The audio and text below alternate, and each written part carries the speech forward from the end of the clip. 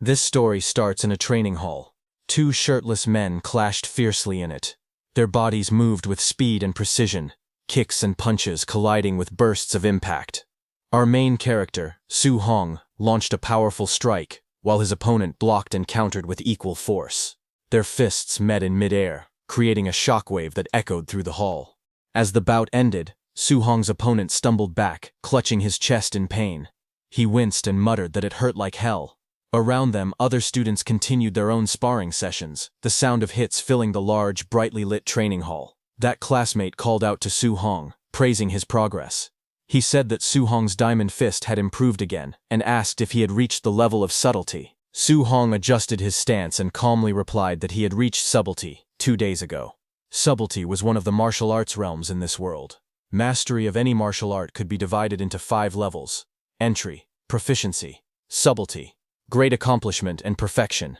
Each stage represented a new depth of understanding and power. Hearing Su Hong's answer, the classmate's eyes widened with admiration. Giving a thumbs up, he said that in terms of diamond fist, nobody in their class could match Su Hong's level. Su Hong then turned toward his classmate and asked with determination if he had rested enough, suggesting they continue their training. His words carried a sense of tireless drive that made the other student freeze in surprise.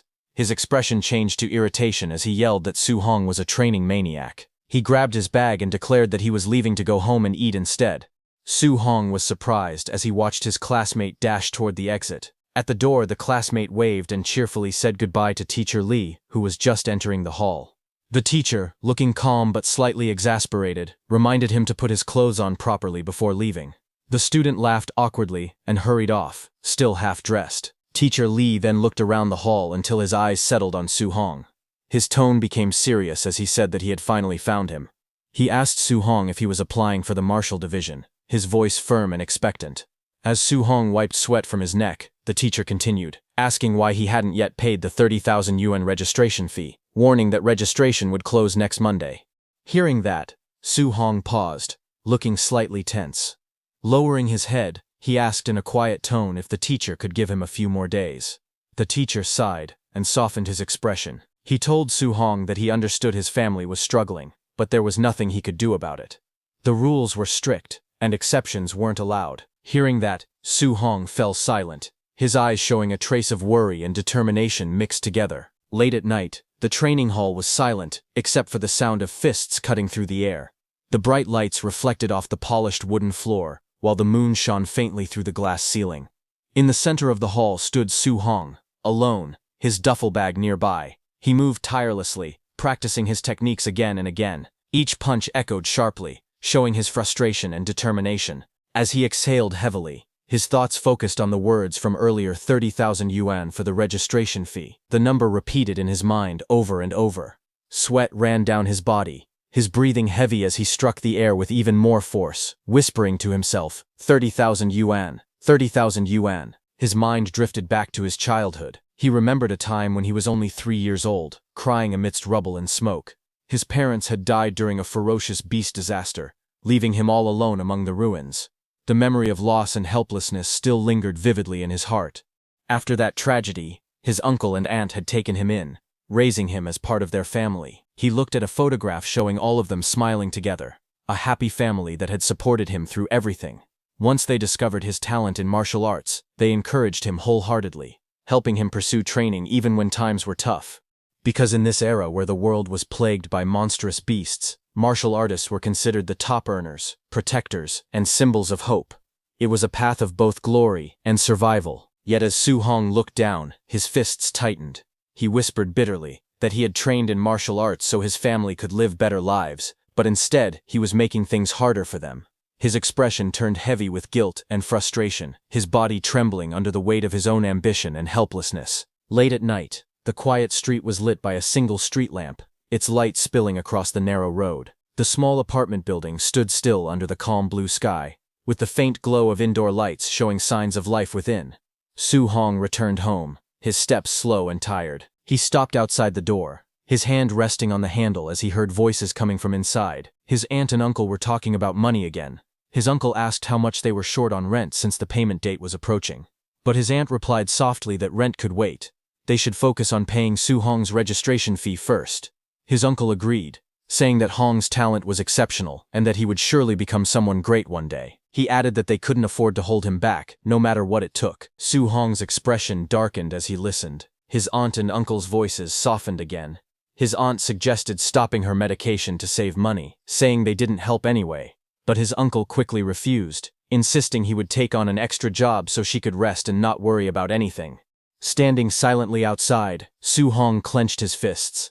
The sound of their kind words weighed heavily on him. He pressed his hands against his ears, unable to bear hearing any more of their sacrifices. Moments later, he pushed open the door with a forced smile and called out, "Uncle, Aunt, I'm home."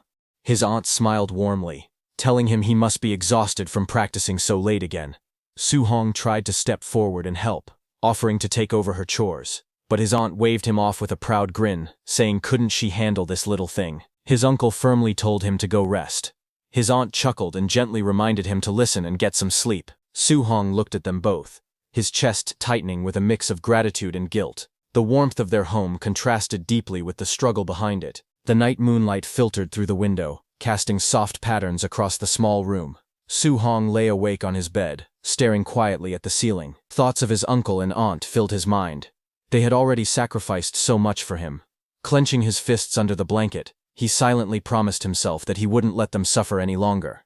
In his mind, he spoke to them, saying that they had done more than enough for him, and that from now on he would handle his own problems. His eyes hardened with resolve, as a plan began to form. He knew that for a martial practitioner to earn tens of thousands in just a few days, there was only one place to go. The next day, sunlight gleamed on a tall building surrounded by trees. It was the entrance to the underground fight club. Inside, an electrifying atmosphere filled the air as the announcer's voice echoed across the arena. "Folks in the crowd, welcome to the Martial Disciple Guard Challenge. No holds barred, life or death, victory is all that matters." In the center of the brightly lit ring stood a tall man wearing a Red Bull mask, his body covered in muscle. The announcer's tone rose with excitement as she introduced him, saying that today, holding down the stage, was the one and only Mr. Minotaur. The crowd roared as the rules were announced. Anyone who could win 4 matches in a row would walk away with 60,000 in prize money. Lose even once, and they'd get nothing. Among the audience, whispers began to spread. Some people noticed a masked newcomer stepping into the arena. One guy asked who that guy was, saying he had never seen him before. Another crossed his arms and said he was a newbie.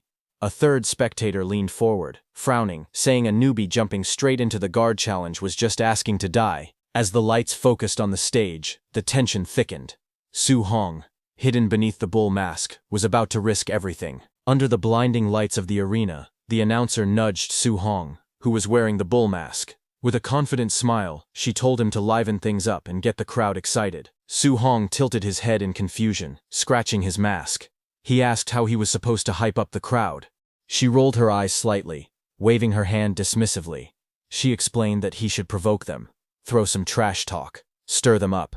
She muttered under her breath about how troublesome newbies could be. Hearing that, the masked Su Hong nodded firmly and gave a thumbs up. Then, stepping forward to the center of the stage, he clenched his fists and shouted with full confidence, declaring himself invincible against anyone below a martial artist. He challenged all weaklings to come and face him. Hearing that, the crowd immediately burst into noise. Some were shocked at his arrogance, whispering among themselves. One man frowned and said he was too cocky, while another laughed and called him a badass. Others muttered that he wouldn't even know how he died later. Excitement filled the air as people began chanting loudly, calling for his defeat, urging the fight to start. The announcer raised her microphone high and shouted, "Let's begin the match." As the crowd's cheers echoed through the arena, Su Hong stood tall behind his bull mask, his eyes sharpened with focus.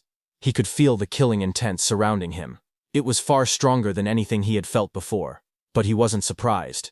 This was the underground fight club, where life and death were always close. Taking a deep breath, he thought to himself that this was the only way to earn the tuition money quickly. He tightened his fists and murmured in determination, hoping that his diamond fist would bring him the victories he needed. The moment the match began, one of the fighters, a man wearing a mouse-shaped mask, stepped forward and shouted angrily at Su Hong. "Cocky punk. I'll play with you," he yelled, his body already in motion as he lunged forward with sharp momentum, standing calmly in the center of the ring. Su Hong watched the opponent's movements with a steady gaze from behind his bull mask. His sharp eyes analyzed the man's form in an instant. He noticed the speed and aggression, but also saw the weakness in the man's footing. His lower stance was unstable, his balance off. Su Hong smirked slightly, thinking to himself that this opponent would be easy to handle. The mouse-masked fighter closed in on Su Hong fast, shouting, "What are you daydreaming about?" He swung his fist towards Su Hong's head with a burst of power, but before the strike could land, Su Hong's arm moved like lightning. Energy gathered around his hands, swirling with bright blue force. With precise control, he unleashed his martial technique, the floating light palm.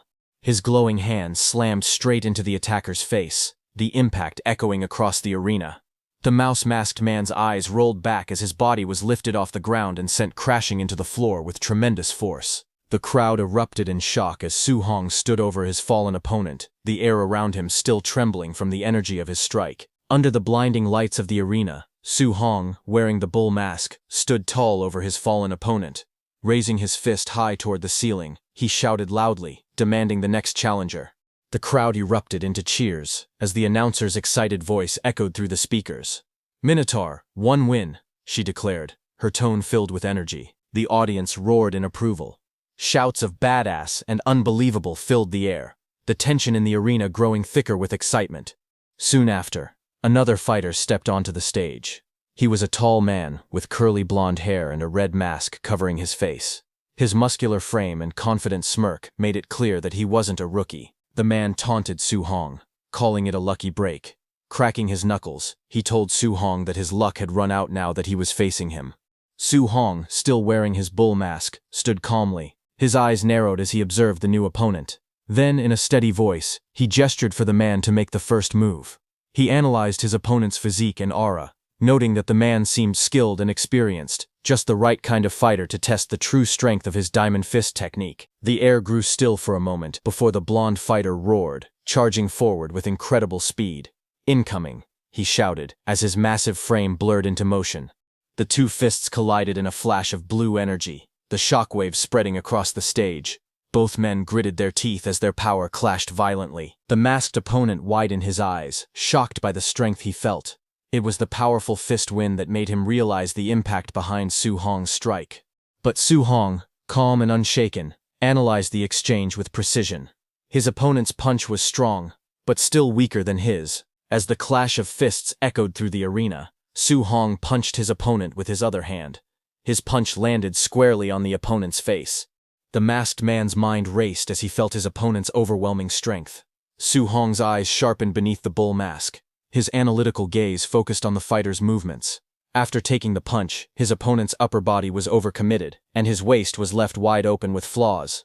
Taking advantage of that instant, Su Hong's body twisted sharply, and he kicked his opponent with explosive power. The impact sent the opponent flying across the ring, the force blasting through the air like thunder. The audience gasped in disbelief. "Holy crap! He's strong!" someone shouted from the stands. Dust and shattered flooring marked where the opponent had crashed, lying motionless. Su Hong straightened his back, his voice echoing through the silent arena. "Next," he said firmly. The announcer jumped with excitement, raising her microphone. "Minotaur, 2 wins in a row," she shouted, her voice filled with awe and energy as the crowd erupted once again. Inside the underground fighting arena, the crowd roared as Minotaur stood victorious once again in the center of the ring. In a luxurious viewing room above the ring, several men in black suits stood guard around an older man dressed sharply in a black suit. He watched the scene below with calm interest, his tone low and assessing. Looking at Su Hong, the man murmured that he wasn't even a quasi-martial artist, yet his strength was far above that of average disciples. That kid was no joke. Just then, the announcer's voice echoed through the loudspeakers. "Minotaur, 3 wins in a row," she shouted, excitement filling the air. "That man in the suit said Su Hong was not elite, but solid enough," he commented with a smirk, saying he was perfect for throwing matches. From behind him, a younger man wearing a fox-like mask spoke with determination. He called the old man in the suit teacher, and said he would recruit him. The older man turned slightly, his tone calm but commanding. He told his disciple not to let on that he had already advanced to martial artist. Meanwhile, down in the arena, Su Hong wiped the sweat from his face. His eyes remained sharp and focused as he analyzed his situation. He thought that his subtlety-level diamond fist had no trouble dealing with these regular disciples. As the defeated fighters were carried away, Su Hong clenched his fist, his expression steady and confident. A faint smirk crossed his lips, as he thought that with one more win, he would get that 60,000. But the crowd suddenly erupted in excitement, their voices echoing through the arena. Someone shouted from the stands that it was White Fox. Su Hong, wearing his bull mask, froze for a moment and turned his gaze toward the entrance. Everyone's eyes widened slightly when they realized that White Fox was challenging too. From the opposite end of the stage, the man known as White Fox walked calmly onto the platform. The crowd murmured, whispering among themselves. Someone asked if he wasn't Quasi. One person said a Quasi fighting against disciples was a total cheat. Su Hong's expression hardened as he assessed the situation. Hearing that his opponent this time was Quasi, he muttered under his breath that this one was tricky, but he couldn't lose. Determination gleamed in his eyes as his stance lowered, ready for battle. Across from him, the white-haired man in the fox mask smiled faintly. A confident glint flashed in his golden eyes. Stepping forward with composed elegance, he adjusted his white suit and spoke in a calm, steady tone. He told Su Hong not to fear, saying he knew his limits. Under the bright arena lights, the announcer raised her hand and shouted across the stage, declaring the start of the guard challenge final round. Both fighters stood ready, Minotaur with his fists clenched, and White Fox calmly standing tall in his white suit. The crowd held its breath as tension filled the air. Then, with a sharp cry, the announcer commanded, "Begin." In an instant, both figures burst forward, moving so fast that their afterimages trailed behind. The ground cracked beneath their feet as they collided in the center of the stage. Su Hong's eyes focused sharply beneath his bull mask. He thought to himself that his realm was lower, so his first move had to be all in. His muscles tightened, and with a roar, he launched a powerful punch straight at White Fox. The impact tore through the air like thunder. A wave of force spread outward, shaking the ring. But as the shock cleared, Su Hong's expression changed. Something felt off. He staggered back slightly, his eyes widening. After feeling his opponent's power, he realized that he was no Quasi. Sweat rolled down Su Hong's face as his thoughts raced. He realized that his opponent was a real martial artist. He was holding back his chi and blood on purpose. Su Hong's opponent wasn't just strong, he was far beyond the level of an ordinary challenger. White Fox's golden eyes gleamed from behind his mask as he drew in a deep breath. His voice was calm yet filled with restrained power. As he inhaled, a faint red aura began to rise around him, swirling like flames. Then, in a blur of movement, he stepped forward. His fist crackled with energy as he roared, rushing thunder fist, striking Su Hong in the face. The impact hit like a lightning bolt. Su Hong's body was sent flying backward, blood spraying from his mouth. He struggled to regain his balance, disbelief flashing across his eyes. He thought in shock if this was the strength of a true martial artist. The sheer force of the punch left the crowd stunned. In the audience, several people recognized the technique instantly. One guy shouted that it was triple ringing thunder fist.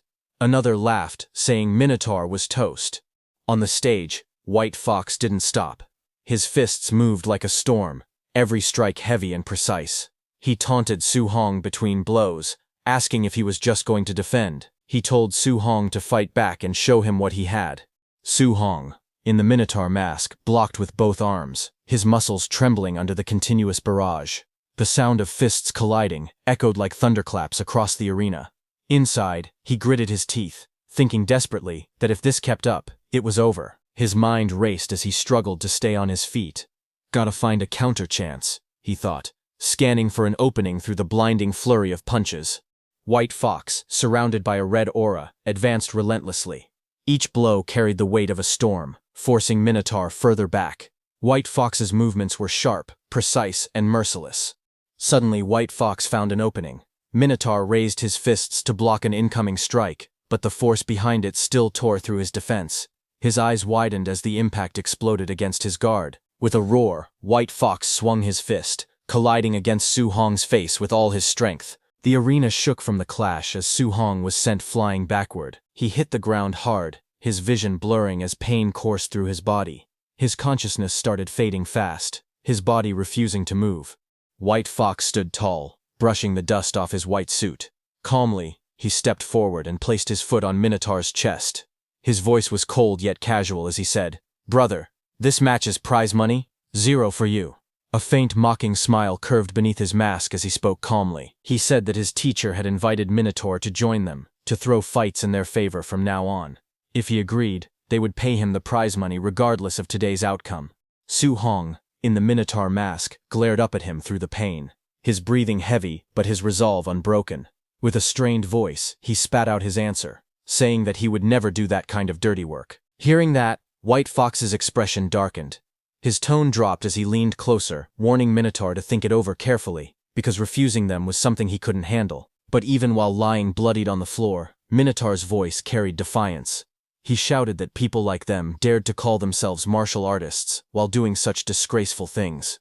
White Fox let out a small laugh and straightened up. "Guess no deal then," he said coldly. In the next moment, his expression turned vicious. His aura flared red as he charged forward, shouting that he would end Minotaur right there, and that from now on he could dream of being a martial artist only in his sleep. He raised his leg to attack. At that moment, Minotaur's eyes widened, blood dripping down his face, as fury and determination burned within them. White Fox lunged in to deliver the finishing blow, but Su Hong moved swiftly and dodged his attack. White Fox's golden eyes widened in shock as something unexpected happened. Minotaur's body trembled, flames of determination burning around him as he rose to his feet. His breathing was heavy, but his voice carried unshakable resolve. He muttered to himself that he couldn't fail here. He couldn't fail at all. Step by step, he forced his battered body forward, his fiery aura growing brighter with each breath. White Fox froze in disbelief as he watched. His eyes widened behind the mask, and his mind screamed in shock. He couldn't believe it. Minotaur had taken a direct hit from his rushing thunder fist and was still standing. As memories flashed before his eyes, Minotaur's expression hardened. He remembered his family, the uncle and aunt who had sacrificed so much for him. He whispered that he wanted them to live good lives, that he couldn't let their years of effort go to waste. But another thought tore through him. Could he really abandon the martial artist's code just to survive? The question burned inside his heart. A vision of his family appeared before him, but the image shattered like glass. His voice rose in defiance as he shouted, "No, that future, hell no." At that moment, a glowing system screen flickered before him, its cold light forming words. "Then, for your family, for your faith, what price will you pay?" Minotaur's eyes blazed red. Lightning crackled around his body as he clenched his fists. His voice erupted with power and conviction as he shouted that he would give everything. In an instant, his aura exploded outward, engulfing the arena in a storm of fire and electricity. His eyes glowed fiercely as he stood tall once again, reborn through sheer willpower. A glowing screen appeared above Su Hong, asking what he was willing to give. Su Hong's body burned with red flames as he stood firm, and he answered with a powerful shout that he would give everything. Just as he said that, the scene in front of him shifted. His bull mask disappeared as he opened his eyes in a strange digital-looking space filled with vertical blue lights. His expression showed confusion as he looked around. He stood alone inside a large hall, and a huge dark shadow stretched behind him, forming monstrous shapes on the ground. He whispered a question, asking where this place was. A burst of golden light filled the hall. A towering, radiant figure appeared in front of him, its body shining like a golden statue with long, flowing limbs.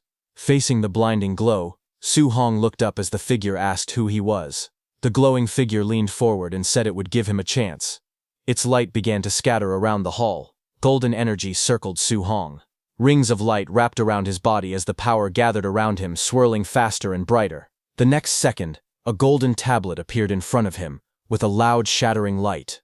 Su Hong stumbled back, staring at the shining screen, forming before his eyes. The tablet displayed his information. Su Hong looked at it in confusion as the words formed clearly. His name, Su Hong. His blood energy, 85. His spirit, 23. His physique, mortal body at 3%. His first quest, Path of the Arena. His diamond fist subtle mastery at 7%. Floating light palm proficient at 35%. Void step proficient at 56%. And his martial Dao points at 0%. He raised his hand toward the tablet, tapping it carefully. He wondered if the strange thing was touch-operated. The glowing screen continued to float before him, listing his quest. Su Hong saw the description telling him to train his martial arts and face White Fox outside. The quest objective was to hone his skills, raise Diamond Fist to Grand Achievement, and raise Floating Light Palm and Void Step to Subtle Mastery. For the quest reward, The system told him that this was a beginner tutorial, so there was no reward. Current progress showed his Diamond Fist subtle mastery at 7%, Floating Light Palm proficient at 35%, and Void Step proficient at 56%. It also noted that this quest could unlock a beginner tutorial. Su Hong read through it with narrowed eyes, quietly repeating the words beginner tutorial as he tried to understand. While he was thinking about that, something suddenly appeared behind him, forming from the blue light. The next second, Su Hong's head snapped sharply as a fast blow came toward his head from behind, cutting off his thoughts in an instant. It was a clone of Su Hong. It rushed toward him with a fierce strike, forcing Su Hong to lower his body and dodge. The two figures moved at high speed, their motions blurring as their blows passed each other by inches. Su Hong's eyes widened in shock. He realized the attacker looked exactly like him. He understood that the figure was his clone, and the clone was using Diamond Fist just like he did. As he watched the movements, he noticed that the clone's technique looked even more polished than his own, clean and precise, like a perfect demonstration. Su Hong's breathing steadied as he analyzed the fight. Seeing such a refined example in front of him, he thought it was a chance he could not waste. He tightened his stance and moved forward, deciding to learn from the flawless execution displayed by the clone. The two clashed again, their arms striking in a clean collision. Suddenly, the clone grabbed Su Hong's arm and moved to attack. Su Hong watched every detail, thinking that the clone seemed to be showing the technique step by step. But before he could react properly, the clone's attack came too fast. Su Hong's expression changed in panic as the punch hit him squarely in the torso. His body bent from the impact, and he cried out as the force blasted him backward. Su Hong slid across the floor, coughing lightly as he steadied himself. His clone stood firmly on the other side, the force of its last attack still rippling through the air. For a moment, Su Hong glanced at the golden panel glowing beside him. The progress bar under Diamond Fist showed a new number. He stared in surprise, remembering it had been 7% before. Now it displayed 10%. He wondered how he had improved so quickly. He tightened his stance again, realizing that fighting here really did allow him to raise his martial skills at an incredible speed. Both he and the clone rushed forward at the same time, their steps carving sharp lines across the floor as they closed the distance in an instant. Their fists clashed again and again. Each collision sent out shockwaves, and with every exchange, the mastery numbers on the floating panels increased. One panel showed Diamond Fist reaching 15%. Another panel flashed as Su Hong's level climbed to 23%.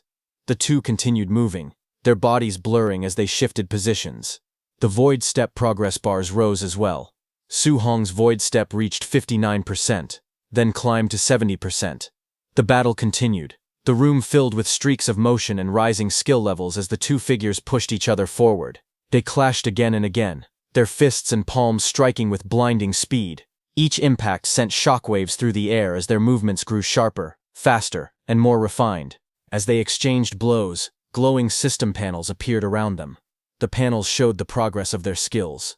Floating Light Palm rose from 39% to 47%. Diamond Fist, subtle mastery increased to 62%. Void Step, proficient climbed from 82% to 88%. Diamond Fist, subtle mastery surged to 88%. Floating Light Palm, proficient reached 95%. Void Step, proficient pushed even higher to 97%. Their movements grew even more explosive as their mastery continued rising. Then, one panel flashed brightly. Floating Light Palm, proficient hit 100%, and the technique evolved into Floating Light Palm, proficient subtle mastery. The fighter unleashed the newly mastered technique, striking forward with overwhelming force. Another panel lit up. Void Step, proficient reached 100%, changing into Void Step, proficient subtle mastery. His body blurred as he stepped through the air with perfect precision. A final golden panel filled the screen. Diamond Fist, subtle mastery reached 100%, transforming into Diamond Fist, subtle mastery grand achievement. He threw a crushing punch, the blow landing cleanly and sending his clone flying. With this, the battle ended. He stood alone in the quiet hall, breathing heavily, as golden fragments of the clone drifted around him. He lowered his fists and exhaled with exhaustion. He breathed out softly. A moment later, a system window appeared in front of him. The notification congratulated player Su Hong, telling him that he had completed the quest Path of the Arena. The quest rewards had been issued, and the system asked if he agreed to return to reality. He looked at it and whispered with a faint smile, "Thanks a lot." The next second, he returned to reality, where not even a second had passed. Wearing the bull mask, Su Hong stood calmly as flames rose around his body. His eyes glowed through the bull mask, and he gave a short reply, saying that he agreed. Across from him, White Fox watched the transformation with narrowed eyes. White Fox suddenly rushed forward. He called Su Hong a show-off and shouted for him to take his attack. His body shot across the arena in a straight line, wind trailing behind him. He attacked with explosive force and launched a fierce technique, his punch cutting through the air at high speed. But Su Hong moved even faster and dodged all his attacks easily. He then tilted his head slightly and answered in a low voice that White Fox's attack was too slow. Hearing that, White Fox's eyes widened. Before he could react, Su Hong's counterpunch smashed into him. The impact shattered the fox mask into pieces, sending fragments flying and knocking him backward. Su Hong rushed forward with fierce determination, his eyes sharp as debris scattered around him. The crowd in the stands gasped in shock as they watched the impact unfold. In the ring, the Minotaur-masked Su Hong stood tall and unmoving. His dark silhouette and glowing eyes loomed over his fallen opponent, who lay unconscious at his feet. The arena fell silent. A moment later, Su Hong looked toward the side of the ring where the announcer was standing. He spoke calmly, saying he had won the fourth match, and asked when he would receive his prize money. The announcer nearby blinked in surprise, before answering in a flustered tone. Inside the VIP viewing room, Fox Mask's teacher watched as the announcer announced the victory. She declared that Minotaur had successfully defended the arena and won the 60,000 yuan grand prize. The old man stared ahead in disbelief as he questioned how a martial apprentice could reach grand achievement in Diamond Fist, something even trained warriors struggled to do.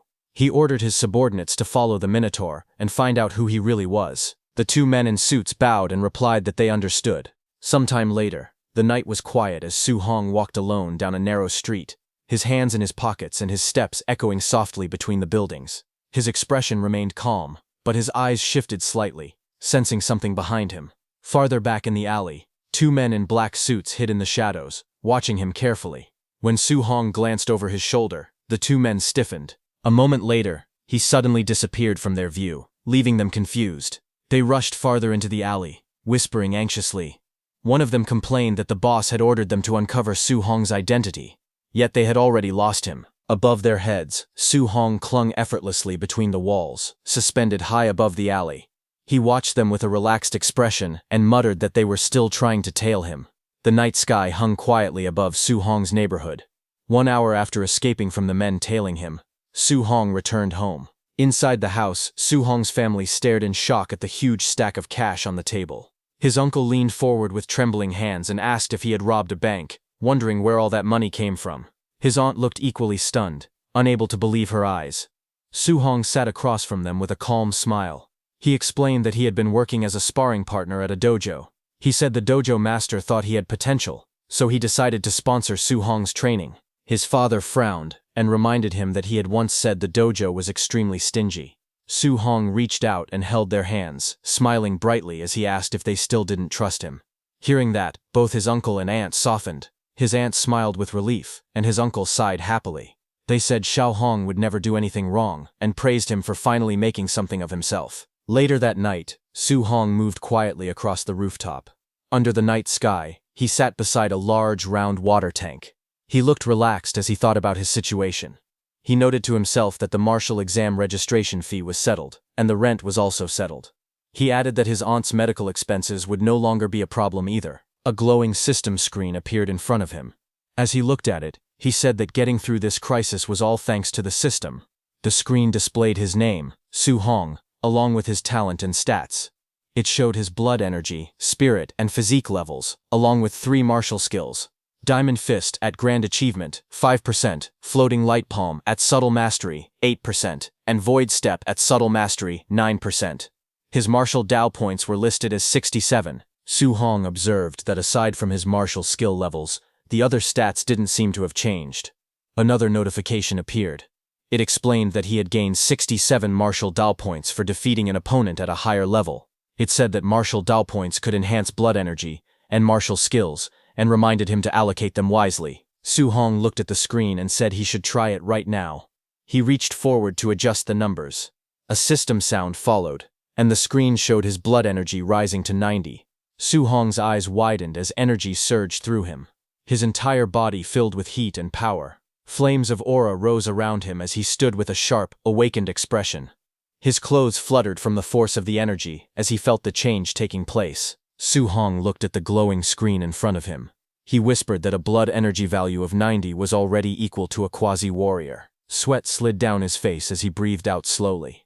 He then moved his hand across the transparent panel and said that he would pour all the remaining martial Dao points into blood energy. As he confirmed the action, lines of text appeared one after another, showing blood energy increasing by small amounts. As the numbers rose, he lifted his shirt slightly and examined his body. He noticed that his physical toughness had clearly improved, and even his injuries were almost healed.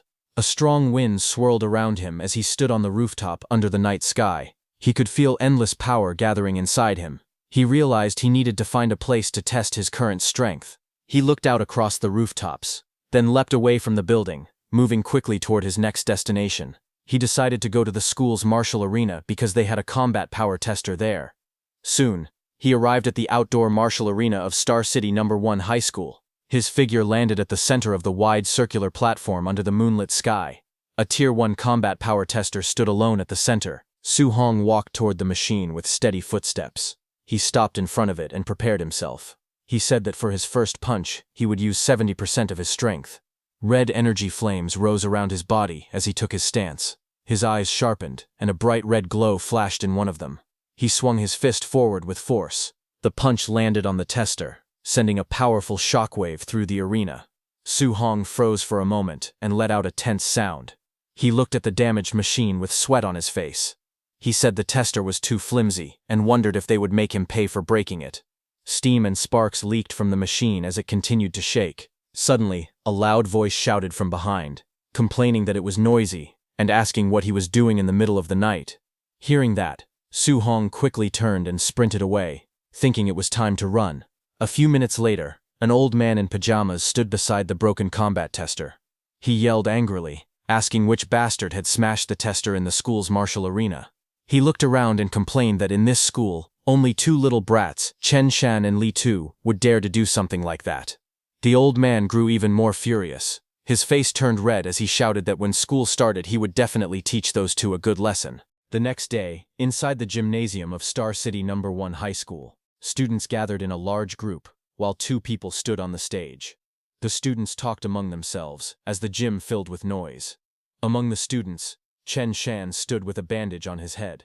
Su Hong behind him looked confused and wondered why Chen Shan had been beaten up. Another student leaned closer and whispered that he heard Chen Shan had smashed the tester in the outdoor drill ground in the middle of the night and refused to admit it, so the principal punished him.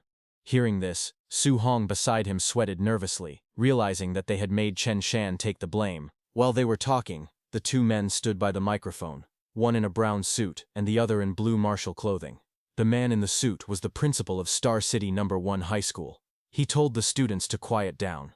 He explained that he had invited his old comrade, Chen Tian, a Tier 3 martial artist, to teach them a C-rank martial art called Thunder Rush Fist. He told the students that everyone must learn it well. Hearing that, the students reacted with excitement. One student whispered that it was his first time seeing a Tier 3 martial artist. Another pointed out that C-rank martial arts usually cost hundreds of thousands to learn at outside dojos. When Su Hong heard that it was Thunder Rush Fist, he immediately remembered that the white fox he fought had also used Thunder Rush Fist. The move created a punch that burst out with the impact of 3 punches at once. He thought about how expensive it would be to learn this martial art outside.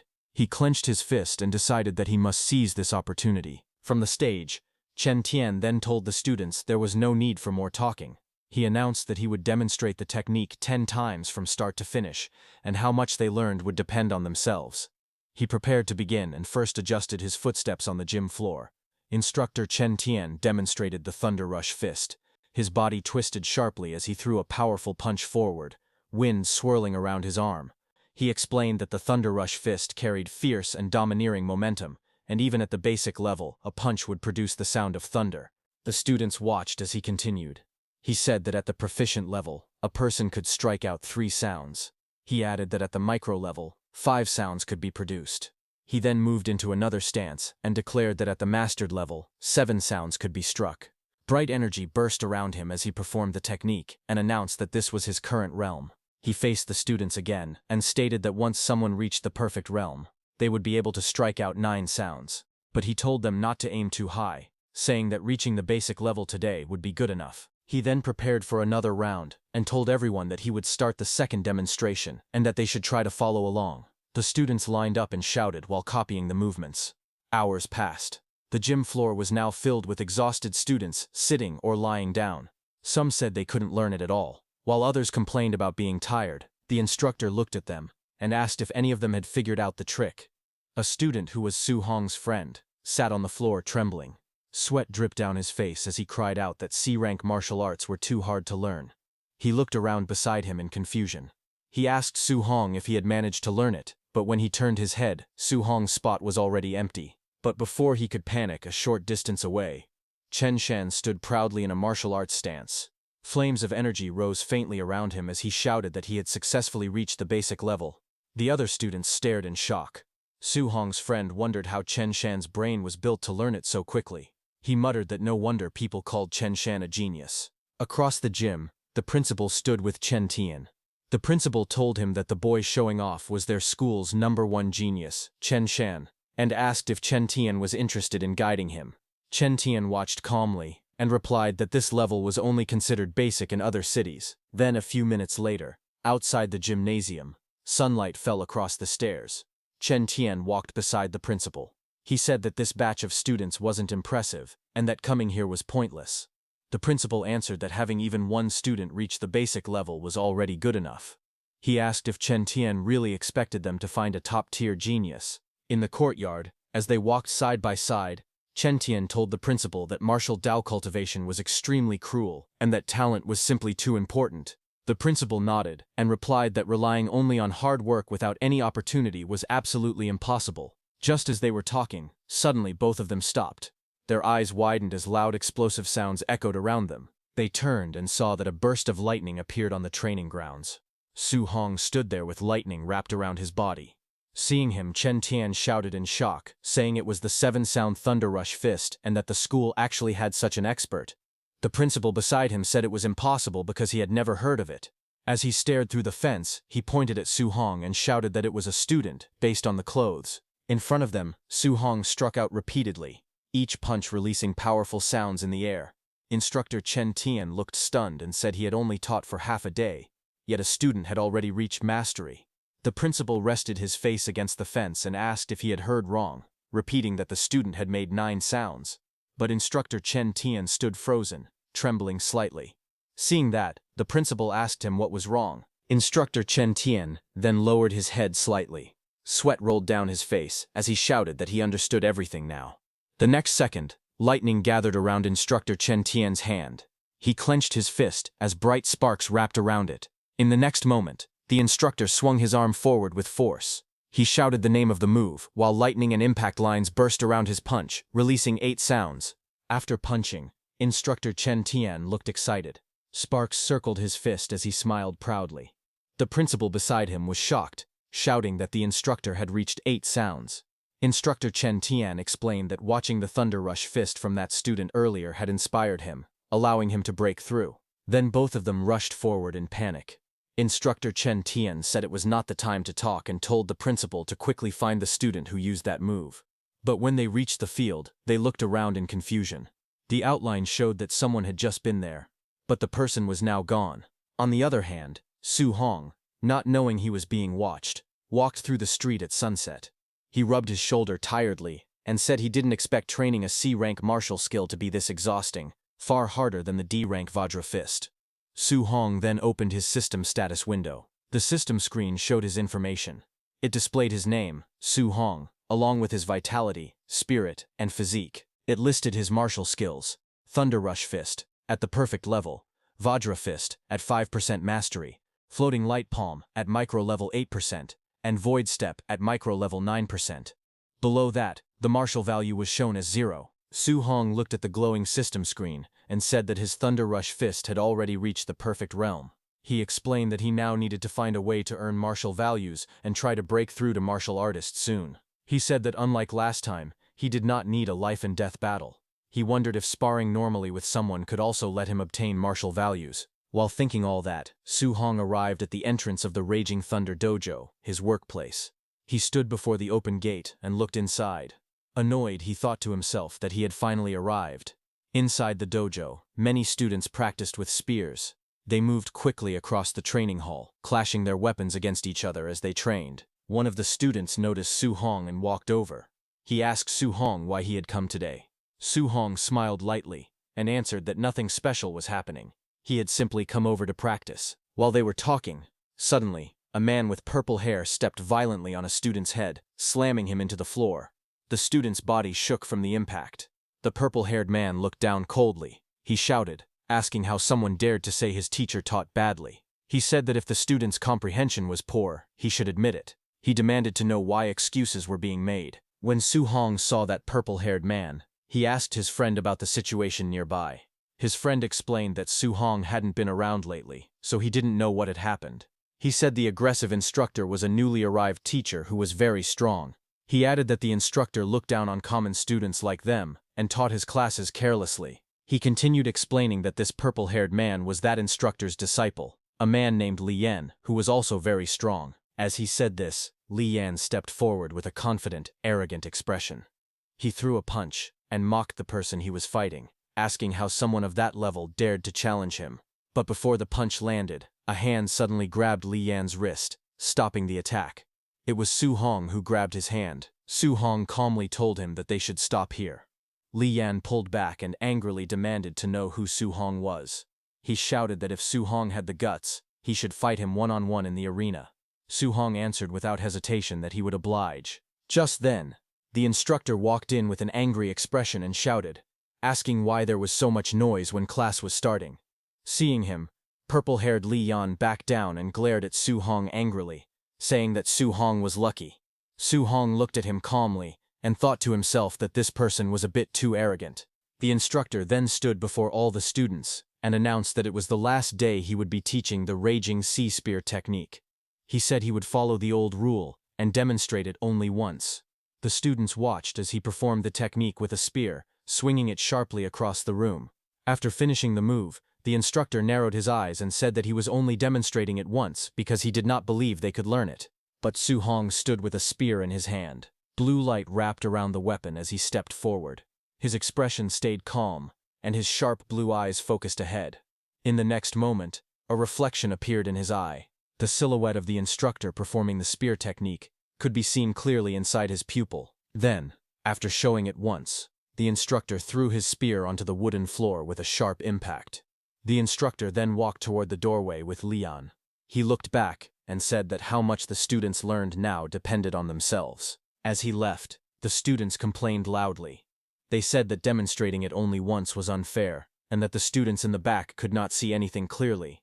But it was different for Su Hong.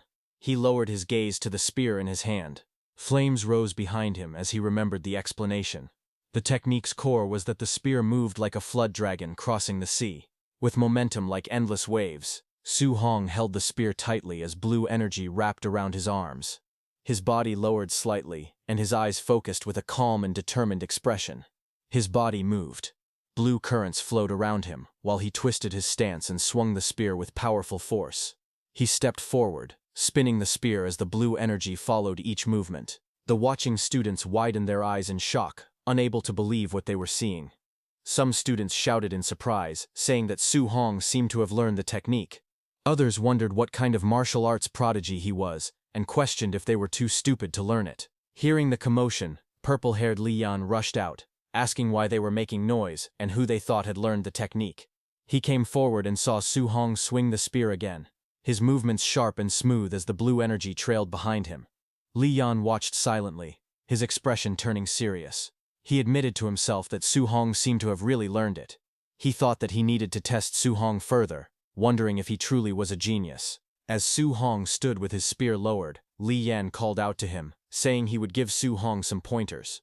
Su Hong listened quietly and answered, saying okay. Hearing that, everyone moved back. Leaving space in the center, Li Yan stepped forward and spun his spear with force. Seeing that, a student beside Su Hong warned him not to be impulsive. He said that Li Yan had a bad personality, but very high strength. Su Hong told him not to worry. Su Hong then stepped out. He lifted his spear and asked Li Yan to enlighten him. Li Yan's expression turned sharp. He swung his spear fiercely and shouted that Su Hong was arrogant. He asked Su Hong to watch as he used the Raging Sea Spear technique at the micro level, releasing waves of energy. Su Hong closed his eyes for a moment, then focused. Water-like energy swirled around his spear. In the next moment, his whole body moved like flowing waves. His spear technique became smooth and powerful. Blue energy burst out as Su Hong performed the Raging Sea Spear technique at the proficient level. His movement formed a huge water-like arc across the room. Li Yan stared in shock. He could not believe what he was seeing. He shouted in disbelief, saying it was impossible for Su Hong to reach the proficient level in the Raging Sea Spear technique. Su Hong swung his spear as blue energy wrapped around his arms. He used the Rage Sea Spear technique at proficient level. Water-like light spiraled around him as he stepped forward with sharp movements. The spears crashed with a heavy impact, sending shockwaves across the arena. Across from him, Li Yan was forced back by the collision. Shock flashed in his eyes as he watched the blue aura lash forward. He couldn't understand how Su Hong had reached the proficient level so quickly. He wasn't even a warrior yet his mastery had already grown at an unbelievable rate. Just then, Su Hong's eyes glowed gold for a moment, shining with intense determination. He pushed forward again, driving the spear straight toward Li Yan. A powerful impact exploded between them. Blue energy burst outward as Li Yan's spear was knocked back across the room. A glowing system message appeared in front of Su Hong, displaying that he had defeated a higher-level warrior. His martial Dao points increased by 35. Su Hong looked at the screen in shock, realizing that ordinary sparring matches also earned martial Dao points. He decided that he should spar with people more often. On the other hand, Li Yan fell to his knees, trembling as he stared at the floor. He muttered that it was impossible, absolutely impossible. He could not believe that Su Hong had trained the Rage Sea Spear technique to proficient level so quickly. His frustration rose, and he grew furious. He asked what would happen to him. He wondered what all his years of effort had meant. In the next moment, he shouted and rushed forward, swinging his fist toward Su Hong. He yelled, demanding to know what all his hard training had been for. But before the punch could land, a voice echoed, telling Li Yan to stop. Immediately, Li Yan's attack froze inches from Su Hong's face. The angry Li Yan turned his head and saw his teacher standing there. The teacher walked forward, slapped Li Yan, and scolded him. He said that if Li Yan could not even face defeat, then he was not worthy of being a martial artist. That slap struck Li Yan to his core, and his eyes widened in shock. The teacher looked at Li Yan's fallen spear in disbelief. He couldn't believe that just by watching his demonstration once, Su Hong had learned the Rage Sea Spear technique to proficient level. He admitted that even the geniuses from the imperial capital couldn't be this exaggerated. The teacher grabbed Li Yan by the head and bowed slightly towards Su Hong, thinking that Li Yan had talent but was far too arrogant, and that being beaten by someone like Su Hong was good for him. He apologized to Su Hong, saying it was his own failure for not disciplining his student properly. Su Hong watched silently and thought that this teacher had changed his attitude very quickly. Later that night, Su Hong walked alone down a quiet street. He felt that the day had worn him out, but he had gained a lot. As he looked at the glowing status window beside him, he noted that he had learned Thunder Rush Fist and the Rage Sea Spear technique, and had also earned martial Dao points. On the screen, his information appeared. Name, Su Hong. Blood energy, 91.7. Spirit, 23. Physique mortal body, 3%. Martial skills, Rage Sea Spear technique, subtle mastery, 28%. Thunder Rush Fist, perfect. Diamond Fist, grand achievement, 5%. Floating Light Palm, subtle mastery, 8%. Void Step, subtle mastery, 9%. Martial Dao points, 35 points. Su Hong fell deep in thought.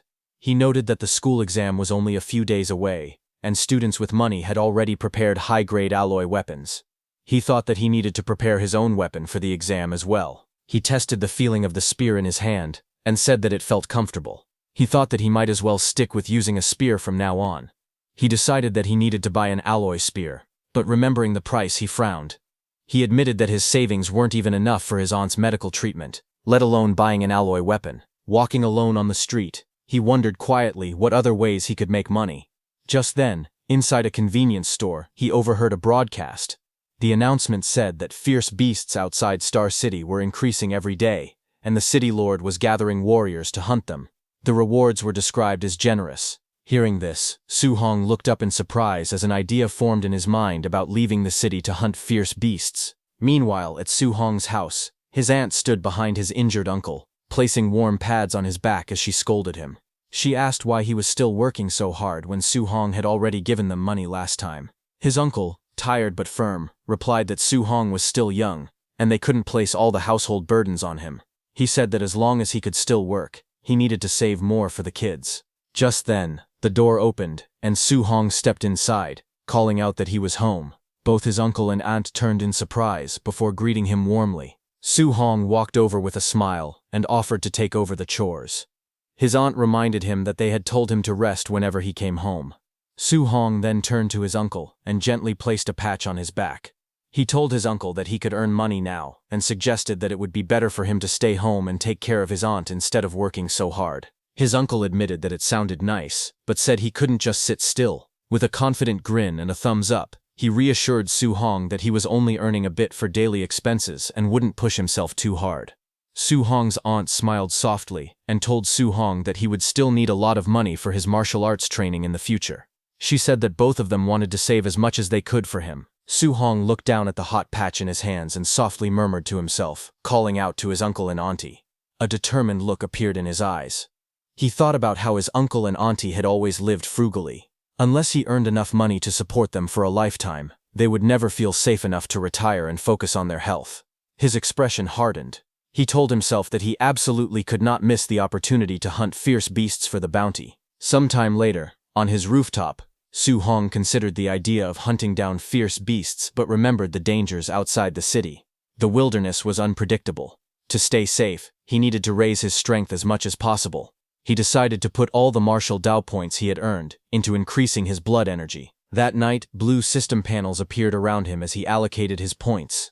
One by one, new notifications popped up, each showing his blood energy rising by small amounts.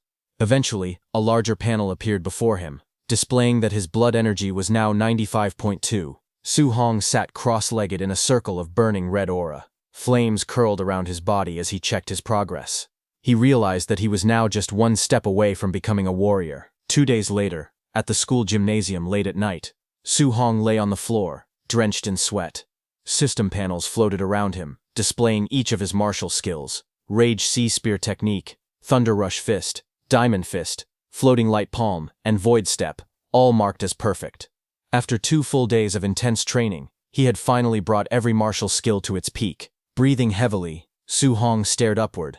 He told himself that all preparations were complete. It was finally time to leave the city. It was Saturday at the Star City Warrior base. Su Hong finally arrived and muttered that the place was really far away.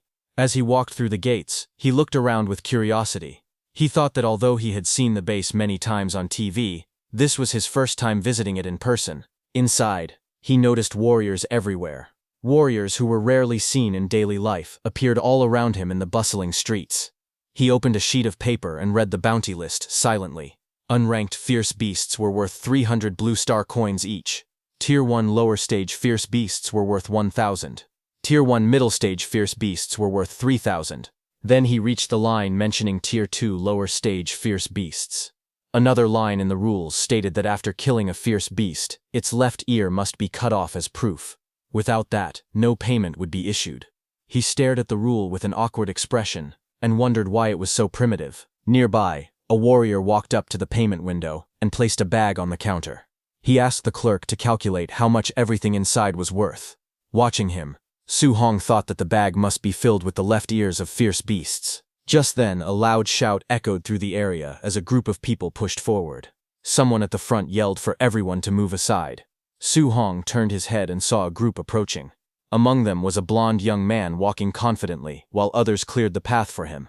One of the men shouted that young Master Ye was coming. As Su Hong observed, he quietly noted that the blond man's outfit and attitude looked similar to White Fox from the underground arena.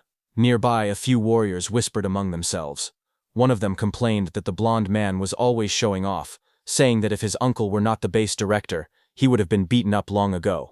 Another person added that the blond man had already been beaten by someone a few days earlier, and it had been satisfying to watch. A third person responded that this explained why he hadn't been seen recently. Hearing that, Su Hong looked back. The blond young man passed by and glanced in his direction. The large masked warrior beside him also turned slightly. The blond man wore a faint smile on his face as he looked toward Su Hong. Su Hong stood silently, his expression calm as he looked ahead. He thought to himself that the danger did not only come from fierce beasts, but also from humans. Because of that, he reminded himself that he needed to be extremely careful. As he walked through the warrior base, someone approached him and asked if it was his first time there and if he was planning to enter the wilderness alone. He answered quietly that he was. The staff member watched him walk further into the passage and sighed, thinking that he was just another ignorant and fearless kid. Su Hong took another step forward, his shoe pressing down on the grass as he exited the tunnel. A bright light shone ahead. He stepped out of the dark passage and into the wilderness, where tall trees stretched out in every direction and sunlight spilled through the leaves above him. Su Hong stood with determination in his eyes. He tightened his grip on his sleeve and thought to himself that he must return with a full haul. 2 hours later, the forest around him was quiet. Sunlight filtered through the leaves as he walked deeper among the trees. He looked around and realized that he had not seen a single fierce beast. He wondered if all the beasts near the forest outskirts had already been hunted. He leaned against a tree with confusion on his face, holding his water bottle. Question marks hovered above him as he tried to figure out the situation. A moment later, he decided to head further inside. His body shot forward in a leap, speeding deeper into the forest. Su Hong rushed forward through the forest, his breathing sharp as the wind whipped past his face. Sweat formed along his cheek as he heard a sound ahead of him. A moment later, a white wolf, with glowing red eyes, burst through the trees. The beast lowered its body and growled, its claws digging into the dirt as it prepared to attack. Su Hong stopped and faced it cautiously. He looked at the creature and recognized it. According to his textbooks, this was a Tier 1 lower stage fierce beast, the Shadow Moonwolf. He thought to himself that this was the first time he had ever seen a living one. The wolf suddenly roared loudly, saliva flying from its jaws as it lunged toward him with its fangs bared. Su Hong tightened his stance as the beast leapt at him. Its crimson eyes locked onto him while it howled. The attack came down from above, straight toward Su Hong. Su Hong stood still as the fierce beast lunged at him with its claws extended. The wolf's red eyes glowed with killing intent as it swung its massive paw toward him. The wolf's attack cut through the air, but Su Hong dodged it by leaning back. The beast missed its strike. Lightning gathered around Su Hong's fist. His hand glowed with bright golden energy as he clenched it tightly. He stepped forward and struck the wolf with a powerful blow. Lightning exploded across the wolf's body as the impact sent it flying backward. The wolf crashed into a tree, rolling across the forest floor while letting out a weak howl. Su Hong then stood over the fallen beast. Lightning still flickered around his arm as he looked down at the defeated wolf lying motionless on the ground. Su Hong then looked at his trembling hand with bright eyes. He wondered if this was what fighting monsters felt like. It was even more exciting than he had imagined. His fingers shook as he remembered the battle. The feeling made his heart race. He clenched his fist with confidence. He thought to himself that he could now kill a Tier 1 initial stage ferocious beast in a single move. He wondered how he would perform against a Tier 1 middle stage ferocious beast. While he was thinking that, 2 glowing red eyes appeared quietly in the forest behind him. The next second, a huge figure stepped out. The scene revealed a Tier 1 middle stage ferocious beast, a raging black bear. The bear roared from behind him as Su Hong stood calmly with his fist raised. A powerful strike flashed across the darkness.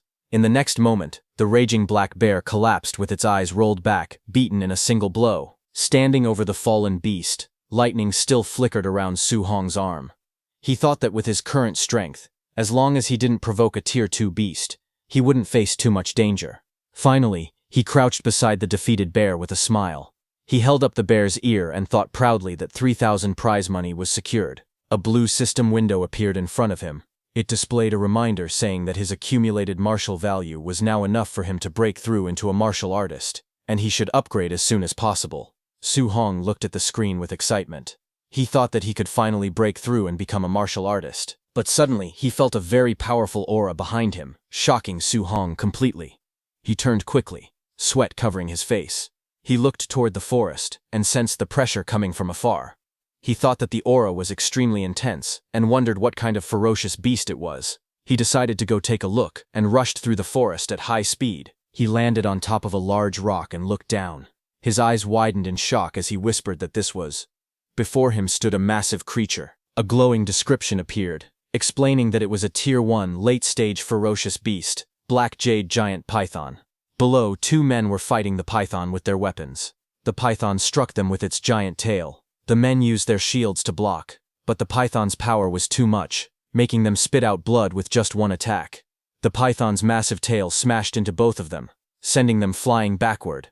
Their bodies slammed into a rocky wall, breaking the stones on impact. From a distance, Su Hong watched the scene with widened eyes. Suddenly, shock flashed across his face as he stared ahead. The python lunged again. It swung its tail with incredible force, aiming straight at Su Hong.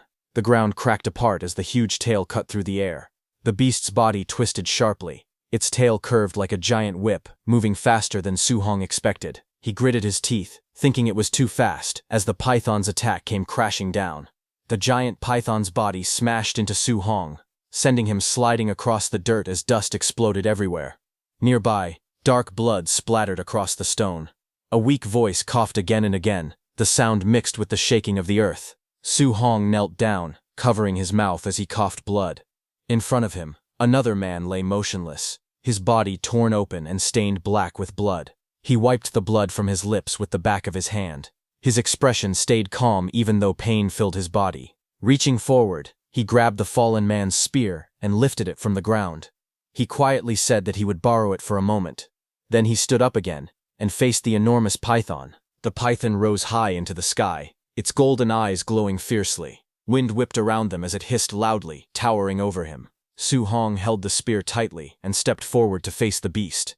The giant python opened its jaws wide and rushed forward with a roar, its sharp fangs flashing as it dove down like a falling mountain. Su Hong dodged aside just in time. The creature's massive body slammed into the ground, sending rocks flying everywhere. In that moment, Su Hong quietly recalled something. Normally, killing a Tier 1 late-stage ferocious beast required several martial artists working together. But he was different. All of his martial skills had already reached perfection. With that level of mastery, he had easily killed the Tier 1 middle-stage raging black bear before. Because of that, he believed he now had the strength to fight the black jade giant python directly. He dashed forward with incredible speed, his footsteps leaving white streaks behind him.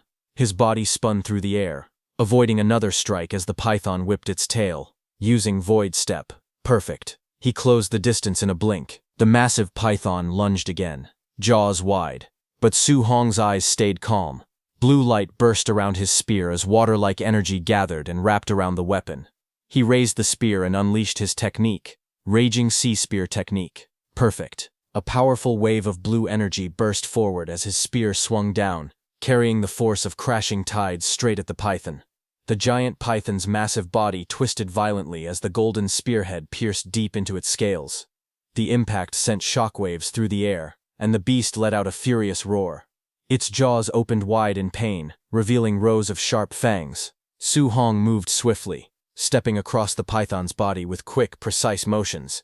Each step left a sharp mark on the ground as he moved toward the spear. His hand tightened around it, gripping it firmly while power surged along his arm. Blue energy swirled around him, wrapping his entire body in a flowing, water-like aura. He lowered his stance, spear ready, eyes sharp and focused. With determination burning in his expression, he whispered to himself that he would strike again, one more time. With full power, he threw his spear at the massive python. The weapon shot forward like a beam of light. The giant python whipped its massive body forward, but the blue energy slash cut straight through its attack. Su Hong's spear pierced the python's body as it roared in pain. Enraged, the giant python swung its massive tail to attack, but Su Hong moved at extreme speed, circling around the creature again and again as faint blue trails followed behind him. He thought that the difference in their size was too great. Landing a fatal blow in a single strike would be difficult. He decided he had to weaken the python as much as possible first, then wait for the right chance to finish it. Just then, the python's tail swept toward him. Seeing this, Su Hong raised his fist, and a surge of bright energy formed around it. He used his Thunder Rush fist, perfect technique, as his entire arm shone with crackling power. He launched himself forward, delivering a powerful strike that sent waves of lightning bursting across the battlefield. The ground shook as the giant python's tail whipped across the battlefield. After landing a successful strike, Su Hong quickly leapt back, widening the distance between himself and the massive creature. Dust rose behind him with each step as he prepared his spear again. He reminded himself that after every attack, he needed to back away fast. Only by keeping his distance could he avoid being crushed by the python's huge body. The python twisted angrily, its scales scraping against the ground. Su Hong stayed alert. He told himself to wait for an opening, attack again, and then retreat right away before the monster countered. The constant movement tired him. His breath grew heavy, and sweat rolled down his face. Still, he knew this method kept him safe. He exhaled as he steadied his stance. Across from him, the python trembled. Its growls grew weaker. It seemed to be nearing its limit too. Seeing this, Su Hong realized he only needed to circle it a few more times and strike carefully to bring it down. He gripped his spear and called out in determination, ready for another round. But just as he prepared to move, something caught his attention. A sudden sound behind him. Su Hong sharply turned his head, his eyes widening as he sensed something approaching. He demanded to know who it was. A large masked man suddenly leapt toward him from above, laughing loudly with a flaming fist raised. Su Hong quickly lifted his arm to block, gritting his teeth as the flaming punch crashed down on him. The force of the attack sent him flying across the ground, rolling until he came to a stop. He pushed himself up with difficulty, coughing as he tried to regain his breath. When he looked up, several figures were standing in front of him. He shouted, asking who they were. The man in the long coat stepped forward, surrounded by his group. It was the White Fox. He looked down at Su Hong with a confident smile and told him that they were meeting again. He then asked Su Hong to hand over the black jade giant python. The group of 5 stood together on the rocky path, watching the injured Su Hong kneel in exhaustion. His spear lay stuck in the ground beside him, its blade cracked from the earlier battle. White Fox stepped forward with a calm smile. His eyes narrowed slightly as he recalled the moment he saw Su Hong leaving the city alone. He said that when he first witnessed that reckless decision, he was certain Su Hong would die somewhere outside the city walls. He spoke again, amused. He admitted he never expected Su Hong's luck to be so strong. Not only had he survived, but he had even managed to encounter a critically wounded black jade giant python, one that was already on the verge of death. Hearing that, Su Hong stared at him quietly, realizing that if they thought he had merely found the python, that meant these 5 had just arrived. He observed them carefully. All 5 were martial artists. He realized that they had the numbers advantage. Fighting them head-on was impossible. Suddenly, the large masked fighter stepped forward aggressively. He shouted at Su Hong, asking if he hadn't heard young Master Ye's words. He demanded to know why Su Hong was still standing there when young Master Ye wanted the giant python for himself. Hearing that, Su Hong lowered his head slightly. His fists clenched. His jaw tightened. He said nothing, but his body trembled with anger. Su Hong glared forward, electricity crackling around his fist as he spoke. He said that they had only pushed him back earlier because of a sneak attack, and he asked if they really thought he couldn't defeat them. In the next moment, he shot forward and slammed his glowing fist into the masked brute's punch. The impact exploded outward, sending the large man flying. The brute's eyes widened behind his mask as he felt the force of the blow. Shock filled him as he thought about the terrifying power striking him. Su Hong didn't stop. He rushed in again, his fist flashing with red light, and struck the brute hard enough to knock him into the ground. The remaining group stood in the distance, watching their fallen companion lying in the grass. None of them moved. Then White Fox stepped forward slightly, looking at the scene with interest. With a slight smile, he commented on the attack. He said it was an excellent Vajra fist, and confirmed that Su Hong was indeed the Minotaur. Hearing that, Su Hong turned his head sharply, his expression tightening when he confirmed that it really was the White Fox mask. White Fox stood calmly, with his hand covering part of his face. His voice was smooth as he spoke. He said that Su Hong was the first person to humiliate him in front of so many people. He then dropped his hand and gave an order. His voice was cold as he commanded his subordinates to kill Su Hong. All 4 men around him rushed forward at once. Their weapons drew streaks across the ground as they charged towards Su Hong.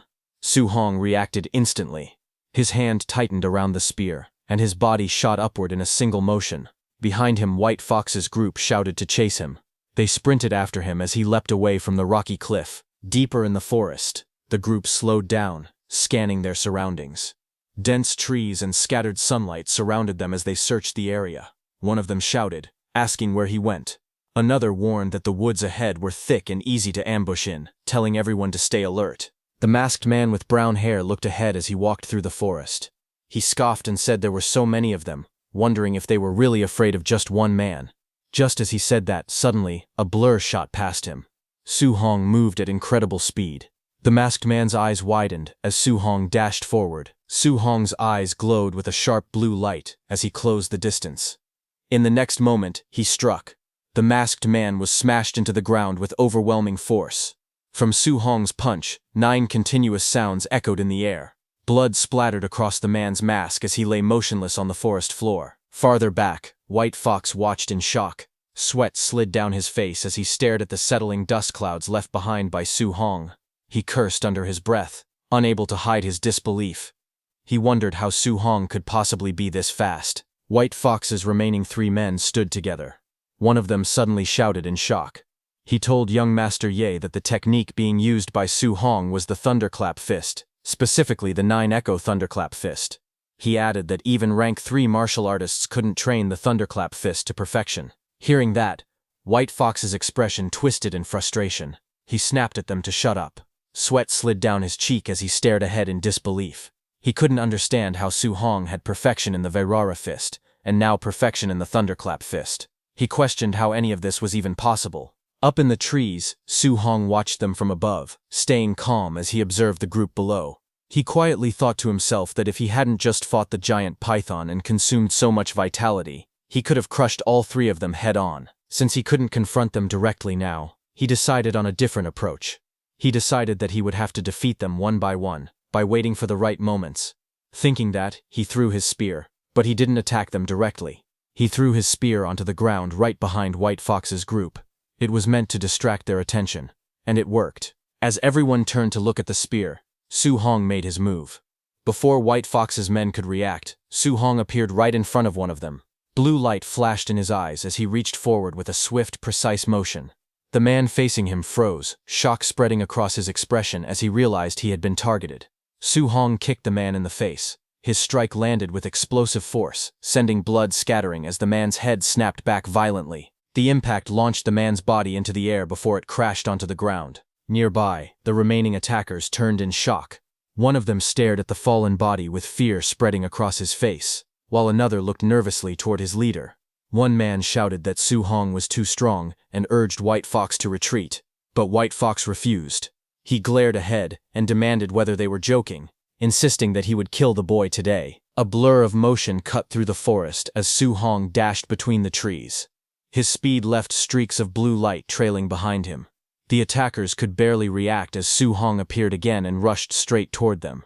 In the next moment, another attacker was struck so hard that his body flipped upward and slammed into the ground, shaking the forest floor. White Fox clenched his teeth in frustration. Sweat slid down his face as he stared ahead. He cursed under his breath, wondering how Su Hong had grown so much stronger in just a few days. Just then, a blur shot past him. Su Hong rushed forward with incredible speed, closing in from behind. White Fox immediately spun around, eyes wide, but Su Hong was already gone. Leaves scattered in every direction as the ground shook from his steps. White Fox shouted in anger, repeating his frustration again and again. In the next moment, Su Hong appeared behind White Fox again, saying it was finally his turn. But little did he know, White Fox had already detected him. White Fox immediately turned and raised his arm, blue light gathering around it. Energy sparks shot outward as he charged forward, shouting and telling Su Hong not to think he had already won. White Fox thrust his glowing finger upward, shouting the name of his technique, Void-Shattering Finger. Seeing that, Su Hong raised his spear to attack, but his senses warned him that it was dangerous. He bent down and dodged as the blue arc of energy sliced across the forest with incredible force. The blast struck a nearby tree, instantly blowing a massive hole through its trunk. Bark and dirt exploded outward as the tree shook from the impact. The entire tree burst apart, collapsing under the force of the attack. Across the forest, White Fox thrust both hands forward, using the same void-shattering finger technique again and again. Blue beams shot from his glowing fingers in every direction, filling the air with intersecting streaks of light. Su Hong jumped around the forest, dodging all of it. He watched White Fox with a sharp gaze. Sweat slid down his cheek as he assessed the attack's power. He noted that the martial skill wasn't weak, its level seemed high, possibly Class B. Then White Fox glared back with rage twisting across his face. He screamed that he had memorized Su Hong's face. He shouted that if he was injured today, he would kill Su Hong's entire family once he returned. This was White Fox's biggest mistake. Hearing the threat, Su Hong's expression darkened instantly. Blue light flashed across his eyes as White Fox's words rang in his mind. Su Hong sprinted through the forest. He zigzagged through the trees, leaving trails of destruction in his path. Ahead of him, White Fox glared nervously. He held up his glowing finger and shouted that his uncle was a supervisor at the martial artist base, and that his father held even higher status. But before he could finish, Su Hong appeared behind him. White Fox's eyes widened with fear as he sensed him closing in. Su Hong appeared behind him with lightning-like speed. Red light crackled around his fist as he spoke calmly, saying he preferred White Fox when he was acting arrogant a moment ago. His punch connected instantly. White Fox's face twisted as the blow sent him flying, blood spraying from the impact. Su Hong didn't stop. With one more sweeping attack, a red arc cut across the air and smashed into White Fox again, throwing him violently backward as his body spun out of control. White Fox was sent flying out of the forest. He fell from the cliffside and hit the ground with a violent impact, sending dust exploding into the air. Thick clouds of smoke rolled across the rocky ground. Through the haze, White Fox slowly pushed himself up. He coughed and panted heavily as the smoke began to clear. Su Hong, surrounded by a red aura, walked out of the shadows. His eyes were dark and cold. He looked straight at White Fox and said that he should never have used his family as a threat. Blood covered White Fox's face and clothes as he struggled to lift his head. He asked why Su Hong was so strong, and said it shouldn't be possible. He panted weakly and stared in disbelief, saying the other wasn't even a martial artist. White Fox screamed, asking Su Hong what he actually was. Just then, behind him, a massive black python rose from the ground, its eyes glowing and its tongue dripping blood. Terrified, White Fox's eyes widened as he turned around after sensing the black python. Just then, the black python slammed its tail onto the ground with tremendous force, cracking the earth. Seeing that, Su Hong got ready to face the giant python directly, gripping his spear. He said he had spent too much time fighting the others. As the monstrous snake coiled and lifted its head, he realized it had already regained its stamina. On the other hand, White Fox's 3 men whom Su Hong had knocked out before stood in the forest, shaken and confused. One of them muttered that Su Hong, whom they had fought, was far too strange. Another looked around anxiously and wondered where young Master Ye had gone, asking if he had already finished off Su Hong. Suddenly, the man in the red jacket lifted his head, alerted by a sound. Before they could react, they saw Su Hong running toward them from behind. He sprinted straight at them with his spear in hand. One of the men shouted that he would not spare him, while another yelled that Su Hong had finally come out, but Su Hong ordered them to move out of the way. Just as he said that, a loud rumble burst from behind. All 3 men froze when a massive python erupted from the ground, lunging toward them. Their eyes widened in shock. As the python crashed forward, Su Hong dodged aside, causing the giant creature to slam into the 2 martial artists. One of them screamed as the monster struck. A notification appeared, stating that Su Hong had indirectly killed an opponent martial artist and earned 30 martial value. A moment later, the python whipped around again, knocking the man in red into a tree. The notice appeared once more, another indirect kill, another 30 martial value. Su Hong stared at the scene in surprise. He hadn't expected to gain martial value this way too, but suddenly, the giant python's tail swung across the ground and came toward him. Seeing this, Su Hong was alerted, a bead of sweat sliding down his face as he reacted to the sudden movement behind him. He thought to himself that after so many battles, his martial value was finally enough for him to break through and become a martial artist. With a powerful leap, he spun into the air. He moved with lightning speed, jumping from tree to tree, until he made a large distance between himself and the python. He wished he could find a safe place to break through. His eyes sharpened when he spotted a cave in the distance, deciding that he would choose that spot. He shot straight down toward the cave entrance as the serpent followed. As he entered, the massive python crashed into the cave entrance, sending dust and rocks exploding upward upon impact. In the dim cave, Su Hong landed on one knee with his spear pressed against the ground. Dust and rocks fell around him as the giant serpent crashed down, its glowing eyes locked onto him. The python lurched forward, its jaws opening wide as it dove straight at him with a violent roar. But it couldn't enter. Inside the cave, Su Hong quickly pulled up his system status screen, while the serpent's body thrashed behind him.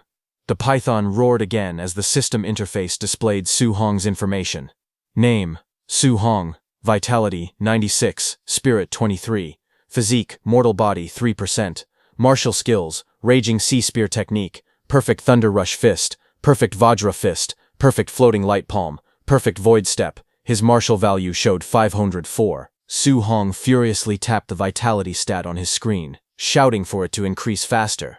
Numbers flashed rapidly as vitality rose by plus 0.1 again and again. A burning red aura erupted around him. Vitality surged through his body, making his entire frame tremble from the heat. Red light wrapped around him like flames as he gritted his teeth, thinking that it felt as if magma was flowing through his veins. The status screen flashed again, displaying that vitality had reached 100. Red energy burst outward. Seeing this, the serpent stopped, its eyes widening as a wave of crimson power surged across the cave. A red notification appeared above Su Hong, announcing his breakthrough and that he had become a Tier 1 martial artist. Flames of power burst around him as he stood in the center of the glowing circle. He looked at his own body, feeling the heat rising from within, and said that he had finally become a real martial artist. His fist tightened, energy crackling around it as bright light wrapped around his arm. In front of him, the giant serpent shrank back in fear, sensing the change in his strength. Su Hong stepped forward, flames burning around his body, and told the serpent that it was now his turn. His eyes sharpened, and with a swift motion, he launched himself forward. His glowing fist shot straight ahead, tearing through the air like a beam of light. The python was using its whole body to crawl out of the cave, but a loud impact echoed when Su Hong's punch struck the serpent's body. The python let out a furious roar as golden energy surged upward, launching the python high into the sky. The giant serpent's face filled the panel. Its scales cracked, and its fangs stained with blood. It let out a fierce hiss as fresh wounds covered its jaw. Su Hong charged forward with glowing eyes and a blazing fist. Energy sparked around his arm as he shouted the name of his technique, Vajra Fist. He leaped through the air, aiming straight at the serpent's open mouth. The enormous snake lunged upward, roaring as it extended its tail to attack Su Hong from behind. Su Hong met its tail attack head-on, blocking it with his burning fist. Red lightning surged around him as the impact exploded against the serpent's tail. Su Hong gritted his teeth. Blood trickled from the corner of his mouth as he pulled back his arm. He tightened his grip on his spear and steadied himself. He then drove his spear downward with full strength. Blue energy burst outward as he slammed the attack straight into the serpent's stomach, forcing the massive creature down with overwhelming force. A blinding column of blue energy crashed down the python's body onto the ground. Lightning burst outward on impact, making the creature roar in shock and pain. From high above, Su Hong descended with flames wrapped around his arm. His fist burned like molten fire as he shouted the name of his technique, Thunder Rush Fist. He dove straight toward the thrashing serpent. Su Hong's fiery punch slammed into the creature's skull, sending waves of sound force rippling through the air. The impact echoed through the forest. The serpent's head recoiled violently, as golden lightning swallowed it. Su Hong's attack smashed it downward, driving its head deep into the ground. The earth cracked beneath the blow, and the forest shook from the impact. Smoke and dust rolled across the battlefield in thick waves. When the dust slowly cleared, Su Hong stood firmly on top of the python's massive head. His red aura flickered as he looked down at the defeated beast. He noted that although the giant python had already been heavily injured, he was now strong enough to withstand its attacks directly. A glowing panel appeared beside him, confirming that his martial value had increased by 94. The enormous serpent lay motionless beneath him. Its threat finally ended. Su Hong then sat on top of the giant python's severed head, holding a knife in his hand. As he looked at the huge corpse beneath him, he muttered that hunting ferocious beasts normally required cutting off their left ear to exchange for money. But then he paused. The thought trailed off into silence as he stared at the massive serpent. Snakes didn't have ears. He wondered helplessly what he was supposed to do in this situation. After a moment, he sighed and stood up. He said it was better to forget it and head back quickly. The scene shifted to a distant view of the cliffside where he had first fought that massive python and white fox. His footsteps echoed softly as he approached someone lying bloodied on the ground. It was White Fox, but he was already dead after being crushed by the giant python's tail. Su Hong looked down at him calmly. He said that ending up like this, White Fox had gotten off easy. Su Hong then crouched beside the fallen body and began searching through his belongings. While checking his pockets, he wondered if he might find the high-level martial technique White Fox had used earlier. His hand paused when he pulled out a small booklet. The cover was worn, but the words were clear. He read the title out loud, Void Breaking Finger. Later that night, As the massive corpse of the giant python rested motionless, something shone nearby. It was a small fire flickering inside a cave, whose entrance was covered by a wall of stone. Inside the cave, the warm glow of the fire lit up the rocks. Su Hong sat cross-legged with the void-breaking finger manual open on the ground. He calmly stated that he had already memorized the entire introductory method of the void-breaking finger, and the next step was to use the system to master it quickly. Soon, the surroundings shifted into a dark, digital-like space. Su Hong sat in the center and called out for the system to begin. In front of him, a glowing blue projection of himself slowly appeared. Training began instantly. Light beams surged around him, and a sharp force shot past his body as he practiced. He narrowed his eyes and continued. One by one, streaks of blue energy burst from his fingertips as he repeatedly used the void-breaking finger. His voice echoed as he shouted the name of the technique.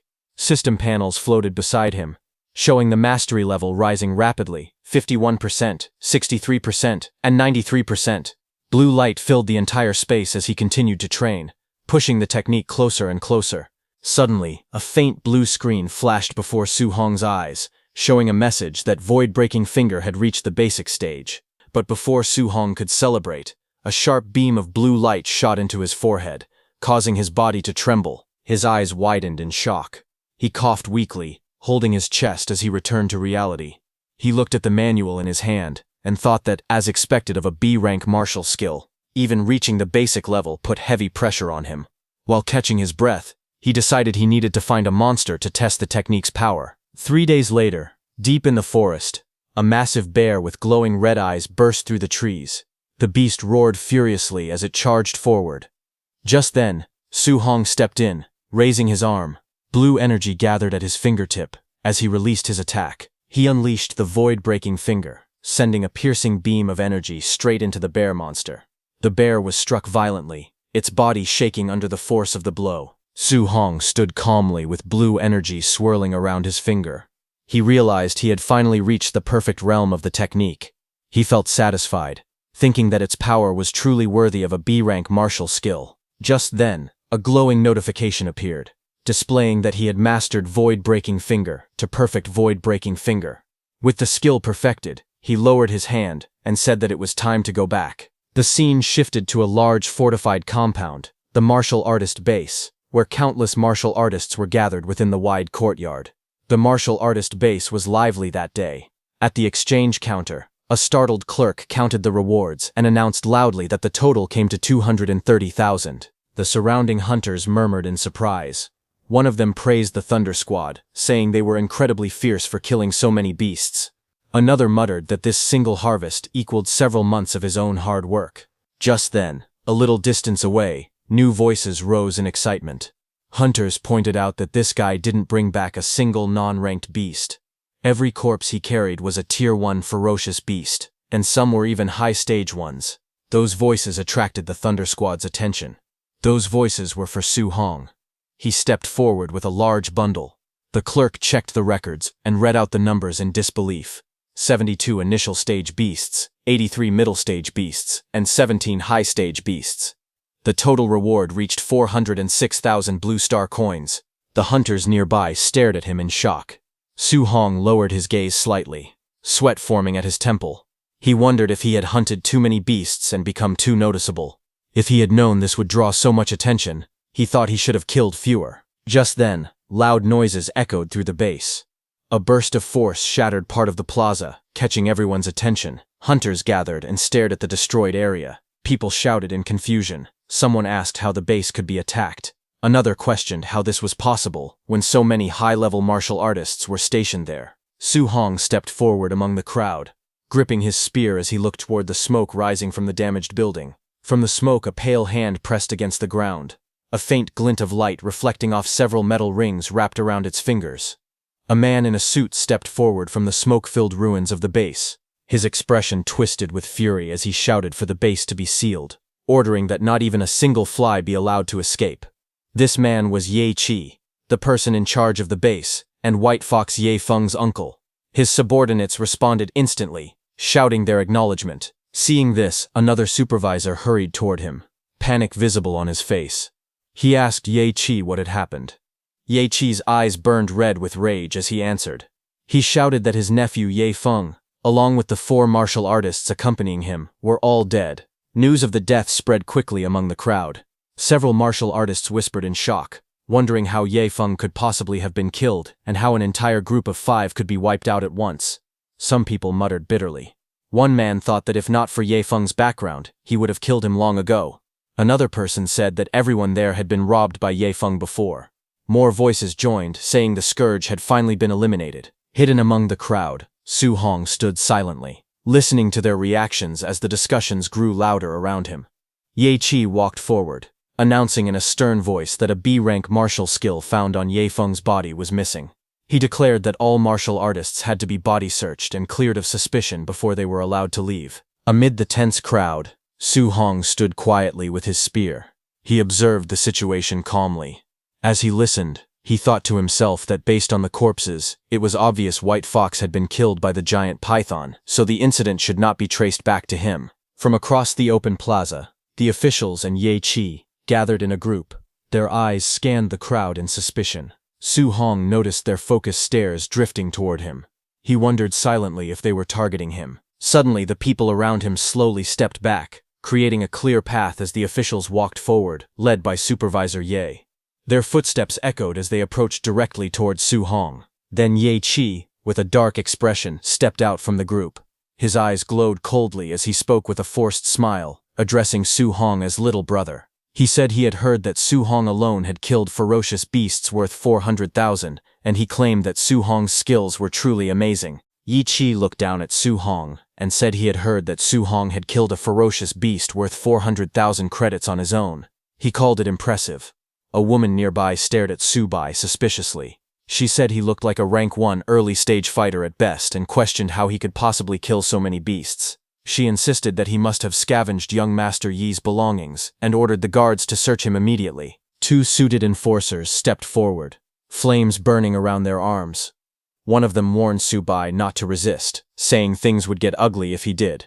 But before they could touch him, Su Hong moved. In an instant, his spear was at one guard's face. The guard froze in shock. He asked Su Hong what he was doing.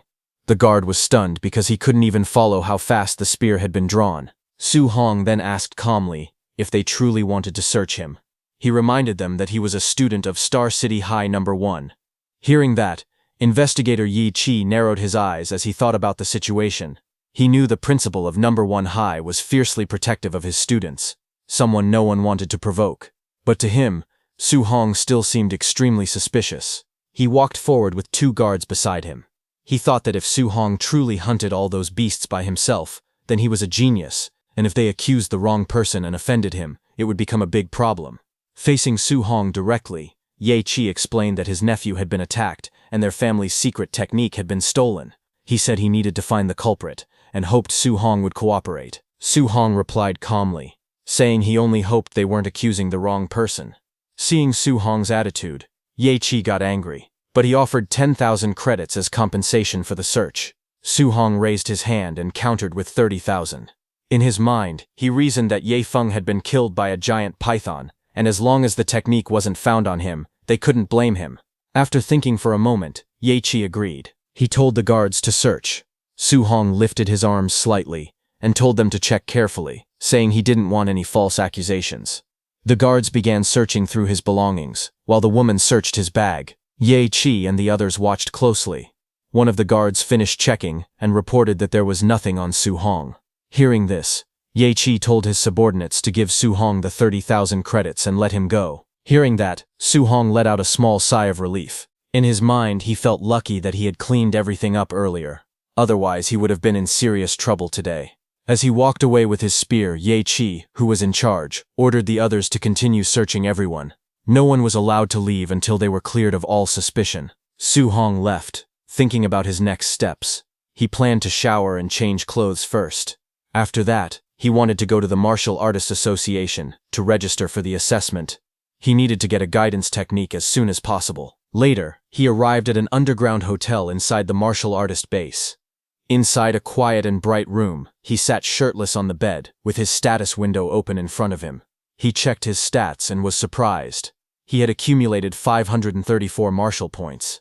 He realized he had been so focused on training the void-shattering finger and hunting beasts these past few days that he hadn't used any of his points. His status panel showed name, Su Hong, vitality, spirit, 23, and physique, mortal frame at 6%. His martial arts were void-shattering finger at perfection, raging sea spear technique at perfection, thunderclap fist at perfection, vajra fist at perfection, floating light palm at perfection, and void step also at perfection. He also had 534 martial points. Su Hong remembered that a rank 1 early-stage martial artist usually had about 100 vitality, while a rank 1 mid-stage martial artist had around 200 vitality. He calculated quietly. If he used all his martial points on vitality, he could raise his vitality by 53.4 points, making him only about 40 points short of reaching mid-stage.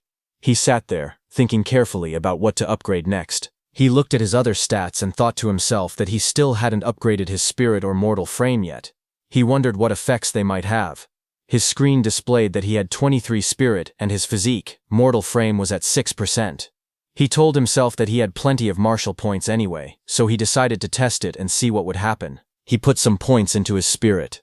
Blue upgrade messages floated around him saying spirit increased by 0.1 again and again. As the light faded, he looked at his hands and admitted that he didn't feel much different after raising his spirit. Then he shifted his focus and began upgrading his mortal frame instead. Bright blue energy burst around him as new messages appeared. Mortal frame increased by 0.1, over and over.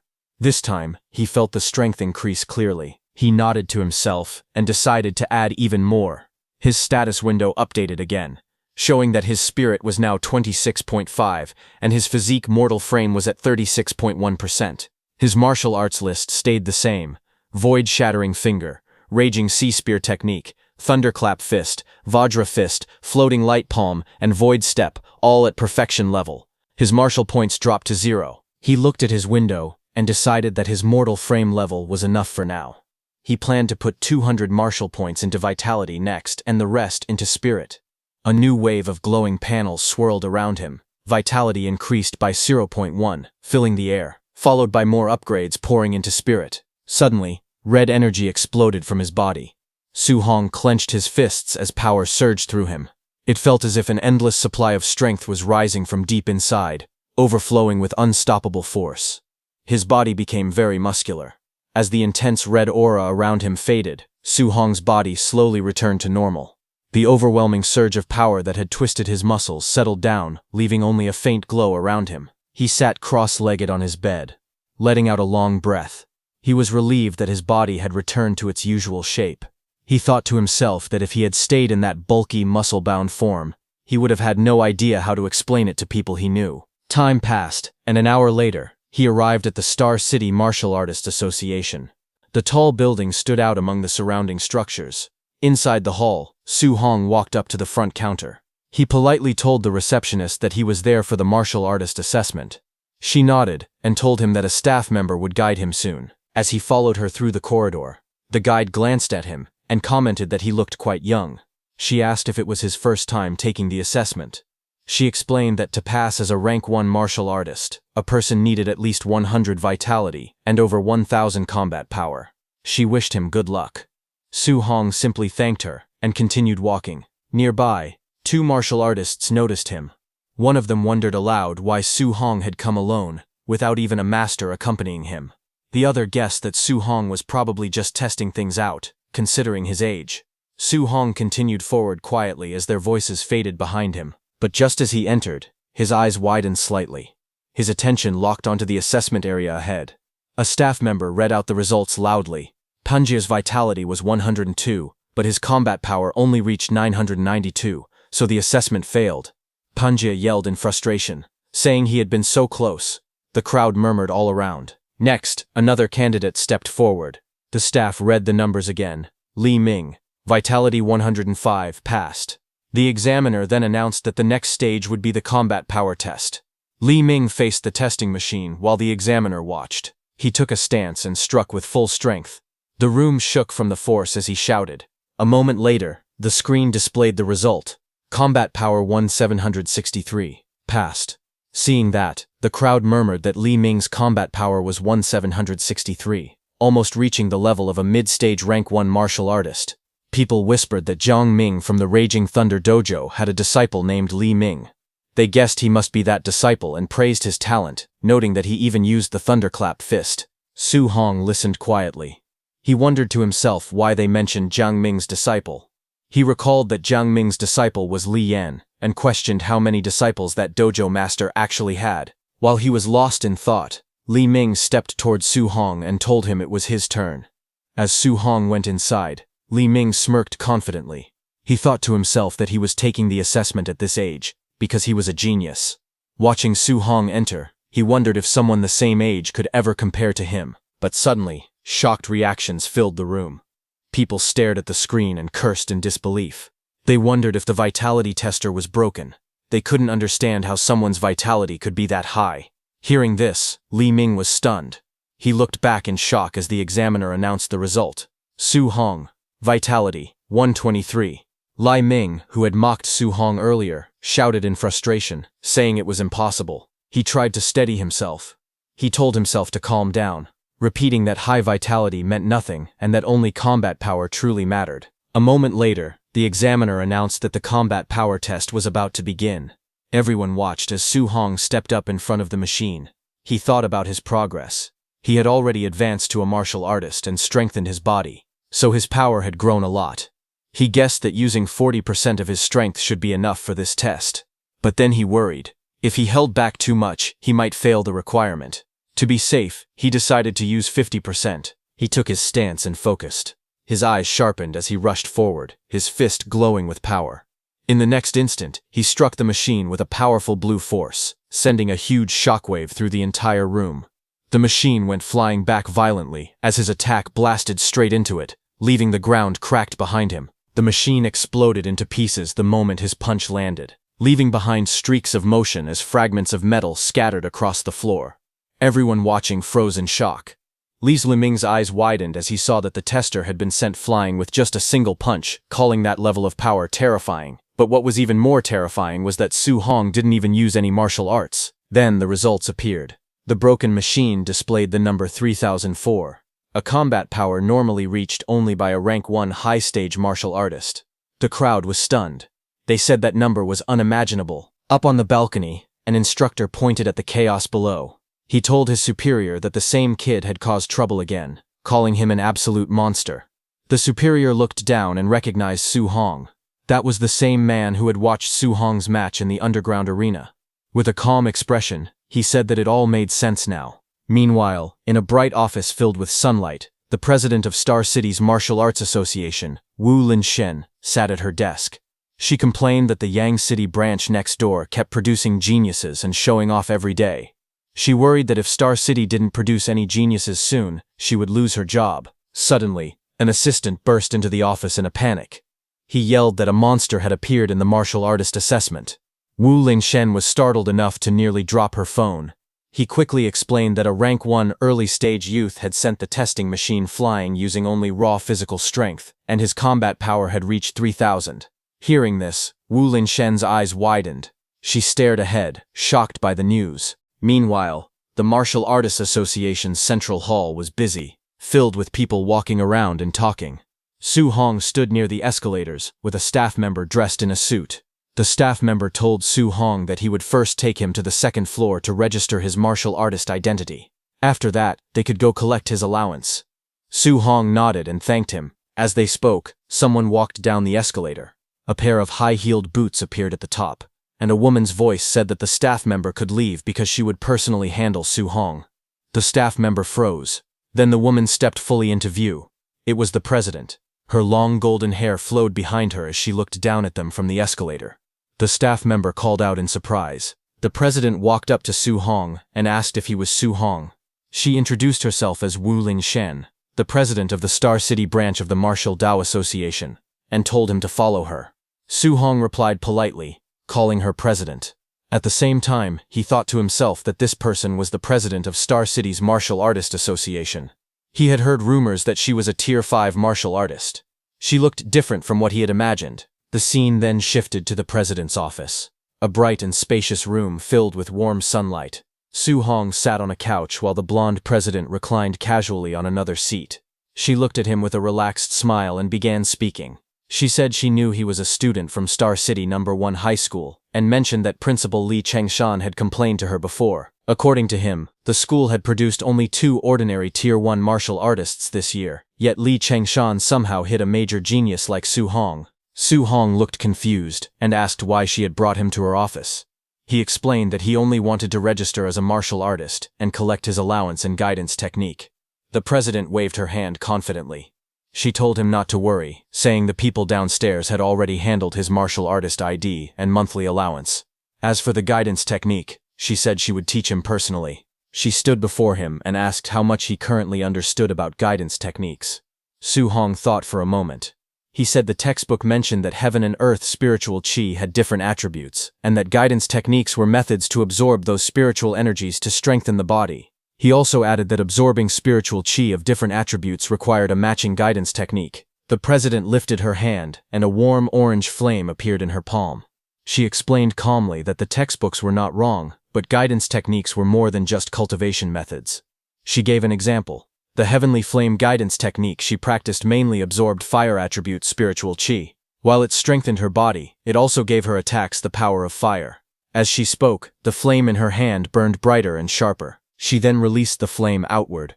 A stream of fire shot across the room like a blazing whip, lighting up the entire office. She said that if someone could release attribute attacks externally, it would also increase their attack range. But for a Tier 1 martial artist, even carrying a small trace of attribute power was already impressive. Su Hong stared in surprise. He asked if guidance techniques could actually be used for attacking. He thought they were only for absorbing spiritual chi to cultivate. The textbooks never mentioned this part. The president raised her hand again, and symbols representing different elements appeared beside her. She explained that heaven and earth spiritual chi had 7 attributes: metal, wood, water, fire, earth, thunder, and wind. Each had its strengths and weaknesses, but in pure attack power, thunder ranked first, metal second, and fire third. She added that the guidance technique someone could cultivate depended on their compatibility. As she spoke, she lifted a glowing red crystal ball from the table. Su Hong nodded slowly. He realized it wasn't possible to cultivate any guidance technique freely. One had to match their own compatibility first. The president held the glowing crystal ball in her hands. She explained that it was used to test a person's compatibility. The brighter and larger the glow, the higher the compatibility. She said that ordinary martial artists usually had only 20 to 30%. Her own compatibility was around 80%, which was already considered extremely high. She looked at Su Hong with confidence, and told him that someone as talented as him would definitely go beyond 90%. As she spoke, the flame inside the crystal disappeared, and she handed the ball to him. Su Hong looked at the crystal ball quietly. He thought to himself that President Wu had become a Tier 5 martial artist at such a young age, and was already considered a genius, yet her compatibility was only 80%. If he reached 90%, it would be too unbelievable. When Su Hong placed his hands on the ball, a blinding light erupted instantly. President Wu's eyes widened in shock. The entire crystal ball burst with intense red light, filling the whole room. The president jumped in excitement, and shouted that it was completely full. His fire attribute compatibility had reached 100%. She rushed to Su Hong and grabbed his shoulders, asking if he understood what this meant. He admitted that he didn't. She explained with great excitement that this meant he could absorb 100% of fire attribute spiritual chi from heaven and earth, without wasting even a single trace. She then explained calmly that her own compatibility was only 80%.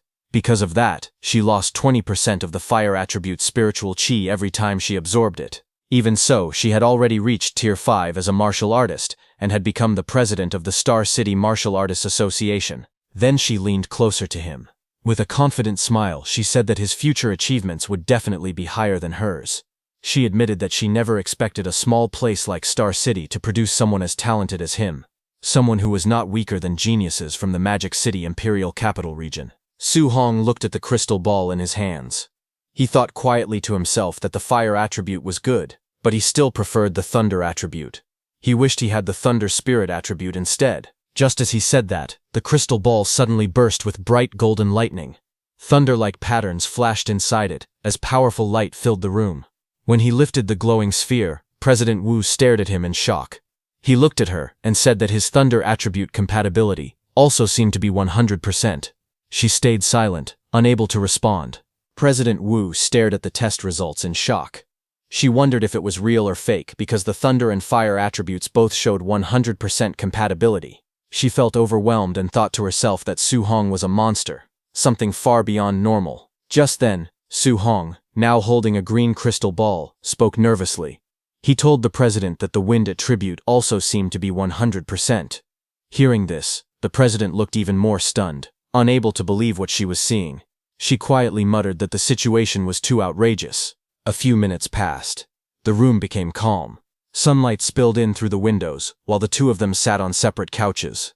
The president leaned back weakly, still trying to process everything. She slowly sat up and wiped the sweat from her forehead. She whispered that something was not right. All the attributes she tested were full. Every single one was at 100%. She wondered if she was dreaming. Her thoughts drifted back to her past. She once believed she was a top-tier genius. Becoming a 30-year-old Tier 5 martial artist was as rare as phoenix feathers or unicorn horns. But when she once faced an opponent beyond common sense, she realized she was just an ordinary person. She remembered standing before a massive monster. The ground cracked beneath her feet as the beast roared loudly. In that moment she understood that to defeat something beyond common sense she would need someone just as extraordinary. She then recalled a man standing atop that fallen creature, looking down with calm eyes. Only those who were also beyond common sense could fight such beings. Back in the room, she looked at Su Hong and thought that he was an existence ordinary people could never understand. On the other hand, Su Hong was lost in thought. Thinking seriously, he muttered that all 7 of his attributes were at 100%. If he focused only on thunder and ignored the other 6, it felt like a waste. He sighed, saying the situation was distressing. Then he turned to the president with a smile and asked if she could give him copies of the guidance techniques for all 7 attributes. The president stared at him speechlessly. She explained slowly that human energy was limited. No matter how talented someone was, it was recommended to cultivate only 1 or 2 attributes. She gave an example. In the past, someone had tried cultivating all 7 guidance techniques at the same time. Even after training for decades, that person remained only a Tier 1 martial artist. Hearing that, Su Hong told her that he could not choose a path yet, so he wanted to cultivate all attributes first and decide later which one to focus on. President Wu agreed, but warned him not to fool around and not to waste such rare talent. She then asked Su Hong if his school's monthly exam was coming soon. Su Hong nodded and asked why she suddenly mentioned it. President Wu explained that tensions on the All-Heavens battlefield were growing stronger. A huge war between the 10,000 races and the human race could break out at any moment. Because of this, nations had invested a lot of resources to create a genius training camp, and she wanted to recommend him. She said that if he could take first place in the school's monthly exam, she would give him a recommendation spot. Su Hong repeated her words softly, thinking about the war of the 10,000 races and the training camp. He then remembered the tragedy from over 10 years ago, the war that took the lives of all his relatives except his uncle and aunt. He clenched his fists and agreed, saying he would definitely work hard. Images of his past flashed in his mind, crying as a child, his uncle comforting him, and scenes of fear and chaos. He whispered to his uncle and aunt in his heart, promising that he would never let that tragedy happen again. Finally, Su Hong strengthened his resolve. He told himself that he must become strong enough to protect everyone around him. Late at night, Su Hong's home stood quietly under the dark sky. Inside, Su Hong sat at the table with a bright smile. He held an identification card in both hands and told his uncle and aunt that he had officially become a martial artist. His aunt wiped the tears from the corner of her eyes, happy and emotional. His uncle trembled with excitement as he held the card, unable to believe that Su Hong had really succeeded. They both praised him, saying that he had become a capable young man. Su Hong explained that a Tier 1 martial artist received a monthly allowance of 10,000, so his uncle no longer needed to work with such difficulty. His uncle laughed happily and said that Su Hong had now become the pillar of their family and that they would listen to him from now on. Su Hong smiled gently and promised that he would support the family from this day forward. Later that night, Su Hong sat alone on the rooftop. He crossed his legs and began cultivating. Orange energy flames burst out around him as he breathed steadily, focusing all his strength on training. Su Hong's eyes suddenly lit up with a bright, fiery glow. Power surged inside him, and his stare turned sharp and intense. The next second, he punched the air with determination. Energy gathered around his arm, spinning wildly as flames wrapped around his fist. He punched out with full force, sending a wave of heat and wind across the rooftop. When the energy faded, Su Hong looked at his fist. It was smoking lightly, He stared at it in confusion and wondered why the technique felt so weak. He asked himself if this was really the basic level of the guidance technique and why it had no power at all. Then a glowing system panel appeared in front of him. It showed his name and different stats. It also displayed a new line for guidance technique. He realized that he had actually learned the Heavenly Flame guidance technique. But it was only at level 1 with 5%. Su Hong became even more surprised. He wondered since when guidance techniques had levels. President Wu had never mentioned anything like that. If techniques could be leveled up, she would have told him. He looked back at the panel, thinking deeply. Maybe this guidance technique was different. Then a thought struck him. Su Hong stared at the glowing screen in shock. He couldn't believe it, but excitement spread across his face as he realized the truth. Only he could level it up. Su Hong stood before the glowing blue panel and stared at it seriously. He asked himself how he was supposed to upgrade guidance techniques, wondering if they were improved the same way as martial value. Just as he touched his system window, a red warning screen flashed in front of him. The panel showed the message: insufficient martial value. Seeing that, Su Hong sighed. He decided to first cultivate the rest of the guidance techniques. He told himself he would figure out how to earn more martial value later. He then sat cross-legged on the rooftop, surrounded by books. Flames of spiritual energy burst around his body, brightening the whole surrounding. Several hours later, Su Hong's inner view appeared, showing 7 glowing points of spiritual qi. Each point represented a different guidance technique. Thunder guidance technique, level 1. Water marsh guidance technique, level 1. Thick earth guidance technique, level 1. Spirit wind guidance technique, level 1, and others. The 7 different attributes of spiritual qi pushed against each other. Su Hong gritted his teeth as sweat rolled down his face. He understood why President Wu once said that a genius who cultivated 7 guidance techniques had stayed a Tier 1 martial artist for decades. He continued to channel the power. Flames rose around him, and he tried to control the energy. He noticed that although all 7 types of spiritual qi existed in his body, he could only use one attribute at a time.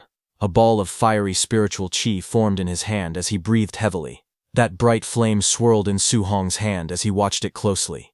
He had realized that if he forced himself to use a second attribute, the 2 glowing forces instantly collided, followed by a violent explosion. It was a huge explosion of spiritual energies that shook his rooftop. The clash made both attributes disappear. Su Hong narrowed his eyes. He wondered if thunder and fire really couldn't be combined. Their natures felt similar, so why did they keep rejecting each other? He tried again. Thunder light and fire sparks wrapped around his fingers. The 2 forces touched. Another explosion burst out, and the energy scattered into the air. Still sweating, Su Hong clenched his teeth. He refused to give up. He yelled in frustration, telling himself to try one more time. Flashes burst from the rooftop again and again through the night, as he repeatedly attempted to fuse the attributes. When dawn arrived the next day, the building still glowed faintly from the leftover sparks of Su Hong's non-stop training. He breathed heavily, sweat running down his face. He told himself he just needed a little bit more. In his hand, the lightning and flame flickered and shook.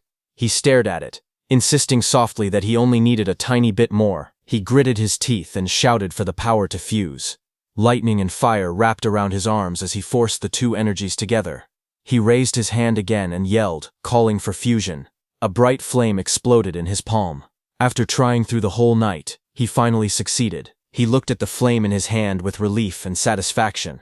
He then straightened his clothes and said it was time to go out and test the power. The scene shifted to Star City's Citizen Martial Arts Square, a large open plaza with a tall clock tower at its center.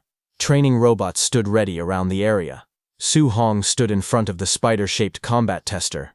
He pointed at it and said that he had switched to a Tier 3 combat power tester. Hoping it wouldn't break this time, he remembered that 50% power had reached 3,000 combat power. So he decided to try 30% power first. He raised his glowing fist and struck. The machine displayed the result. The number went above 2,300. He looked surprised.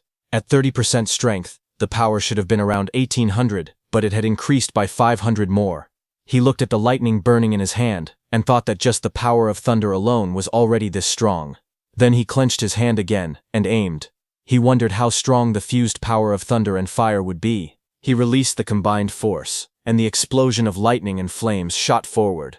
His punch smashed into the combat tester with overwhelming speed and power. The screen flashed new numbers. Su Hong stared in surprise. It showed 3041, far higher than he expected. He muttered in shock, wondering how it had passed 3000. He stood beside the damaged tester, rubbing his hands. He thought about how, with only his physical strength and the fused thunder fire, 30% of his power already surpassed a Tier 1 high-stage martial artist. Then he glanced at his own status and sighed. His vitality was only 123 points, which made the result even more terrifying. He thought that if the power was already this strong with just 2 fused attributes, he wondered what kind of strength he would have if he could fuse all 7 attributes. The thought of combining them filled him with excitement. He looked at the flames and lightning dancing in his hand, and smiled. He decided to go back and try fusing 3 attributes next time. Later, he was shown lying flat on the rooftop, exhausted. His shirt was gone, and his body was drenched in sweat. Small lights floated around him as he breathed heavily. He thought about the difficulty again. Fusing 2 attributes was already hard, but fusing 3 felt many times harder. He had rearranged and combined all 7 attribute patterns repeatedly, yet he still made no progress at all. Even so, he kept thinking about how powerful it could be if he finally succeeded. He looked at the system screen and wondered if increasing the level of his guidance techniques would help him succeed in fusing attributes. The screen listed the techniques he had. Thunder Guidance Technique, Level 1. Heavenly Flame Guidance Technique, Level 1. Water Marsh Guidance Technique, Level 1. Thick Earth Guidance Technique Level 1, and Spirit Wind Guidance Technique Level 1. He reminded himself that the monthly exam was tomorrow, and he needed to earn as much martial value as he could. The next day, all the students gathered at Star City No. 1 High School. Students stood on the field as the principal walked onto the stage. The principal told them that this monthly exam would be different. Because the front lines were under heavy pressure, a special training camp would now be held every year to select geniuses for focused training. He explained that the training camp had many resources, powerful martial arts, rare pills, and even grandmasters who would serve as instructors. The top 3 students in the monthly exam would be allowed to join Star City's training camp. Hearing that, the students became excited. Some shouted about wanting to enter the genius training camp. Others were shocked that a Tier 7 grandmaster might be an instructor, since even their principal was only Tier 3. Amid the noise, Su Hong stared ahead with a tired face as he remembered President Wu telling him that if he got first place, she would give him a spot. But didn't the top 3 all receive spots anyway? A friend of Su Hong told him that Chen Shan and Li Tu had already become Tier 1 martial artists. Beside them, several others had also reached the basic level of Thunder Rush Fist, and he felt they had no chance of winning. Su Hong looked confused. He thought about how he had only missed school for 10 days. Yet those students had already broken through to martial artist. His friend explained that recently, the principal had asked Senior Chen Tian, the instructor of Thunder Rush Fist, to give private lessons to talented students. Because of this, Chen Shan and Li Tu's vitality had already exceeded 100, and their Thunder Rush Fist could echo 3 times. While they were talking, suddenly Chen Shan and Li Tu walked forward confidently. One of them said he wanted everyone to know who the real No. 1 genius was. The other replied that when he beat him to the ground he hoped he would stay just as confident. Elsewhere, as Su Hong's principal came down from the stage, instructor Chen Tian asked him if he had found the genius who performed the 9 Echoes Thunder Rush Fist. Principal Li answered that he had searched everywhere recently, and didn't think that person was from his school. While they were talking, they suddenly heard some noise behind them and turned. A tall man in a black suit walked up with 2 others. It was Jiang Ming, who had taught Su Hong that spear technique. Along with him were Li Ming and Li Yan. Jiang Ming joked, calling Principal Li, Old Li, asking why he looked like his wife had run away. The principal looked at Jiang Ming and asked what he was doing at his school. Jiang Ming smiled and said that the quality of this year's students didn't seem very good. He then explained that he had brought 2 disciples with him. After the monthly exam, he suggested letting the first-place student come over for a spar. Hearing that, Principal Li's expression tightened. He knew that Jiang Ming had clearly come to embarrass him. He thought that if he refused, it would be like admitting that his school had no talented students at all. Jiang Ming continued speaking lightly. He said the students here looked weak anyway, so if the principal refused, he could understand. Hearing that, instructor Chen Tian snapped back angrily, asking if Jiang Ming was looking for trouble on purpose. Nearby, one of Jiang Ming's students, Li Yan, pointed toward the crowd. He told his teacher there was bad news. The kid named Su Hong had appeared. Jiang Ming looked confused and repeated the name, asking which Su they meant. As he turned toward the group of students, he suddenly recognized Su Hong standing at the back. Jiang Ming shouted in surprise. He realized it was that same little monster he had seen before. Su Hong looked at them calmly, a faint smile on his face as the crowd blurred around him. Jiang Ming stared in shock as sweat formed on his face. He realized that the kid they had been talking about was actually from Nome High School. He looked at his two disciples and grew even more troubled. He thought that if Li Yan and Li Ming fought Su Hong, they would definitely lose. Rather than letting them lose face in front of everyone, he needed to avoid the match. He quickly put on a smile and waved his hand. He told Principal Li and Instructor Chen not to be angry. He said he had only been joking and that there would be no competition. He even called his own disciples trash, saying they could never compare to the other school's students. Li Yan and Li Ming immediately shouted that they conceded. Hearing that, both Principal Li and Instructor Chen were furious. Their faces twisted in anger as they thought about how these men dared to mock them so sarcastically. Soon after, the scene shifted to the arena. A loud announcement echoed across the stadium, calling for match number 666, Su Hong, to begin. From the stands, Su Hong's friend leaned forward anxiously. He told his colleague that Su Hong's first opponent was a quasi-martial artist, and that this was extremely unlucky. He then called out to Su Hong, telling him that he could try to fight but shouldn't push himself. Getting injured at the start of the tournament wouldn't be worth it. Su Hong's opponent, Chen Peng, stepped forward and pointed at Su Hong. He asked if Su Hong planned to walk down on his own, or if he should beat him down instead. He clenched his fist and was about to charge straight at Su Hong with confidence. But before he could even react, Su Hong moved. He suddenly disappeared from his place, and the next second he appeared in front of Chen Peng. His figure flashed, and with one clean strike, he sent Chen Peng flying through the air. The impact was so strong that Chen Peng flipped upside down and crashed hard onto the ground. Everyone watching stared in shock.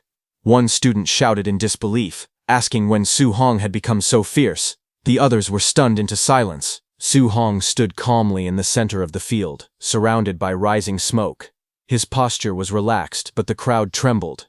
They realized what had happened. Su Hong had defeated a quasi-martial artist in one single move. Su Hong stood calmly on the battlefield, while another opponent lay defeated at his feet. The crowd shouted in disbelief, saying that Su Hong had won again and wondering how he had become so strong. Some even questioned if he had already reached the level of a Tier 1 martial artist. They announced that the next match would be the final battle. From the stands, Instructor Chen stared at Su Hong in confusion, wondering where this student had suddenly come from and why he hadn't appeared when private tutoring was offered. Principal Li blamed himself, calling it a failure in his own duties. Both of them discussed Su Hong further. Principal Li wondered how he had never noticed such a promising student before. By not training him early, he felt he had wasted a real talent. Instructor Chen said he felt Su Hong looked familiar, but he couldn't remember where he had seen him. They then turned their attention to the ongoing semi-final match between Chen Shan and Li Tu, saying the winner would be decided soon. Watching their fight, they noted that the two fighters were evenly matched, making it difficult to tell who would win or lose. On the stage, Li Tu shouted at Chen Shan. He said that since they both used the same technique, the Three Echoes Thunder Rush Fist, Chen Shan would need to use his strongest move if he wanted any chance of winning. He then launched forward, using the Thunder Rush Fist with full force. Li Tu charged forward with a fierce expression, his fist slamming down with explosive force. Chen Shan answered with a sharp shout as he blocked, the impact blasting wind across the floor. Chen Shan's voice rose in anger as flames burst around his fist. He yelled at Li Tu to watch carefully, declaring himself the true number one of the school. From the sidelines, the students stared in shock.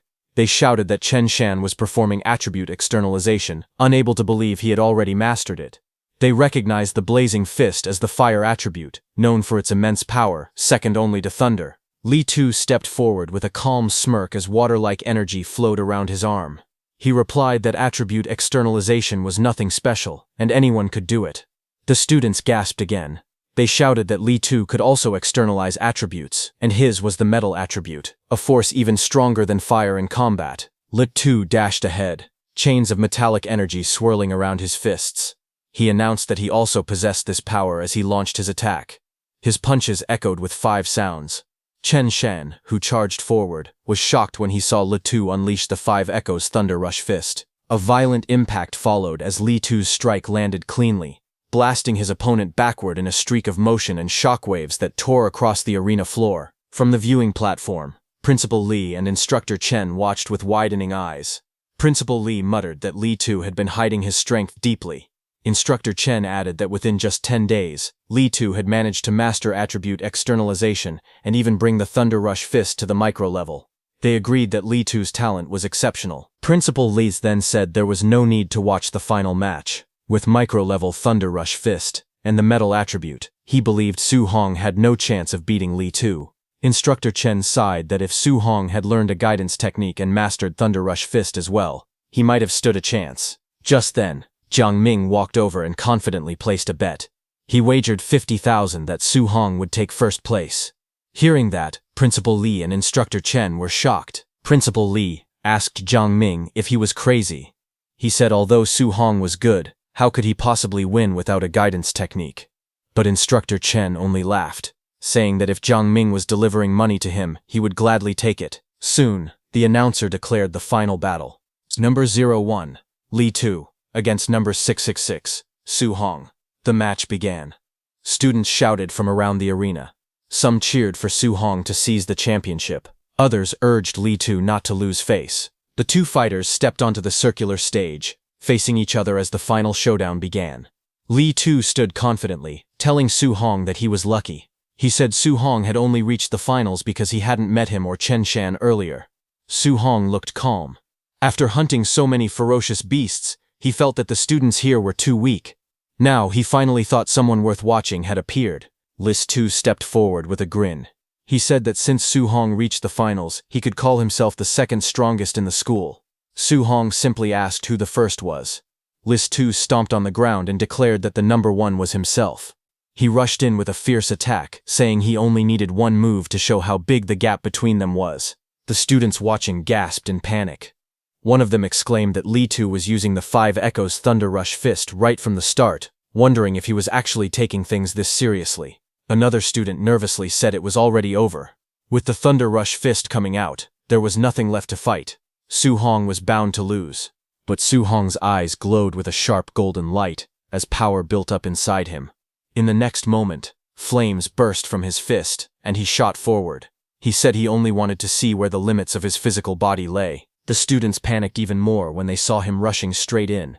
One shouted that Su Hong must be crazy, he didn't even dodge, choosing to meet the attack head-on. Another yelled that even if he wanted to die, this wasn't the way, urging the referee to save him quickly. The two fighters collided in the middle of the arena, their fists smashing together with explosive force. Shockwaves blasted outward as the impact shook the ground. They clashed again and again, their blows sending bursts of energy through the air. Su Hong met his opponent's thunderous attack directly, the impact scattering chains of water and sparks in every direction. Lee Tu stared in shock, realizing that Su Hong had actually neutralized his 5 Echoes Thunder Rush Fist instantly with just 5 punches. The two fighters clashed again, their fists colliding in a storm of blows as chains of energy whipped around them. Lee Tu gritted his teeth, wondering if Su Hong was a monster, because every punch Su Hong threw felt overwhelmingly heavy. Up in the stands, students watched with wide eyes. Su Hong's teacher exclaimed that Su Hong wasn't using any martial skills at all, yet he was evenly matched with Lee Tu, who was using the 5 Echoes Thunder Rush Fist. Su Hong's friend shouted that Su Hong's strength was far too terrifying. Principal Lee and Instructor Chen also looked stunned. Instructor Chen said that Su Hong must possess some kind of special physique, otherwise his strength wouldn't be this exaggerated. Principal Lee burst into laughter, proud that his school had actually produced a genius with a special physique. But Instructor Chen beside him shook his head. He said that although Su Hong's strength was astonishing, Lee Tu had already condensed an attribute, so Su Hong still held no real advantage. On the arena, the clash sent both fighters sliding back across the arena floor. Su Hong steadied himself as flames flickered around his fist, while Lee Tu skidded several meters away, forced backward by the impact. Lee Tu's eyes widened with anger and disbelief. He shouted that Su Hong shouldn't act arrogant, because the winner could only be him. Blue lightning surged around his arms as he powered up again. He then lunged forward, shouting for Su Hong to accept defeat. His fists, wrapped in chains of energy, tore through the air as he charged straight at him. Su Hong watched calmly. He thought to himself that he had originally planned to test how far he could fight Lee Tu, using only his physical body. But Li Tu had already stopped holding back and was now attacking at full power. Since Li Tu had gone all out, Su Hong decided he should also show some respect. Flames burst from his own fist as he sprinted forward to meet the attack head-on. Lightning burst across the arena as Li Tu shouted in shock. He looked at Su Hong with wide eyes as he recognized his technique. Realizing what he was seeing, he yelled that Su Hong could also use attribute externalization. Principal Li and Instructor Chen on the side trembled as golden lightning wrapped around the arena. Instructor Chen stammered in disbelief, unable to finish his sentence. Principal Li could only mutter in shock, saying he had no idea how this was even possible. Both of them were stunned that Su Hong possessed the Thunder attribute and had mastered the Thunder guidance technique.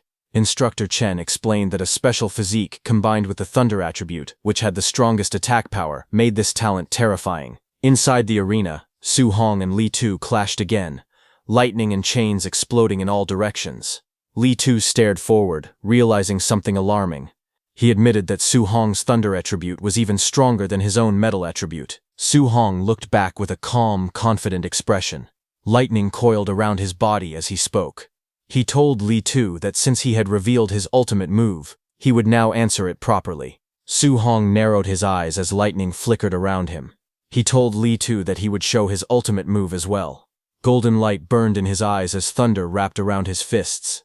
He also used his Thunder Rush fist technique as he charged forward. In the next moment, his strike landed with explosive force. The scene shook as repeated impacts echoed, one after another, driving Li Tu backward. Su Hong's blows landed so quickly that 9 echo bursts exploded across the arena. Li Tu's eyes widened in disbelief. While falling, he shouted that 9 echoes were impossible. Blood burst from his mouth as he crashed to the ground. Su Hong stood over him with a firm expression, thunder still crackling around his fists. The students in the stands fell silent for a moment. Shock spread across their faces. They were all speechless. A student finally spoke, stunned, asking if Su Hong had really won. Excitement erupted as others shouted that Su Hong had reached the perfect realm. Thunder Rush Fist, 9 echoes. They cheered that his technique was even fiercer than the teacher who taught it. Instructor Chen and Principal Li stared in shock. Instructor Chen stuttered out that Su Hong had produced 9 echoes. He asked if Su Hong was the same genius who had disappeared from school that day. Principal Li trembled as he said that this wasn't just a genius. This was the dragon of Star City No. 1 High School. Instructor Chen wiped his sweat and said that once a monster like Su Hong entered the training camp, he couldn't imagine how devastated the other geniuses with powerful backgrounds would be. Not far away, Su Hong walked forward calmly in his school tracksuit. Looking at him, Instructor Chen spoke with admiration, saying that a golden carp was not meant to stay in the pond. Once it met wind and cloud, it would transform into a dragon. To him, Star City was nothing more than a small puddle for Su Hong. Principal Li nodded with confidence. He said that in the upcoming training camp, Su Hong was destined to be a dragon rising from the abyss, soaring into the sky. He added that the Magic City Imperial Capital, and even the battlefield of 10,000 races, were the true places where a monster like Su Hong would shine the brightest. The scene then shifted to evening at Su Hong's home. As he returned, he called out to his uncle and auntie, saying he was back. Su Hong stepped in with his school bag. His uncle looked up from the table filled with dishes and asked how the exam had gone. Su Hong smiled and said he got first place. Hearing that, his uncle became excited, repeating that Su Hong had ranked first in the monthly exam. Then he eagerly asked if that meant Su Hong could now attend the training camp he had mentioned before. Su Hong nodded lightly, but suddenly, there was knocking on their house door. Su Hong turned his head toward the sound. A woman stood outside, knocking firmly and calling out, asking if this was Su Hong's house. Su Hong opened the door slightly and looked at her. Behind him, his aunt and uncle peeked curiously from inside. Su Hong asked who she was. The woman stood at the doorway, addressing Su Hong. She introduced herself, saying she was the parent of Lin Nian, from his school. She explained that only the top 3 students in the monthly exam were allowed to attend the training camp, and since her son ranked 4th, she wanted to discuss Su Hong giving up his spot. She then held out money, offering 30,000 in exchange for Su Hong's place, so Lin Nian could go instead. Hearing her, Su Hong remained expressionless, while his uncle and aunt looked on from behind, surprised. The woman grew irritated at his lack of reaction.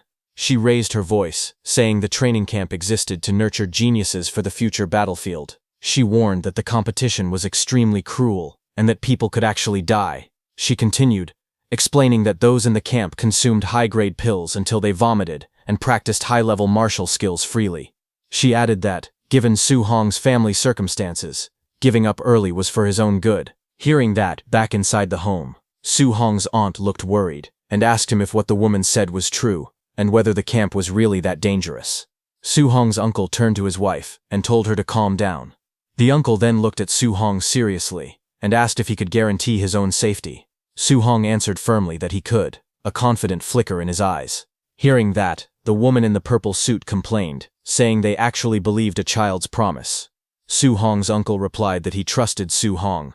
He said going to the training camp was Su Hong's own decision, and he believed his promise. He added that if he couldn't trust his own family, he wouldn't trust her instead. The woman shouted in anger, but the uncle slammed the door shut right in front of the woman's face, telling her to leave. The woman stormed out. As she walked away, she angrily muttered that they should wait to be eliminated from the training camp. Then inside the house, Su Hong stood in the room and looked at his uncle. He told his uncle that it was not like he had intentionally hidden the dangers of the training camp, but his uncle shook his head and told him it was fine. His uncle smiled and pointed at himself, saying he was just a rough man. He said Su Hong was more educated and understood the training camp better than he did. Since he had the resolve to face difficulties, they would support him. But his aunt suddenly slapped her husband's back and scolded him, asking what kind of talk that was. She stepped forward and told Su Hong that they did not ask for any ranking, they only wanted him to stay safe. Su Hong smiled gently and nodded. Night fell over the city. Lights from tall buildings glowed in the distance. Su Hong stood alone on the rooftop, looking over the skyline. He thought to himself that although his uncle and aunt supported him, they must still be worrying about him secretly. He told himself he absolutely could not let down their expectations. Standing under the night sky, he strengthened his resolve. He thought that to protect this hard-earned life, he had to become stronger. Su Hong looked at the glowing system panel in front of him. He said that he had fought more than a dozen matches in the monthly exam, and earned a total of 285 martial value points, but it still wasn't enough. The panel displayed his information: vitality, spirit, mortal body percentage, his guidance techniques, martial skills, and his total martial value. He tapped on the screen and increased his mortal body, which was currently at 36.1%. He said he didn't know what high-level skills or trump cards the geniuses in the training camp had. To fight against them, he needed to improve his physical combat power first. Immediately, red notifications floated around him one after another, showing that mortal body increased by 0.1. They appeared repeatedly as he pushed himself harder, sweat running down his face. A few minutes later, a new value flashed. His mortal body had reached 64.6%. Breathing heavily, he said he was still 35.4% away from reaching 100%. He wondered what kind of special physique would appear after the mortal body, but suddenly, he noticed something and looked at the panel again. He asked himself when the Thunder Guidance Technique and Heavenly Flame Guidance Technique had reached level 2. The screen showed both techniques listed at level 2. He touched his chin, thinking. He said he had only cultivated the guidance techniques for a few days and hadn't done anything else. He wondered if no special conditions were needed. Maybe simply cultivating the guidance techniques allowed them to level up naturally. Su Hong then activated his guidance techniques, thunder crackling in his left hand and flames rising in his right. He thought to himself that he would strive to level up one more time. The next morning, dawn broke across the city skyline as sunlight spilled between the tall buildings. Su Hong slowly opened his eyes after cultivating all night, sitting cross-legged with lightning and fire gathering in front of him. Notifications appeared showing that his Thunder Guidance Technique was now level 3, and his Heavenly Flame Guidance Technique had also reached level 3. He looked at the glowing panel beside him and realized that not only had his guidance techniques leveled up, but his vitality had increased by 3 points. He called it an unexpected harvest. The panel showed his stats. His vitality was at 126, spirit at 26.5, physique mortal body at 64.6%. In his guidance techniques, Thunder Guidance was at level 3, and Heavenly Flame Guidance was at level 3. His martial skills, Void Breaking Finger, perfect, Raging Sea Spear Technique, perfect, Thunder Rush Fist, perfect. His current martial value was 0. Finger, perfect, Raging Sea Spear Technique, perfect, Thunder Rush Fist, perfect. Then some time later, on a quiet street outside their house, his uncle and aunt stood together, watching him prepare to leave. His aunt told him to pay attention to safety, and if things didn't work out, he should just come home. His uncle waved and told her not to say such depressing things. He encouraged Su Hong instead, telling him to go to the training camp and bring back another first place. Su Hong raised his hand in response and said he was heading out now. Su Hong walked away down the empty street. His uncle's hand started shaking as he watched Su Hong's figure grow smaller in the distance. His wife looked at him and said he talked about her, but he was just as worried. His uncle sighed and said he only spoke that way because he didn't want little Hong to worry. Meanwhile, Su Hong walked through the city with a calm expression, carrying a long bag over his shoulder. The morning sunlight followed him as he continued forward. Suddenly, he heard a loud sound and turned his head slightly, his eyes narrowing. A red sports car screeched into view, drifting across the pedestrian crossing. Its tires smoked as it came to a sudden stop. President Wu was confidently in the driver's seat of the red sports car. She looked toward Su Hong and told him to get in. The scene shifted to the highway as the red car sped across elevated roads, sunlight reflecting off its surface as it cut through the city. Inside the moving car, Su Hong sat beside her while the wind rushed past. Su Hong turned to her and asked what she needed from him. President Wu, still driving, explained calmly. She said that there were things about the training camp he needed to know. She told him that, as the president of the Martial Dao Association, she knew the profiles of several participants. She continued speaking as the car accelerated. She told him that, from what she knew, some of the martial artists entering the camp were already Tier 1 high-stage fighters. She added that a few of them weren't far from breaking through to become Tier 2 martial artists. She added that a few monsters in the training camp possessed martial skills that were at least B rank. Su Hong listened quietly. He thought to himself that a Tier 2 martial artist required 200 points of vitality, and some people in this batch were already close to that level. But he didn't feel afraid. He believed that with the system space, he could quickly learn even B-rank techniques. As the car sped forward, President Wu looked at him and continued speaking. She said that Su Hong's talent was the strongest she had ever seen, but he didn't have the same resources as the others. She told him not to worry even if he faced setbacks at the training camp, because with his talent, surpassing them was only a matter of time. Su Hong nodded and thanked her, calling her Sister Wu. Hearing that, President Wu glanced at him again. She thought to herself that even though his vitality and martial skills were lower than others, he still remained calm. She realized she didn't need to worry about his mental state causing problems. Then sometime later, Su Hong met with his principal and went with him. Their vehicle drove along the winding road of the Tianlin mountain range. Snowy peaks and green slopes stretched far into the distance as the car made its way deeper into the mountains. Inside the car, Chen Shan and Li Tu were shocked and asked their principal why the training camp was located in the Tianlin mountain range, a place filled with fierce beasts. The principal, who was seated behind Su Hong, tried to calm them. He told them that there was nothing to worry about because grandmasters were guarding the training camp, so normally their lives wouldn't be in danger. Su Hong sat quietly while listening. He recalled information about the mountain range. The Tianlin mountain range spanned multiple cities, including Star City and Yang City. It was rich in spiritual energy and full of dangerous beasts. Some of those beasts were strong enough to rival Tier 7 grandmasters. Su Hong remembered that competition among the beasts was extremely brutal. Even the outer ring Tier 1 beasts there were far more vicious than beasts elsewhere. Normally, even Tier 2 warriors wouldn't dare enter lightly. While he was lost in thought, the car entered the forest and continued driving through the dense trees as they approached the training camp. As they moved through the dark forest, pairs of red eyes slowly appeared between the trees. Growling sounds echoed as many large beasts stepped out of the shadows, their eyes glowing brightly as they watched the road. Seated inside the vehicle, Li Tu started to shiver. He said he felt like something was watching them. Chen Shen frowned and asked if Li Tu thought a fierce beast might ambush them. Su Hong looked ahead calmly. He thought to himself that the competition in the training camp would probably be just as brutal as the beasts tearing each other apart in the mountains. A strange smile formed on his face as he admitted that he must be crazy because he was actually starting to enjoy the feeling. Their vehicle eventually arrived at a fenced-off training area. Groups of students were already gathered near a large tent. As Su Hong and his group approached, Li Tu laughed and wondered how strong the other people there were. Just as he said that, a crowd of students turned to look at them. Their expressions were mixed, some curious, some hostile, and some cold and confident, as they judged the newcomers walking into the camp. Seeing them, Chen Shen and Li Tu turned silent. their expressions stiff as they looked ahead. Su Hong stood calmly in front of them, holding his wrapped weapon while a relaxed smile rested on his face. He turned slightly and told them it was time to go. Chen Shen and Li Tu quickly agreed, following behind him as he led the way through the training camp. But suddenly, a hand reached out from an approaching supervisor, signaling them to stop. It was an instructor. He informed them that they would wait until everyone arrived. After that, the entrance assessment would begin.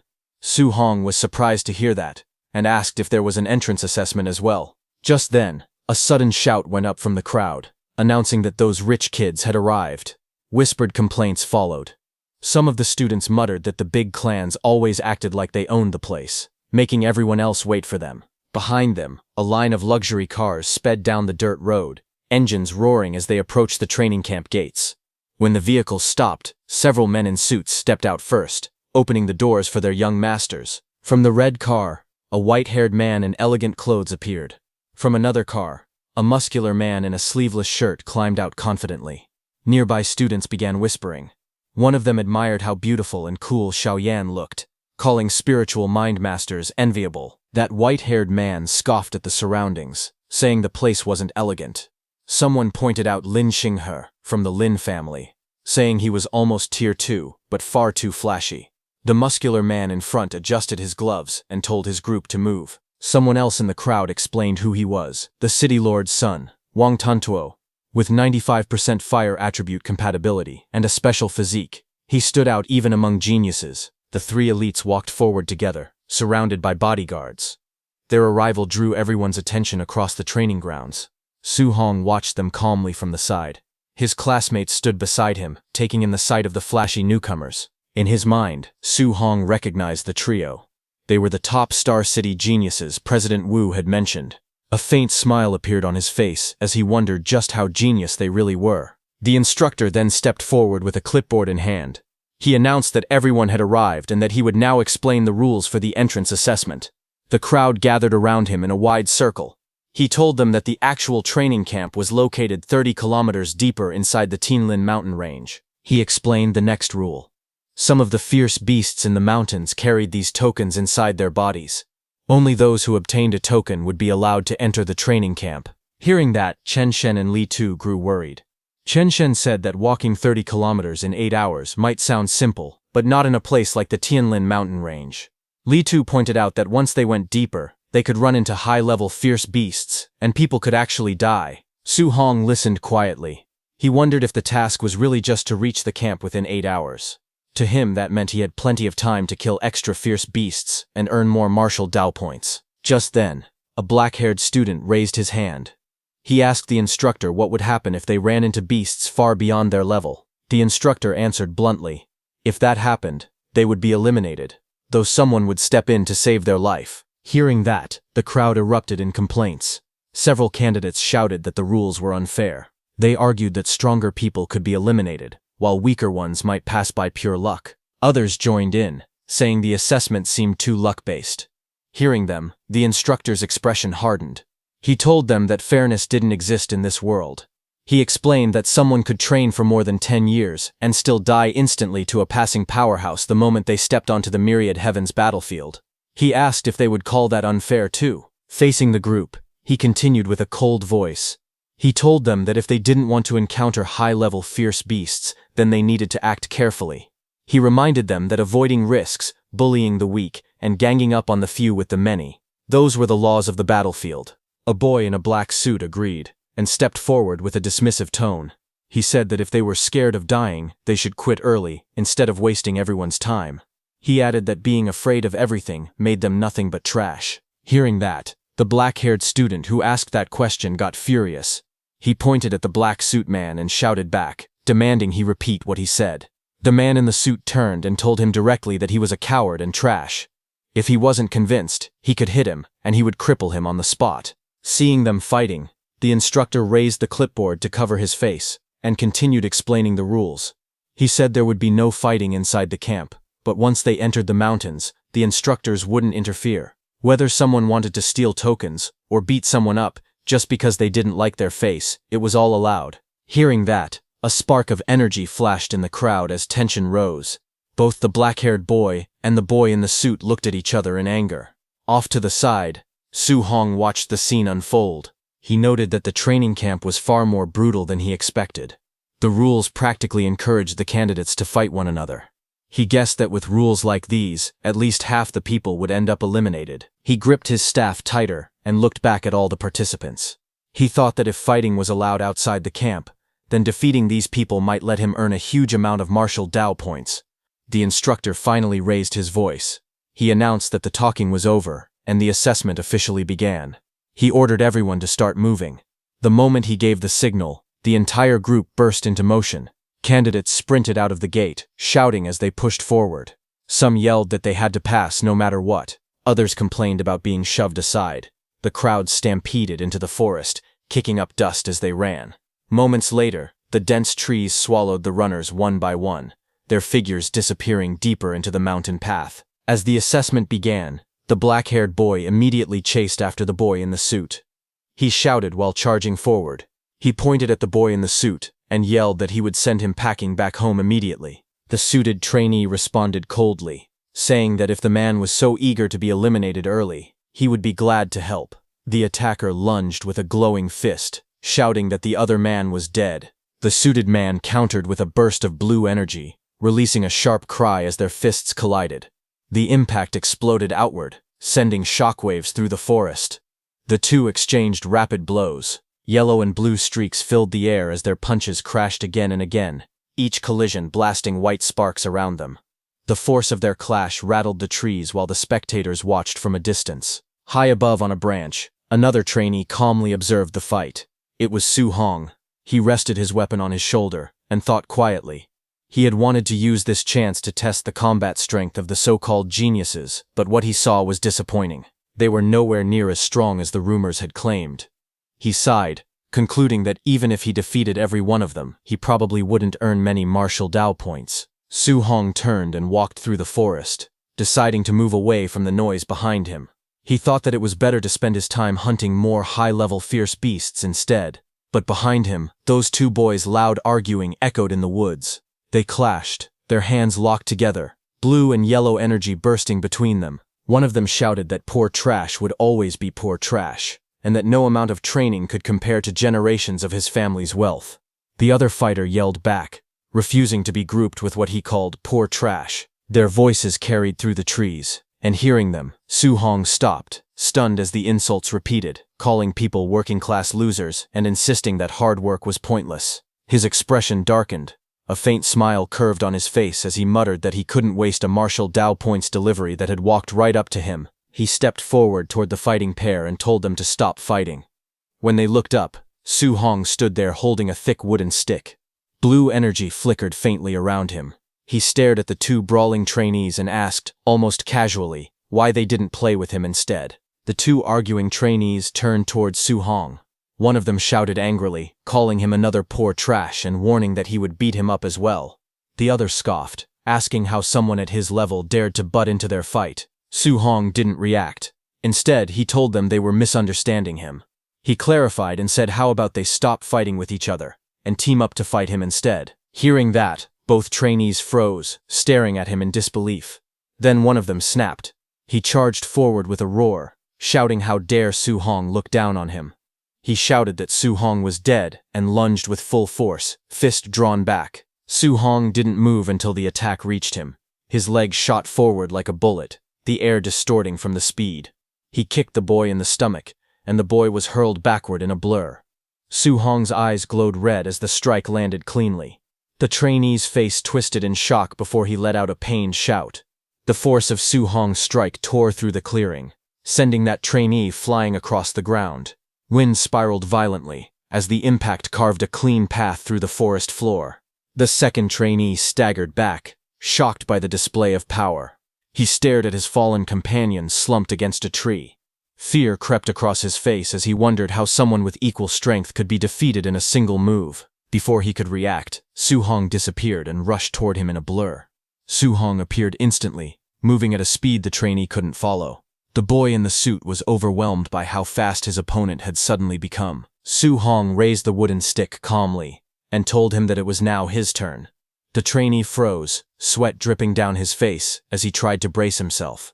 But Su Hong had already closed the distance. In the next instant, the wooden stick smashed into the trainee with overwhelming force. Blood burst outward as the boy in the suit was launched back through the air, skidding violently across the ground. The man in the suit was sent flying through the air, crashing into a tree with a loud thud. His eyes rolled back as he screamed, unable to resist the force that overwhelmed him. On the ground, Su Hong stood calmly with the wooden stick resting on his shoulder. He looked down at the two defeated men and said that this was what they got for looking down on ordinary cultivators. Inside the monitoring room, instructors watched the scene on a large screen. One of them pointed at the display and wondered where this guy even came from. He complained that the two men had been having a normal duel, and the newcomer just walked in and one-shotted both of them. Another instructor asked if the two who got knocked down counted as eliminated. The supervisor shook his head and explained that they hadn't called for rescue, so the assessment would continue. The staff member bowed slightly and replied with a respectful acknowledgement. Back in the forest, the man in the suit slowly opened his eyes and groaned. He held his aching face and muttered that it really hurt. As he pushed himself up, his expression changed when he noticed the wooden bat beside him. He jerked back in panic, yelling for him to back off. His legs scrambled beneath him as the wooden stick rolled on the ground nearby. The man who had been beaten earlier screamed furiously, his face twisted with rage, and he shouted that he had never been humiliated like this in his life. He swore that Su Hong should never let him catch him again. Nearby, the other defeated man also woke up. He sat against a tree, clutching his chest. He muttered in frustration, blaming himself for underestimating Su Hong. He insisted that he never would have lost if he had taken the fight seriously from the start. The two men sat silently for a moment, looking at each other with awkward expressions. Neither spoke, but both shared the same bruised pride. Then one of them apologized. He said not to take his earlier words to heart and admitted that the other really was strong. The man in the suit nodded and apologized as well, saying he shouldn't have mocked him. They shook hands, the hostility between them fading. Before long, the two stood up and walked side by side through the forest, arms around each other like brothers. One of them urged the other to go find Su Hong and get their revenge. The man in the suit agreed, saying he absolutely had to hit Su Hong a few times with the stick to vent his frustration. On the other hand, Su Hong sprinted through the forest with incredible speed, a spear in his hand. Blue energy trails followed behind him as he dashed forward, ready for whatever came next. Suddenly, Su Hong's eyes narrowed as he sensed movement ahead. His expression remained calm, but he could already tell trouble was coming. Moments later, an entire herd of giant tusk boars burst through the trees. Their red eyes glowed fiercely as they charged forward, shaking the ground. Su Hong looked at them and complained that it was yet another Tier 1, lower-stage giant tusk boar group. He muttered that the Tianlin mountain range was filled with fierce beasts, and wondered how many groups he had run into already. The boars snorted and kicked up dust, growing louder as they approached. Their massive tusks cut through the air with a heavy whooshing sound. The herd roared together and rushed straight at him, their steps thundering across the forest floor. Seeing them coming, Su Hong's eyes sharpened, a golden flash reflecting in them as his focus intensified. In the next instant, golden lightning burst out around him. His spear swung in a wide arc, and glowing lightning lines cut through the charging boars. The entire area lit up as his attack struck them head-on. Su Hong passed by quickly with golden light wrapped around his arm as he swung his spear. The force of his attack slammed into the giant tusk boars, sending them crashing to the ground. Dust and shockwaves rippled through the forest. When the fight ended, he stood quietly among the fallen beasts. System floating screens appeared around him, showing the martial Dao points he gained. He looked at them and said that before, defeating one beast would earn him several dozen points. But ever since he leveled up and became stronger, the rewards had been getting smaller and smaller. He let out a small sigh and said he should hurry up and find a token. He used his spear to cut open a boar's stomach. As he searched through the bodies, he muttered that the dozen or so Tier 1 lower-stage beasts he killed earlier had no tokens at all. He wondered if this new batch might have one. Soon, he crouched beside each fallen boar and searched them one by one. Every corpse turned up empty. He stood up again and said that, as expected, not a single token appeared. It seemed like only higher-level fierce beasts would have tokens inside them. Then, half an hour later, he moved swiftly through the forest. His spear cut through the wind as he dashed between trees, leaving long streaks of motion behind him. As he ran deeper into the forest, he thought about how things used to be. When he moved 3 to 5 kilometers inside, he could encounter more than 10 low-level fierce beasts in just 1 hour. But now, no matter how far he went, he couldn't find even a single one. Just then, a sudden roar cut through the silence. A massive black tiger, its eyes glowing red, leapt out from the trees and pounced toward him with incredible speed. Wind tore through the air as its claws descended. Su Hong looked up sharply, his eyes glowing blue. A smile appeared on his face as he recognized the creature. He finally found one. This was a Tier 1 upper stage Dark Knight black tiger. Blue energy gathered at his fingertips. The power swirled and brightened until it burst outward. He thrust his glowing finger downward. A piercing blue beam shot straight into the tiger, splitting the ground beneath it. The Dark Knight black tiger roared in pain, its jaws wide open as blood sprayed from its mouth. The Dark Knight black tiger hit the ground hard, cracking the earth beneath its body. Dust scattered around it as it struggled, its body twitching from the impact. Su Hong didn't slow down. He gripped his spear tightly and lunged forward with incredible speed. His body spun through the air, and the spearhead glowed with bright light as he brought it down. He struck the tiger directly on the head. Blue energy exploded outward, shaking the ground again. The beast roared one last time before its strength faded. A screen appeared beside Su Hong, showing he earned 35 martial Dao points. He looked down at the fallen tiger and said that with his current strength, killing a Tier 1 upper stage fierce beast was as easy as breathing. He crouched beside the giant corpse and began searching. He said he hoped this high-tier black tiger would have a token inside. After cutting it open, he froze for a moment, then pulled out a blood-covered token. He laughed softly and said that, sure enough, it was inside the upper-tier beast's stomach. With the token in hand, he wiped the sweat from his forehead. Searching for just one token had taken him nearly 3 hours. Looking at the token in his hand, Su Hong thought about the beasts he had encountered. Tier 1 lower stage boars appeared everywhere, while upper stage black tigers only showed up once every half hour. As he walked, he realized something. The deeper he went into the mountain range, the stronger the beasts became. But there were fewer of them. He glanced at the corpse of the black tiger at his feet. Tier 1 upper stage black tigers gave more martial Dao points, but seeing only one every 30 minutes made it inefficient. Hunting the low-level fierce beasts on the outer edges would actually earn him more martial Dao points overall. He gripped the token and smiled to himself. Instead of chasing quality, he decided he might as well make it up in quantity. He raised his head and continued forward. There were 5 hours left in the assessment. He needed to gather enough martial Dao points to max out his mortal body progress. As he walked deeper, the forest shifted from sunlight to shadows. A blood-soaked clearing came into view. Deer were torn apart, their bodies floating in pools of red. The ground was littered with the corpses of boars, their bodies piled up everywhere. Su Hong had killed them all. Just as Su Hong killed another boar with his bare hands, suddenly a massive bear with glowing red eyes lunged forward, roaring as it swung its claws down. Blood splashed across the ground as he moved to dodge the sudden attack. He spun to the side with incredible speed. Flames wrapped around Su Hong's fist as he charged at the bear. He said that after killing dozens of Tier 1 fierce beasts, he had finally run into another Tier 1 middle stage one. His fiery punch shot forward like a blazing cannon. The bear was blasted off the ground, flying through the forest as an explosion of light followed behind it. The bear hit a rock wall hard, roaring in pain. Blood poured from its mouth as it tried to raise its head. Su Hong appeared in the reflection of the bear's eye, already leaping toward it with another strike prepared. The bear's eye trembled as he closed in. Su Hong slammed his fist down with blazing force, driving a beam of fiery energy straight onto the bear's head. The impact sent shockwaves through the ground as the beast's body was pushed backward. The force continued dragging the bear across the forest floor until it crashed violently into a large tree. The tree snapped in half from the impact, leaves scattering through the air. When everything settled, Su Hong stood covered in blood and dirt. He looked at his fist and spoke calmly. He said that once his mortal body reached 60%, he could kill Tier 1 middle-stage fierce beasts with physical strength alone. A system panel appeared in front of him, showing his stats. He noted that he had already earned 254 martial Dao points. With a little over 100 more, he could max out his mortal body progress. The panel listed his name, Su Hong, along with 120 blood energy, 26.5 spirit, and 64.6% mortal body physique.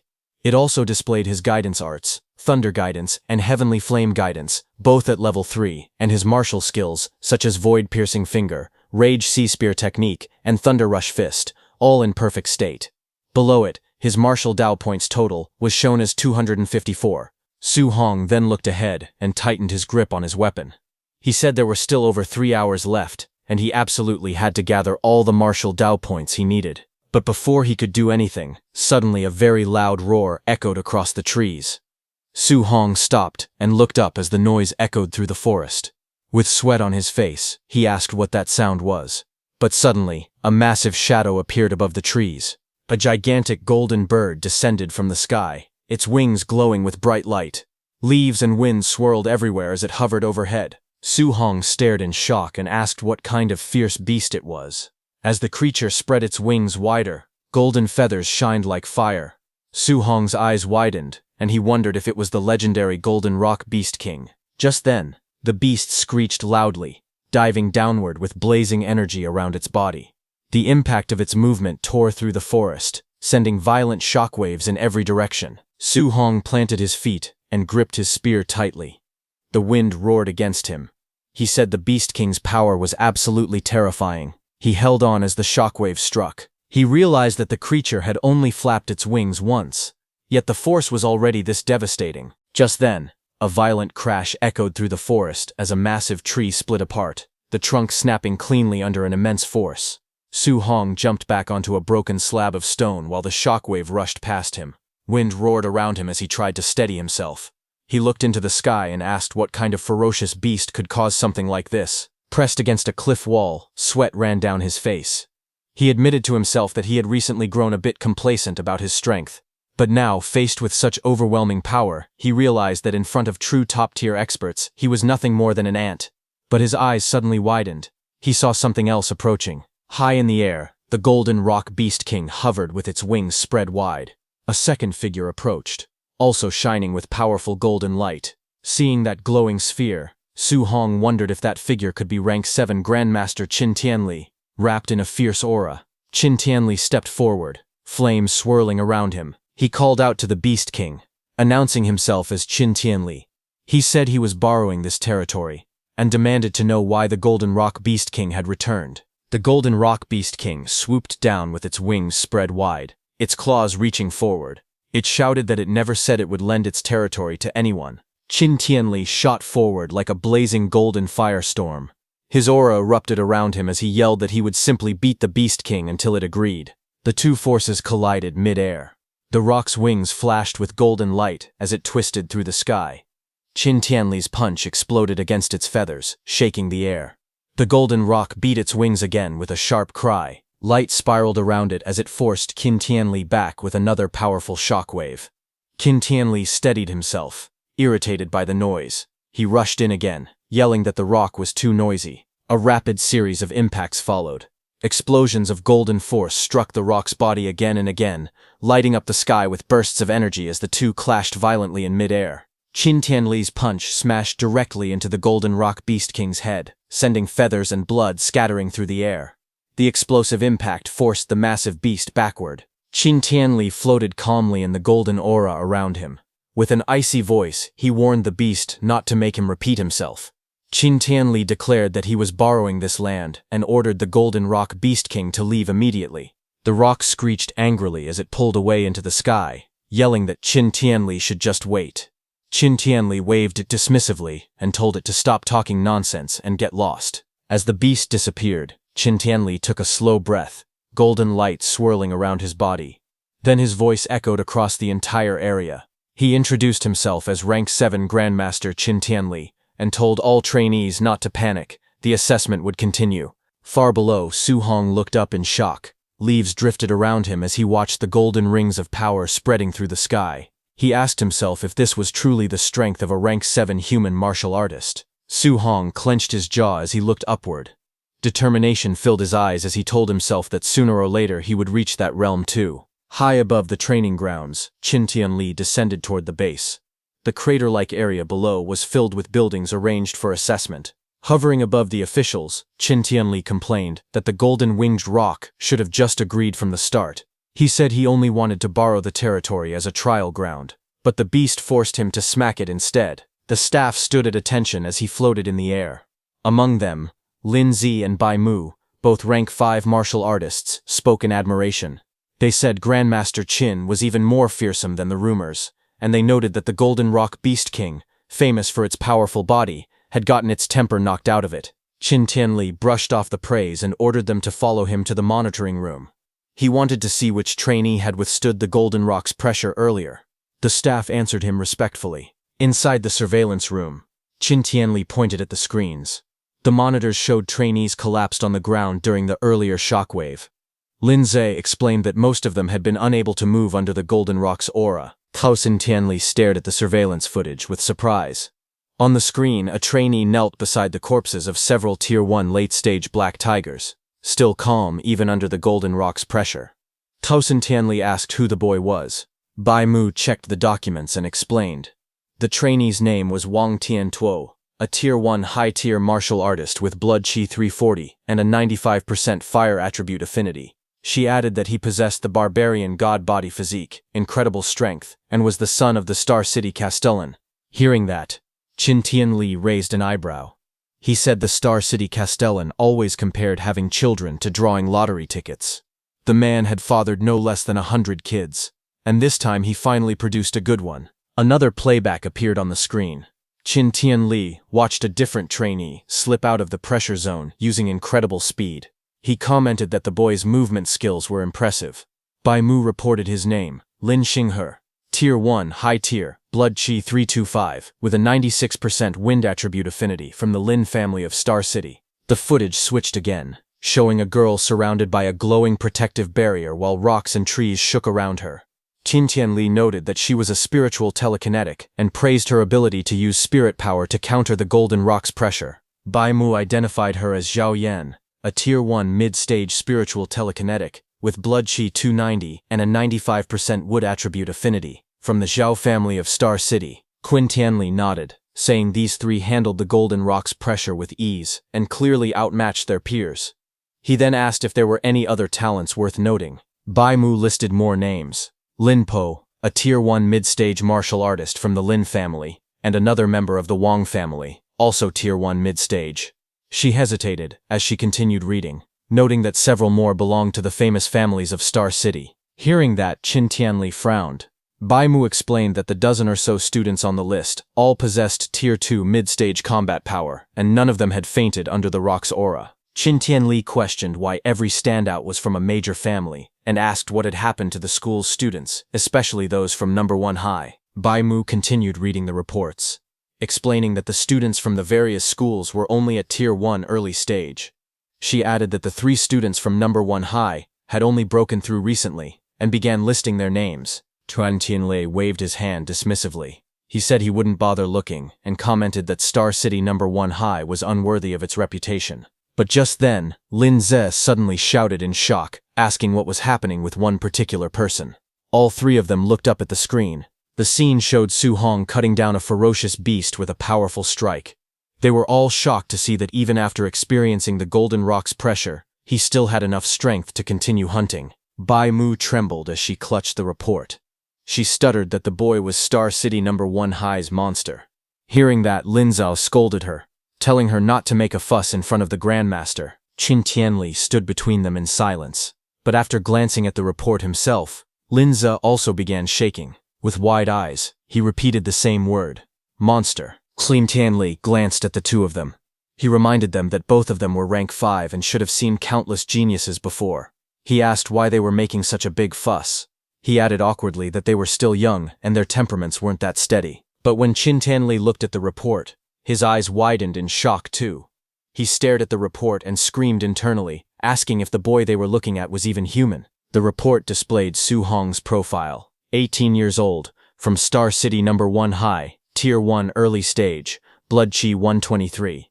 It stated that he had perfected the C-rank martial art, Rushing Thunder Fist, and during the assessment, his physical strike alone produced 3,004 points of combat power, enough to rival a Tier 1 high-level martial artist. It also explained that he likely possessed a special physique and had 100% affinity for all 7 elemental guiding techniques. He was cultivating all 7 at the same time. Qin Tianli trembled as he read the file. He muttered in disbelief that such a freak could come from a backwater place like Star City. He compared the boy to a once-in-a-century talent, then corrected himself, calling him a once-in-a-millennium rarity. His expression shifted from shock to joy. Clenching the paper, his eyes glowed red with excitement. He shouted that he had struck gold.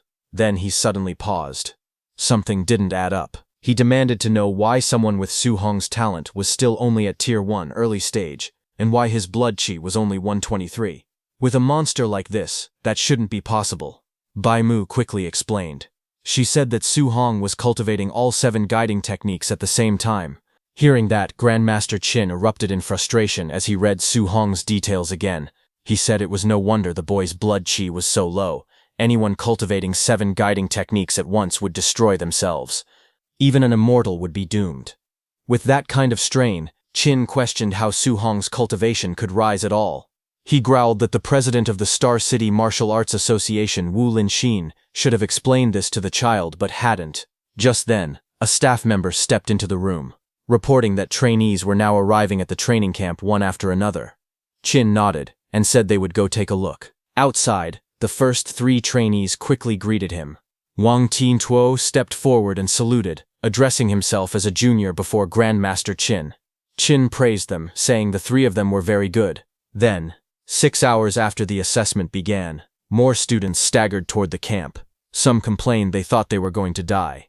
Another reminded them they had faced the Golden Rock Beast King. At 7.5 hours, more trainees gathered. Qin stood above the group, while the students who arrived earlier said that there shouldn't be anyone left behind. One student suggested ending the assessment early. Another scoffed that anyone who still hadn't arrived after all this time must be incredibly weak. But Grandmaster Qin wondered why Su Hong, his newly discovered freak, still hadn't shown up. He worried that Su Hong might be lost somewhere in the forest. A hint of panic crossed his face as he thought that his precious treasure might get eliminated. Then, a few minutes later, Grandmaster Qin finally spotted a figure walking out of the forest. He let out a sharp snort, thinking that the brat had finally decided to show up. Su Hong stepped into the light, dragging his spear behind him. Dirt and blood covered his clothes. He muttered to himself that he had made it in time. He admitted he had been so focused on earning martial value that he had almost forgotten the deadline. When he entered the camp, the other trainees looked at him in shock. One of them whispered that Su Hong was even more ruthless than he was. Another said he didn't see any injuries on Su Hong at all, and wondered how many beasts he had killed to end up so dirty. 2 men who had been embarrassed by Su Hong earlier glared at him from the ground. One shouted that he had finally waited long enough for Su Hong to arrive. The other stopped him, saying not to rush. Once they entered the training camp, there would be plenty of opportunities to deal with him. Nearby, the 3 elite trainees watched Su Hong approach. One commented that Su Hong had passed right at the deadline and called him an expert. Another simply said it was interesting. Wang Tiantuo, resting with his eyes closed, only gave a short nod in agreement. As the sunset cast a warm glow over the camp, Instructor Lin Zi stepped forward. He announced that the 8-hour limit had ended. Anyone who hadn't arrived by now was completely eliminated. He then said he would begin introducing the facilities and rules of the training camp. Instructor Lin began introducing the major facilities inside the training camp. He explained that the camp contained a gravity training room, a movement skill training room, and even a ferocious beast combat room. He continued the tour, pointing toward a large traditional building and announcing the martial arts pavilion. Inside that pavilion, trainees could exchange contribution points for martial arts, movement skills, pills, and weapons, some even reaching A rank. Hearing this, Su Hong sat among the other trainees, blood-covered but calm. He thought to himself that coming to this training camp had been the right decision. But then Instructor Lin shifted to the rules. He stated that all these facilities required contribution points to use. There was only one way to earn those points, by passing the various training subjects. Outstanding performance would bring extra rewards. With the sun setting behind him, he dismissed the group. He told those who still had energy to begin training immediately. Then he instructed the injured students to follow him to the dormitories so they could rest, saying he wouldn't allow anyone to die under his supervision. Su Hong entered his assigned dorm room and looked around. He was surprised to find that it was a single room. He thought to himself that from now on he could cultivate and level up without worrying about anyone seeing him. Then sometime later, he sat cross-legged on his bed, finally ready for the moment he had been waiting for. His status screen appeared before him. showing his stats. His blood chi was 126, spirit was 26.5, and his physique, mortal body, was at 64.6%. His guiding techniques were the thunder guiding technique at level 3 and the heavenly flame guiding technique at level 3. His martial arts skills, void piercing finger, raging sea spear art, and rushing thunder fist were all at perfection. Currently, he had 354 martial value. With a calm breath, he decided to use all 354 points of martial value to completely upgrade his mortal body. A surge of power erupted around him. Red flames rose, and glowing notifications appeared one after another, showing that his mortal body increased by 0.1. Countless notifications appeared like this. His entire body strengthened continuously as the red energy washed over him. Finally, a new message appeared, showing that his mortal body had reached 100% and was now evolving. Su Hong's eyes snapped open, glowing with intense crimson light.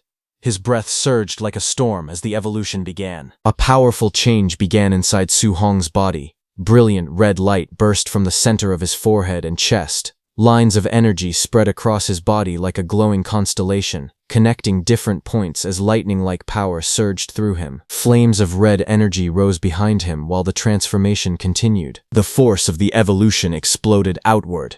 A violent shockwave spread through the room, spinning the air around him as the power gathered around his body. Moments later, the energy slowly settled. Su Hong opened his eyes, his body still glowing faintly with red power. Feeling the change in his strength, he realized that even the eruption of his physical body alone already possessed terrifying power. Then a new system panel appeared before him. It showed his new physique, talent, physique, overlord body. Spirit rank 0%. The system explained that the Overlord body was an existence possessing the strongest strength among all physiques in the world. Su Hong stared at the information in surprise. He admitted he had never even heard of such a physique before. Looking at the panel again, he noticed that the spirit rank was still at 0%, which meant the Overlord body could still continue to evolve. A curious thought appeared in his mind. If the Overlord body kept evolving, what kind of heaven-defying physique would it eventually become? Su Hong looked at his body and felt the overwhelming strength flowing through it. The quality of this special physique was truly extraordinary. Wanting to know exactly how powerful the Overlord body was, he decided to test its strength. He picked up his spear and casually gripped it. The moment he squeezed it slightly, the metal shaft began to bend and crack under the pressure of his hand. Su Hong stared at it in shock. The spear was made from C-rank alloy, and it was already about to snap just from him squeezing it. He quickly realized how terrifying his new strength had become. Then another thought crossed his mind. C-rank alloy spears were extremely expensive, and breaking one like this would cost a fortune. But a moment later, he remembered something. This spear had actually been picked up earlier in the Star City wilderness, so it hadn't cost him any money at all. Still, he understood that he would need a stronger weapon from now on. Su Hong decided that he should gather enough contribution points as soon as possible so he could exchange them for an A-rank alloy spear. As he thought about his next step, a new idea formed in his mind. He realized that contribution points could be earned simply by wearing a weight vest and training. With a determined expression, Su Hong wondered whether his new Overlord body would allow him to carry several hundred kilograms of weight. Without wasting any more time, he prepared to begin training. On the other hand, inside the warehouse training area, many martial artists gathered around the testing equipment. Suddenly, someone shouted in shock. The weight being tested had reached 3,000 kilograms. The crowd stared in disbelief. In the center of the room, Wang Tiantuo, wearing a heavy training vest, stood calmly. Even under the enormous weight, he moved without much difficulty. After testing the load, he casually remarked that it was still a bit light. The surrounding trainees were stunned. One of them shouted in disbelief, asking if he really thought 3,000 kilograms was light. Another person looked at him jumping with the massive weight and exclaimed that he could still leap into the air despite carrying such a load. Everyone knew that a normal Tier 1 martial artist could only carry a few hundred kilograms at most. What they were witnessing completely broke their understanding. From the side, Lin Xinghe and Xiao Yan watched the scene carefully. Xiao Yan commented that Wang Tiantuo's strength was as huge as a monster's. Lin Xinghe looked at him with a complicated expression and muttered that he was like a barbarian bull. Meanwhile, inside a monitoring room, Grandmaster Qin and staff members watched the training through a large screen.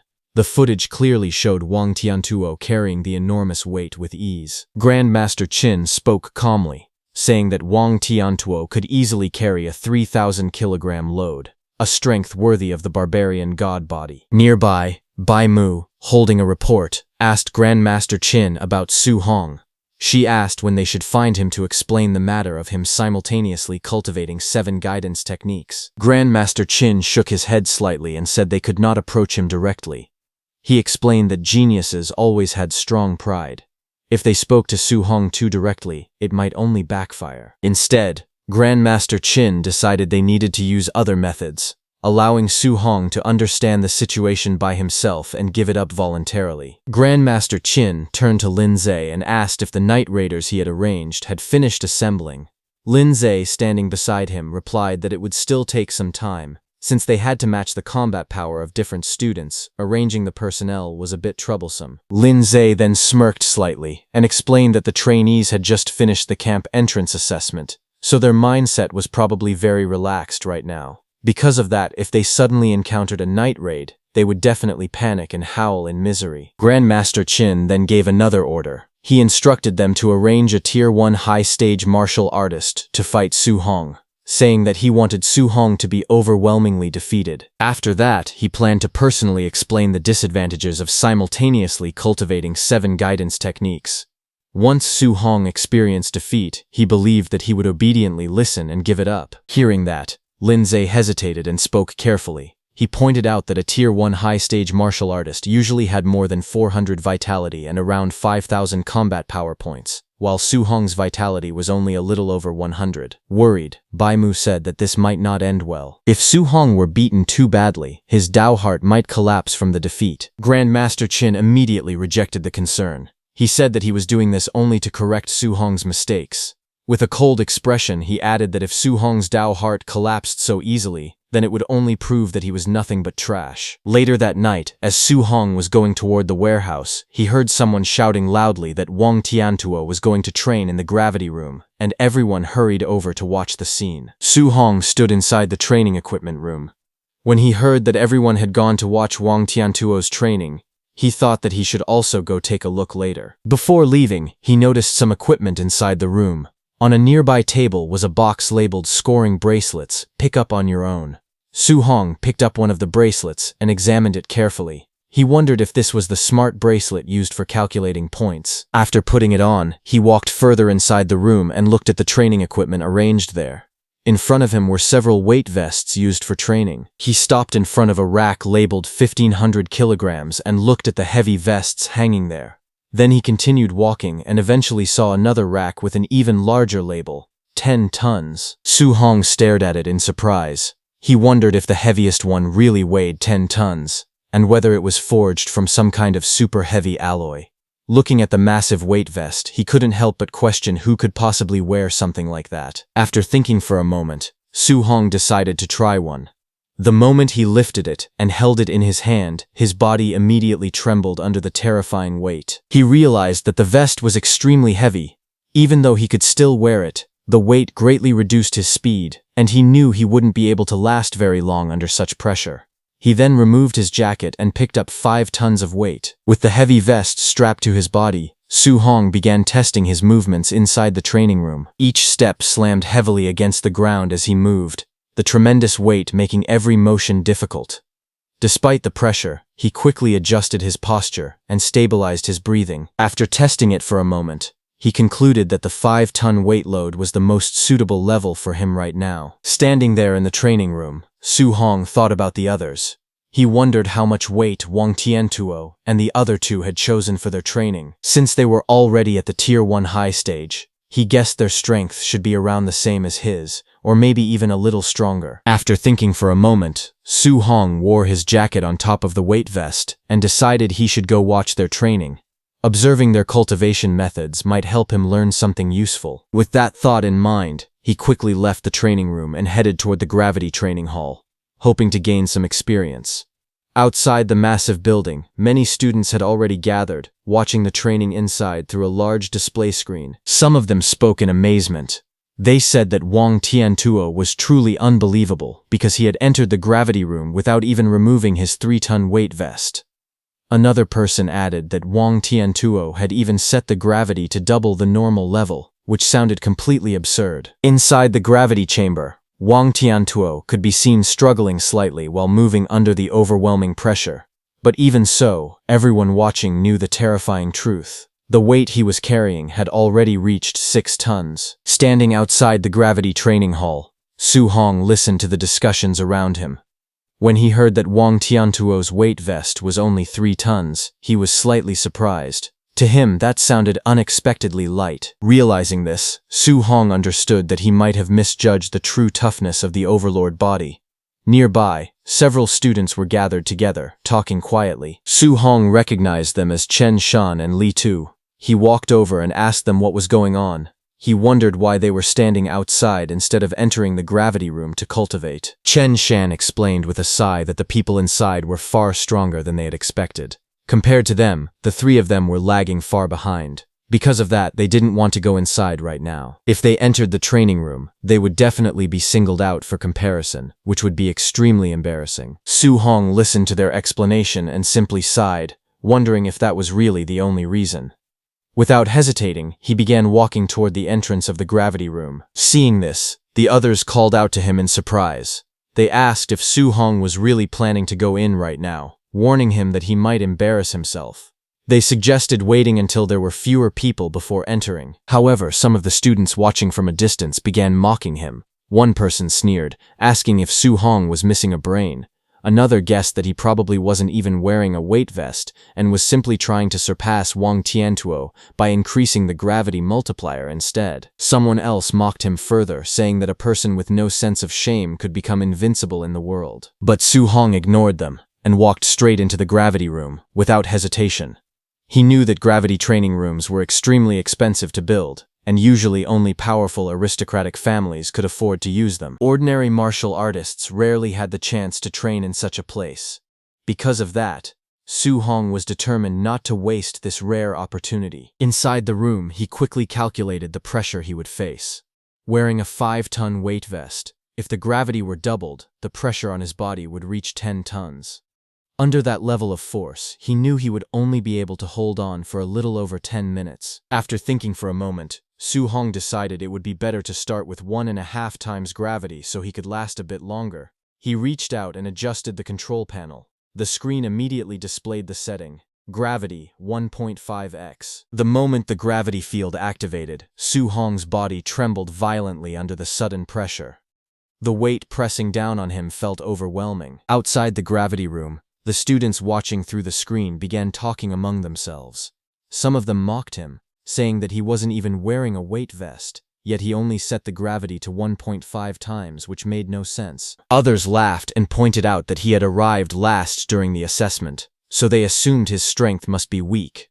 To them, the situation looked ridiculous. But inside the gravity room, Su Hong ignored the outside voices. He sat down cross-legged and began circulating his energy, activating his guidance technique while enduring the heavy gravity. Under the crushing pressure, cultivating the technique became much more difficult than usual. Yet Su Hong quickly realized something important.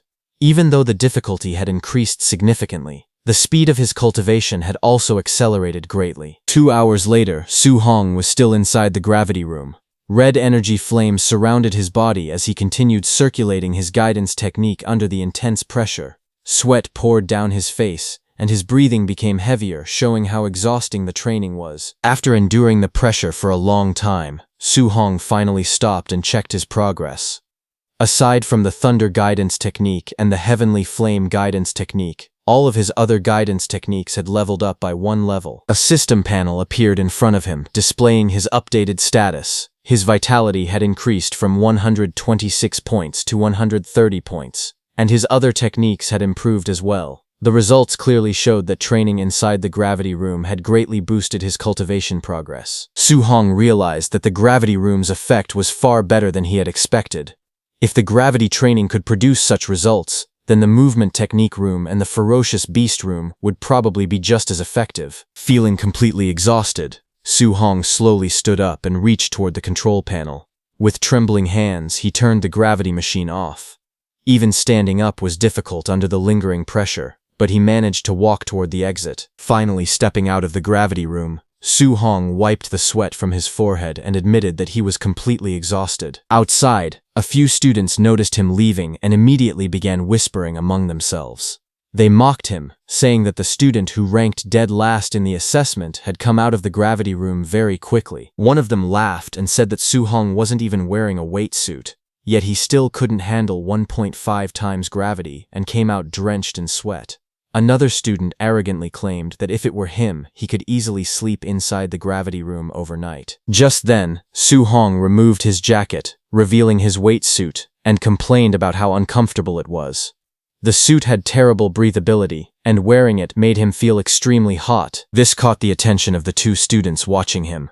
Their eyes widened in shock as they stared forward in disbelief. The two students stared at Su-hong with surprise as they realized that he had actually been wearing a weight vest before, and they wondered how heavy it was.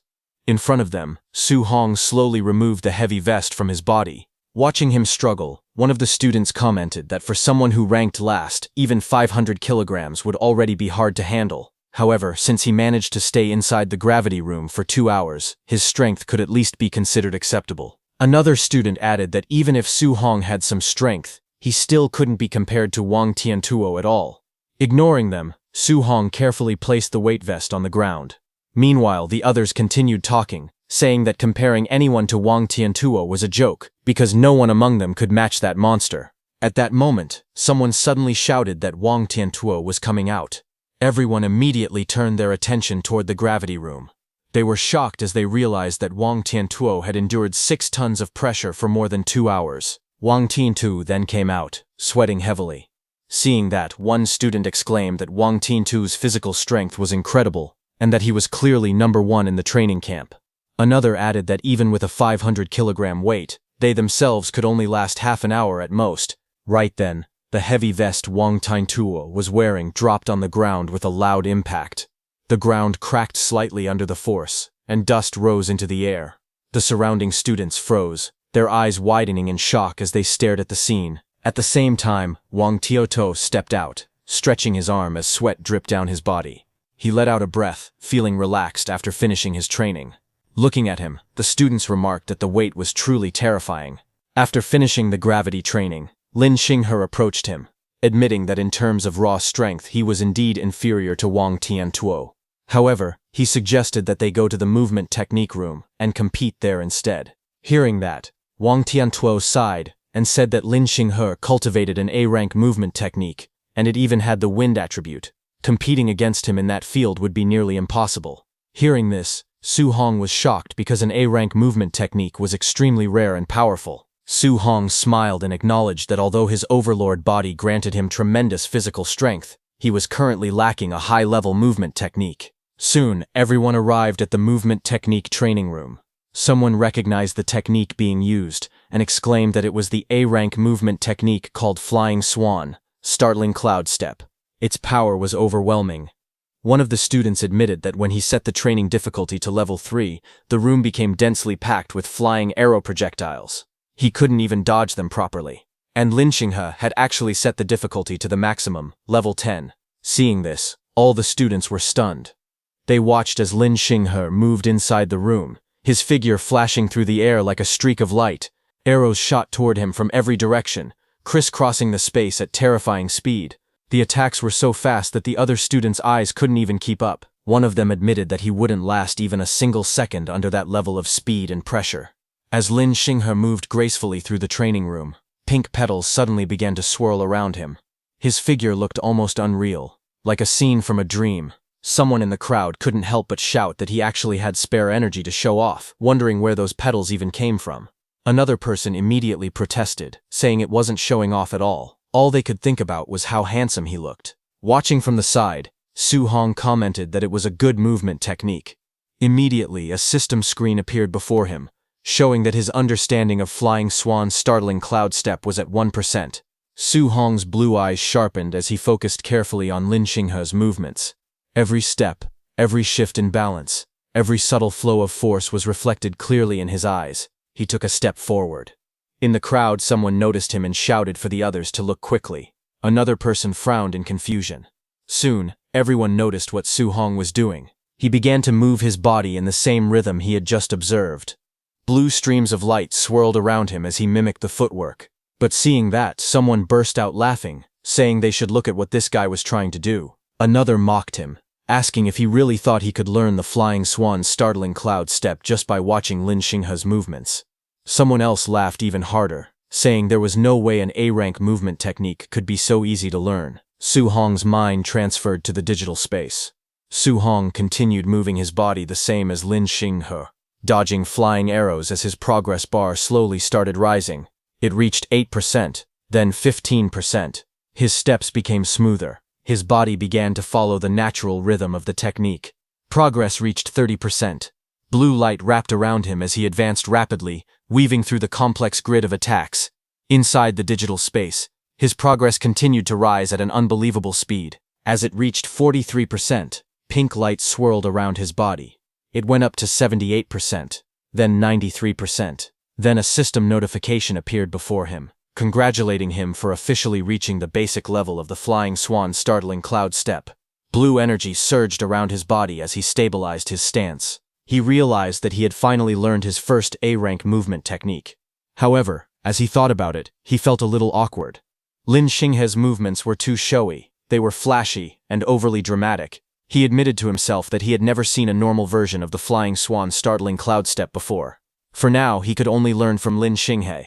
Just then, another system message appeared, saying that it was now sending Su Hong back to reality. When he returned, he clenched his fists with excitement. He thought that since he had already learned the movement technique, there was no need to continue training in the movement technique room in the future. Instead, he decided it would be better to go to the ferocious beast room, kill ferocious beasts, obtain martial value, and raise his vitality. But as he stood there, he suddenly noticed that everyone around him was staring at him. Confused, he wondered why they were all looking at him like that. Someone finally spoke up, telling him that his posture just now had been extremely showy. It perfectly captured the essence of Lin Xinghe. Another person admitted in amazement that they definitely couldn't imitate it. It was simply too flashy. Hearing that, he froze. A troubling thought crossed his mind. Could it be that he had also performed those showy movements in reality? Sweat formed on his forehead as he replayed the scene in his mind, realizing just how dramatic he must have looked. As he hurried away, frustration filled his mind. He swore to himself that he absolutely could not use Lin Xinghe as a learning template again in the future. Behind him, voices echoed loudly. Some girls shouted for him not to leave. Others begged him to perform that move again. Someone even yelled that he had been exploding with handsomeness just now. Hearing those words, he moved even faster, trying to escape the crowd. While running, he suddenly narrowed his eyes as he sensed that someone was following him. Not far away, those two men who had been beaten up by Su Hong in the forest watched him from the shadows. One of them said they had finally found him and that he should be heading to the ferocious beast room. The other smirked and suggested that they block the door. When he came out, they would give him a few vicious blows. Soon, Su Hong arrived at the ferocious beast room. It was a large building with crowds already gathered outside.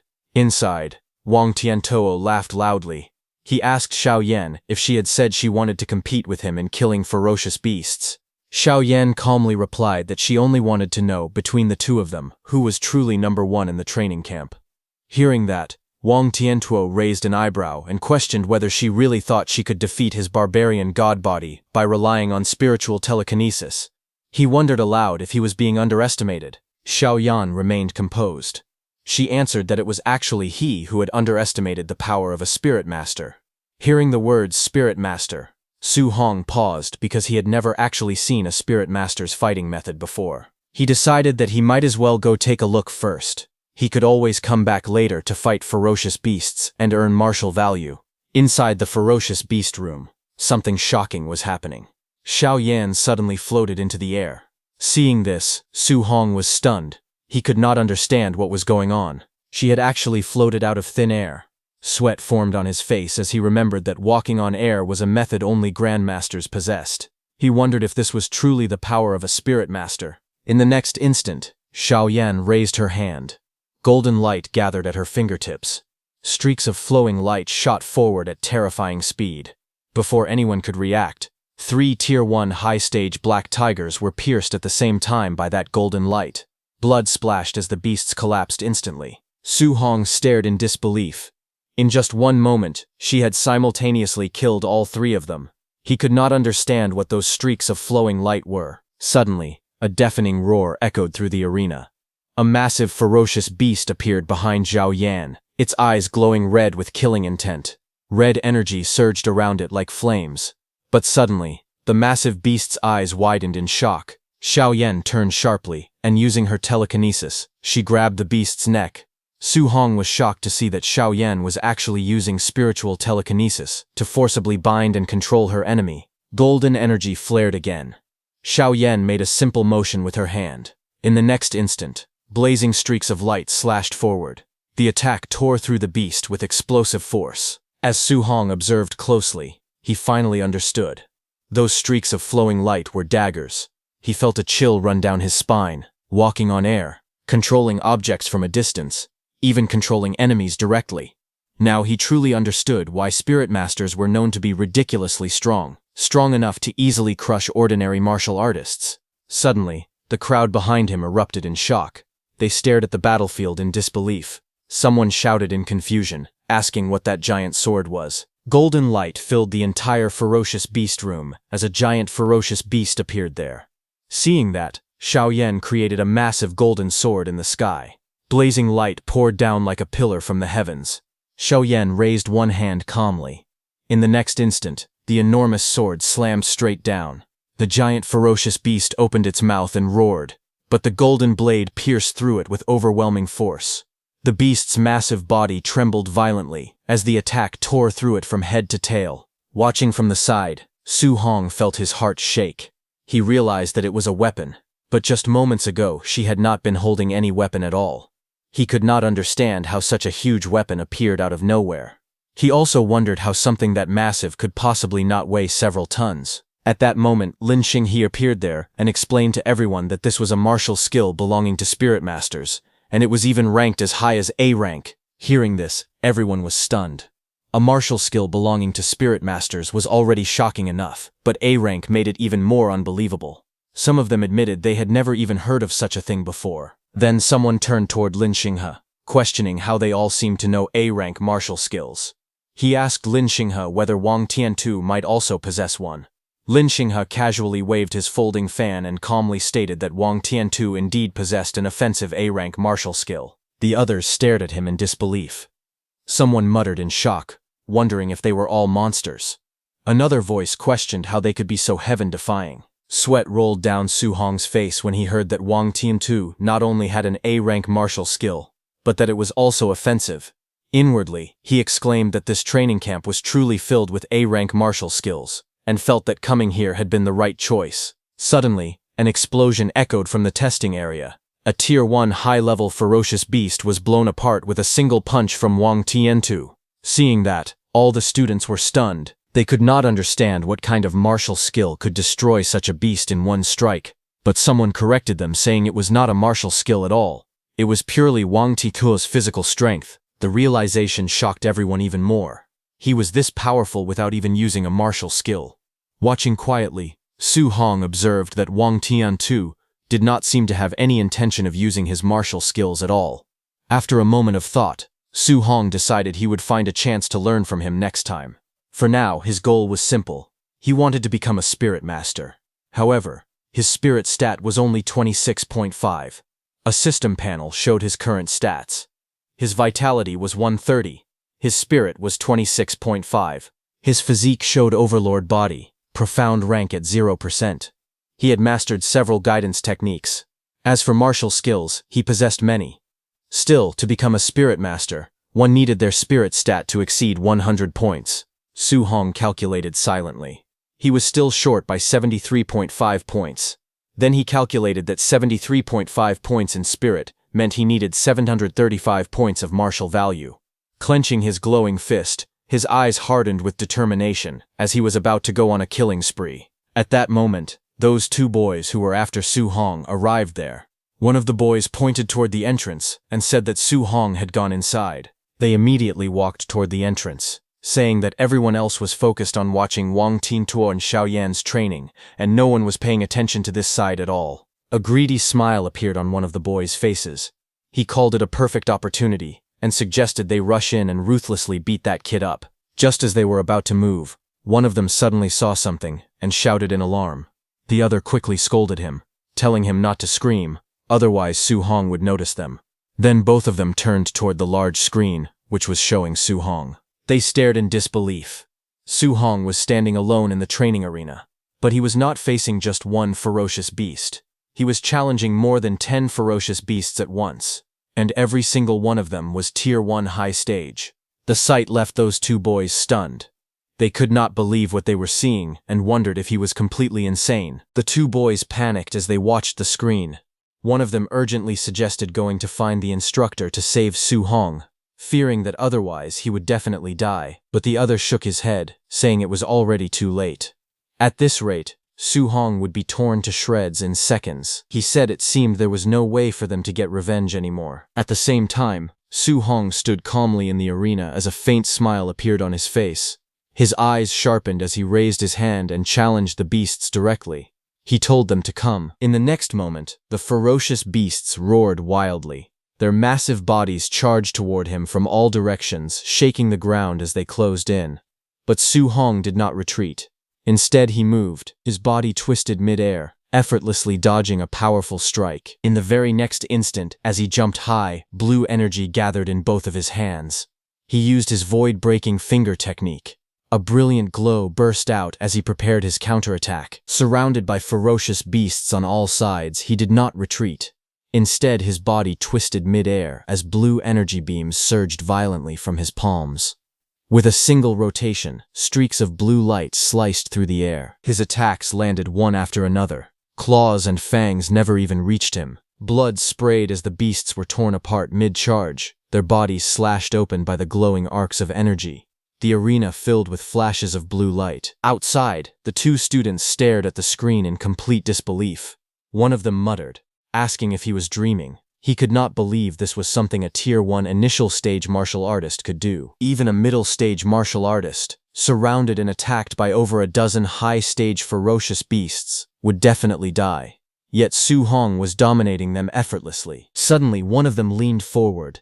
He said that Su Hong's movement technique looked familiar. He said it was Lin Xinghe's flying swan startling cloud step.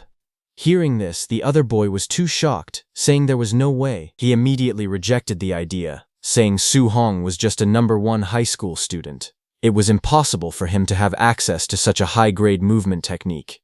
He wondered if Su Hong could possibly be from some great family. Then the other boy asked if it could be that he had seen Lin Xinghe use it once and learned it. Both of them were stunned thinking that. Then one of them exclaimed that the technique Su Hong was using was an A-rank movement technique. It was impossible to master something like that just by watching it briefly.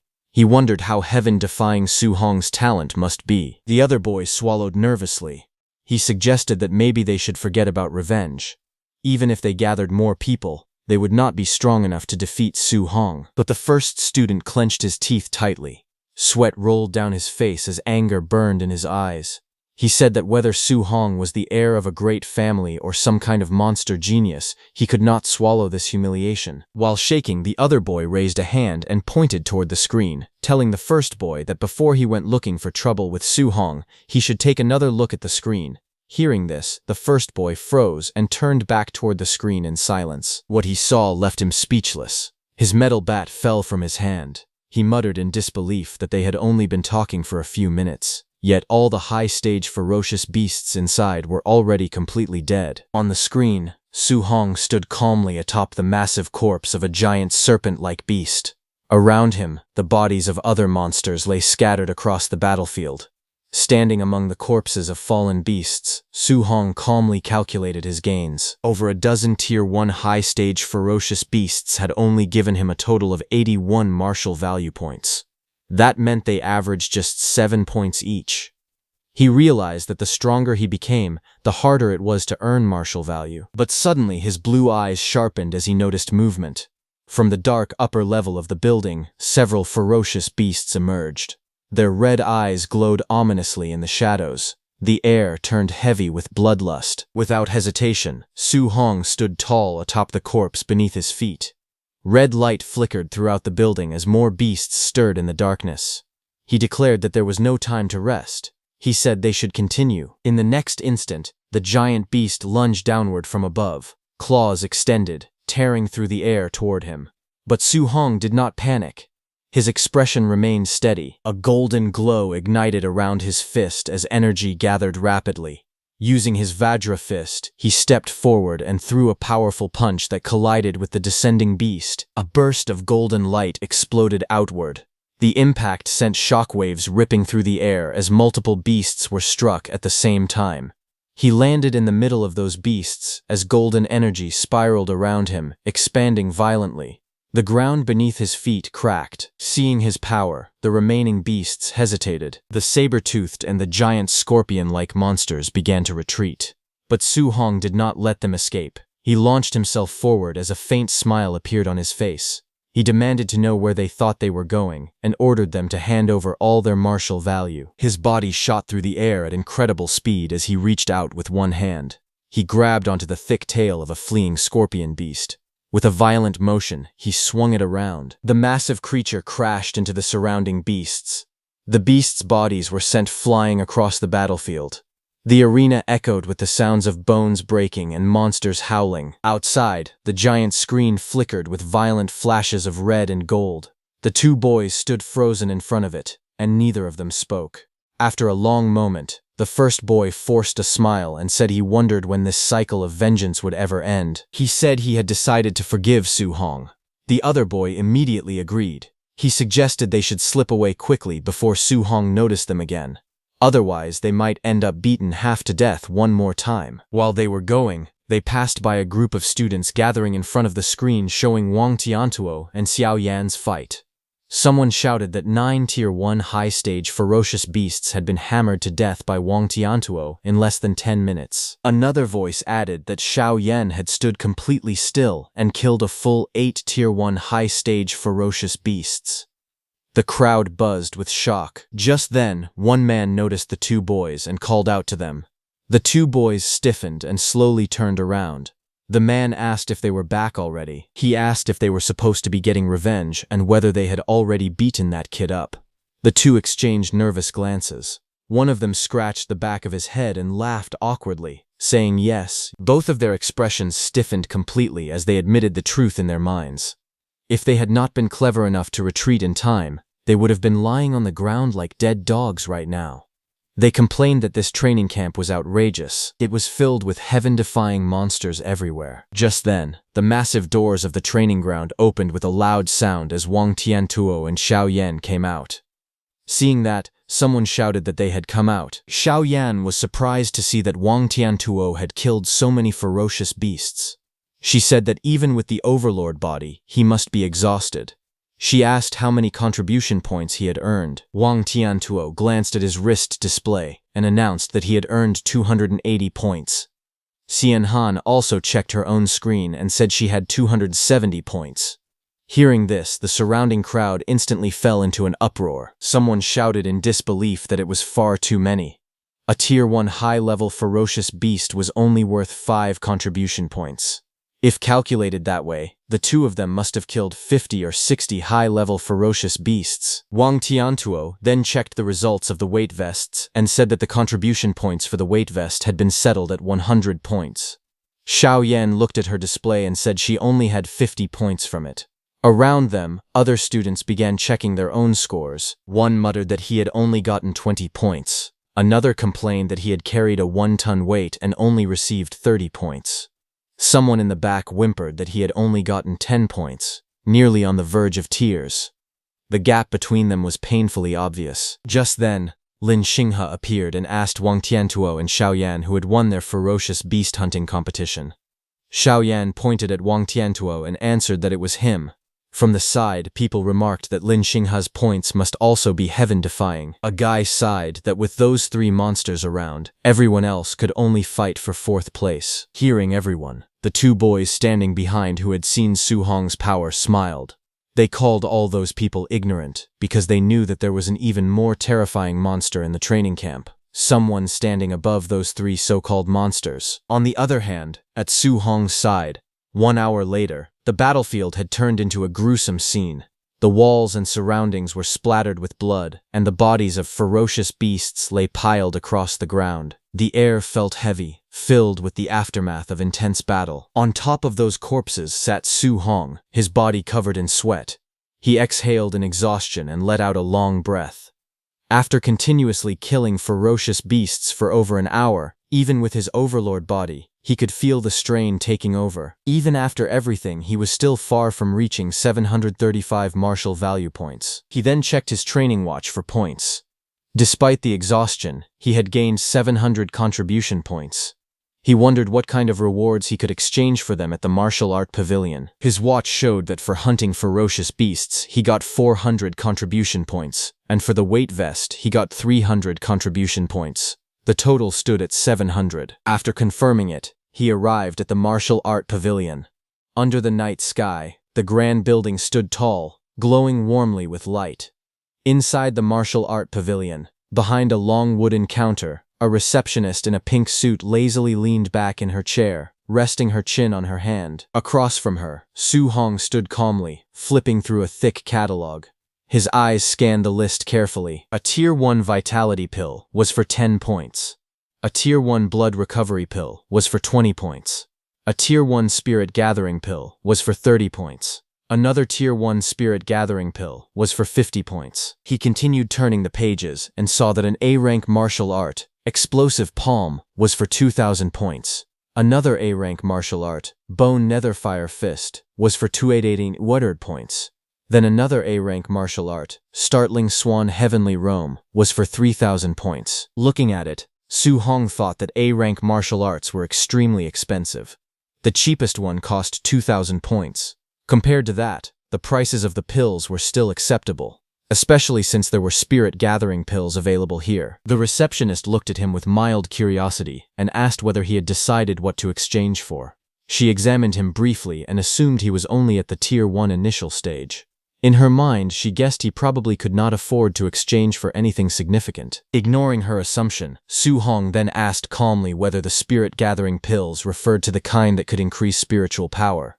The receptionist said yes and explained that the spirit-gathering pills were only effective the first time they were taken. The higher the grade of the pill, the better the improvement effect. Hearing that, Su Hong immediately checked the book. He saw that the highest grade of spirit-gathering pill available there reached Tier 4. Costing 500 contribution points. The catalog listed clearly. A Tier 4 Vitality pill was for 100 points. A Tier 4 Blood Recovery pill was for 200 points. A Tier 4 Energy Gathering pill was for 300 points. And a Tier 4 Spirit Gathering pill was for 500 points. After a brief moment of silence, Su Hong made his decision. He asked the receptionist to give him a Tier 4 Spirit Gathering pill first. Hearing this, the receptionist froze. Her eyes widened in shock as she blurted out, telling Su Hong that a Tier 4 Spirit Gathering pill cost 500 contribution points, not 50. Su Hong showed his point-calculating watch and said that was right, a Tier 4 Spirit Gathering pill. Still stunned, she quickly checked his contribution balance. The number displayed 700 points clearly in front of her. She was stunned seeing that he actually had a full 700 contribution points. Her attitude instantly changed. With a bright smile and sparkling eyes, she carefully brought out an ornate wooden box and handed it to him politely. She told him that it was his spirit-gathering pill. He thanked her and then asked if they had any dual thunder and fire attribute alloy spears. Without missing a beat, she nodded enthusiastically, saying they did have them for only 200 points. She thanked him warmly for his patronage, calling him handsome with a cheerful expression. Outside, the night sky stretched wide and clear as Su Hong returned to his room. Inside, he placed his new spear with his old spear. His new spear was a C-rank dual thunder and fire attribute spear named the Thunder Fire Spear. Later that night, Su Hong reviewed his progress. His vitality and guidance techniques had improved again. He had also obtained 490 martial value points. A translucent system panel appeared before him, showing his stats. Currently, he had 135 vitality and 26.5 spirit. He had 5 guidance techniques and 3 martial arts. His martial value was 490 points. Su Hong sat cross-legged on his bed with the wooden box placed before him. The improvement he achieved in a single day was greater than what he had gained in an entire previous week. Still, after calculating carefully, he realized that his spiritual power stood at 26.5. Even with 490 martial value points, he was still 25.5 points short of reaching 100. He opened the box. Inside was the golden spirit gathering pill. He picked up the pill and looked at it steadily. He hoped this spirit gathering pill could provide at least 25 points of spiritual power improvement. With determination in his eyes, he ate the pill, thinking that no matter what, he was going to become a spirit master. The next second, the Tier 4 spirit gathering pill dissolved inside his body. The instant he swallowed it, its effects manifested immediately. A surge of vibrant green energy burst forth from within him. Spiritual power radiated outward as streams of luminous energy flowed through his meridians, converging at his core. The energy spiraled steadily, filling his entire body with warmth and vitality. Su Hong felt the exhausted nerves throughout his body gradually relax. A deep sense of comfort spread from within, soothing every part of him. As the energy continued to circulate, his mind became astonishingly clear. His senses sharpened, allowing him to perceive everything around him with perfect clarity. The spiritual energy settled smoothly within him, strengthening both his body and mind. Finally, he opened his eyes slowly as a sharp glint flashed across them. After absorbing the effects of the pill, Su Hong quickly checked his system panel. His eyes widened as he saw the results. His spiritual power had risen to 50.5, increasing by a full 24 points. The astonishing improvement left him stunned, making him realize the incredible potency of a Tier 4 spirit gathering pill. Su Hong carefully analyzed the numbers once more. With 50.5 spiritual power and 490 martial value points, his progress had reached 99.5%. He was only 0.5% short of breaking through. Thinking about it, he sighed inwardly. If he had known earlier, he would have hunted one more ferocious beast to obtain the remaining 5 martial value points needed for the breakthrough. A faint sense of regret crossed his face, but it quickly faded. Calmly leaning back on his bed, he accepted the situation. Since he could only collect martial value again tomorrow, there was nothing more to do for now. Closing his eyes, Su Hong decided to rest for the night. Meanwhile, at the training camp warehouse, rows of hunters gathered inside the vast hall. Weapons lined the walls, and the atmosphere buzzed with quiet discussion as the trainees held documents in their hands. Among the crowd, a group of men recognized someone familiar. One of them spoke with surprise, asking why Bu Jingfeng, who had been cultivating at Martial Dao University, had also been summoned there. Another man echoed the question with curiosity, wondering why Bu Jingfeng was serving alongside them like everyone else, despite his status among the geniuses. Bu Jingfeng scoffed arrogantly, his lips curling into a disdainful smirk. He declared that if he were still in high school, those so-called geniuses would not even be qualified to serve as his sparring partners. Nearby, several hunters laughed loudly as they examined the documents in their hands. One of them remarked confidently that the trainee under his supervision, Wang Tiantuo, possessed a vitality score as high as 340 points. He mockingly asked whether such a level had even been attainable back in their own days. Another man joined in the laughter, boasting proudly that the trainee he was responsible for also had vitality exceeding 300. Another guy added with confidence that his trainee was even a spirit master, implying that the strength of such a prodigy required no further explanation. Hearing this, Bu Jingfeng could not help but feel surprised.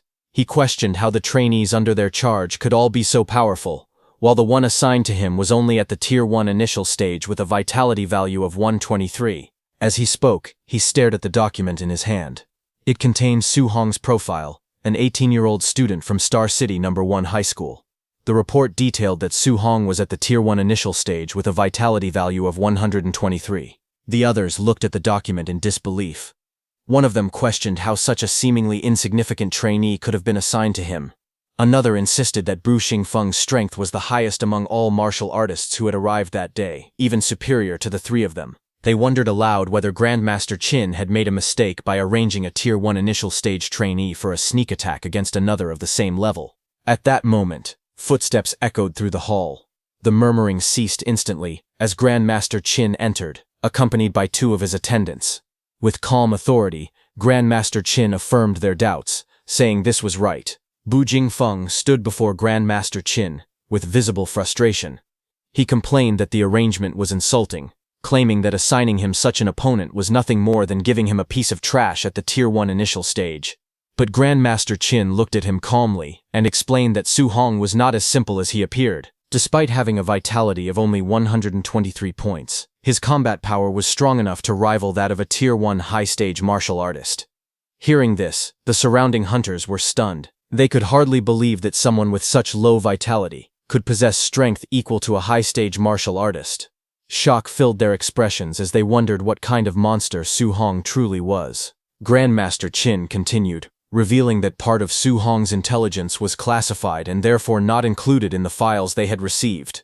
He assured them that once he exchanged blows with Su Hong, he would naturally understand his true abilities. Still dissatisfied, Bao Jingfeng lowered his head and protested. He explained that his own vitality was nearly 500 points, and he was on the verge of breaking through to become a Tier 2 martial artist. Yet he was being ordered to bully a junior with only 123 vitality points, which he found utterly unreasonable. Grandmaster Qin's expression hardened. He sternly ordered him to stop complaining and fight as instructed.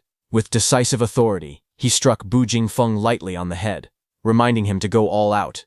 He emphasized that it would be best if he defeated Su Hong so thoroughly that Su Hong would begin to doubt his own life. Hearing this, Bu Jingfeng hesitated before asking cautiously whether Grandmaster Qin held a grudge against the trainee. He warned that if he crippled Su Hong during the fight, he would not take responsibility. A sinister smile slowly spread across Grandmaster Qin's face. He coldly replied that Bu Jingfeng should beat Su Hong without restraint. Not only would he bear no blame if Su Hong were crippled, but he would also be rewarded for it. Bu Jingfeng felt a chill run down his spine, terrified by the Grandmaster's cruel smile. To him, Su Hong seemed pitiful, unaware of the brutal challenge that awaited him. A cold command echoed through the night as Grandmaster Qin ordered everyone to stop wasting time and begin the operation immediately. In the next instant, all those hunters, now wearing masks, launched forward with explosive speed, their movements slicing through the air as they descended toward their target. The scene shifted to a quiet training city under the night sky, where faint lights glowed from buildings scattered across the skyline. The calm atmosphere was suddenly shattered as the hunters stormed into action. Inside a building corridor, one of the masked hunters struck swiftly, while another attacker advanced relentlessly with a weapon in hand. From inside, voices rang out in alarm. Someone shouted, demanding to know who they were, while another voice declared that it was a sneak attack. Amid the chaos, a frightened voice pleaded desperately, asking if he could at least put on some underwear before the assault continued. Awakened by the commotion, Su Hong jolted upright in his bed. Shock filled his eyes as he realized that it was a sneak attack. The next second, he turned his gaze toward his door. Deep slashes suddenly tore across its surface. Bu Jingfeng, wearing a mask, broke through the door and jumped inside, gripping a weapon glowing with a fierce purple aura. With a confident smirk, he unleashed a powerful strike, sending a blazing arc of energy crashing down toward Su Hong. The violent impact shattered the floor as the purple energy exploded outward, forcing Su Hong to leap back to avoid the devastating blow. Regaining his balance amid the chaos, Su Hong quickly assessed the situation. A tense thought crossed his mind, as he recalled a disturbing rumor. There were whispers that the All Heaven's 10,000 races frequently hunted down human geniuses across the world to weaken the strength of humanity. He wondered if these attackers were among them. Without hesitation, he clenched his spear from the side, steeling himself for the battle. Though uncertain of the enemy's true power, he remained alert and prepared to defend himself. The next second, Bu Jingfeng jumped towards Su Hong, his blade radiating a dangerous purple glow. With a mocking tone, he declared that it was just as he expected. A mere Tier 1 initial stage brat stood before him. Running into him, he sneered, was nothing but bad luck. Su Hong was surprised to see that the attacker was a human martial artist at the Tier 1 high stage, not a member of the All Heaven's 10,000 races as he had initially suspected. A confident smile slowly spread across his face. The timing was perfect. This opponent was exactly what he needed. Determination filled his gaze as he tightened his grip on his spear. He believed that by defeating this enemy, he could obtain the final 5 points of martial value required to break through and become a spirit master. Meanwhile, Bu Jingfeng watched in disbelief. He could not understand why a mere Tier 1 initial stage martial artist would choose to confront his attack head-on instead of evading it. To him, such a decision seemed utterly reckless, as if Su Hong had lost his mind. In the next instant, their weapons collided with explosive force. A brilliant burst of energy erupted at the point of impact, sending shockwaves through the air. Bu Jingfeng's eyes widened as he was forced backward, stunned by the overwhelming power behind the strike. Realization struck him like a thunderbolt. This seemingly insignificant brat possessed strength far beyond his expectations. Bu Jingfeng admitted that his combat power was indeed capable of rivaling that of a Tier 1 high-stage martial artist. As he struggled against the pressure of the clash, he finally understood that Grandmaster Qin had spoken the truth. Bu Jingfeng's eyes widened in disbelief as he felt the overwhelming force pressing against him. Panic surged through his mind as he realized something was terribly wrong. He shouted inwardly that this level of strength was impossible, and questioned how a Tier 1 martial artist could possess such terrifying power. At that moment, Su Hong remained calm. He acknowledged that his opponent was merely at the Tier 1 high stage, and reminded himself that he had already fought someone of that level before. With unwavering confidence, he tightened his grip on his weapon and commanded the energy around him to press forward. A crimson aura erupted from his body as he raised his spear high. With a fierce shout, he unleashed his full strength and brought the attack crashing down. His strike descended like a blazing comet, smashing toward Bu Jingfeng with unstoppable force. The impact exploded with a thunderous sound, sending shockwaves across the battlefield and forcing Bu Jingfeng backward. Staggering from the overwhelming power, Bu Jingfeng trembled as he gripped his sword. Unable to contain his shock, he wondered if Su Hong was a monster. Bu Jingfeng decided to now get serious, as purple flames covered his blade. He steadied himself, gripping his glowing weapon. With a confident expression, he declared that a battle between martial artists was not merely about comparing who possessed greater physical strength. Su Hong watched closely, recognizing that it was a fire attribute martial art, something he had never encountered before. So he also activated his lightning attribute martial arts. Without hesitation, Bu Jingfeng unleashed his power. Purple flames surged violently, forming a blazing arc that tore through the air. With a mocking grin, he challenged Su Hong, questioning how he intended to withstand a B-rank martial art. With a thunderous roar, he executed his technique, Flame Slash, sending a massive wave of blazing power crashing towards Su Hong. Facing the incoming attack, Su Hong remained calm. Golden lightning crackled fiercely around his body as he raised his spear, gathering immense energy. As he assessed the incoming strike, he realized that the power behind it might be even greater than the void-breaking finger. A technique also ranked at B level. The clash of power erupted violently as the two attacks collided mid-air. Purple flames and golden lightning struck against each other, releasing a blinding burst of energy that illuminated the battlefield. The impact exploded outward with overwhelming force, sending shockwaves in every direction and shattering the ground beneath them. Amid the swirling dust and debris, Su Hong descended calmly from the air, smoke curling around him as the battlefield fell silent.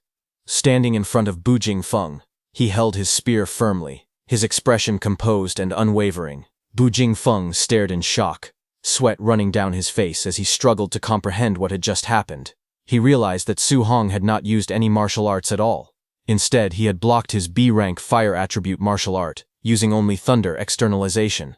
The realization struck him deeply, filling his mind with disbelief. Bu Jingfeng clenched his fists as he acknowledged the terrifying talent before him. It was no wonder Grandmaster Qin had instructed him to go all out. This opponent was far stronger than he had anticipated. Then, with a faint hint of mockery in his tone, Bu Jingfeng remarked that it was truly a pity that Su Hong still did not know any thunder attribute spear techniques.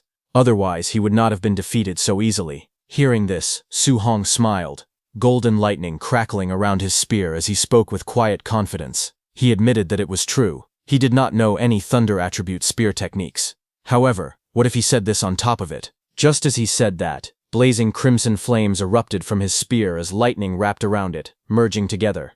The fusion of lightning and fire ignited violently, surrounding his body in a brilliant aura. Flames roared along the length of the spear, while arcs of thunder crackled fiercely, intertwining into a single devastating power. But Jingfeng watched in disbelief, asking how this was possible. Shock and fear spread across his face as his eyes widened. He realized that this was attribute fusion. The reason Bu Jingfeng was so shocked upon seeing Su Hong's attribute fusion was because it was a principle understood by every martial artist that attributes repel each other. Both Su Hong and Bu Jingfeng stood facing one another inside the damaged room, as Su Hong held his spear blazing with fire and streaks of lightning crackling. Across from him, Bu Jingfeng tightened his grip on his weapon, sweat running down his face. Shock filled his eyes as realization dawned on him.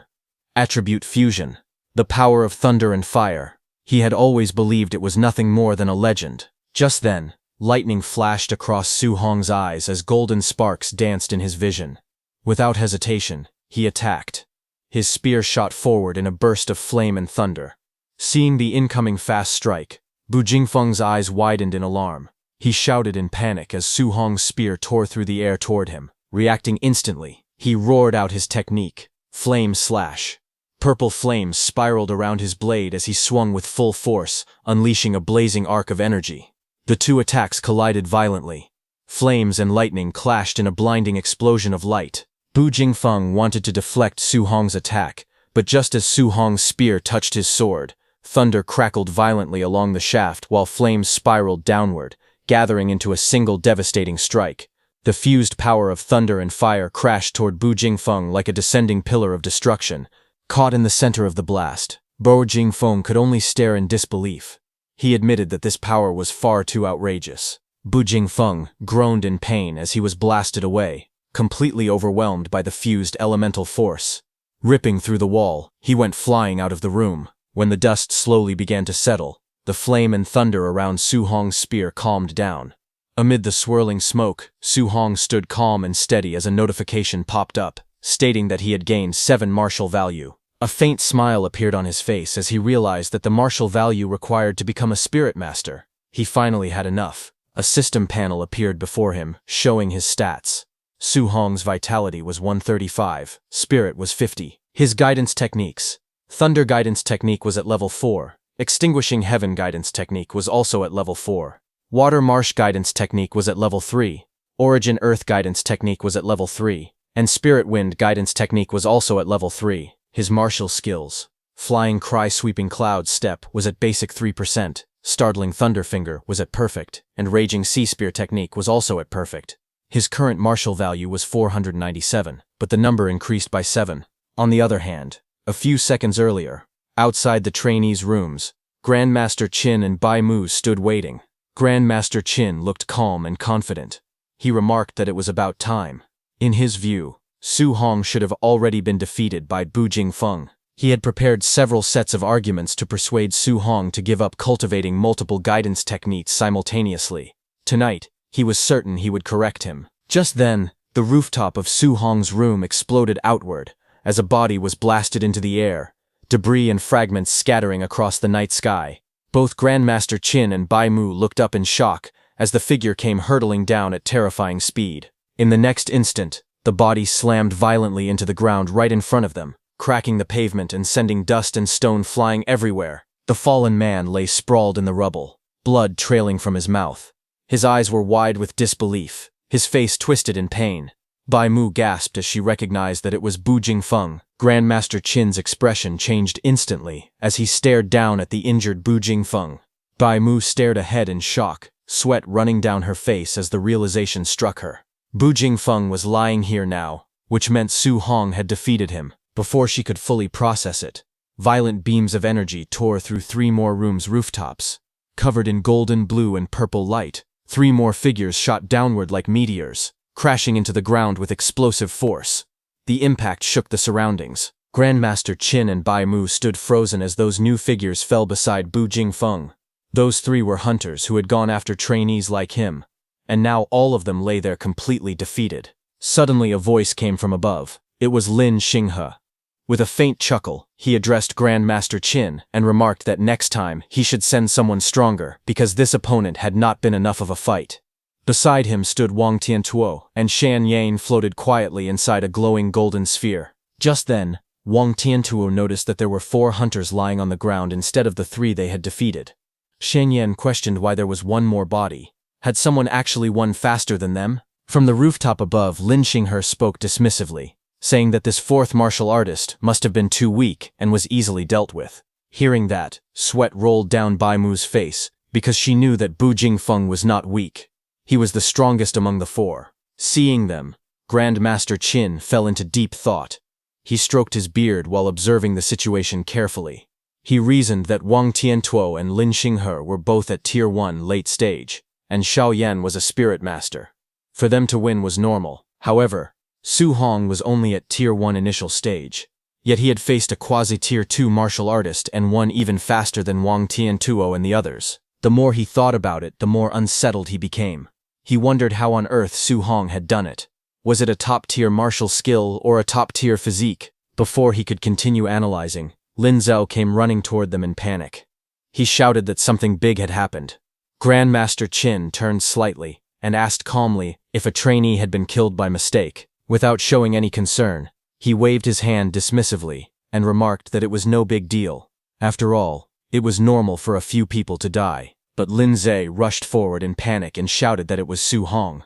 He quickly explained that when Su Hong was fighting Bu Jingfeng, he had used a fusion guidance technique. Hearing this, Grandmaster Qin paused slightly and murmured that it was a fusion guidance technique. He admitted that he had been wondering how Su Hong managed to defeat Bu Jingfeng. But the next second, Grandmaster Qin's expression changed. While releasing huge amounts of golden energy, he grabbed Lin Zhau's shoulders and demanded to know what he had just said, declaring that he could not simply spout such nonsense. Lin Zhao stated that Su Hong had truly fused the dual thunder and fire attribute guidance techniques and used them to defeat Bu Jingfeng. He insisted that he had seen it clearly on the surveillance. If no one believed him, they could go and ask Bu Jingfeng directly. Hearing that, Grandmaster Qin fell silent. He looked at Bu Jingfeng, lying on the ground, who also stated that it was indeed the dual thunder and fire attribute fusion. Hearing that, Grandmaster Qin's eyes burned with intensity as he declared that the only genius martial artist of the human race who had ever researched and achieved dual attribute fusion had taken a full 19 years to accomplish it. Yet Su Hong, according to the Star City Association, had been in contact with the 7 guidance techniques for less than a month. The comparison left him deeply shaken. He clenched his fists and called Su Hong a monster, but immediately corrected himself, saying this was not merely a monster. This was a heaven-descended Emperor Star, a true dragon appearing in the world. Beside him, Bai Mu pulled the trembling Lin Zhao backward, as he struggled to steady himself after Grandmaster Qin had shaken him completely. Bai Mu then asked Grandmaster Qin whether attribute fusion was truly that powerful. Could it really allow someone at Tier 1 initial stage to defeat Tier 2 Bu Jingfeng? Grandmaster Qin explained to her that back then, the martial artist who researched attribute fusion had been able to suppress and fight Tier 2 opponents while still at Tier 1. Hearing that, Bai Mu wondered aloud that with such formidable combat power, why it was not widely promoted for cultivation. Although the difficulty was high, what if the fusion succeeded? Grandmaster Qin answered with a grave expression that many people had tried in the past, but they discovered that attribute fusion was not only extremely difficult, it also carried a very high probability of crippling oneself. Even if someone truly succeeded in cultivating it, if they remained stuck at the Tier 1 martial artist realm for their entire life, what use would it be? But Su Hong was different. He had succeeded in fusing them in less than a month. Such comprehension was simply too heaven-defying.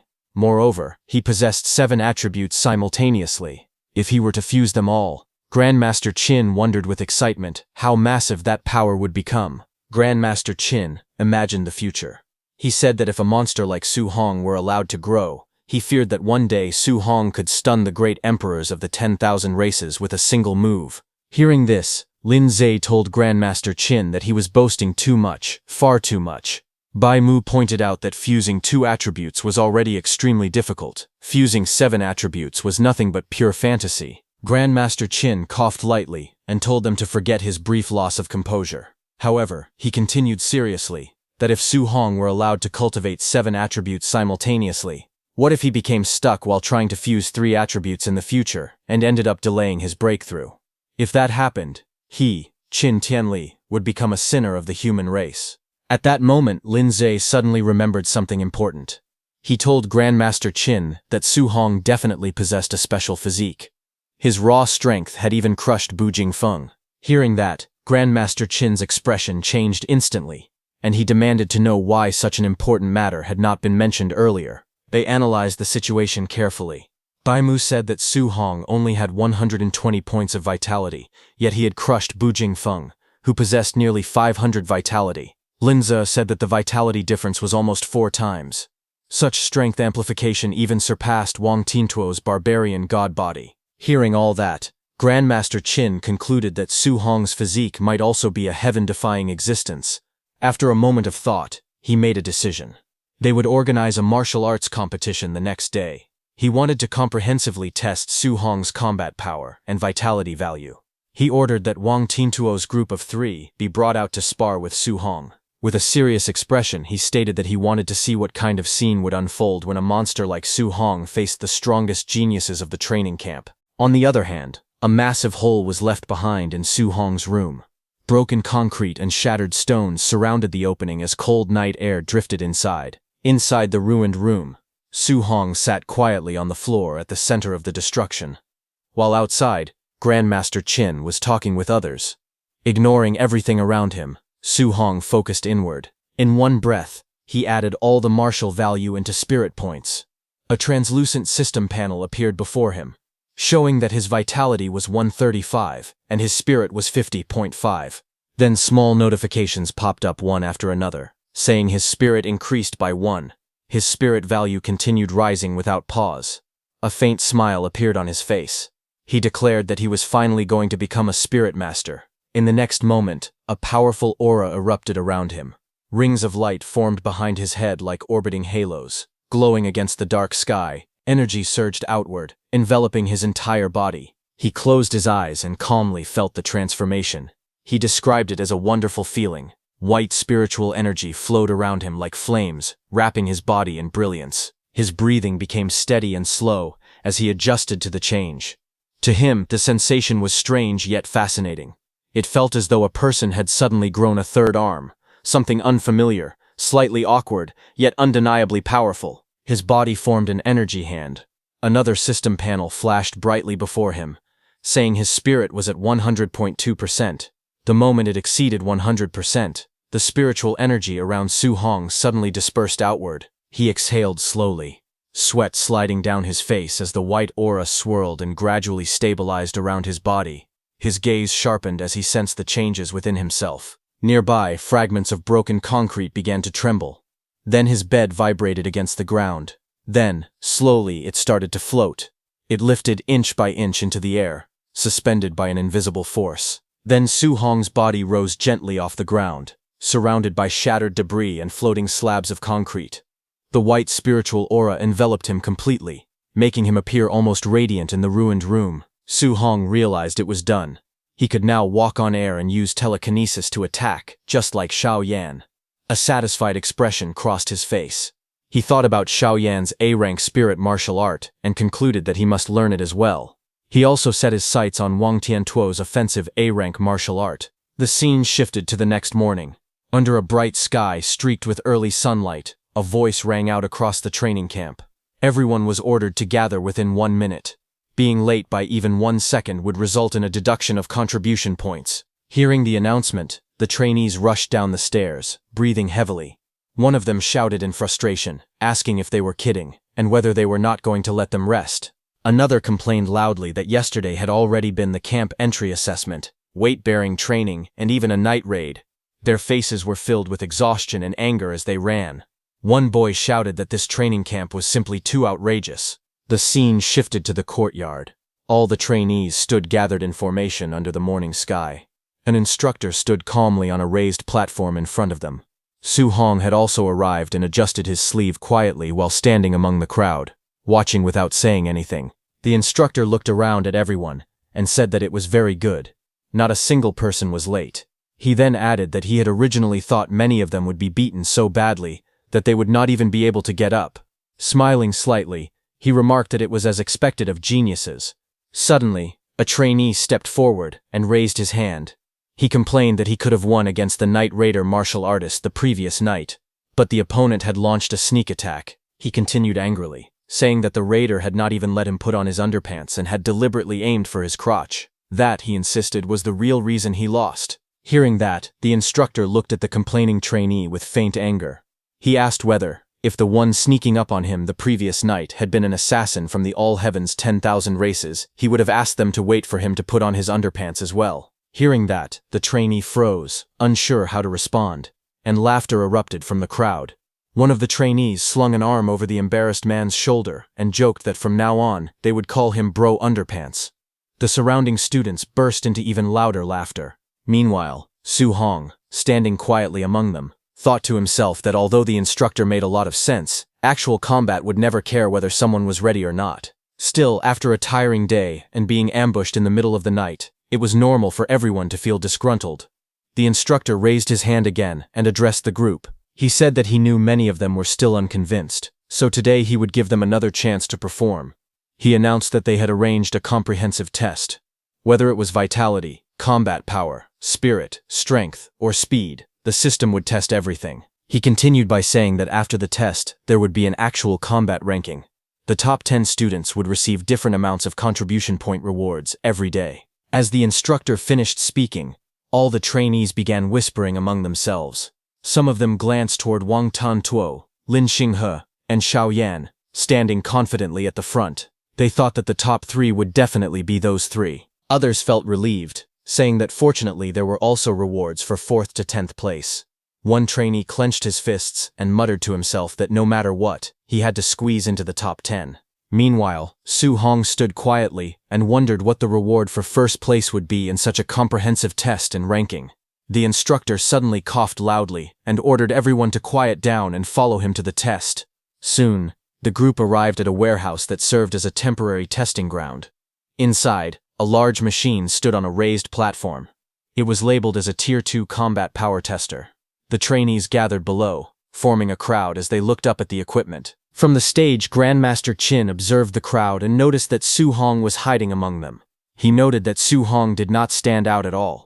A trainee standing nearby, Su Hong noticed Grandmaster Qin's gaze and mistakenly thought that Grandmaster Qin was looking at him and thinking highly of him. However, Su Hong beside him knew that he was 80% wrong. Su Hong knew that the person being targeted by Grandmaster Qin was him. On the stage, Grandmaster Qin looked at the crowd and calmly announced that he thought highly of all of them, so he had made a temporary decision. He declared that the one who ranked first in the comprehensive score for combat power, vitality, speed, and other aspects would receive an additional reward. That person would be allowed to choose an A-rank martial art or movement technique. Hearing this, the crowd immediately grew excited. Someone exclaimed that it was an A-rank martial art and called it a grand gesture. Others began discussing intensely, saying that Wang Tiantuo and the other 2 would probably have to go all out now. One person asked who everyone thought could win. Hearing this, Wang Tiantuo thought to himself that A-rank martial arts were not common. Even his family only possessed a few of them. Xiao Yan smiled faintly as she thought that simply by getting first place in the comprehensive test, she could freely choose an A-rank martial art. Lin Xinghe thought that as long as he obtained an A-rank martial art that could complement the Flying Swan's startling cloud step, no one in the family would dare to say that speed was useless anymore. When Su Hong heard about the reward, his eyes sharpened. He thought to himself that it was another A-rank martial art. A faint red aura seemed to glow around him as he decided that he would have to go all out in this test. On the stage, Grandmaster Qin narrowed his eyes slightly. He wanted to see just how strong the true strength of this monster-like, talented Su Hong really was. Soon, he began calling names. He ordered Lin Xinghe to go first. Second would be Xiao Yan. Third would be Wang Tiantuo. The crowd immediately reacted. Some whispered that the test was starting off explosively right away. Others said that with those 3 testing first, who would even dare to test next? Many began wondering who the 4th person would be, thinking that whoever it was would definitely be sweating bullets. Then Grandmaster Qin calmly announced the next name. 4th, Su Hong. The crowd instantly turned their heads in surprise. Su Hong stood among them, a bead of sweat sliding down his face. He calmly thought that, as expected, this Grandmaster Qin had his eyes on him. Whispers spread through the crowd. Someone questioned whether Su Hong was not the one who had come last during the camp entry assessment. Su Hong's classmate Chen Shen shook his head and sighed, saying that Su Hong was truly too unlucky.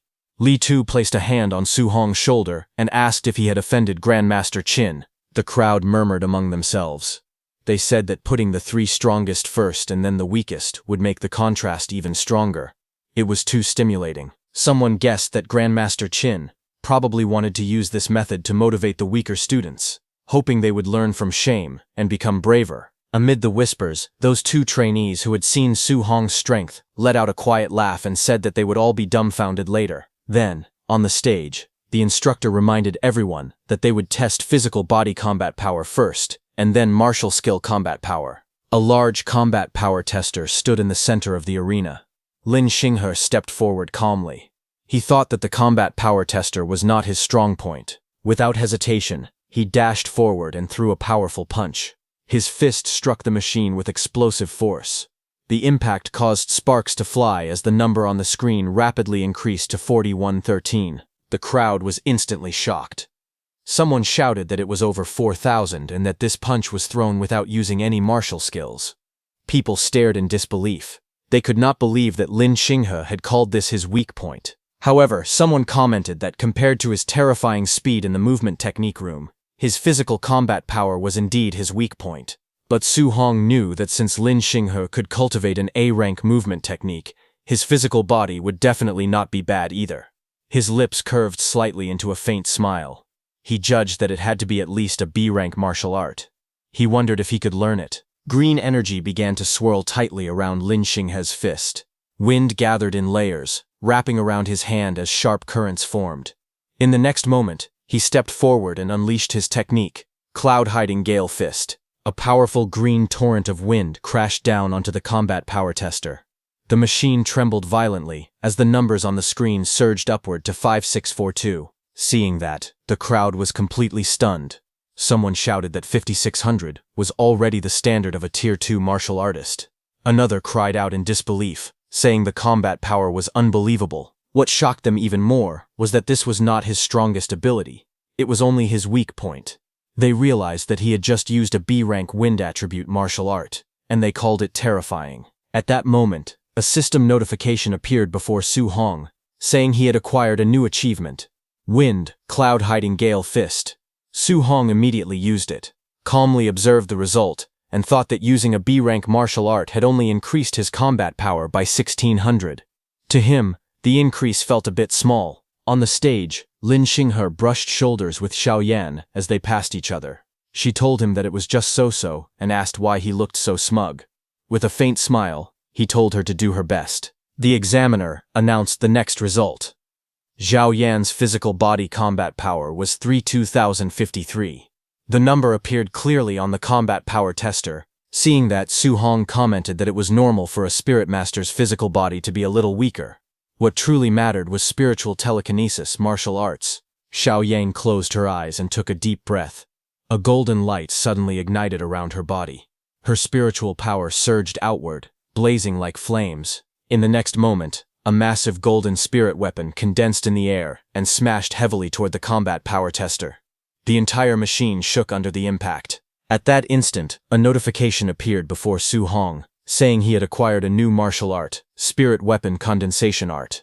Seeing this, a faint smile appeared on his face. He thought to himself that this training camp was simply amazing. With excitement in his eyes, he wondered how many martial skills he could still learn today. Golden energy surged and rapidly condensed, forming a massive glowing spirit weapon in mid-air. The brilliant construct pulsed with power as it fully materialized. With a sharp motion, Xiao Yan swung her arm downward. The enormous golden spirit weapon followed her command and slammed fiercely into the combat power tester. The impact was explosive, sending shockwaves and sparks in all directions as the machine trembled violently under the force. Moments later, a blue holographic display appeared, showing the number 5942. Seeing that, the crowd erupted in shock and excitement. Many stared wide-eyed at the result, stunned by the overwhelming power.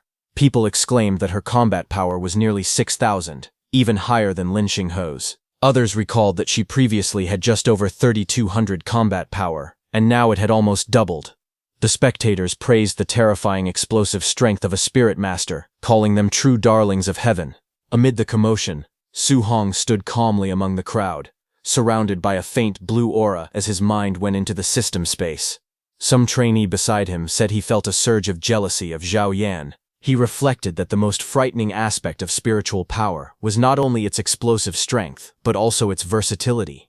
It could be used to walk in the air and control objects, making it extremely valuable in real combat with countless practical applications. On the other hand, in the system space, golden spiritual energy surged violently around Su Hong, spiraling upward as he raised a single finger toward the sky. The power gathered rapidly, forming a massive, radiant construct above him as the surrounding air trembled with intensity. But the next second, the condensed spiritual construct instantly dispersed, scattering into countless golden particles that faded into the air. Su Hong breathed heavily in exhaustion. He understood that the weapon condensation art could materialize not only weapons but almost anything, tables, chairs, benches, and even ferocious beasts, by using spiritual power. However, the more solid and realistic the condensed object became, the more spiritual power it consumed. After evaluating his current strength, Su Hong concluded that his spiritual power level was still insufficient to master the technique immediately. Beads of sweat formed on his face as he acknowledged the difficulty. Returning to reality, he decided that he would learn it gradually in the future. For now, his attention shifted to the next participant, Wang Tiantuo, whose martial art he was eager to see. Soon, an announcement rang out. It was Wang Tiantuo's turn. The crowd's excitement surged as Wang Tiantuo walked forward with a powerful and imposing presence. Spectators eagerly discussed his reputation, stating that he possessed the barbarian god body, a physique known for its terrifying strength. With such overwhelming physical power, he held an absolute advantage in combat power and was widely expected to secure first place.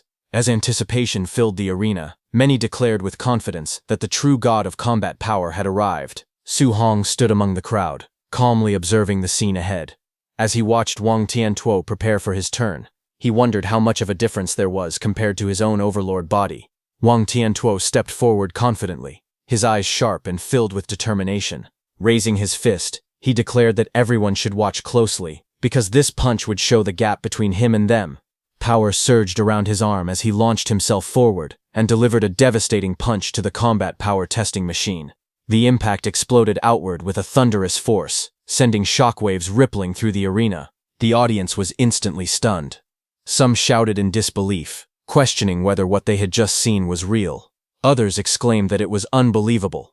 Wang Tiantuo's pure physical punch was only 300 points lower than Lin Xinghe's result when he had used a martial art. The crowd erupted in amazement, recognizing the terrifying power of the barbarian god body, a physique famed for its immense strength. Amid the lingering dust and shockwaves, Grandmaster Qin and Lin Ze observed the scene from a distance. Grandmaster Qin remarked that it was very good. Hearing this praise, Wang Tiantuo respectfully cupped his fists and thanked Grandmaster Qin. With unwavering confidence, he then announced that he would use a martial art next, preparing to demonstrate even greater power. As Wang Tiantuo prepared to unleash his next move, Su Hong grew excited, realizing that Wang Tiantuo's offensive A-rank martial art was finally about to be revealed. He watched calmly from the side with a faint smile. At the center of the arena, energy began to gather around Wang Tiantuo's arm. White, flame-like power surged and crackled, wrapping tightly around his hand as his aura intensified. With a powerful stance and focused gaze, he condensed the energy further, preparing to release a devastating attack. Observing the technique, Grandmaster Qin immediately recognized it. He noted with interest that Wang Tiantuo was using the A-rank martial art known as the Bone Netherfire Fist. At the same time, a system notification appeared before Su Hong's eyes, indicating that he had acquired a new martial art, Fire, Bone Netherfire Fist. Seeing that, Su Hong's eyes widened as he recalled that this martial art was also available in the martial art pavilion and required 2,800 contribution points to exchange for it. With sharp focus, Wang Tiantuo's eyes gleamed as he prepared to act. Wang Tiantuo unleashed his A-rank martial art with overwhelming force. His arm, engulfed in blazing energy, came crashing down like a meteor, and the impact shook the entire arena. The combat power testing machine flashed brightly before displaying the result, 7534. The crowd erupted in shock. Spectators were stunned, exclaiming that if it were just 500 points higher, it would meet the standard of a Tier 2 middle-stage martial artist with a vitality value of 600. Many were stunned, recalling that Wang Tiantuo's vitality was only around 350, which made his result even more astonishing. Grandmaster Qin watched with satisfaction and praised Wang Tiantuo highly. He remarked that Wang Tiantuo's elder had long spoken of nurturing a grandmaster, and now it was clear there would be no problem achieving that goal. Wang Tiantuo respectfully cupped his fists and humbly responded that he would borrow the grandmaster's auspicious words. With Wang Tiantuo's performance concluded, Grandmaster Qin called for the next participant, Su Hong. As Su Hong walked forward calmly through the crowd, whispers spread among the spectators. Many felt that after the outrageous performances of the top three, anyone going up now would be extremely humiliated. Some were surprised by Su Hong's composure, saying that if they were in his place, they would be terrified. Some guys murmured that a dead pig does not fear boiling water. Reaching the testing area, Su Hong stood before Grandmaster Qin and Lin Zhe. Grandmaster Qin explained the rule clearly. The first punch must rely purely on physical strength, and no martial arts could be used. Su Hong calmly acknowledged the instruction with a simple agreement, and prepared to begin. Su Hong planted his foot firmly on the ground, his body lowering as a powerful aura swirled around him. The air twisted with force, and dust rose beneath his feet as he gathered his strength. After a brief moment, he let out a quiet breath, steadying himself. A sharp glint flashed in his eyes as confidence filled his expression. In his mind, he declared that the test reward was definitely his. In the next instant, Su Hong surged forward like a released arrow. His fist shot out with explosive speed and slammed into the combat power testing machine. A thunderous boom echoed across the arena as a massive cloud of dust and debris erupted, stunning everyone present. As the smoke cleared, the glowing screen of the machine revealed the result, 655-1. The spectators froze in shock. The number was far beyond what anyone expected. Grandmaster Qin stared at the result, his eyes widening as cold sweat formed on his face. Grandmaster Qin admitted internally that he had still underestimated Su Hong's terrifying monster-like strength. The arena fell into complete silence as the crowd stared at the combat power tester in disbelief. The astonishing result left everyone speechless. Suddenly, murmurs erupted among the spectators. Many exclaimed in shock that the reading had exceeded 6,500 and questioned whether the combat power tester had malfunctioned. Others pointed out that Su Hong had previously ranked last, yet now he displayed strength like a monster. Some trainees admitted they had believed Wang Tiantuo was already invincible in the training camp, only to realize that an even more powerful expert had emerged. From the observation area, Wang Tiantuo, Lin Xinghe, and Xiao Yan watched with tense expressions. Xiao Yan remarked in astonishment at the exaggerated combat power. Lin Xinghe concluded that such power was impossible for a Tier 1 martial artist, and insisted that Su Hong must be a Tier 2 martial artist. Realizing the gap between them, Wang Tiantuo lowered his head and admitted that he had been too arrogant before. After the commotion settled, Su Hong calmly turned toward Grandmaster Qin and respectfully asked whether he should continue using a martial art for the next test. Grandmaster Qin looked at him with approval and simply nodded, telling him to continue. Su Hong then stepped into position and steadied his breathing. He clenched his fists as he adjusted his stance. In the next moment, his mind went into the system space as he started learning his new martial art technique. A system-like interface appeared, displaying his new martial arts learning percentages that steadily increased: 1%, 4%, 6%, 9%, 14%, and 23%. Su Hong stood calmly as a cold, blue flame-like aura surged around his body. The system displayed rising progress percentages. As the power continued to build, he realized that the bone netherfire fist suited him perfectly. He noted that learning it was even faster than mastering the flying swan startling cloud step, which was also an A-rank martial art. Watching from the observation area, Grandmaster Qin wondered how high Su Hong's combat power would rise once he used a martial art. Lin Zhe then reminded Grandmaster Qin that Su Hong came from an ordinary family, suggesting that the rank of his martial art should not be high. However, Grandmaster Qin calmly observed Su Hong and stated that in his current state, what he was executing was definitely not a low-level martial art. At that moment, the system interface completed its process. The display showed that his bone netherfire fist learning had reached 100%. Now he had learned the bone netherfire fist at the basic level. A sharp glint flashed in Su Hong's eyes as his mastery was finalized. Blue netherfire gathered around his fist as he stood firmly in the arena. Shocked voices rang out from the crowd as someone recognized the technique, exclaiming that it was Wang Tiantuo's bone netherfire fist. The spectators were stunned and questioned how Su Hong could know it as well. Without hesitation, Su Hong stepped forward and unleashed the technique. As his aura surged and power condensed into his strike, he wondered how powerful an A-rank offensive martial art was. With netherfire blazing around his arm, Su Hong drove forward to deliver the attack. Su Hong's blazing strike slammed into the combat power tester with explosive force. A shockwave burst outward, sending dust and debris flying across the arena as the machine trembled under the impact. The spectators were forced to shield their faces from the powerful gust. Amid the swirling dust, shocked voices rang out. Some exclaimed in disbelief that Su Hong's power was even greater than Wang Tiantuo's and urgently asked for the combat power reading. As the dust settled, the display lit up with a shocking number. A stunned voice cried out that it was a full 9,000 combat power. Others quickly pointed out that 9,000 was already the standard for the Tier 2 high stage, expressing disbelief at the result. From the observation area, Lin Ze questioned whether such combat power was possible for a Tier 1 initial stage martial artist with only 123 points of vitality, suspecting that the tester's data might be faulty. Grandmaster Qin, watching calmly, concluded that Su Hong was truly a monster. Nearby, Lin Xinghe analyzed the numbers aloud. He explained that 7,000 combat power corresponded to Tier 2 initial stage, 8,000 to Tier 2 middle stage, and 9,000 to Tier 2 high stage.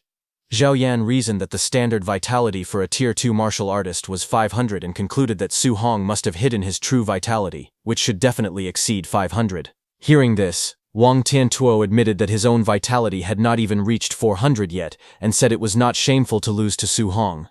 However, the situation took another shocking turn. When the vitality tester displayed Su Hong's actual value, only 137, the crowd erupted in disbelief. Wang Tiantuo shouted in shock that Su Hong's vitality was merely 137, while Lin Xinghe questioned whether the vitality tester itself was broken. The vitality tester displayed the number 137, leaving everyone in shock. Lin Zi stared at the result in disbelief and declared that the situation was simply outrageous. The crowd quickly erupted into heated discussion. Some questioned whether the number was missing a zero and wondered if it should have been 13,700 instead. Others shouted in astonishment that Su Hong was actually only a Tier 1 initial stage martial artist. The shock deepened as people exclaimed that producing 9,000 combat power with just 137 vitality was far too outrageous to believe. As the murmurs spread through the room, Su Hong calmly stepped out of the testing chamber, steam drifting around him. Nearby, Grandmaster Qin watched with a serious and thoughtful expression, silently acknowledging the extraordinary result. Regaining control of the situation, Grandmaster Qin addressed the crowd and told them to stop crowding around. He announced that they would proceed with the practical combat test and directly begin the practical combat tournament ranking. He then explained the rules of the competition. The tournament would adopt a challenge system where participants could designate their own opponents. He further stated that if no one dared to challenge a participant, that person would be ranked first and would receive the reward of an A-rank martial art. At that moment, someone called out to Grandmaster Qin. It was Lin Xinghe. He stepped forward confidently and, with a determined expression, pointed at Su Hong and declared that he wanted to fight him. Lin Xinghe looked at Su Hong with a confident smile, thinking that although Su Hong's combat power could be called invincible, his vitality was far too weak.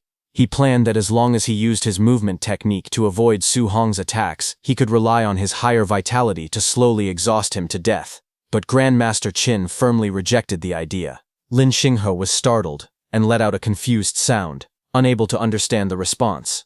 Grandmaster Qin then made a shocking proposal. He looked at Lin Xinghe, Zhao Yan, and Wang Tiantuo, and said that the three of them could attack together. Hearing that, the group froze in surprise. Lin Xinghe immediately questioned the decision, asking what kind of opponent deserved the three of them attacking at the same time. Zhao Yan accused Grandmaster Qin of looking down on them too much. With a sneer, Wang Tiantuo added that he was only worried they might accidentally cripple Su Hong while playing around. Grandmaster Qin ignored the complaints and turned his gaze towards Su Hong, asking him what he thought.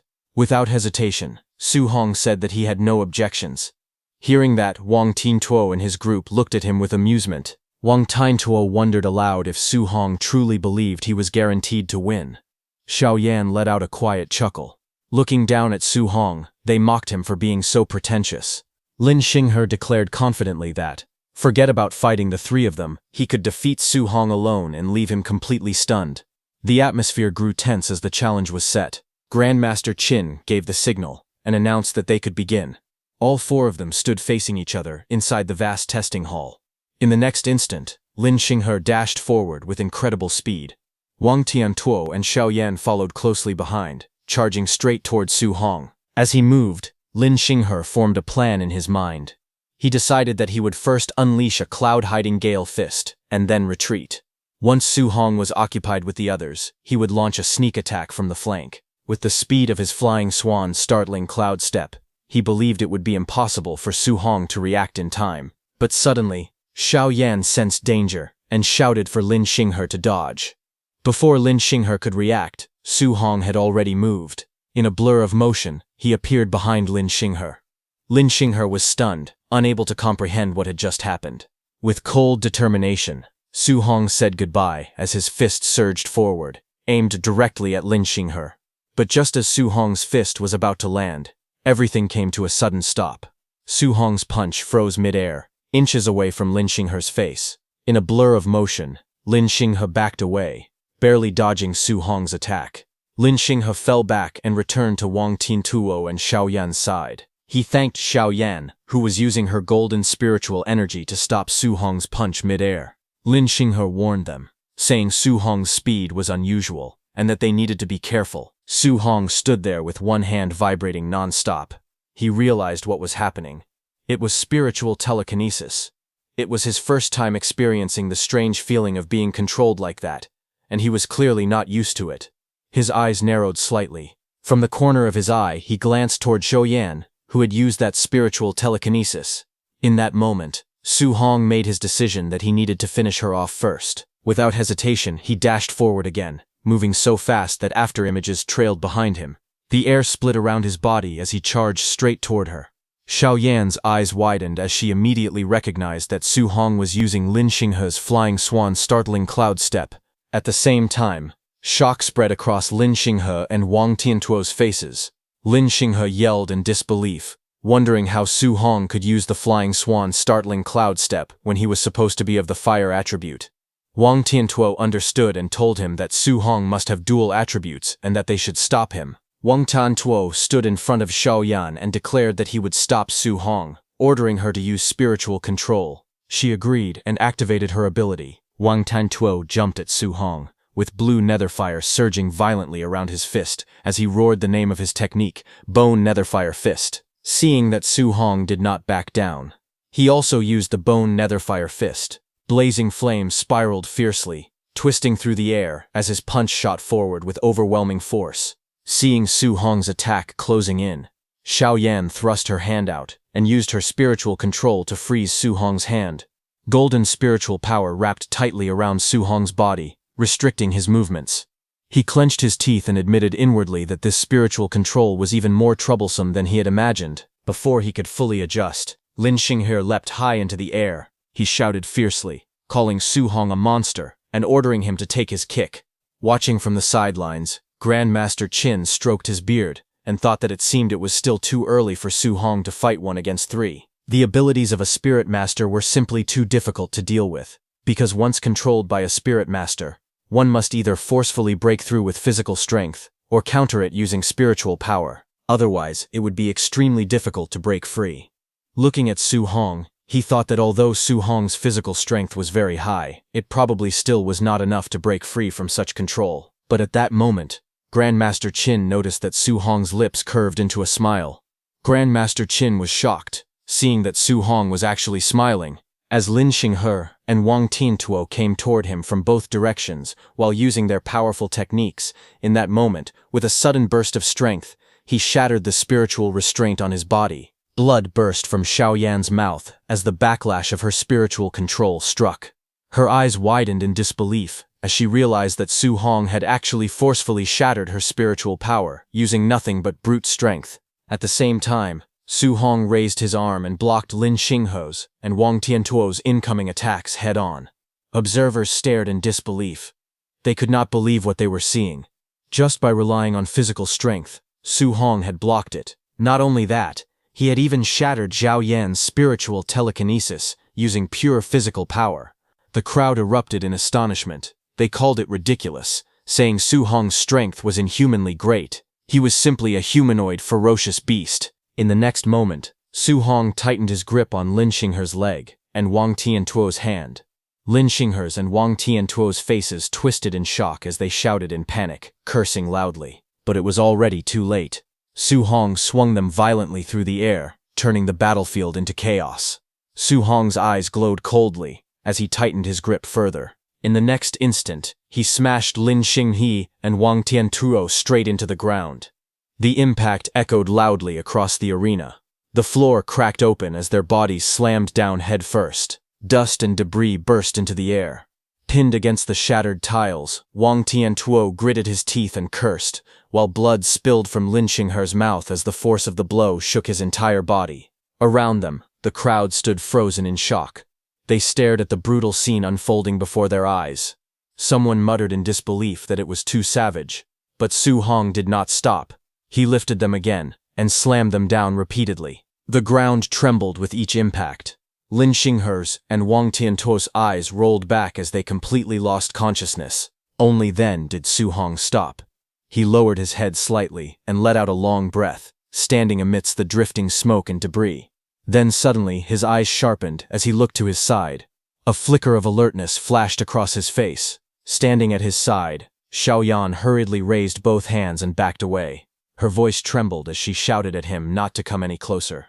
She quickly declared that she surrendered. Seeing that, the room fell into stunned silence. Someone exclaimed in disbelief that Su Hong had actually won.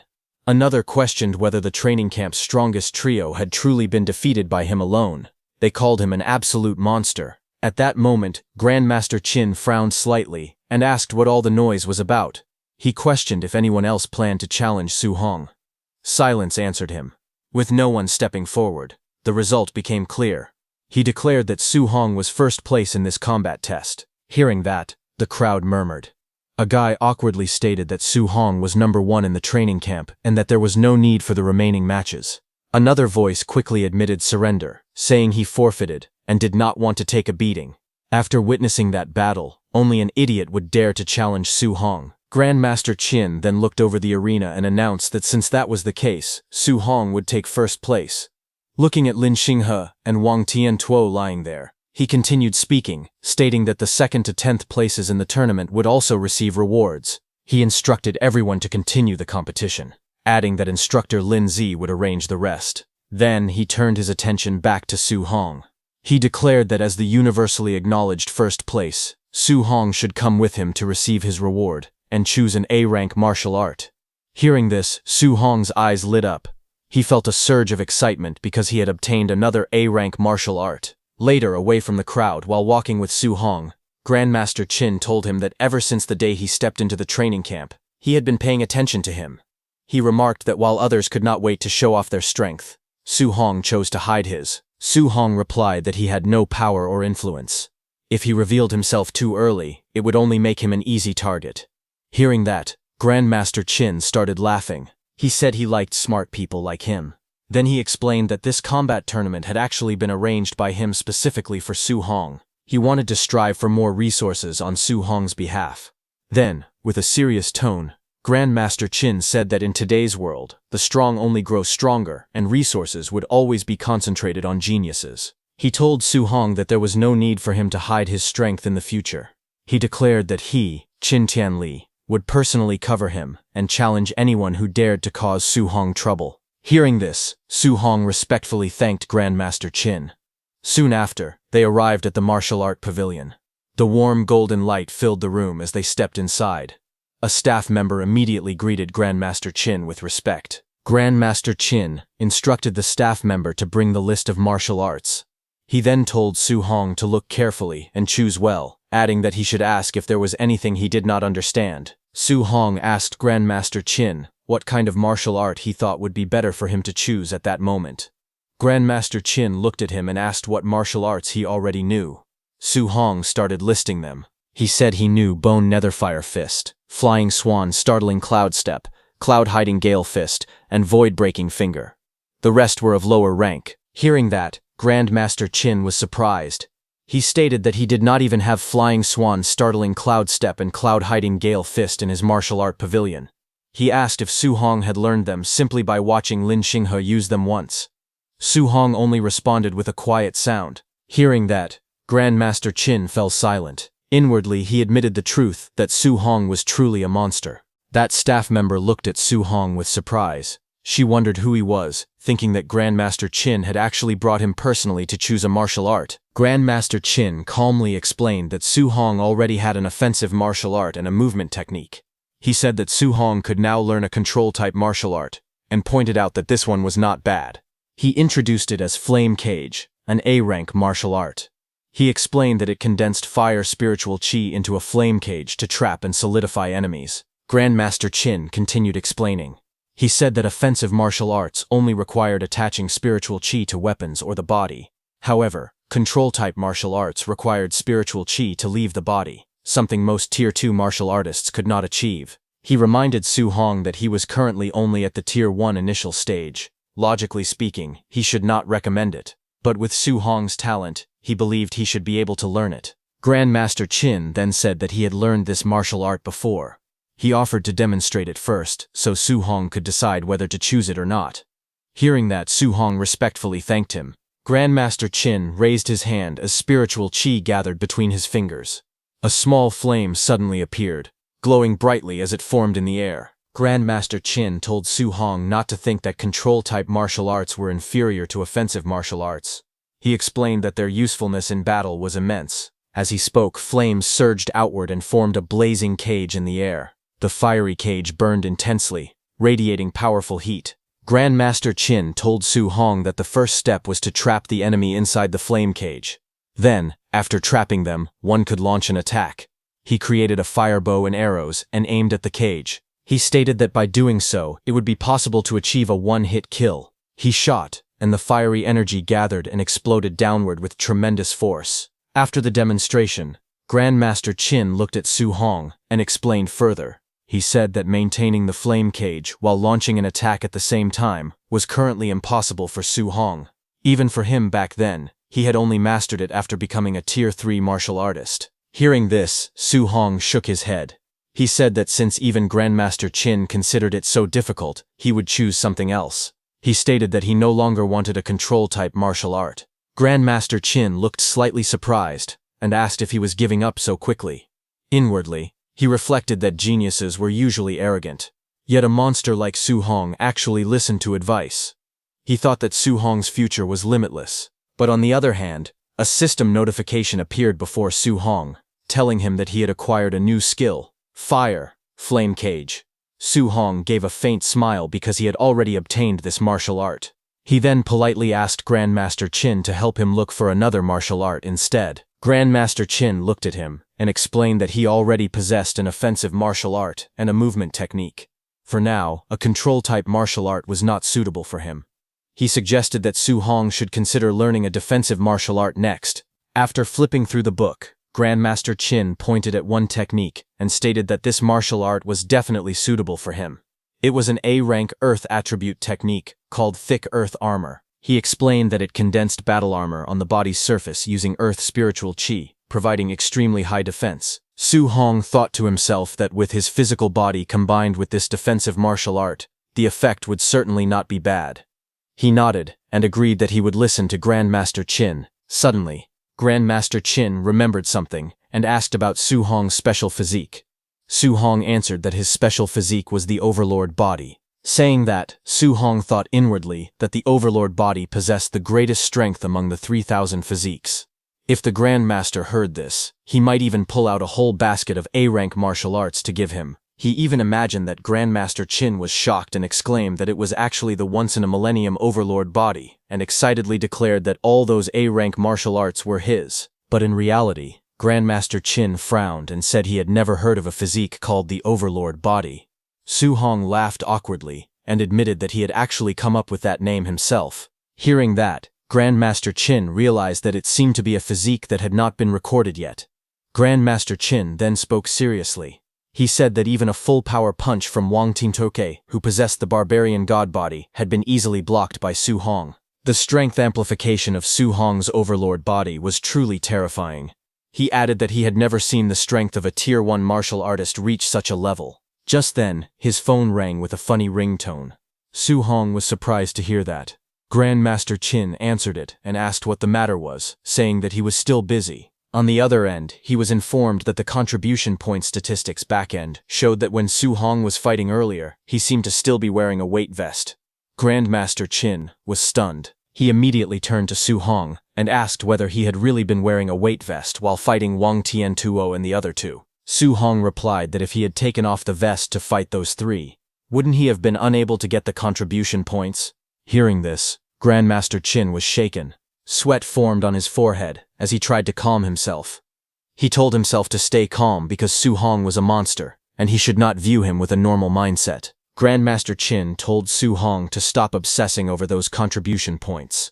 He explained that as long as Su Hong successfully challenged the training camp later, there would be plenty of martial art rewards. He urged him to hurry up and take off the weight vest. Su Hong agreed and took out his weight vest. The staff member stepped forward and said she would help him. She told him to take it off and give it to her, and she would send it back to the warehouse. Before handing it over, Su Hong told her that it was a bit heavy. With a proud expression, she declared that she was the Martial Art Pavilion Administrator, a dignified Tier 2 martial artist. However, the moment she took the vest, her expression changed. She froze in shock. Before she could react, the weight vest that Su Hong gave her dropped onto the ground from her hands. Its impact was thunderous. The floor cracked and shattered under the weight. Startled, the staff member asked how many kilograms the vest weighed. Su Hong answered that it weighed 5 tons. Hearing this, Grandmaster Qin was stunned. He thought to himself that Su Hong had been carrying a 5-ton weight at the Tier 1 initial stage. Not only that, he had even defeated 3 Tier 1 late-stage geniuses while wearing it. The realization left him speechless. Grandmaster Qin wrapped an arm around Su Hong's shoulders and called him a little monster. He said that he actually had an A-rank martial art that he wanted to give him. Su Hong looked up and asked what martial art it was. Grandmaster Qin reminded him that he used a spear. He added that Grandmaster Zhang Lin of Yang City also used a spear.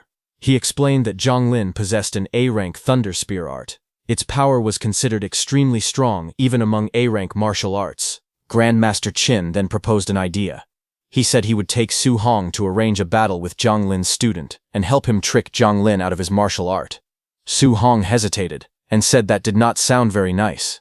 Grandmaster Qin immediately replied that Zhang Lin had been mocking Star City's training camp, calling it full of trash. He declared that he had to mock him back. After that, Grandmaster Qin told Su Hong to go back and prepare first. They would head to Yang City early the next morning. Su Hong agreed. Later that night, the lights of a student's building glowed under the quiet sky as Su Hong returned to his room. Su Hong looked around his room and said that the training camp had actually helped tidy it up very nicely. As he sat down to start cultivating, system notifications soon appeared before him, telling him that he had acquired a new martial art, fire. Then another notification appeared, saying he had acquired a new martial art, spirit, soul capture art. Then a third notification followed, saying he had acquired a new martial art, earth, thick earth armor. Sitting cross-legged, surrounded by rising flames, Su Hong decided that he would hurry and cultivate these 3 martial arts. He aimed to reach the basic level for all of them before tomorrow morning. At the same time, Grandmaster Qin contacted Zhang Lin. He told Zhang Lin to prepare his Thunder Spear art because tomorrow he would bring his student to challenge his dojo. Zhang Lin responded confidently. He told Grandmaster Qin to drop it. He said that Yang City's training camp had produced a wood spirit body and that the student had even broken through to become a Tier 2 martial artist. He added that in just 2 days, the student had cultivated the A-rank control-type martial art, Wood Prison, to the point where spiritual chi could leave the body. In front of him, in a training room, a muscular young man stood with a green aura surrounding him. Power surged through his body as he trained, showing the strength of his cultivation. His name was Lin Chunfeng. His eyes widened sharply as green light gathered within them. In the next moment, he unleashed his technique and shouted, "Wood Prison." Thick green vines burst out violently, twisting and spiraling through the air. They wrapped around everything in sight, forming a powerful wooden cage. The vines lashed forward with force, filling the room with glowing green energy. But suddenly at once, the raging vines trembled and stopped. Then the green energy shattered into glowing fragments. The wooden prison collapsed and the vines broke apart into scattered light before fading away completely. Breathing heavily, Lin Chunfeng lowered his head and admitted that he had failed again. From behind him, his master Zhang Lin told him that a control-type martial art was not something he could successfully train just because he wanted to. He warned him not to bite off more than he could chew. Lin Chunfeng clenched his teeth and looked up with determination. He told his master to give him at most 1 month, promising that he would successfully reach the basic level. Hearing that, Grandmaster Zhang Lin looked at his phone and asked Grandmaster Qin if he heard that Lin Chunfeng claimed he could learn it in a month. He recalled that back in his own day, he had spent almost 3 months on it. He remarked that the boy was truly a monster. He continued, saying that the student he was bringing was not someone that certain pieces of trash could challenge. On the other end of the call, Grandmaster Qin got furious hearing that and wanted to shout, but before he could, Grandmaster Zhang Lin abruptly hung up. After ending the call, Grandmaster Zhang Lin turned to Lin Chunfeng and told him that when Grandmaster Qin brought his student to their door, he must not win too easily. He instructed him to act as if the fight were evenly matched and to win by a narrow margin. He said they needed to leave the other side some face. Lin Chunfeng smiled confidently and assured him that there was no need to worry about his acting skills. The next afternoon, at Yang City training camp, the facility stood atop a high plateau surrounded by mountains. Grandmaster Qin and Su Hong came flying there. Grandmaster Qin pointed at the building below and told Su Hong that they were here. As the wind rushed past Su Hong's face, he thought to himself that he had never expected his first experience of flying to happen in such a situation. They soon landed in an open area surrounded by mountains. Grandmaster Zhang Lin stood there with several men waiting for them. Grandmaster Zhang Lin looked at Grandmaster Qin with a grin and asked what kind of genius he had brought this time. He told him to hurry and let him see. Grandmaster Qin introduced Su Hong calmly. He said his name was Su Hong, a Tier 1 initial stage cultivator, and that he used a spear just like him. Su Hong stepped forward respectfully and greeted Grandmaster Zhang. Seeing him, Grandmaster Zhang frowned and asked Grandmaster Qin if he was joking. He questioned whether he had gone senile, wondering how he could treat a Tier 1 initial stage as some kind of treasure. In his thoughts, Zhang found it absurd. A Tier 2 fighting a Tier 1 initial stage would be an instant kill. He wondered how he was supposed to act like the fight was evenly matched. He then looked at Lin Chunfeng, thinking that the moment to test his acting skills had finally arrived. Grandmaster Qin told Grandmaster Zhang to hurry up and start the fight, saying that after finishing, they still needed to head back for dinner. At the training camp martial arena, a large crowd gathered in the open square. Among the students, some whispered curiously. One wondered what level of strength the genius from Star City had. Another laughed and said he hoped the challenger would not be weaker than him later. Standing in front of the crowd, Grandmaster Zhang raised his hand and introduced the guest. He told everyone that this was the famous Grandmaster Qin Tianli. The students immediately greeted him respectfully. Grandmaster Zhang continued speaking and said that the one standing beside Grandmaster Qin was the genius from Star City who had come to challenge them today. Su Hong stepped forward, smiled, and greeted everyone politely. Grandmaster Zhang forced a smile when he revealed that Su Hong's realm was Tier 1 initial stage. Hearing this, the whole crowd instantly erupted in shock. They could not believe that a Tier 1 initial stage had come to challenge them with just that level of strength. Someone shouted that Lin Chunfeng was a Tier 2 martial artist and could kill him instantly with one hand. Another person mocked him, wondering whether to praise his courage or his thick skin. Lin Chunfeng forced a nervous smile as sweat rolled down his face. Hearing that Su Hong was a Tier 1 initial stage fighter, in his heart he wondered how he was supposed to act out a back-and-forth battle and barely win at the end. Nearby, Grandmaster Zhang spoke with a faint smile. He told Grandmaster Qin that if his student defeated Su Hong at Tier 1 initial stage, he would have to teach his student an A-rank martial art. He admitted that he felt a little embarrassed, even asking. Grandmaster Zhang then patted Su Hong's shoulder and told him that if he won, then besides the Thunder Spear art, he could also choose another A-rank martial art. He told him to do his best. Su Hong immediately thanked Grandmaster Zhang. Hearing that, Grandmaster Qin praised Grandmaster Zhang, saying that he was actually quite a nice person. However, Grandmaster Zhang was thinking that it was impossible for a Tier 1 initial stage to defeat Lin Chunfeng, who was already Tier 2 and possessed a wood spirit body. Soon, both fighters stepped onto the martial arts viewing platform and stood facing each other from a distance. Grandmaster Zhang warned Lin Chunfeng to know his limits. Lin Chunfeng answered calmly, telling him not to worry. Lin Chunfeng stepped onto the platform with his sword in hand, looking calm on the outside. Inside, however, he was thinking carefully. He wondered how he should act out the fight. If he seriously injured the other party with just one move, it would not look good. From the other side, Su Hong stepped onto the stage barehanded. Seeing that, Lin Chunfeng called out to him and asked if he was not going to use his spear. Saying he remembered that Su Hong had brought one with him, Su Hong replied calmly that he would not use it for now. In his heart, he thought that he only knew the C-rank Raging Sea Spear technique. Its power was far inferior to the Cloud Hiding Gale Fist and the Bone Nether Cold Ghost Fist. If he used a spear, he would actually be at a disadvantage. But hearing this, Lin Chunfeng misunderstood him and sneered, calling him arrogant. Lin Chunfeng shouted that he wanted to see exactly what gave Su Hong the confidence to be so arrogant, and rushed forward at incredible speed. Wind gathered around his body as he shot through the air like a blade. A green aura burst out from him, and he slashed downward fiercely, but Su Hong easily dodged. The force of the attack crashed into the ground, sending shockwaves across the platform. Using his flying swan startles the cloud's footwork, Su Hong moved with incredible speed and went behind Lin Chunfeng. Seeing that, Lin Chunfeng was shocked, realizing that Su Hong actually knew an A-rank wind attribute movement technique. Watching that move, a smile appeared on Lin Chunfeng's face. He found it interesting. Lin Chunfeng sneered and charged at Su Hong again, declaring that movement techniques were useless against him right now. He extended his hand.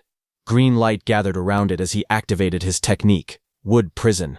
A burst of green energy shot forward, and wooden vines rose from the ground, rushing toward Su Hong and trapping his legs. Seeing the vines, Su Hong was shocked, realizing that it was a control-type martial art. He remembered Grandmaster Qin telling him that control-type martial arts were very hard to practice. Realizing this, he understood that Lin Chunfeng was truly a genius. Facing the incoming restraint, Su Hong narrowed his eyes and decided that if he could not escape normally, he would use brute strength to break free. But before Su Hong could do anything, something unexpected happened. The green vines started disappearing. Su Hong blinked in confusion. He was surprised to see that Lin Chunfeng's wooden restraint had dissipated in just a second. But at that moment, Lin Chunfeng was already behind Su Hong. He leapt into the air with his weapon raised high. With a fierce expression, he declared that being able to hold his opponent down for a moment was enough. He swung down with full force, aiming to finish the attack. Below him, Su Hong remained calm. His eyes sharpened as he watched the strike descend. In the next instant, green energy gathered around his fist. Power surged outward as he clenched his hand tightly. With a sudden burst of speed, he threw a punch. The air around his fist twisted as green energy spiraled violently. His body moved forward with unstoppable momentum. Seeing this, Lin Chunfeng's eyes widened in shock. He realized that the punch was far too fast. Before he could chop down with his weapon, the strike would arrive first, and hit him instead. Sweat ran down his face as he quickly made a decision. Shouting desperately, he activated his technique, Wood Escape. Wooden energy erupted in front of him, forming a protective barrier as he tried to block the incoming punch. Su Hong's punch slammed directly into the wooden defense. With a loud crash, the green barrier shattered under the force of his strike. Splinters and fragments exploded outward as the impact tore through the wood. Lin Chunfeng was blasted backward, thrown into the air by the overwhelming power. The shockwave spread in a wide circle, shaking the surroundings. Gritting his teeth, Lin Chunfeng stared in disbelief. He could not help but think that Su Hong's strength was ridiculous. The spectators watching the fight were completely stunned. One of them muttered in shock, asking what the hell had just happened. Another exclaimed that the shattered technique had been an A-rank defensive martial art, executed by a Tier 2 martial artist. They realized that the strength of this Tier 1 initial stage fighter was probably greater than that of a ferocious beast. In the seating area, Grandmaster Qin laughed loudly and asked Grandmaster Jiang how it was. Grandmaster Jiang replied calmly that having just great strength would not be enough to defeat Lin Chunfeng. He told him to watch carefully. In the arena, as Lin Chunfeng was sent flying backward, Su Hong charged at him with explosive speed. In the blink of an eye, Su Hong suddenly appeared and delivered a powerful kick. The force of the strike tore through the air and cut Lin Chunfeng in two, but then he disappeared. Watching closely, Su Hong realized the truth. It was actually an afterimage. Before he could fully react, Lin Chunfeng appeared behind him and attacked with a powerful strike, saying that Su Hong was not the only one who knew an A-rank movement technique. Green light erupted as Lin Chunfeng countered with his technique, but Su Hong moved fast and dodged his strike again. Lin Chunfeng's attack hit the ground with a violent explosion, sending debris and cracks across the ground. Smoke and dust filled the surroundings as the shockwave faded. Breathing heavily, Lin Chunfeng told Su Hong to give up, saying that for a Tier 1 initial stage fighter to push him to this extent, he was already strong enough. He added honestly that if they were in the same tier, he would be inferior to him. But suddenly, Su Hong raised his hand toward Lin Chunfeng. Lin Chunfeng stared at him in confusion, but suddenly his eyes widened as a thought crossed his mind. Could Su Hong also know? But it was already too late. Su Hong smiled as flames began to gather around his palm, burning fiercely. In the next instant, a massive pillar of fire erupted upward, forming a blazing structure around Lin Chunfeng. Surrounded by roaring flames, Lin Chunfeng trembled and shouted in shock. He instantly recognized that it was a control-type martial art. His heart pounded as he realized the truth. A mere Tier 1 initial stage martial artist had actually learned a control-type martial art. Sweat rolled down his face as he tried to calm himself. He told himself that it did not matter. Su Hong would not be able to maintain it for long. All he had to do was wait for the flames to collapse on their own. Not far away, Grandmaster Qin and Grandmaster Jiang watched in disbelief. Grandmaster Jiang exclaimed in shock that it was the flame cage. He could not believe that Su Hong had mastered the flame cage at the Tier 1 middle stage. He turned to Grandmaster Qin, telling him that his student was simply too ridiculous. When Grandmaster Jiang saw Grandmaster Qin's expression, he asked why he looked so shocked. Wasn't this the very martial art he taught Su Hong? Grandmaster Qin hesitated awkwardly and tried to respond, stumbling over his words. Grandmaster Jiang suddenly realized something and shouted in disbelief. He pointed out that Su Hong was supposed to have a wind attribute. He demanded to know where this fire attribute had come from. Grandmaster Qin coughed and replied that it was simply multiple attributes. He asked whether there was really a need to be so shocked about it. But Grandmaster Jiang frowned and said that if that was the case, why had the flame cage not collapsed yet? Grandmaster Qin told him to look carefully at Su Hong's hand. There was a white flame there. On the battlefield while Lin Chunfeng stood inside the blazing flame cage, Su Hong stood in front of him as white flames rose on his hand. Sweat dripped down Lin Chunfeng's face as he forced out a strained smile. He could not believe what he was seeing. He asked whether Su Hong could really maintain the flame cage and attack at the same time. He admitted that even a Tier 3 martial artist would find something like that difficult to do. Su Hong said bingo and raised his fist, blue flames swirling around it. Su Hong charged at Lin Chunfeng with blue energy swirling around his fist as the flame cage continued burning fiercely around him. Seeing the incoming attack, Lin Chunfeng gritted his teeth and reacted quickly. He activated his technique, Wood Escape, forming a wooden barrier to block Su Hong's attack. But Su Hong's fist crashed forward with unstoppable force. The impact struck hard against Lin Chunfeng's body. A sharp sound echoed as the blow landed.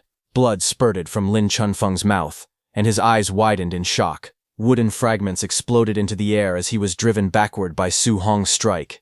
Through clenched teeth, he cursed bitterly, saying this was simply too ridiculous. Su Hong's strike connected cleanly, and Lin Chunfeng's body bent backward from the force, fragments of wood and debris scattering through the air. A sharp cry escaped his mouth. Blood sprayed from his lips as he was sent flying. He gritted his teeth in pain, letting out another strained sound as he hit the flame cage behind him. Fire roared upward, surrounding his entire body. Lin Chunfeng slowly turned his shoulder, flames swirling violently around his back. Then glowing green energy began to spread across his wounds. His heal and recover immediately started. Bright green light pulsed as the damaged flesh visibly regenerated. With sweat rolling down his face, he clenched both fists, flames blazing higher behind him. He smirked confidently and declared not to underestimate the healing power of a Tier 2 martial artist's wood spirit body. Su Hong narrowed his eyes as he looked at Lin Chunfeng and muttered to himself that it was a wood spirit body, a special physique with incredibly strong recovery power. But then his gaze sharpened. He thought that if one punch was not enough, then he would throw a few more. Without hesitation, he launched himself forward, his fist cutting through the blazing flames. He declared that he did not believe Lin Chunfeng could keep recovering forever. His punches rained down one after another, crashing through the fire with explosive force. But Lin Chunfeng only grinned through the blood on his lips. He shouted that it was useless, and that Su Hong could not outlast him. He added confidently that a Tier 1's endurance could never surpass a Tier 2's. Green spiritual energy swirled around his body as he raised his hand. He said he wanted to see whether the flame cage would collapse first, or whether his recovery power would run out first. Hearing that, Su Hong felt the strain in his body. He realized there was not much fire spiritual chi left within him. Once the restriction of the flame cage disappeared, the situation might reverse completely. Su Hong moved his hand, and with a swing of his arm he dissipated all the flames. The fire scattered across the ground as green spiritual energy flared up around Lin Chunfeng's body. With a loud laugh, Lin Chunfeng mocked Su Hong, asking if he was already giving up. His body immediately started to recover as the green aura intensified around him. His wounds visibly began to mend under the glow of his wood spirit body. Smirking confidently, he declared that now it was his turn to counterattack, and that Su Hong was bound to lose. But suddenly, his expression changed. His eyes widened in shock as he saw something unusual. He stared forward and demanded to know what that thing was. Across from him, Su Hong stood calmly as golden lightning and flames crackled around his arm. He admitted that this move consumed a great deal of energy and that he had not originally planned to use it. Electric arcs danced wildly around his body, illuminating the battlefield. Seeing that overwhelming power, Lin Chunfeng trembled. Sweat rolled down his face as he shouted in disbelief, asking whether this was truly a power a Tier 1 martial artist could unleash. He called Su Hong a monster. Panic flashed in his eyes. He told himself that he absolutely could not let him get close. Green energy surged violently as he pushed his hands onto the ground. Lin Chunfeng clenched his teeth and used his wood escape technique desperately, repeating the words wood escape again and again. Green spiritual energy burst from his hands and slammed into the ground.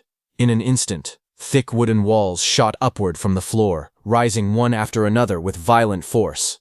The towering wooden barriers stood in front of Su Hong, blocking him from attacking. Behind the walls, Su Hong lowered his gaze slightly. His golden eyes began to glow intensely, lightning flickering within them. Without hesitation, he stepped forward. Golden lightning exploded from his body as he drove his fist into the wooden barrier. A deafening crash echoed through the arena. The massive wooden wall cracked under the impact, splinters and debris flying everywhere. The lightning-charged punch tore straight through the defense. In the next instant, Su Hong burst through the broken wall in a streak of golden light. Before Lin Chunfeng could react, Su Hong descended and smashed his electrified fist downward. Lin Chunfeng was blasted backward violently. His body spun through the air before crashing heavily onto the ground. Dust exploded outward as he struck the floor, completely overwhelmed by the lightning-infused punch. Su Hong stood calmly amid the fading golden aura. Flames and lightning slowly settled around him as he looked down at his defeated opponent. Silence spread across the arena. Su Hong stood alone at the center, while Lin Chunfeng lay motionless on the tiles. The crowd watching from a distance fell into stunned silence. Someone finally broke the quiet in disbelief. They exclaimed that Lin Chunfeng had been knocked out with just one punch, even though he possessed a wood spirit body. Another voice cried out in shock, saying that the power of that punch was almost catching up to an S-rank martial art. They could not believe it. They added that Su Hong was only at the Tier 1 initial stage. Grandmaster Zhang stared in disbelief and demanded to know what kind of monster Grandmaster Qin had brought. He turned to Grandmaster Qin and, pointing at the arena, shouted that it was attribute fusion. Su Hong actually knew attribute fusion. He emphasized that such a young Tier 1 martial artist had already mastered attribute fusion and asked whether he understood what that truly meant. Grandmaster Qin calmly sipped his tea and said that it did not matter. He added that he definitely would not tell anyone that Su Hong had only taken 1 month to achieve dual attribute fusion. Grandmaster Zhang, beside him, froze in confusion. Still holding his teacup, Grandmaster Qin continued in a casual tone. He said that if people knew Su Hong had 100% compatibility with 7 attributes and could cultivate 7 guidance techniques simultaneously, they would probably be scared to death on the spot. Hearing that, Grandmaster Zhang turned pale, sweat running down his face. Grandmaster Qin simply looked away calmly while drinking his tea. After a moment, he suddenly exclaimed that it had slipped out and claimed he regretted it very much. However, his satisfied expression clearly showed otherwise. His words echoed dramatically in Grandmaster Zhang's mind. Fusing dual attributes in 1 month, achieving 100% compatibility in 7 attributes, and cultivating 7 guidance techniques at the same time. He was too stunned. Grandmaster Qin then reminded Grandmaster Zhang that since Su Hong had won, it was now time for him to fulfill his promise. He demanded an A-rank Thunder Spear art, and for the other reward, he wanted him to personally teach Su Hong the ultimate skill, Palm Thunder. Grandmaster Zhang stuttered in disbelief before finally nodding weakly and agreeing. Later, the scene shifted to the martial arts training room, a large dome-shaped building standing quietly under the open sky. Inside the martial arts training room, Su Hong and Grandmaster Zhang stood facing each other on the circular platform, each holding a spear. Grandmaster Jiang looked at Su Hong and admitted inwardly that Su Hong was truly a monster. He had never seen someone like him in his entire life. After a moment, he straightened his posture and began explaining seriously. He said that the A-rank Thunder Spear art he was about to teach was called 9 heaven-breaking spears. He gripped the spear firmly, and lightning suddenly surged around it, crackling with blue energy. He explained to Su Hong that in the 9 heaven-breaking spears, every 3 moves formed one stance, and there were 3 stances in total. Electricity wrapped around the spear as he continued, saying that each stance was stronger than the last, and the difficulty of learning them increased progressively. He then added that if it were an ordinary martial artist, he would not teach this technique at all unless they had reached Tier 4. However, he looked at Su Hong calmly and said that with Su Hong's talent, learning the first stance should not be a problem. Grandmaster Jiang's eyes flashed with lightning as he gripped the spear tightly. Blue electricity crackled violently around the weapon. He shouted at Su Hong to watch closely. In the next instant, thunderous power burst forth. He declared the first stance, river overturning. A massive surge of lightning exploded outward like a raging river, flipping upside down.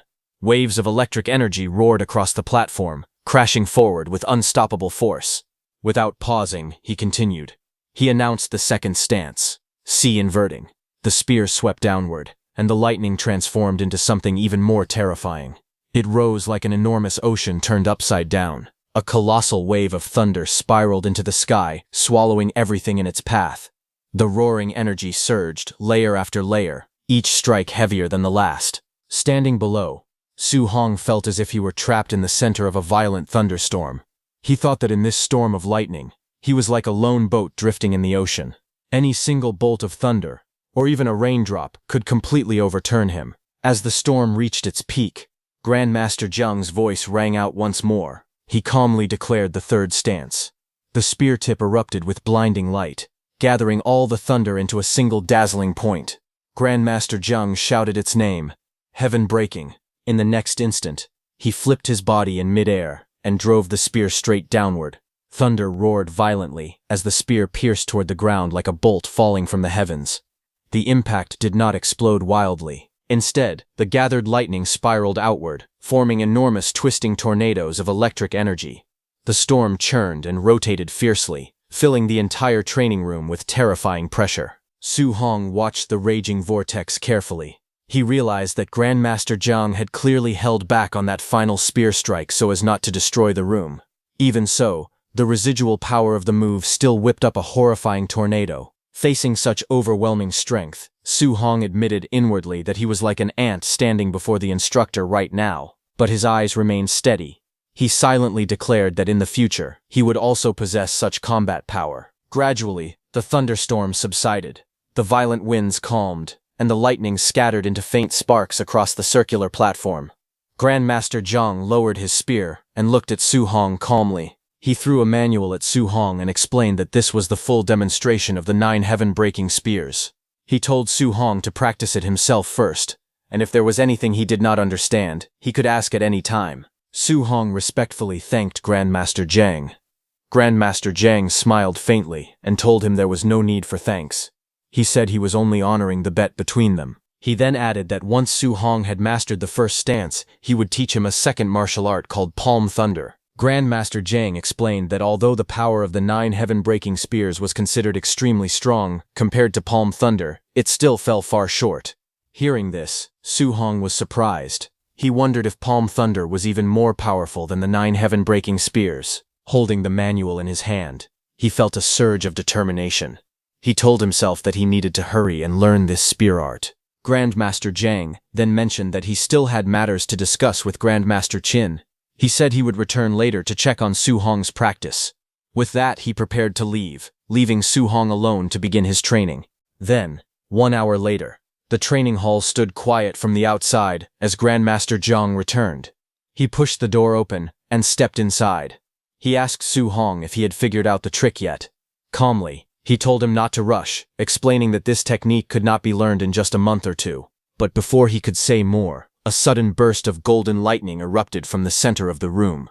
Thunder roared violently as Su Hong launched himself forward, spear in hand.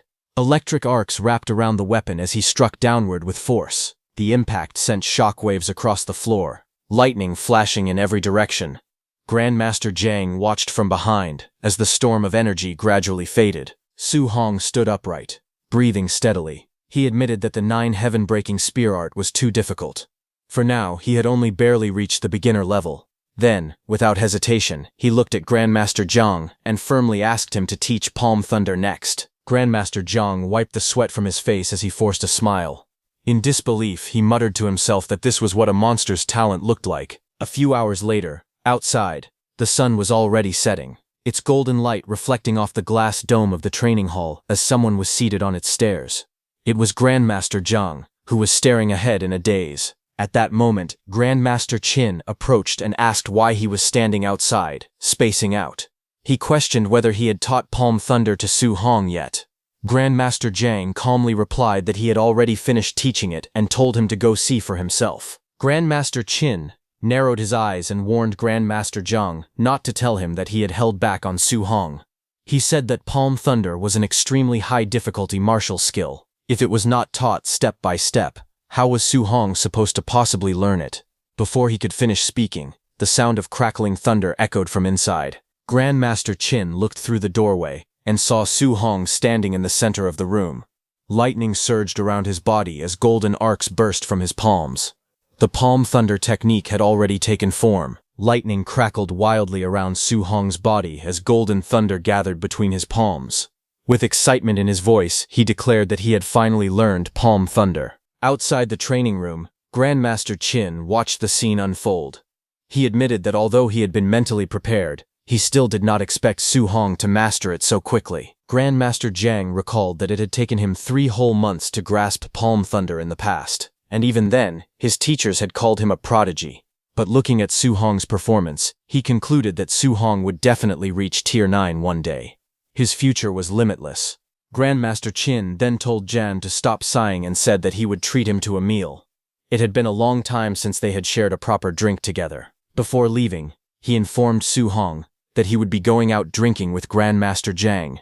The camp assistants would arrange a temporary dormitory for him, and they would head back tomorrow. Su Hong immediately replied that he understood.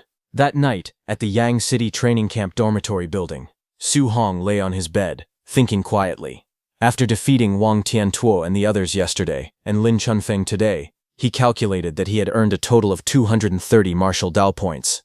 A translucent system panel appeared before him.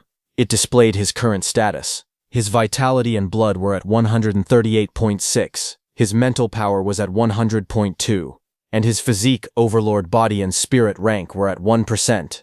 His guidance techniques were listed clearly. Thunder guidance technique had reached level 5. Heavenly flame guidance technique was also level 5.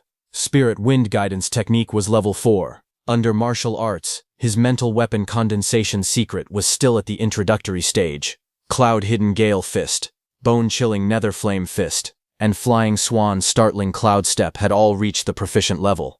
Thick earth battle armor remained at the introductory level. Looking at the panel, Su Hong frowned slightly. He admitted that his blood energy was still too low. His spirit, physique and martial skills all needed improvement as well. The 230 martial Dao points he had earned were far from enough. He reminded himself that realm was the foundation. Increasing blood energy had to come first. With a focused expression, he began allocating points. The numbers on the panel started rising. Blood energy increased by 0.1. Then another 0.1. Again and again, the value climbed steadily. Even so, Su Hong knew he needed more martial Dao points. But inside the training camp, no one would dare to spar with him anymore. After a moment of thought, he concluded that from now on, he could only grind more fierce beasts in the beast room. At the same time, in a hotel under the moonlit sky, Grandmaster Zhang cursed loudly, calling Grandmaster Qin a bastard. Both of them were drinking at a table as Grandmaster Zhang angrily complained that Grandmaster Qin had tricked him out of 2 A-rank martial skills. Grandmaster Qin told him that he had already said that countless times. While they were talking, suddenly the door behind them burst open as someone rushed inside. He shouted loudly that he had finally found Grandmaster Zhang. He told Grandmaster Zhang that tonight's night raid event was about to begin, and everyone was waiting for his order. Grandmaster Zhang turned his head. He responded that since it was a night raid, they should begin immediately and not go easy on the participants. The messenger quickly relayed the command. announcing that under Grandmaster Zhang's orders, the night raid would begin and they were to drill them hard.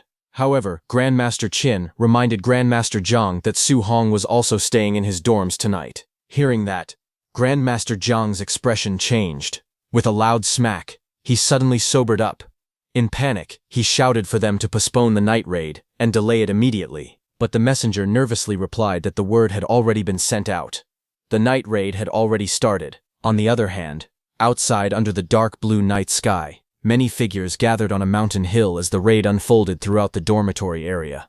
2 warriors stood at the corner of the hill, looking down at the dormitory. One of them, Bu Jinglong, who had fought Su Hong before, looked at his companion and asked why he was still participating in night raids despite being a Tier 2 upper stage warrior. The other, Bo Jingfeng, calmly explained that there was a wood spirit body here with extremely strong regeneration and that Grandmaster Zhang had specifically asked him to come. Bo Jingfeng thought of Grandmaster Zhang and spoke helplessly.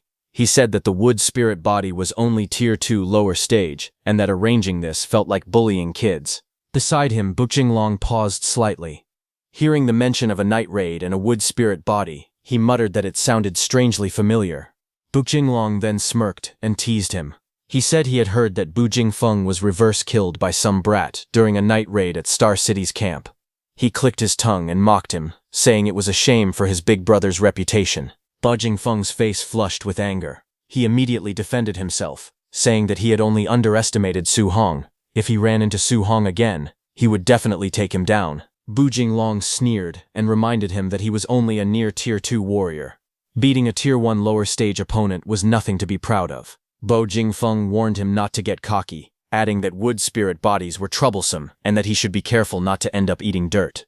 Bo Jinglong let out a cold laugh, questioning whether he would really eat dirt. Then Bu Jinglong ordered everyone to put on their masks and follow his command. Immediately, all masked figures rushed forward together. Bu Jinglong shouted for his brothers to charge with him. Under the night sky, chaos erupted around the dorm buildings. Shouts rang out as someone yelled that they were under attack. Cries of pain echoed through the area, followed by angry curses in the darkness. Hearing the loud commotion outside, Su Hong slowly opened his door and looked into the hallway. He wondered if all that noise meant this was a night raid. Before he could think further, chaos erupted in the corridor. A naked boy was sent flying by a masked attacker. He shouted that they had no honor. Another masked figure lunged at Su Hong aggressively, accusing his companions of even missing one of the students. But in the next instant, a powerful punch slammed directly into the attacker's face.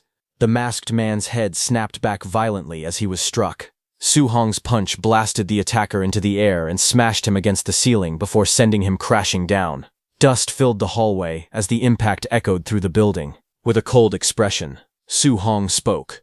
He said that they did not even bother asking who he was. He was not even part of their training camp. Yet they were attacking him without question. Su Hong looked up in surprise. He paused and questioned to himself if this really was a night raid. The masked attacker hung awkwardly from the cracked ceiling, his body trembling.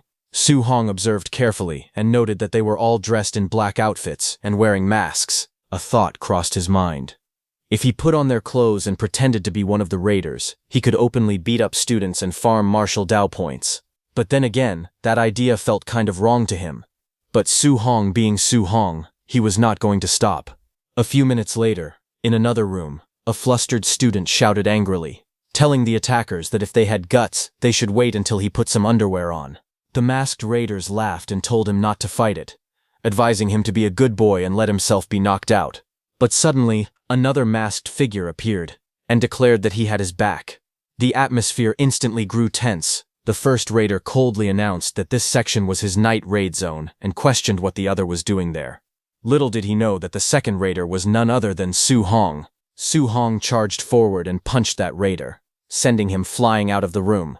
Seeing this, the student was frightened. He stared in shock, asking what was going on. He asked if it was friendly fire. Su Hong then turned to leave. He grinned and declared that it was a jackpot. He proudly announced that he could earn a few hundred points tonight. The half-naked student looked confused and asked if they were not going to hit him. But ignoring that student, down the corridor, Su Hong rushed forward with flames blazing from his hand. Laughing confidently, he said that they were all higher tier, so he could go all out. Without hesitation, he attacked.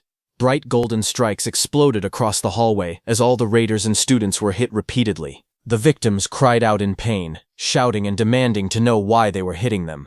A raider yelled that they had a mole among them, but it was already too late. Chaos intensified as Su Hong delivered a powerful blow, sending that raider crashing backward. After defeating everyone, Su Hong let out a heavy breath. He said that the first floor had been cleared, and it was time to move up to the second floor. Moments later, the scene shifted to the second floor. Su Hong's powerful golden strike crashed down the corridor, sending masked figures flying in all directions as the impact echoed repeatedly. Blue system panels appeared around him one after another, showing martial Dao points increasing rapidly. +20, +8, +22, +5, +11, +6, +14, +16, and many more. Laughter rang out as Su Hong declared proudly that he was rich. The total kept rising as he ran upstairs. The scene shifted to the third floor. Several masked figures stood together, discussing the situation. One of them said that the student named Lin Chunfeng was a beast, still holding out against Tier 2 upper stage Bu Jinglong. Another added that Lin Chunfeng's regeneration was insane. If the fight dragged on any longer, Bu Jinglong would be the one in danger. Right in front of them, the battle on the third floor intensified. Lin Chunfeng, radiating bright green energy, hovered in the corridor. Opposite him, Bu Jinglong burned with red energy as the two prepared to clash amidst the shattered hallway. But from the side, Su Hong approached them from behind. He looked at the group gathered in the hallway and asked why they were all bunched up there. One of them replied that all the other students had already been taken down. Only that Tier 2 wood spirit body was left. Another told him that he should come and watch, saying that the boy's recovery was absurd. But Su Hong smiled and calmly said there was no need for that. Golden energy began to gather around his fist as flames flickered along his arm. The others noticed his movement and asked what he was doing, but in the next moment he moved. He struck fiercely, saying that he had already gotten a feel for wood spirit bodies.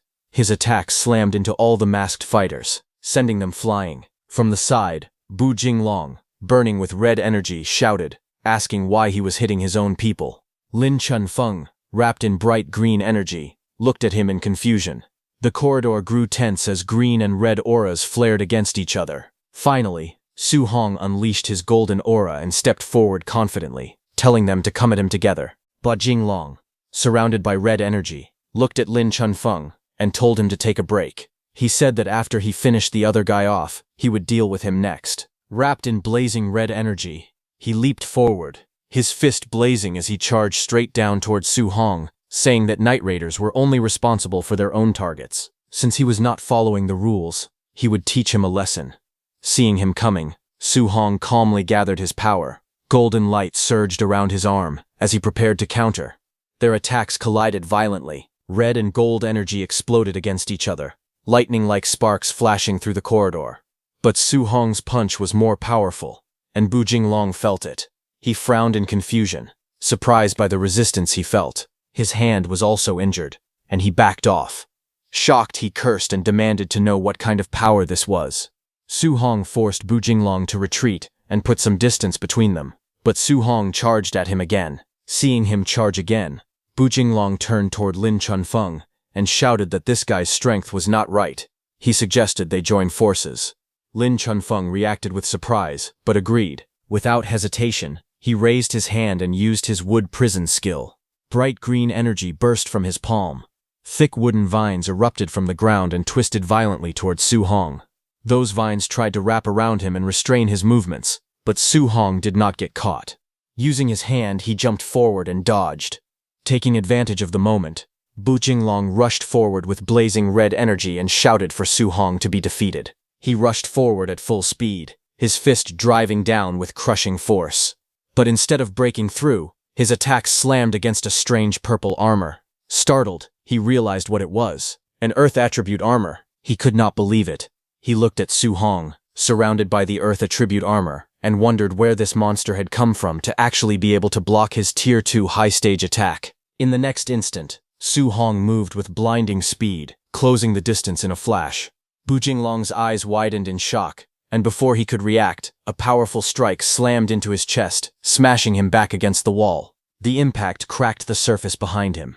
Bu Jinglong coughed violently, blood spilling from his mouth as the force of the blow overwhelmed him. Su Hong moved again, flames blazing fiercely around his arm as he leapt into the air to attack Lin Chunfeng. In the next instant, Su Hong's flaming attack came crashing down. The impact slammed Lin Chunfeng into the ground with explosive force. The floor cracked, rubble scattered, and dust rose into the air.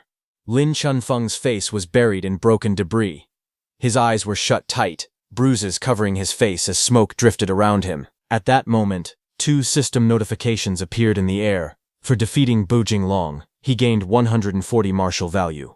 And for defeating Lin Chunfeng, he gained 75 martial value. Su Hong became very excited seeing that in just one night, he had earned over 2,400 points of martial value. He felt rich. Then a detailed status panel appeared before him, showing his vitality, spiritual power, physique, spirit rank, his 3 guidance techniques, his 6 martial arts, and his 2430 total martial value. The next morning, everyone whom Su Hong had beaten sat together in anger. Lin Chunfeng held an ice pack to his head, still clearly injured. Beside him sat Bu Jinglong with bandages on his face. They all looked worn out after the intense battle from the night before. Grandmaster Zhang angrily pointed toward the damaged area and told Grandmaster Qin to look at the good deed his so-called monster student had done. Su Hong immediately denied it. He respectfully told Grandmaster Zhang that he did not do this. Grandmaster Zhang refused to believe him. He told Su Hong to stop pretending and questioned who else could possibly have done such a thing. Grandmaster Zhang lost his patience. Furious, he shouted at them to scram. He said that just seeing them made him angry. Grandmaster Qin grabbed Su Hong and flew into the air. He burst into laughter and mockingly said goodbye to Grandmaster Zhang before leaving. As they were in the air, Grandmaster Qin turned to Su Hong and asked if he was still lacking martial arts for the 3 attributes of metal, wood, and water. Su Hong replied honestly. He confirmed that he was, and asked why the Grandmaster was asking. Grandmaster Qin smiled slightly and said that he still had some old friends. He suggested they go pay them a visit. Over the next 10 days, they visited 3 other training camps. At one camp, when Su Hong defeated that Grandmaster's disciple, that Grandmaster angrily accused Grandmaster Qin of fraud. But Grandmaster Qin calmly told him to concede defeat when losing a bet and not to play dirty. With the same routine as before, Su Hong won 3 new A-rank cultivation methods. Later, the scene shifted to Su Hong's training camp dormitory. Inside his dormitory, Su Hong sat cross-legged as a powerful red aura flared around his body. He learned those 3 new martial arts, and system notifications appeared, telling him that he had learned the metal element technique, Metal Repel, at basic level, the wood element technique, Vine Entanglement at basic level, and the water element technique, Water Dragon at basic level. Su Hong had finally raised all 3 A-rank martial arts to the basic level. Sweat rolled down his face as he reflected on it. Suddenly possessing so many A-rank martial arts was something he would not have even dared to imagine before. After accumulating so much martial value, he decided it was time to increase his vitality. His status panel appeared. He currently had 2,984 martial value. He began pouring his martial value into vitality. Vitality increase panels flashed repeatedly in front of him. Again and again the numbers rose. His body swelled with power, muscles tightening as red flames surged wildly around him. He realized he might have added a bit too much this time. Even so, when the surge finally stabilized, he calculated the result. He had gained 450 points of vitality. Now, he was only 50 points away from breaking through to become a Tier 2 martial artist. After increasing his vitality, Su Hong checked his remaining martial value. He still had 100 points left. Looking at his system panel, he wondered whether he should strengthen his spiritual power or upgrade his overlord body. After thinking for a moment, he decided to try strengthening the overlord body. He tapped the option, his 100 martial value was used, and a notification appeared showing that his overlord body spirit rank had increased by just 0.1%. Seeing the result, he was stunned. 100 points of martial value had only increased it by 0.1%. The system updated, and now his physique overlord body, spirit rank, was at 1.1%. Sweat slid down his face as he realized how difficult it was to upgrade the overlord body. He admitted to himself that this physique was far too hard to improve. After thinking it over, he concluded that from now on, he should prioritize breaking through to become a Tier 2 martial artist. With that decision made, he rushed out the door. He planned to go to the ferocious beast room to farm more martial value. But as soon as he stepped out, he saw Grandmaster Qin standing outside his door. Grandmaster Qin looked at him calmly and asked whether Su Hong was still lacking a healing martial art. Su Hong looked at Grandmaster Qin with an awkward smile and wondered if the old master had come once again with another arrangement. Soon after, the scene shifted to the Hang City training camp. A vast compound stood among towering mountains and drifting clouds.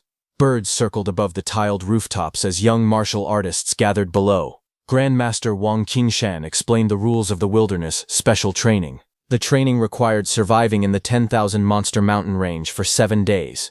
No supplies were allowed to be carried. Only by killing ferocious beasts of the same realm or higher could the participants obtain contribution points. Su Hong listened carefully while standing among other trainees holding long spears. He realized that Hang City, the provincial capital of Jiangnan Province, truly gathered geniuses from everywhere. The difficulty of training here far exceeded that of Star City. Grandmaster Wang Qingshan then announced that the special training would begin and ordered everyone to move out. Without hesitation, the trainees leapt off the platform and rushed into the mountains below. As they left, Grandmaster Wang spoke to Grandmaster Qin. He questioned whether the boy Grandmaster Qin had brought, who had not even reached Tier 2 yet, was really worth making a bet on. Grandmaster Qin said that was right. He told him that the terms of the bet were clear. If Su Hong won, Grandmaster Wang would teach him an A-rank healing martial art. In exchange for however many of Grandmaster Wang's students managed to defeat Su Hong, he would personally teach each of them an A-rank martial art. Grandmaster Wang hesitated and pointed out that half of the students present were already Tier 2. He questioned whether Grandmaster Qin truly had the ability to teach that many A-rank martial arts. Grandmaster Qin remained indifferent. Seeing that, Grandmaster Wang said that letting the boy experience those beasts early on was not a bad thing. When Grandmaster Qin heard this, he was startled and asked if the beasts from the 10,000 races demonic cult had already arrived. Grandmaster Wang reassured him, saying that the ones who had come were merely some Tier 2 and Tier 3 small fry. Hearing that, Grandmaster Qin became anxious, saying Tier 3 beasts were no joke. Sending the students against them would be driving them to their deaths. However, Grandmaster Wang spoke firmly, saying that the war of the 10,000 races was cruel. Without enduring hardships, how could anyone become a true powerhouse? Hearing that, Grandmaster Qin sighed, as there was nothing he could do. Grandmaster Qin wanted to tell Su Hong that he was not required to take first place this time. Simply coming back alive would be enough. Meanwhile, in the mountains, Su Hong fought fiercely. Lightning surged around his spear as he launched himself forward. With a powerful strike, he pierced through a wolf ferocious beast. Blood splattered as golden lightning exploded outward. Next, he fought a boar ferocious beast. He soared high into the air, gathering blazing golden energy around him. Like a radiant meteor descending from the sky, he unleashed a devastating attack. Golden light rained down in countless streaks, crashing violently onto the beasts below. The mountains trembled under the storm of lightning as Su Hong continued his relentless assault. Next, Su Hong's spear flashed with green light as it pierced through the massive serpent-like beast. With a loud roar, the creature's body split apart. Blood sprayed into the air as the long body collapsed heavily onto the ground.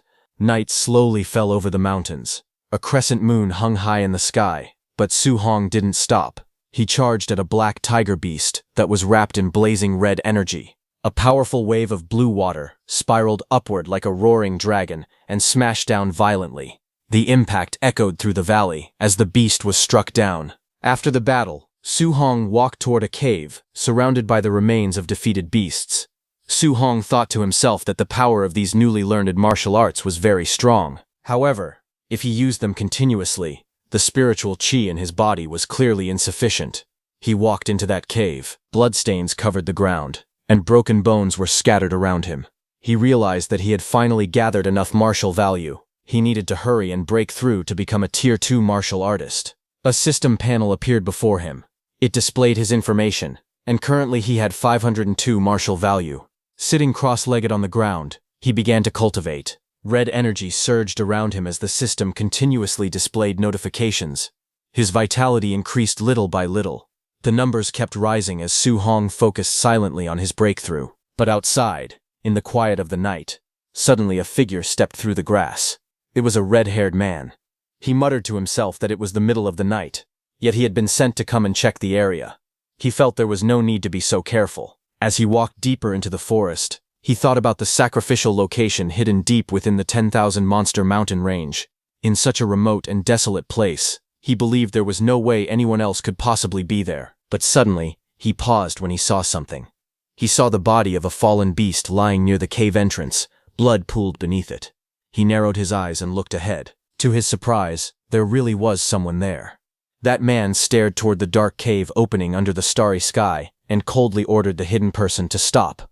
With a sinister smile, he spoke loudly into the night. He declared that he knew someone was hiding inside. He told them to come out on their own, and he would give them a quick death. Otherwise, he threatened that he would swallow them alive and skin them. That red-haired man stood at the cave entrance with his arms spread slightly. He stated calmly that the person inside had killed a rank 1 Crimson Flame Black Tiger. At most, he concluded, that meant they only had the strength of a rank 2 or rank 3 martial artist. He warned them not to try to resist, otherwise he would show them something worse than death. Inside the cave, Su Hong, who was hiding behind a rock, listened carefully. Judging by that man's tone, Su Hong realized he did not seem like someone who could be trusted. And the way he spoke showed that he even looked down on rank 3 martial artists. Su Hong wondered if that man could possibly be rank 4. Although Su Hong had already broken through to rank 2, he was not sure whether he could defeat a rank 4 opponent. No matter what, he decided that he needed to escape the cave first. With a sudden burst of movement, he attacked, unleashing a powerful surge of blue energy that roared outward like a dragon. The force blasted through the cave entrance, shaking the ground. Outside, the red-haired man looked up at the sudden attack. A grin spread across his face. He laughed and said that Su Hong had finally shown his face. Flames ignited in his hand as he took out his blade and prepared to respond. That red-haired man cut down Su Hong's attack with ease, surrounded by clashing waves of red energy. After sensing the power of the technique, he smirked and concluded that the opponent was only an early-stage rank 2. Su Hong used the opportunity to run out of the cave. That red-haired man looked toward the cave and asked mockingly if he was trying to escape. Then he ran after him, laughing and admitting that killing a Crimson Flame Black Tiger at early-stage rank 2 was quite impressive. He even called him a genius, but he added that he loved crushing so-called lucky geniuses the most. As he rushed forward to attack, his expression suddenly changed. He froze for a moment, confusion flashing across his face. A drop of sweat rolled down as he let out a puzzled sound. Outside the cave, he noticed that Su Hong had stopped running. He asked why he had stopped. Standing calmly with his spear in hand, Su Hong looked at him steadily. After observing the power that had just been released, Su Hong concluded that the red-haired man was only an early-stage rank 3. He added that he had initially thought the man was rank 4. Su Hong noticed the dark tattoo on the man's neck, and stated that the tattoo belonged to the celestial race. He then asked if the man was part of the Myriad Race's demon cult. It was known that the members of the Myriad Race's demon cult were originally humans. However, they viewed being human as a disgrace and took pride in becoming part of the so-called Myriad Races. They carried out terrorist attacks and captured humans as sacrifices for other races, all in order to receive rewards. Golden energy surged around Su Hong as anger filled his eyes. He called that man human scum and declared that people like him deserved to die. The red-haired man smirked and told him to try. Flames wrapped around his arm as he prepared his attack. With a fierce shout, he unleashed his technique, Sky Sun Slash. A blazing arc of fire tore through the air, descending with overwhelming force. Facing the incoming attack, Su Hong steadied himself. He realized that this was his first time fighting a rank 3 martial artist. He decided that he would have to go all out. As the blazing attack descended, Su Hong unleashed his counter. With a powerful shout, he activated his technique, River Flip. A massive surge of energy roared upward, colliding directly with the fiery slash. The two forces crashed violently, flames and lightning scattering in every direction. Seeing the clash, Su Hong was stunned. He realized that a rank 3 martial artist's technique had actually been scattered by his own attack. The red-haired man's eyes widened in disbelief. He could not understand it. He was an entire level higher, and was even using an A-rank technique. Yet he was falling behind. On top of that, Su Hong was supposed to use water attribute abilities. How could he also wield lightning? Anger twisted his expression. He cursed and declared that Su Hong was asking for death. Golden arcs of energy tore across the battlefield as he swung his blade in all directions to attack. In the next instant, a flash of lightning streaked through the air. Before the red-haired man could react, Su Hong appeared behind him in a burst of speed, his blade cutting forward with decisive force. Golden lightning roared upward like a blazing pillar, illuminating the entire battlefield. Su Hong leapt into the air, surrounded by crackling energy. The red-haired man froze in shock as the overwhelming power pressed down. With calm eyes and steady resolve, Su Hong called out his next technique, Sea Treader. The lightning intensified, surging violently around him. The red-haired man felt the terrifying pressure and realized that this power was even stronger than his own Sky Sun Slash. Panic gripped his heart. He immediately decided that he had to retreat. Just as he attempted to pull back, green vines suddenly shot upward from the ground and wrapped tightly around his legs. His eyes widened in disbelief. It was a wood attribute control technique. First water, then lightning, and now wood. He couldn't believe his opponent was using multiple attributes. The vines tightened, holding him firmly in place. In the next instant, the blazing sphere of lightning energy crashed down with unstoppable force, exploding in a brilliant burst of light. The lightning slowly faded, leaving smoke drifting through the forest. Su Hong stood calmly, holding his spear as arcs of electricity crackled around him. In front of him, a molten figure knelt within the smoke, its body melting and reforming. Seeing that, Su Hong wondered if the man had dodged the attack using some strange movement technique. The molten body continued to dissolve, heat rising from it as it softened and shifted. Suddenly, a little farther away, fragments of dark rock began floating in the air. An eye opened within the rocky mass as it reappeared. The red-haired man reformed his body from the scattered stones, kneeling on the ground. His skin looked cracked like burning rock, glowing with lava-like veins. Fear filled his thoughts.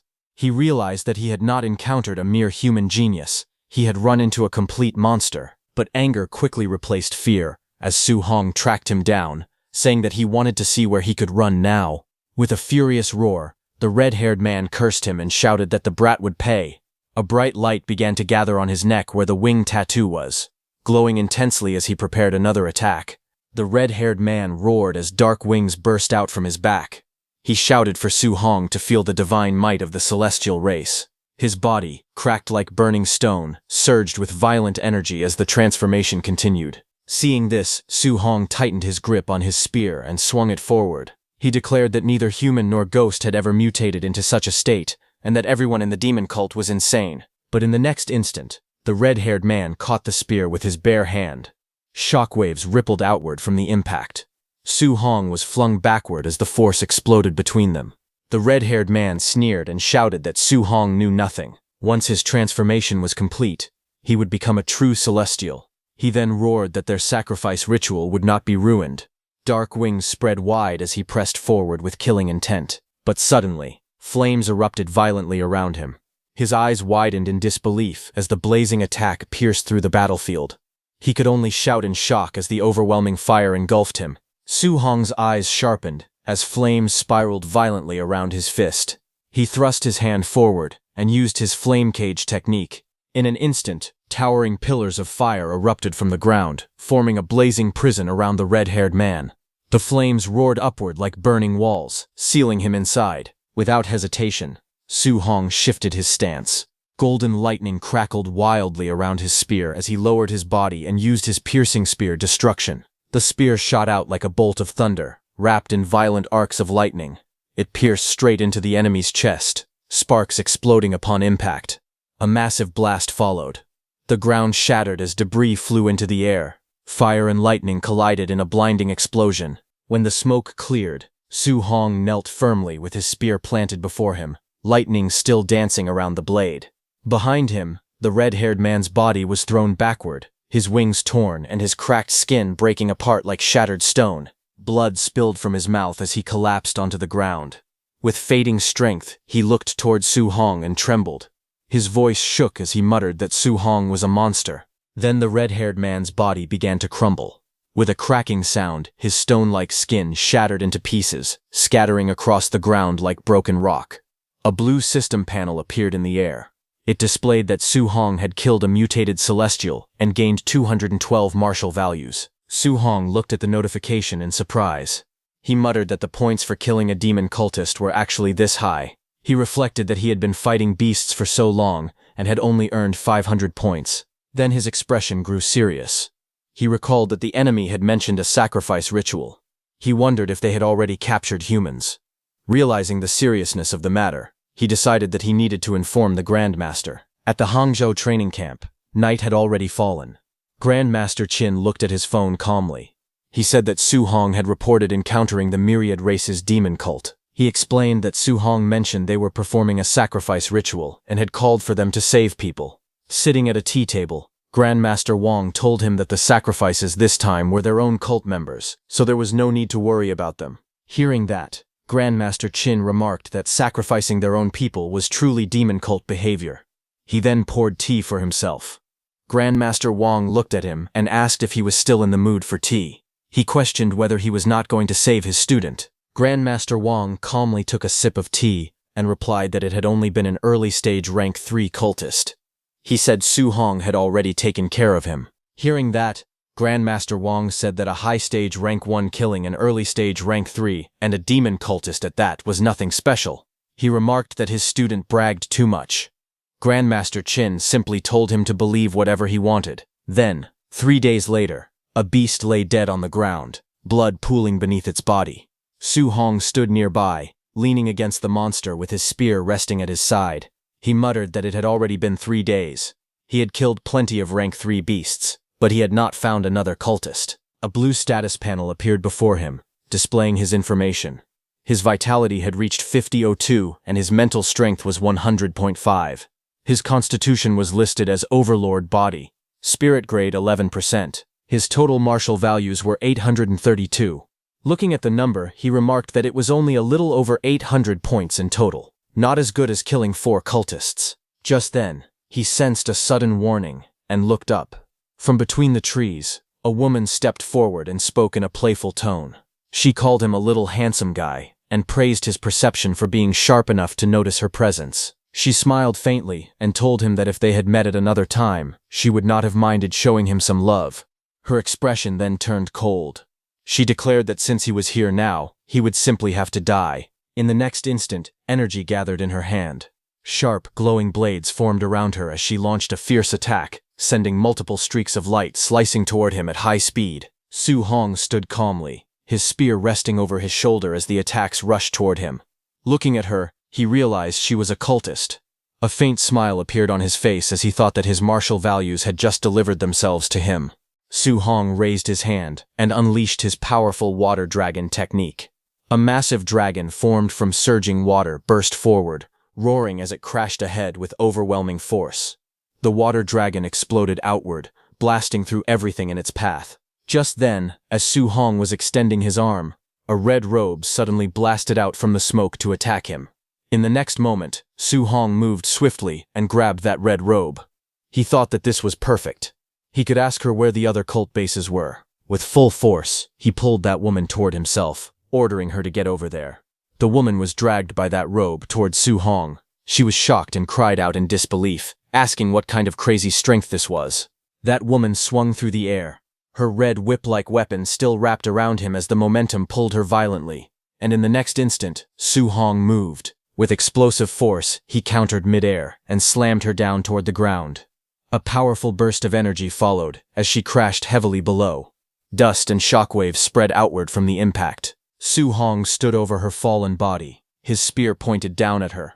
Coldly, he ordered her to talk and demanded to know where the 10,000 Races demon cult base was located. Lying on the ground, injured and bleeding from the mouth, she quickly gave in. She told him it was 10 kilometers north of there. Desperately, she begged him to spare her life and promised to tell him everything. Without hesitation, he asked how many third-tier warriors they had brought this time. She answered weakly that, counting herself, there had only been one more third-tier warrior. Hearing that, Su Hong calculated that he had already taken out 2 third-tier warriors. That meant only one remained. If that was the case, then he could wipe out every last cultist there. Killing enemies at his own tier should be enough to push him into tier 2. While he was lost in thought, that woman suddenly broke free from him. She shouted that he was underestimating her and swore that this old lady would never let him off.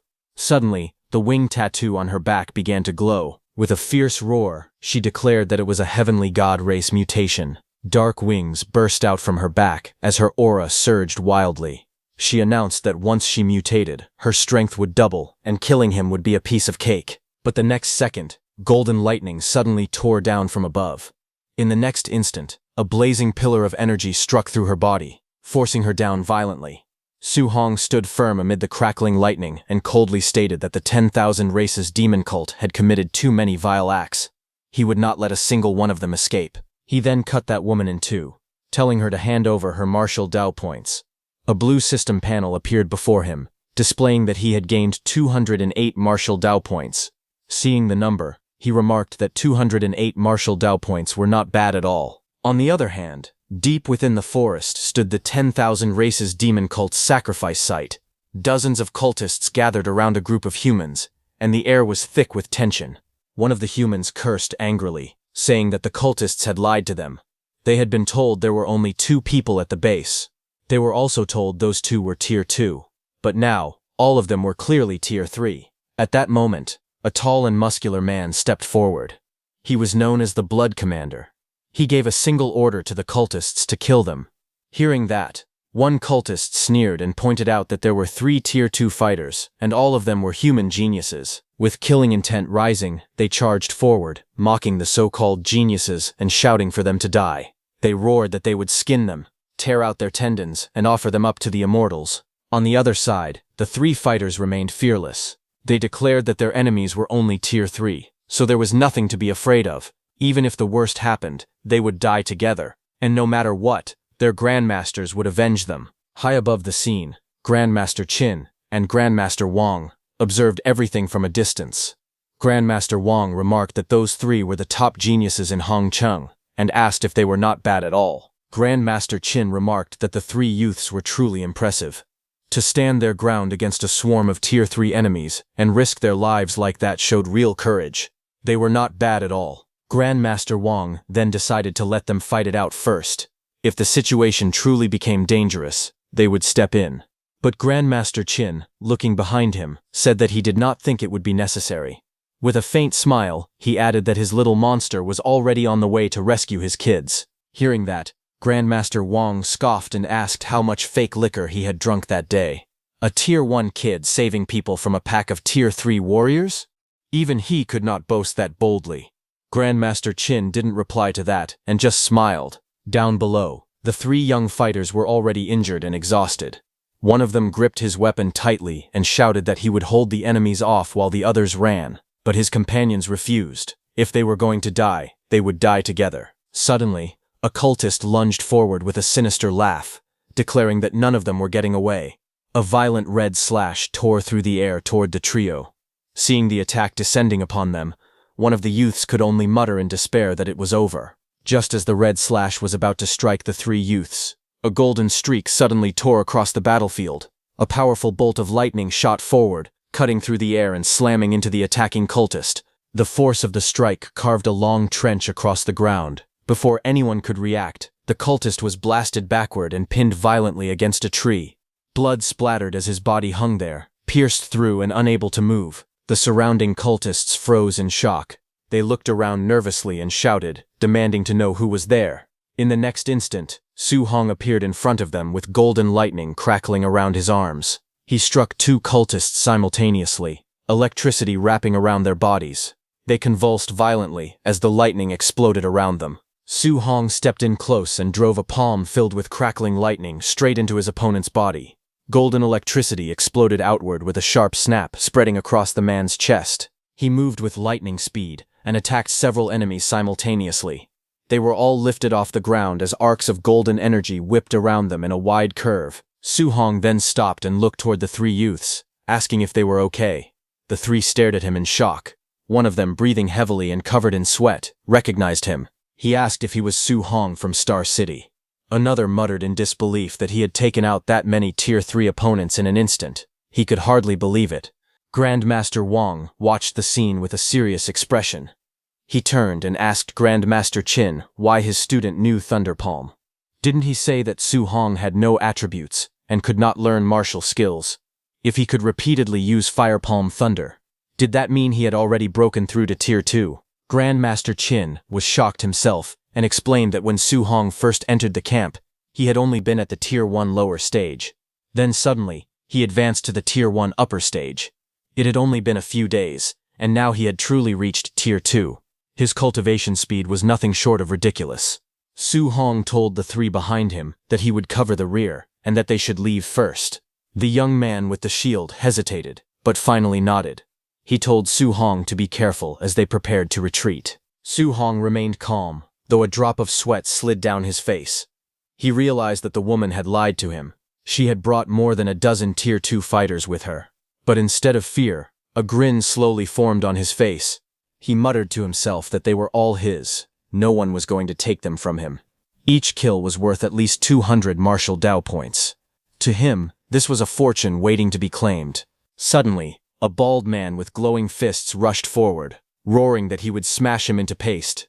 The ground cracked beneath his charge as he lunged at Su Hong. In the next instant, golden lightning flashed.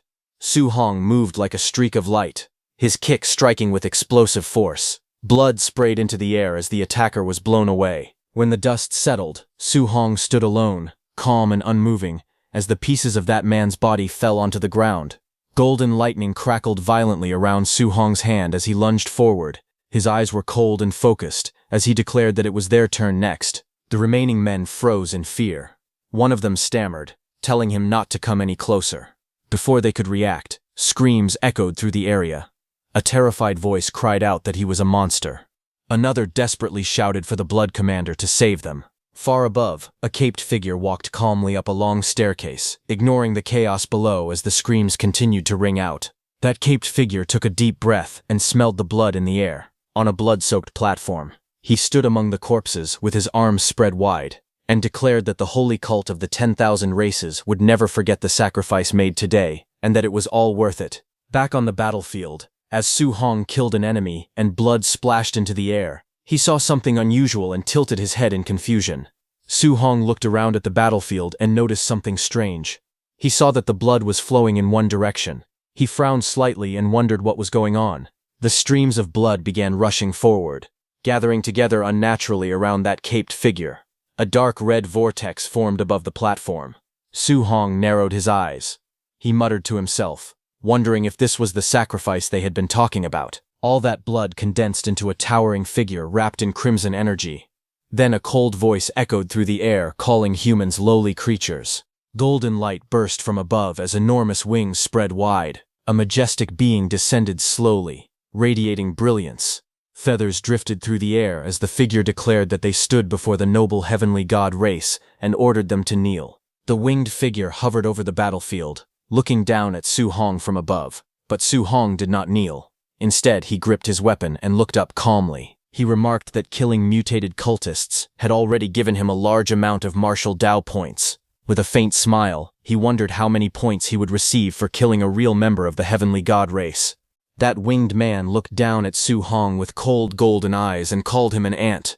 He demanded to know who had allowed someone so insignificant to look up at him. His expression turned harsh as he declared that Su Hong would pay for his insolence with death. In the next instant, the winged figure vanished in a blur and appeared behind Su Hong. Seeing that, Su Hong's eyes widened slightly. Sweat ran down his face as he realized just how fast the opponent was. Before he could fully react, the winged man struck with overwhelming force. Golden energy exploded as his attack landed on Su Hong, shaking the ground beneath his feet.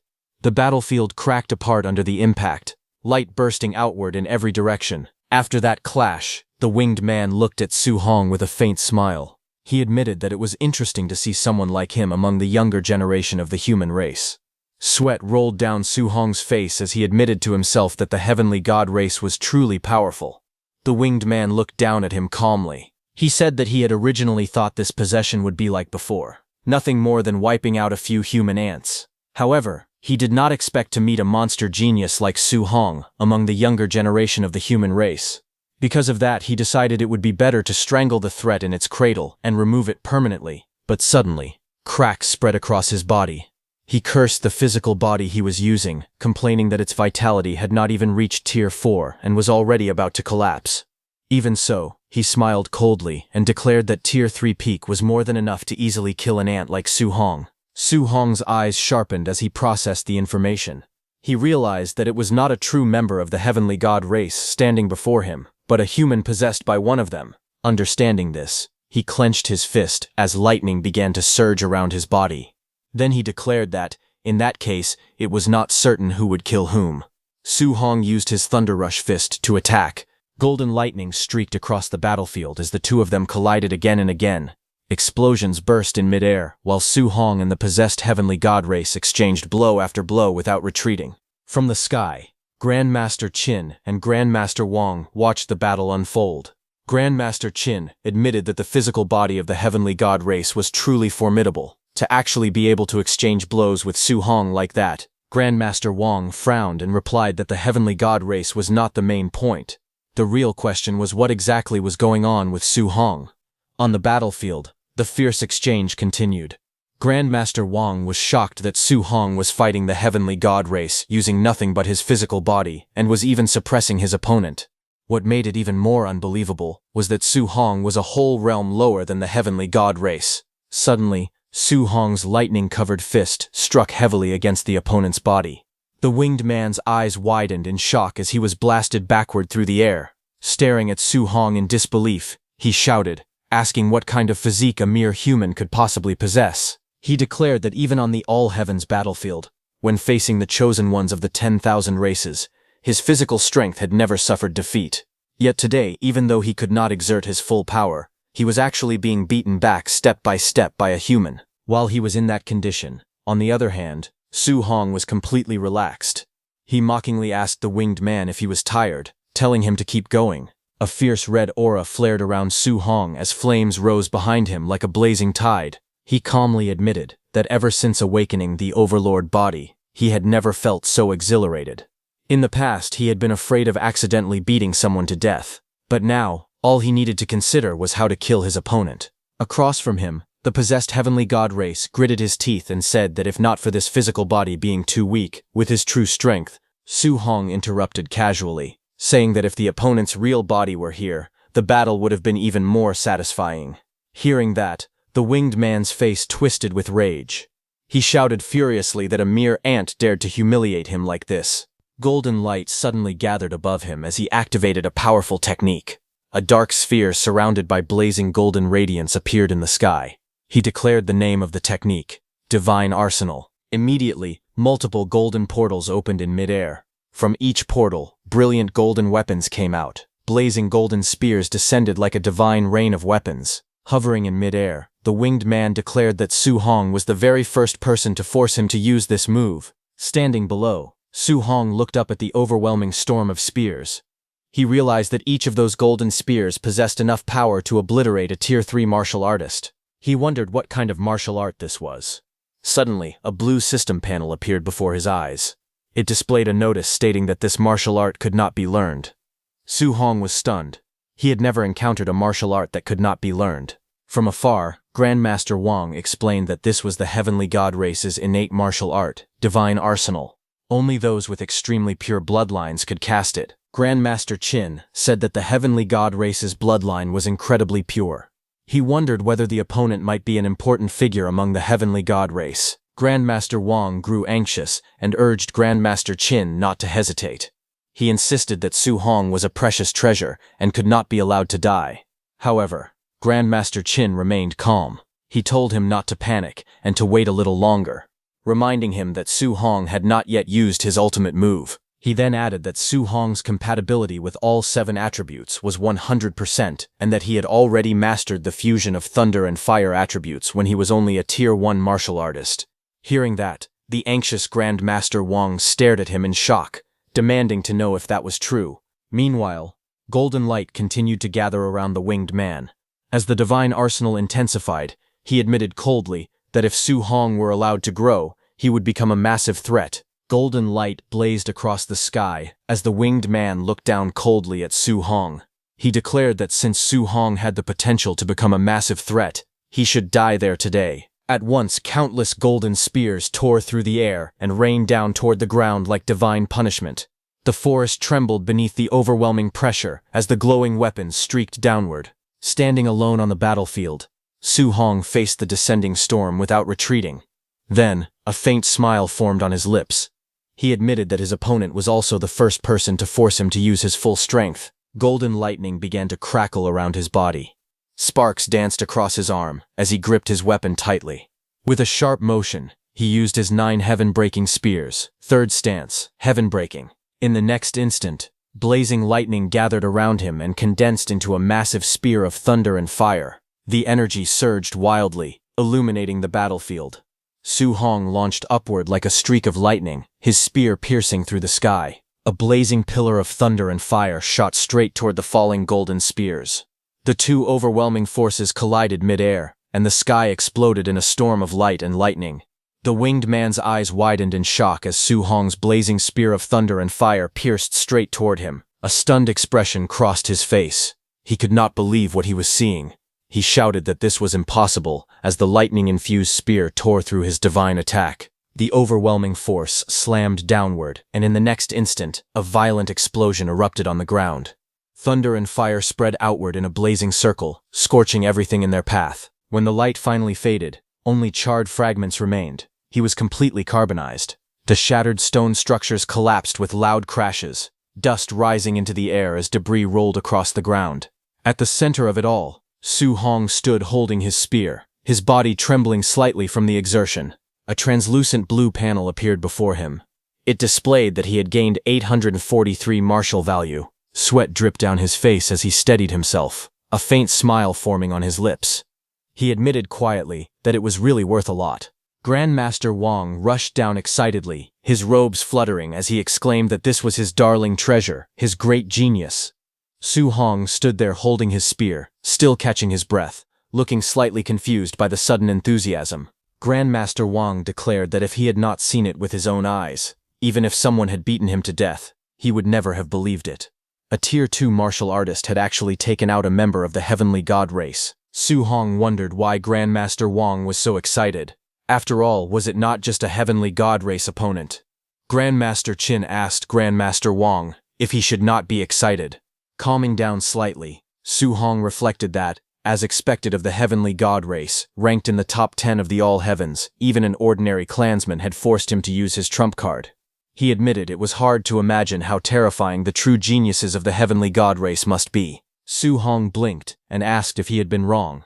Grandmaster Qin quickly corrected himself, saying that he should not be this excited over defeating a small fry from the heavenly god race. Then, 4 days later, the special training came to an end.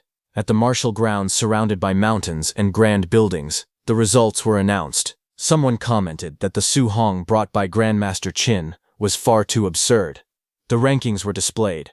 First place was Su Hong with 17,210 points. Second place was Lu Dao with 4,700 points, and then so on. Seeing the rankings, a guy muttered that Su Hong had not even reached Tier 2 yet, so those points must have come from cheating.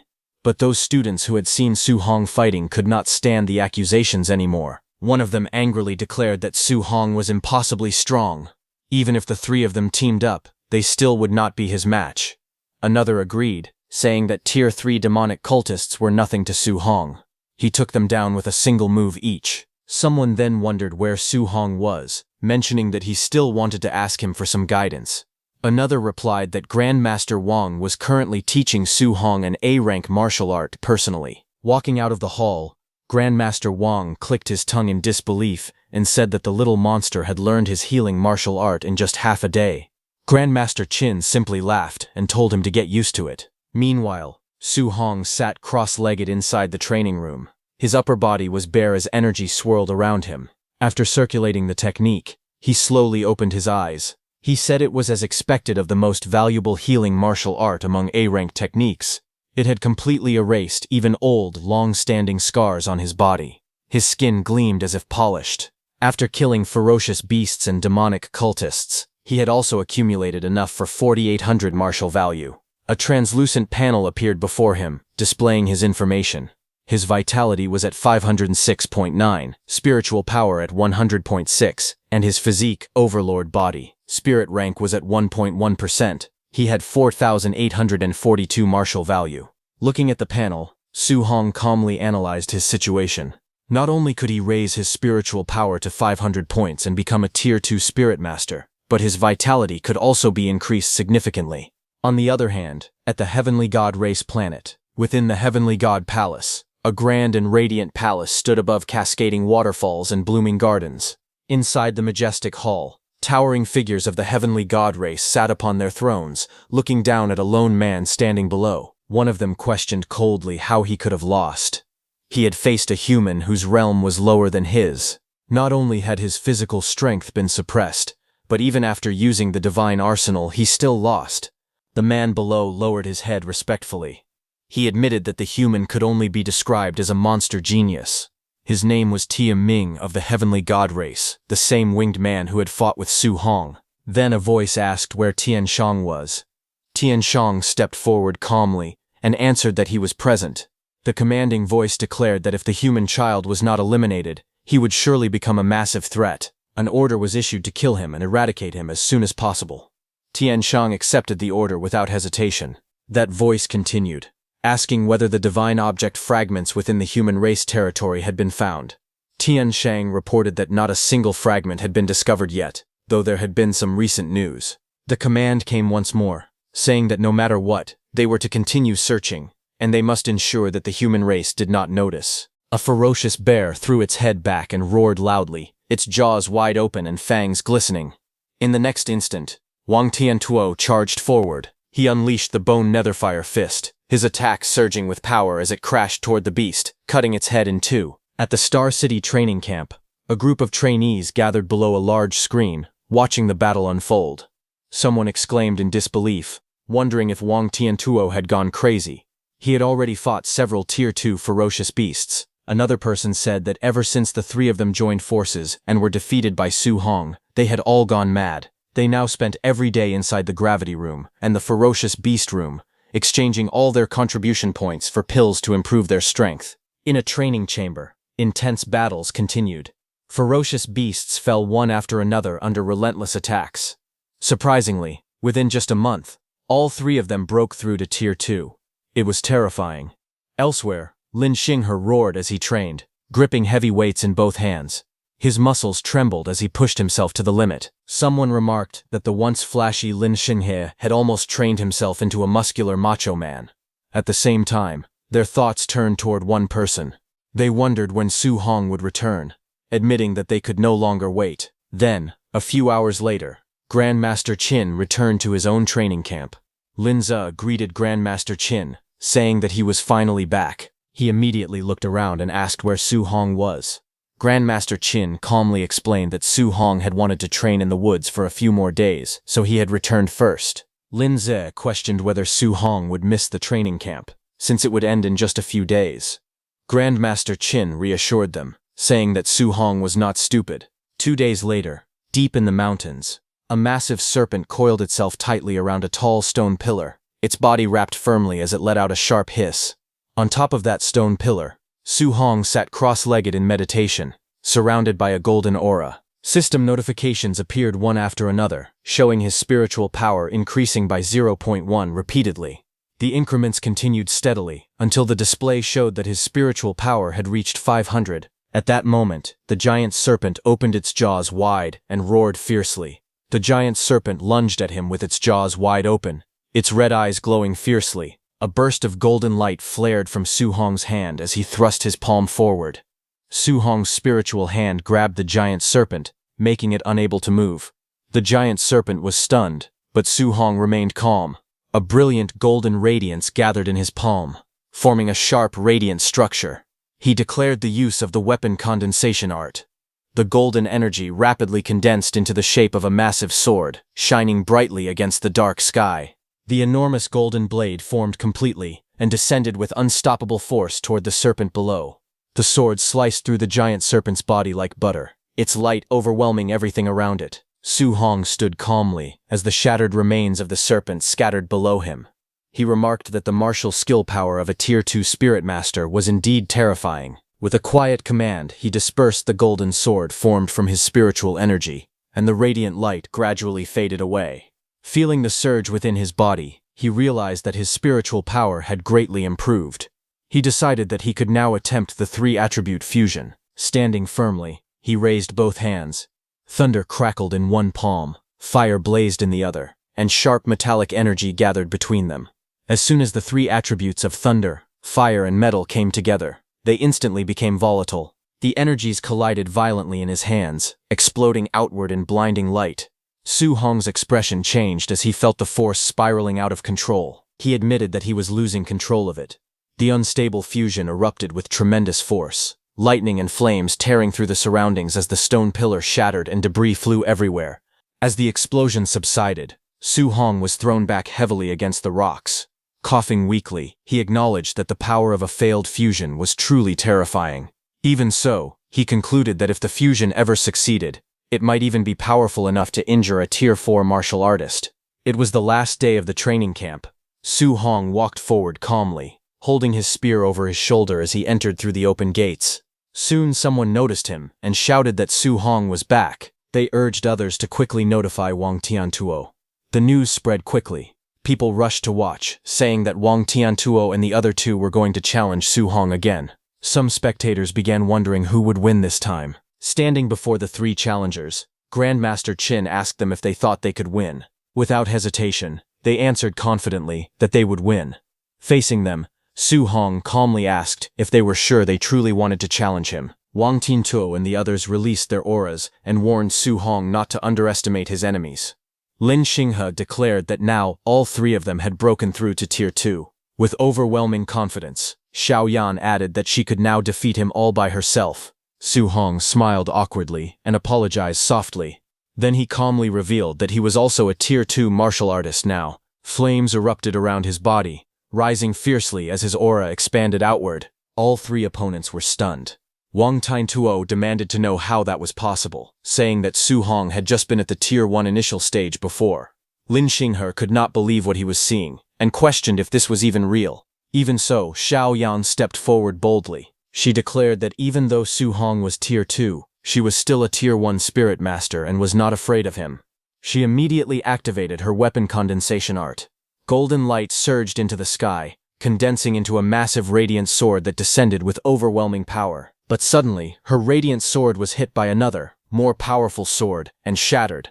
Caught in the explosion of light, Xiao Yan coughed up blood and cried out in pain as the impact overwhelmed her. Su Hong pointed his spiritual sword, surrounded by a brilliant white aura, and apologized calmly once more, revealing that he was actually a spirit master as well. The three opponents were stunned. Lin Xinghe was shocked, realizing that Su Hong was a Tier 2 spirit master. Wang Tiantuo understood that Su Hong had not even used his full strength when he sparred with them last time. As they instinctively backed away, they began listing his abilities in disbelief. Tier 2 Spirit Master, Tier 2 Martial Artist, and a top-tier special physique. Looking down at them with a faint smile, Su Hong declared that the three of them were not enough. He suggested that everyone come at him together instead. He treated it as an opportunity, thinking that it was another great chance to earn a large amount of martial value. Behind him, a massive spiritual phantom manifested, its glowing eyes shining with overwhelming pressure. The spectators trembled at the terrifying presence. The crowd quickly panicked. Some shouted that they surrendered immediately. Others yelled for him to go find Wang Tiantuo and Lin Xinghe instead.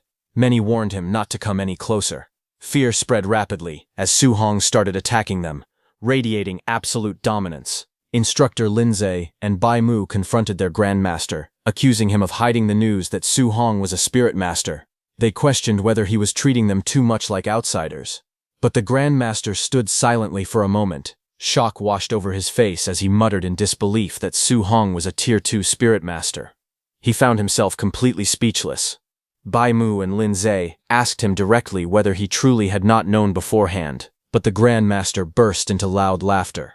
He declared that Su Hong was a monster among monsters. He even claimed that such a genius would only appear once in a millennium and that the human race was saved. Meanwhile, chaos continued in front of them. Su Hong was beating all the students all by himself in a completely one-sided fight. Bai Mu asked whether they should go and stop them. However, Linzi told her that there was no need to interfere. This was youth. At that moment, Grandmaster Qin suddenly narrowed his eyes, sensing something unusual. He let out a low hum, clearly having noticed the change in the atmosphere. Just then, a massive fiery phoenix descended from the sky, its wings blazing as it roared that 30 days had passed and that the humans should get out of its sight. Su Hong, who was fighting, stopped and looked up. He immediately recognized the presence.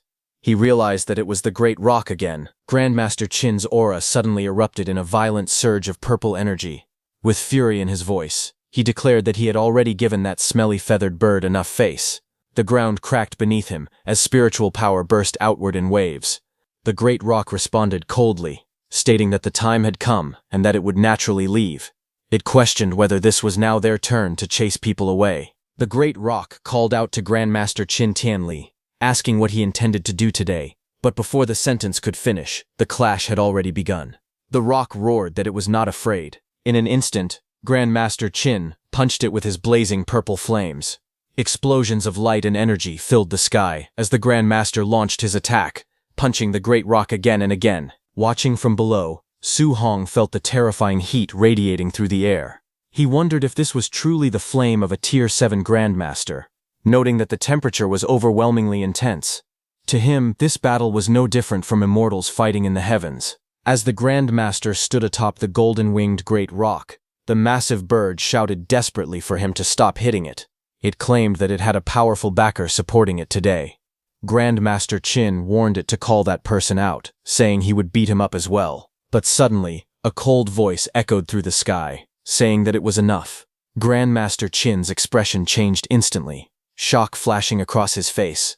High above the mountains, a dark shadow with glowing red eyes appeared. Purple energy spiraled around it, pressing down upon the land like a storm. A single crimson eye opened within the darkness, staring down with terrifying authority. Bai Mu realized the truth in horror.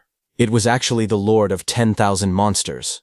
Linze remembered that the golden-winged Great Rock was related to that supreme being. Su Hong clenched his fist as he knew that the Lord of 10,000 Monsters was one of the strongest entities in the entire 10,000 monster mountain range.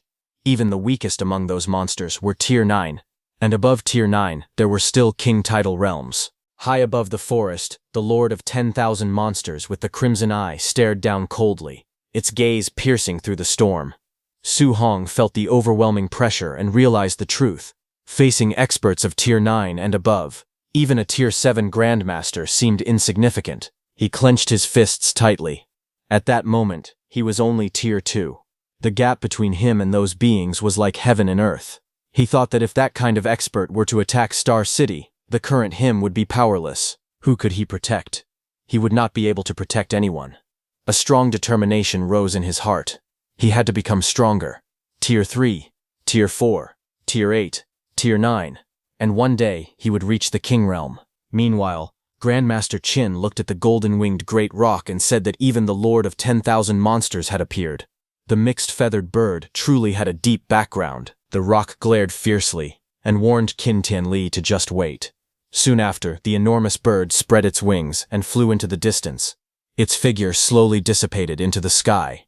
Grandmaster Qin didn't panic because, in the end, he knew that the Lord of 10,000 Monsters had an old agreement with the human race and could not attack casually. Therefore, there was no need to worry about him bullying the younger generation. Despite the sudden appearance of the Lord of 10,000 Monsters, the training camp eventually ended as usual.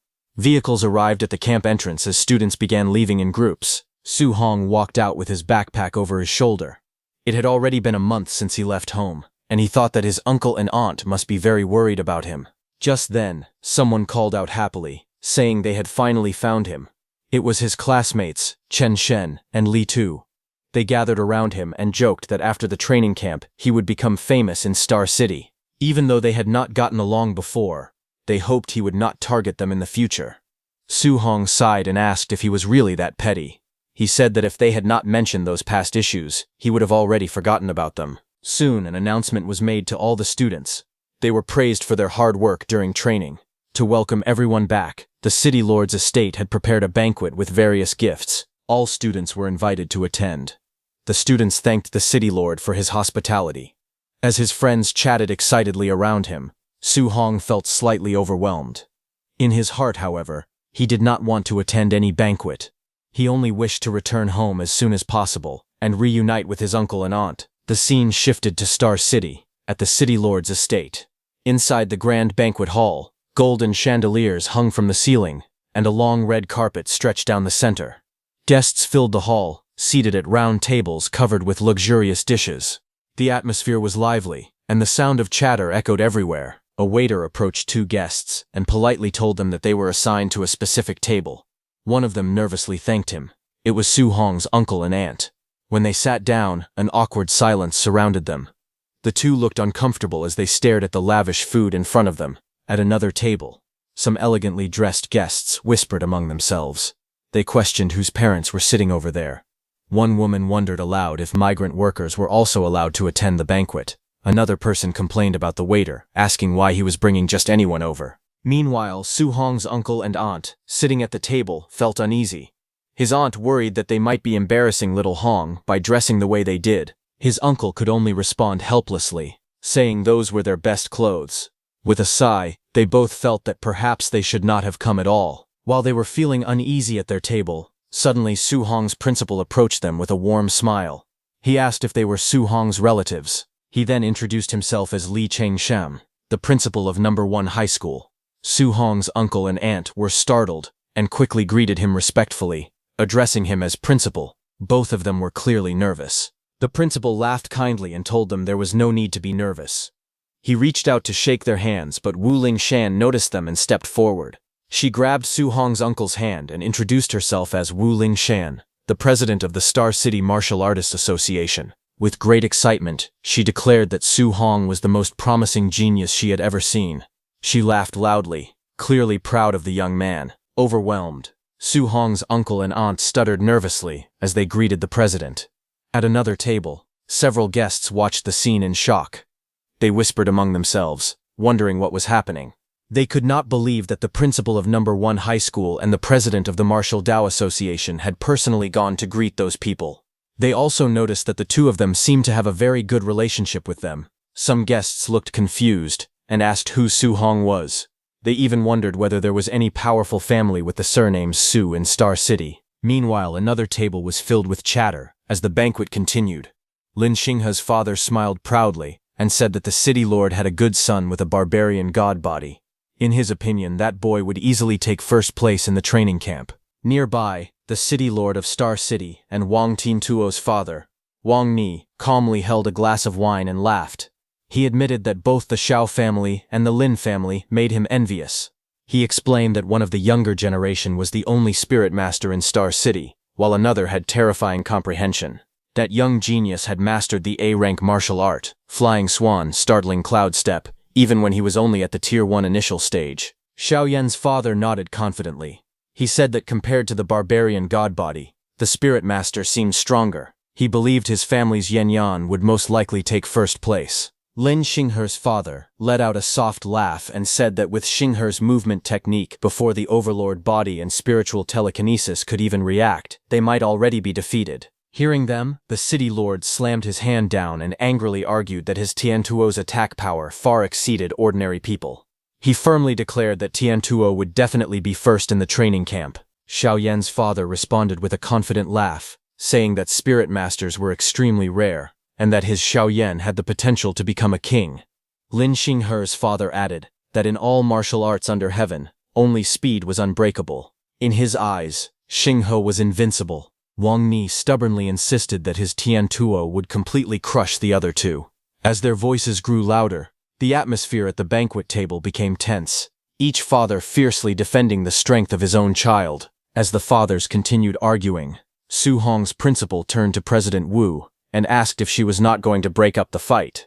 President Wu crossed her arms and said that if they expected her, an older leftover woman, to step in and stop a few men from showing off their children, she might not be able to resist beating someone up instead. She then added calmly that when that kid arrived, the men bragging about their children would all fall silent.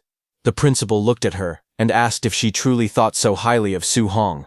After all, Su Hong was only at the Tier 1 initial stage. With a confident smile, she replied that it was simply a woman's intuition. At that moment, a man rushed in and loudly reported to the city lord that the special bus for the training camp had arrived. Hearing this, the city lord immediately stood up and announced that the pride of Star City had returned. He called for everyone to come out with him to welcome them. Outside the grand gates, luxury cars slowly pulled in along the red carpet as security stood guard. The atmosphere was lively and expectant. Soon, injured Lin Xinghe and Xiaoyan appeared. Xiaoyan's father looked at his daughter and exclaimed that she had lost weight and gotten tanned, saying it broke his heart. Lin Xinghe's father anxiously asked his son how he had gotten hurt, worrying that his handsome face was disfigured. When the city lord heard Lin Xinghe's father call his son disfigured, he immediately retorted angrily. Pointing at Wang Tiantuo's injured face, he asked what that meant for his own son then. Xiao Yan looked at Wang Tiantuo coldly and said that someone had refused to admit defeat, so naturally he had been beaten badly. Lin Xinghe added that he had admitted defeat quickly, so he had taken fewer beatings. Hearing them all, the fathers were shocked. They could not believe that all three of them had lost. They wondered who could possibly defeat their children. But suddenly, the city lord noticed something strange. He sensed their auras and realized that all three had broken through to Tier 2. Xiao Yan's father was stunned. A Tier 2 martial artist, combined with spiritual telekinesis, should have been nearly unbeatable. He could not understand how they had still lost. Lin Xinghe's father muttered in disbelief that perhaps Star City had produced a true monster. All three young fighters then spoke honestly. Wang Tiantuo admitted that the opponent's strength was greater than his. Lin Xinghe said that the opponent's speed was faster than his. Xiao Yan confessed that the opponent's spiritual telekinesis was stronger than hers. Hearing this, the fathers fell silent. Finally, Wang Tiantuo told them that they should see for themselves. Xiao Yan declared that the person who defeated them was a monster. At that moment, the sound of footsteps echoed as students began walking down the bus stairs. A line of injured students stood facing each other, the air heavy with tension. At last, a footstep echoed as Su Hong descended the stairs, saying that them acting like this made him feel very awkward. He casually added that he really wanted to go home. His uncle and aunt must have prepared good food for him and were waiting for him right now. The surrounding students stood in respect. In the distance, Su Hong's uncle and aunt rushed forward, shouting, "Little Hong!" Others looked confused and whispered, wondering whether he was actually their child. When Su Hong saw his uncle and aunt, his face lit up with happiness. But as his uncle and aunt were coming over, suddenly his aunt tripped. She cried out in surprise, but just as she was about to fall, her body suddenly stopped in midair. She began to float gently, surrounded by a faint force. The people behind her froze in shock as they watched her suspended above the ground. Su Hong stepped forward and quickly asked his aunt if she was hurt. His uncle, still amazed, asked what kind of martial art this was, saying it was incredible. His aunt reassured him that they were fine and had only been startled. Looking at him proudly, they said that he had grown stronger again. For the past month, they had been worried sick about him. Su Hong smiled calmly and told them there was no need to worry, since he had already returned. Not far away, the city lord and Xiao Yan's father stared at him in shock. The city lord exclaimed that Su Hong was actually a spirit master, and not just that, but a Tier 2 spirit master. Xiao Yan's father finally understood and muttered that no wonder his Yanner had lost. Su Hong's principal and President Wu turned to each other. Su Hong's principal demanded to know why the president had not told him that Su Hong was a spirit master. At the same time, President Wu angrily accused him of hiding the fact from her. After a brief pause, they both realized the truth at the same time. They had not known either. President Wu then stepped forward confidently and declared that anyone who still dared to covet her position should fight her for it. She warned them to be careful, or she would bring Su Hong to beat their disciples into a pulp. Laughing boldly, Su Hong's principal announced that his #1 high school would rise next year. He challenged them to see how they would compete with him for resources then. The others could only stand there, speechless and frustrated, as they celebrated their victory. As soon as the news spread, many influential figures reacted immediately. One person demanded all the information about Su Hong from #1 high school. Another urgently ordered someone to prepare a generous gift at once. Someone excitedly declared that he had found the perfect husband for his daughter. Another quickly instructed his people to bring their daughter to the city lord's estate and dress her beautifully. But someone had already taken out a luxurious tray, holding a bank card and property documents. Star City's city lord, Wang Ni, stepped forward proudly. He announced that student Su Hong was indeed the #1 genius of Star City, truly a dragon among men. He then offered Su Hong a villa and 3 million in cash, explaining that it was the bonus prepared for first place in the training camp, and asked him to accept it. Watching from the side, others immediately saw through it. They mocked the so-called bonus, saying the city lord had only just realized his own son was not first. They understood that he had clearly seen Su Hong's family was not wealthy, and had prepared the reward on the spot under the excuse of a training camp prize. They complained that the old fox had acted too quickly. The The city lord continued smiling and declared that as the #1 talent of Star City, Su Hong could ask for anything in the future, and he would help him with all his might. Hearing this, Su Hong thought carefully. He realized that the city lord was publicly trying to win him over. If he refused, he would offend him. But if he accepted and sided with him, he might not be able to refuse any requests from the city lord in the future. He silently weighed his options as the city lord extended his hand toward him. Su Hong carefully considered the situation. He knew that the city lord's faction was the most powerful in Star City, so he could not afford to offend him. Moreover, with the city lord protecting his family, he would be able to go out and train without worry. He also had Grandmaster Qin, President Wu, and his principals supporting him. With their backing, he would not have to fear the city lord forcing him into anything excessive in the future. After weighing everything, Su Hong made his decision. He thanked the city lord for his favor, and admitted that he truly did need his help. The city lord smiled broadly and shook his hand firmly, telling him to feel free to ask for whatever he needed. Su Hong then made his request. He explained that his aunt had a rare disease and asked if the city lord could help treat it. Hearing this, his uncle and aunt were deeply moved. His aunt softly called his name, her eyes filled with emotion. The city lord immediately agreed. He ordered his subordinates to handle the matter and instructed them to use the best medical resources available. His subordinate respectfully responded and promised to carry out the order. With that, the agreement between them was sealed, and Su Hong had secured powerful support for his family. The city lord looked at Su Hong with a satisfied smile and asked if there was anything else he wanted. He told him not to be polite, saying he liked straightforward young people the most. After a brief pause, Su Hong admitted that he also wanted a handy weapon. The city lord laughed heartily and told him to come with him to the armory and pick whatever he liked. Su Hong thanked the city lord respectfully. The city lord smiled even wider and thought to himself that he had been afraid Su Hong would not ask for more. The more requests Su Hong made, the deeper he would be tied to the Wang family. Su Hong then turned to his uncle and aunt and asked them to wait for him for a while. The city lord instructed Tine Tuo to host the banquet in his place and said he would return shortly. Wang Tiantuo politely guided Su Hong's uncle and aunt to another area. Onlookers whispered that Su Hong's family had truly risen to great heights. Soon they arrived at the city lord's mansion armory. Inside, rows of weapons were neatly displayed. The city lord explained that one section contained C-grade alloy weapons, another held B-grade weapons, and the deepest part contained A-grade weapons. He then asked Su Hong what attribute he possessed and told him to go straight to the A-grade area and pick one. Seeing the display of high-level weapons, Su Hong realized that an A-grade alloy weapon was worth hundreds of millions.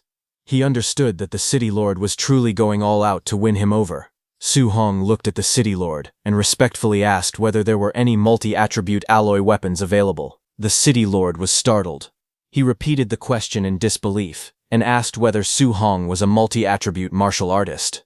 Su Hong calmly explained that he cultivated multiple attributes at the same time. He added that Grandmaster Qin thought highly of him and had advised him to choose a multi-attribute weapon if possible. As he spoke, 7 different attribute energies appeared around his body, glowing in different colors. The city lord stared in shock and stammered that there were 7 attributes. Seeing the city lord's reaction, Su Hong thought to himself that since he had already decided to accept the city lord's attempt to win him over, the more monstrous he appeared, the more the city lord would value him. The city lord could hardly believe what he was seeing. He exclaimed that cultivating 7 attributes at the same time should make cultivation extremely slow. He questioned how Su Hong's cultivation speed could be so fast. He even recalled that it was said that those who cultivated 7 attributes could not even reach rank 2, but Su Hong was already a rank 2 7-attribute martial artist. He was also a rank 2 spirit reader and possessed a special physique that surpassed the barbarian god body. Overwhelmed, the city lord declared that such a monster had actually appeared in his Star City.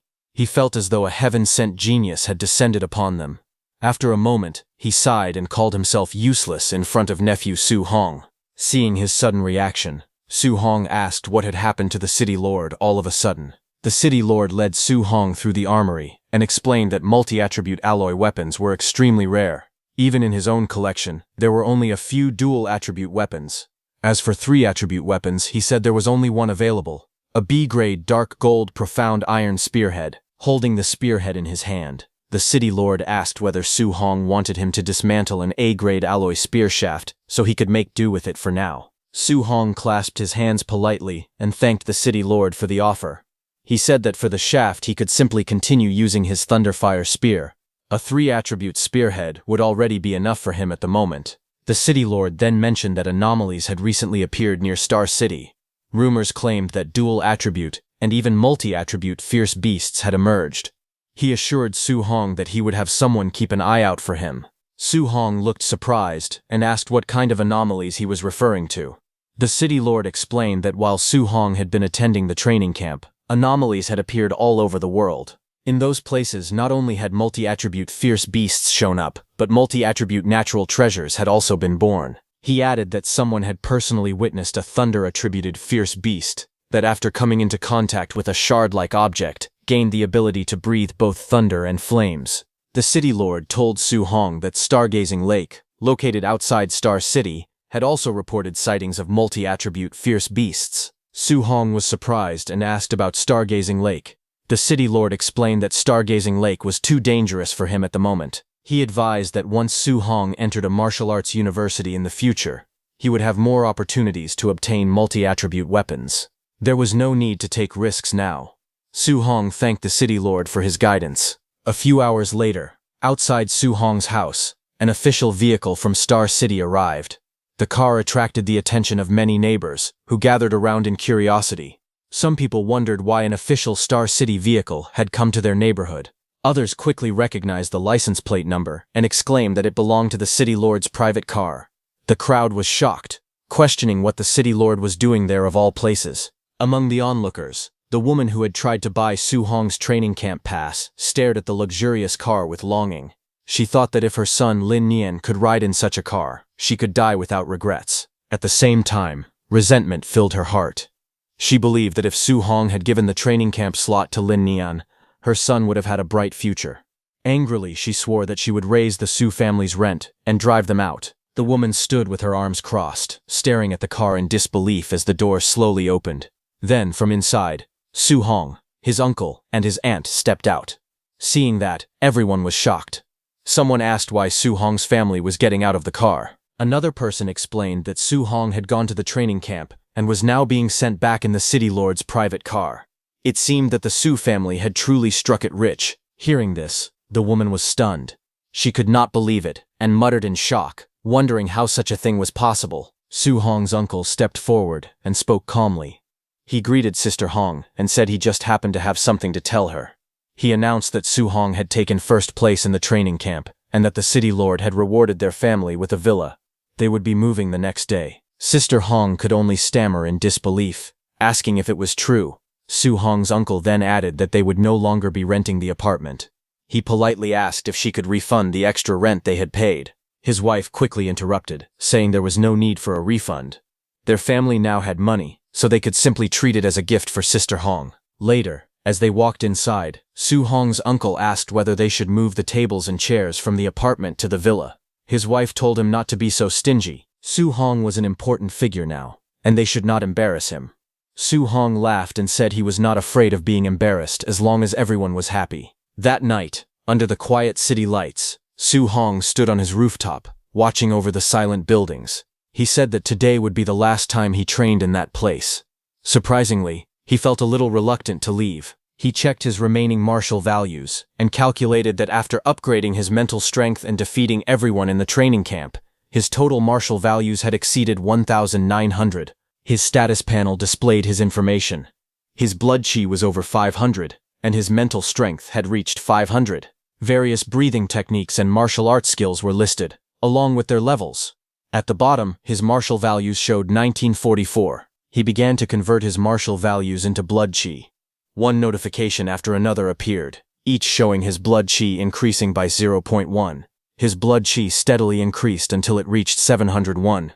With over 700 blood chi points, he successfully broke through to the mid-stage of rank 2. As he sat there, red energy flames surged around his body. His muscles swelled as the power coursed through him.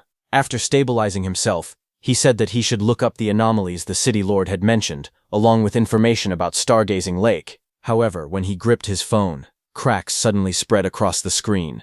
He realized that his body had not fully adapted to the power of mid-stage rank 2 yet. Fortunately, his phone had not been completely crushed. While sitting on the rooftop at night, Su Hong scrolled through the news on his phone. He read that an S-grade spiritual medicine had appeared abroad, causing countless martial artists to scramble for it. Even grandmasters had taken action. Another report stated that after a fierce flame beast touched a certain mysterious shard, it immediately gained thunder and earth attributes. It was also mentioned that all the martial artists who had witnessed the mysterious shard had recently died under strange circumstances. As he continued reading, he found information about Stargazing Lake. A rank 2 multi-attribute fierce beast had been discovered there, attracting a large number of rank 3 and rank 4 martial artists. Su Hong fell into deep thought. He admitted that he might not be able to defeat a rank 4 martial artist yet, but escaping from one should not be a problem. After making up his mind, he decided that once his family finished moving the next day, he would personally go and check out Stargazing Lake. The next day at Star City's Villa District, Su Hong's new home was already attracting attention. Inside the luxurious villa, gifts were piled everywhere. So many people had come to drop off presents that morning that it felt as if the doorstep was being worn out. It was clear that everyone living in the area was extremely wealthy. Because of that, his family felt they could not afford to embarrass Su Hong in the future. Soon, visitors arrived one after another. They greeted him warmly, telling Su Hong that he was welcome at their homes anytime and that their doors were always open. Others eagerly mentioned that their houses were filled with rare collectibles and invited him to visit whenever he had time. Su Hong could only smile awkwardly and respond politely, saying definitely again and again while sweat formed on his forehead. After finally seeing the last of them off, he collapsed onto the sofa, completely exhausted. He complained that socializing with so many people was even more tiring than grinding monsters and training. Even so, he reminded himself that he still had to head to Guansheng Lake that afternoon. Later, the scene shifted to the Martial Base, where activity was already underway. When Su Hong arrived at the Martial Base, he was surprised to see so many people gathered there. He wondered why the base was so crowded. Since Guanxing Lake had experienced an anomaly, he thought most people should have already gone there. As he walked through the base, he overheard several warriors talking. They questioned when the Tier 3 and Tier 4 warriors heading to Guanxing Lake would finally leave. Because of them, the Tier 1 warriors did not even dare to step outside. If those stronger warriors decided to rob them, they would not have the strength to fight back. At the same time, on the second floor of the Martial Base, Ye Qi, whose White Fox nephew had been killed by Su Hong, stood by the large window looking down at the crowd below. With a stern expression, he turned and asked the young man seated behind him if he was certain that Su Hong was the one who had killed his nephew. The young man sitting calmly on the sofa replied that he was 100% sure. Then, the young man stood up and said there was one more thing that he needed to mention. As he stepped forward heavily, the atmosphere suddenly changed. In the next moment, a powerful aura burst out from him and pressed Ye Qi onto the ground. The young man holding the wine glass stood calmly, red flames blazing behind him. His eyes glowed coldly as he warned Ye Qi to watch his mouth and address him respectfully. Overwhelmed by the terrifying aura, Ye Qi immediately trembled and admitted his mistake. He begged for forgiveness, calling him sir. Meanwhile, at Guanxing Lake, warriors were already gathering around the water. In the forest near the lake, several powerful fighters stood by the shore. Not far away, Su Hong quietly hid behind a tree, observing them carefully. He quickly noticed that there was not a single Tier 1 warrior in sight. Everyone present was at least Tier 2 or Tier 3. Among them, there were even several Tier 4 warriors. Su Hong realized that Guanxing Lake only had a Tier 2 multi-attribute beast on record. If that was the case, then other anomalous zones with higher-tier beasts must be attracting even stronger experts. Just then, one of the warriors suddenly noticed movement in the lake and shouted for the others to look over there. In the next instant, the surface of the water exploded upward. A massive column of water shot into the sky, crashing down with terrifying force as everyone stepped back in shock. From within the surge, a huge beast emerged. Su Hong immediately recognized that it was a star-spotted giant fish. The hunters confirmed that it was a Tier 3 lower-stage star-spotted giant fish. The enormous creature roared as blue energy gathered in its mouth. A glowing sphere of water and lightning condensed rapidly, crackling with power. Seeing the attack charging, someone yelled for everyone to run, warning that the beast possessed a dual-attribute water cannon. But not everyone panicked. One warrior scoffed and said there was nothing to run from, insisting that it was only a Tier 3 fish. He stepped forward confidently and pressed his hand onto the ground, creating a rock wall and declaring that he was a Tier 4 warrior. He moved to block the star-spotted giant fish's attack head-on, but the beast released its dual-attribute water cannon. The glowing beam pierced straight through his earth defense as if it were nothing.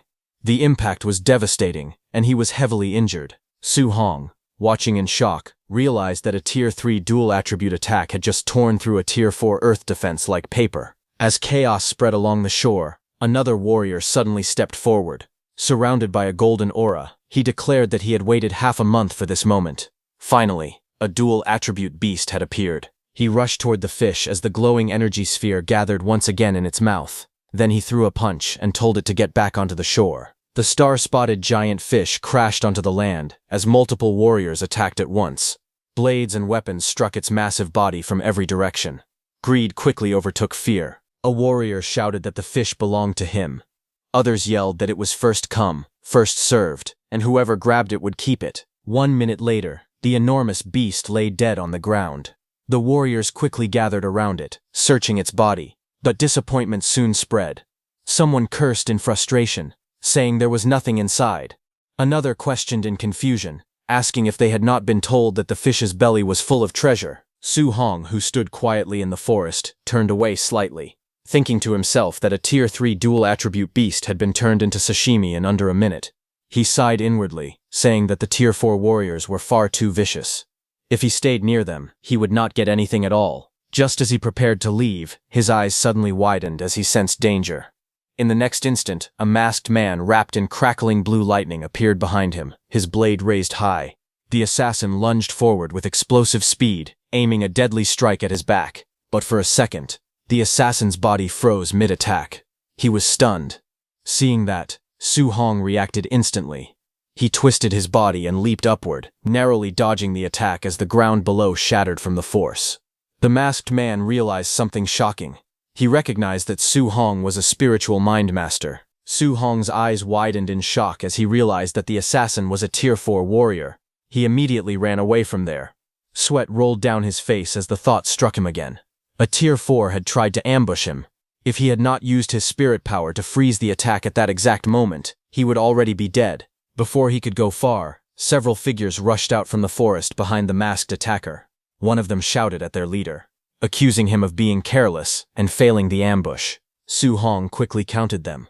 There were 6 more, and they were all Tier 3 warriors. The masked leader snapped back angrily, telling them to shut up.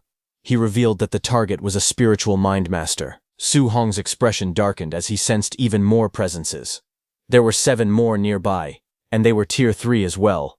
That meant roughly a dozen Tier 3 killers, along with 1 Tier 4 killer, all assembled just to eliminate him, a mere Tier 2 warrior. Even Star City's city lord would struggle to deal with so many at once.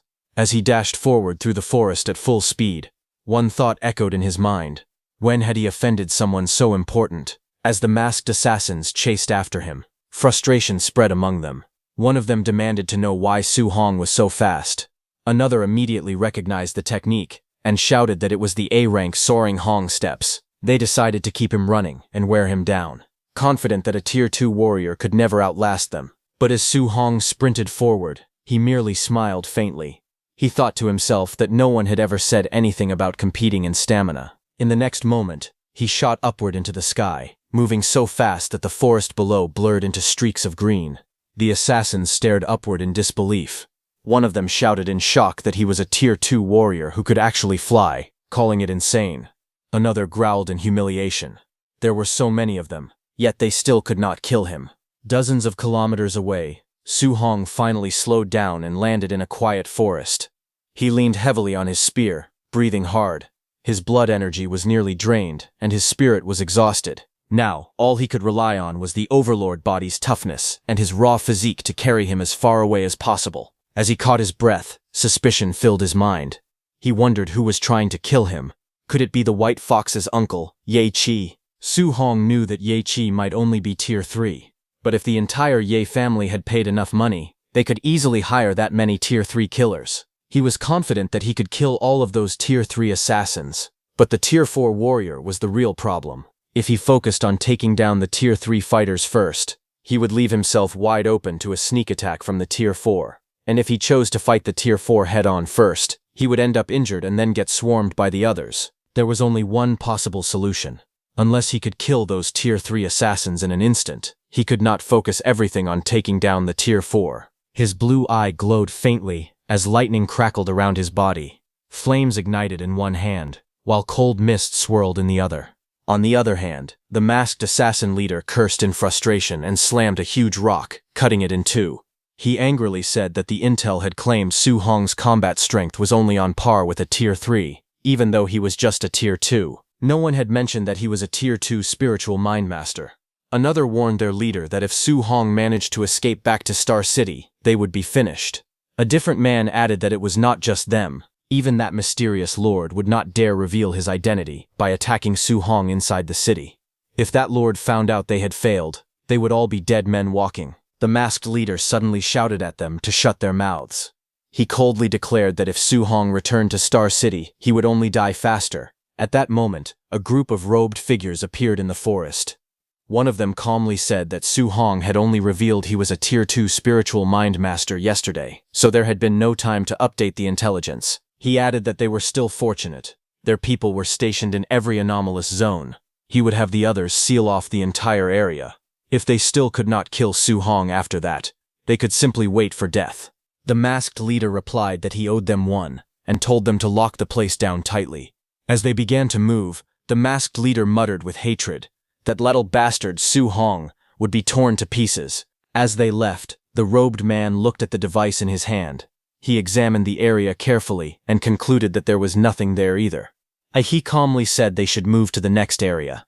The next day, at night, while Su Hong was killing a beast, an assassin suddenly shouted that they had found the brat. Another yelled not to let him get away. Days passed. Then, on the fourth day, those assassins found Su Hong again. The masked assassin leader roared for him to die as he attacked with a violent slash, but Su Hong leapt into the air and dodged the attack. Time continued to move forward. Then, on the seventh day, while Su Hong was answering nature's call, one of the assassins found him and suddenly shouted that Su Hong was there. He urgently called for everyone to gather in that direction as he rushed towards Su Hong once again. In a burst of anger, Su Hong kicked the masked man hard and shouted that the man had been peeping while he was relieving himself. The impact sent the masked fighter crashing to the ground with a painful cry. After 7 days of running for his life, while still hunting beasts, Su Hong felt completely exhausted. Even with the Overlord body supporting him, he knew he was reaching his limit. Eventually, he arrived at the Star City official supply outpost. He thought to himself that it was risky, but he had no choice. He needed to rest at an official supply point for one night. He believed they would not dare attack him directly on government grounds. But as he walked inside carrying his spear, several men quietly watched him from a distance. This was just as he had expected. His movements were being monitored. Seeing all this, Su Hong became certain that the one trying to kill him was Ye Chi from the Martial base. Su Hong entered the temporary supply stronghold hotel to rest first. He checked his status window. His vitality was at 705.5, spiritual power at 500, physique overlord body spirit rank at 1.1%, and he currently had 540 martial value. Sitting cross-legged on the bed, he calmly reviewed his condition. His current vitality was 705, but to reach the Tier 2 high stage, it needed to reach 900. The martial value he had earned over the past 7 days was not much. It was not enough to let him break through. But he knew that increasing vitality by only a few dozen points would not help much right now. His eyes shifted to the Overlord body. Its spirit rank was only 1.1%. He decided that strengthening the Overlord body would be better. Not only would it directly increase his combat power, but it would also improve his endurance. He began upgrading it. Red notifications appeared one after another, saying that his Overlord body had increased by 0.01%. Again and again, the value rose as power surged through his body. A fierce crimson aura erupted around him, filling the room with overwhelming pressure. He could not help but feel shocked. The increase in strength was terrifying. Finally, the system displayed a new notification. His Overlord body spirit rank had reached 6.5%. Although it had only increased from 1.1% to 6.5%, his overall strength had risen by at least 20%. Su Hong decided that next he would cultivate his guidance techniques while resting his eyes. Red energy continued to flow around his body as he calmly focused on training. He thought that if enemies came, he would simply jump out of the window and escape. A few hours later, night fell. The moon hung quietly in the sky outside the open window. Su Hong went downstairs to the dining hall. Someone laughed loudly and told the others to hurry and record the scene to post online. Su Hong, sitting alone with food in his hands, suddenly lost his appetite after seeing that scene. It had been a long time, yet those killers still had not found him. He began to wonder if they truly did not dare to make a move inside the supply stronghold and were instead preparing to ambush him outside. Nearby, a group of people talked loudly. One of them complained that he had found a 3-star patterned dark purple bamboo that day, but it had been robbed by a few Tier 4 martial artists. Another man exclaimed that a 3-star pattern was a treasure comparable to an A-rank treasure. Someone else asked where exactly it had been found, and whether the man was just bragging. Hearing them, Su Hong recalled that the star-patterned dark purple bamboo was an extremely rare multi-attribute natural treasure. A 1-star patterned dark purple bamboo could contain 2 attributes of spiritual qi. With each additional star pattern, it could hold 1 more attribute. A 3-star patterned dark purple bamboo could contain 4 attributes of spiritual qi. Su Hong thought that even if he mastered 4-attribute fusion in the future, he would still be able to use it. Su Hong joined their conversation, telling them that it was said that in the birthplace of natural treasures, there were strange magnetic field rules. Even a Tier 4 martial artist would not find it easy to simply snatch such a treasure. Hearing that, someone at the table praised him, saying that he was quite knowledgeable. He explained that there was an extremely strong gravity magnetic field around the dark purple bamboo, and the higher the tier of the martial artist entering, the stronger the magnetic field became. The man who had been bragging laughed loudly and said that the Tier 4 martial artists who tried to rob the bamboo were crushed into meat paste by the gravity the moment they rushed in. Others were shocked, saying that even Tier 4 martial artists had died instantly. It was far too terrifying. Hearing this, Su Hong quietly wondered whether his overlord body could withstand that terrifying gravity. He squeezed the burger in his hand slightly, but suddenly, a violent explosion of red energy burst across the hall. Debris flew everywhere, and the people at the nearby tables shouted in shock, cursing loudly in panic. A pillar of red energy suddenly shot upward, tearing through the hall with terrifying force and rushing towards Su Hong. But Su Hong remained seated. He simply leaned back slightly in his chair and dodged it. The pillar of red energy shattered walls and sent debris flying in every direction. Su Hong turned his head and looked ahead with cold eyes. He thought that it was finally here. That group of masked men stepped forward, weapons in hand. Their masked leader mocked Su Hong, asking why he was not running this time, and reminding him that he used to be good at escaping. The onlookers trembled in shock. Someone whispered that a Tier 4 martial artist was leading the attack, accompanied by more than a dozen Tier 3 fighters, all just to kill a youth who was only Tier 2. They wondered what kind of huge trouble Su Hong had gotten himself into. The masked men ordered everyone to leave at once, declaring that they were clearing the area. Terrified, all the martial artists scrambled away, shouting in panic and urging one another to hurry. Amid the cracked ground and scattered debris, Su Hong remained seated alone, facing the approaching enemies without fear. The masked men surrounded Su Hong with weapons drawn. The masked leader mocked him, asking if he really thought they would not dare attack him inside the supply stronghold. With a faint smirk, Su Hong asked them whether they would believe him if he said that he had been waiting for them. The masked leader laughed loudly and questioned whether Su Hong truly thought he could wipe them all out by himself. In response, Su Hong grabbed his spear. Flames and lightning suddenly wrapped around the spear as energy surged violently around him. The power coiled tightly, crackling with heat and electricity at the tip of the weapon. Su Hong raised his spear as blazing lightning spread across it. The air around him trembled under the rising force as he looked at them steadily and said that he would never know unless he tried. The masked assassin leader stared in shock, sweat running down his face. His voice trembled as he realized that Su Hong possessed 3 attributes. Panic immediately spread among them.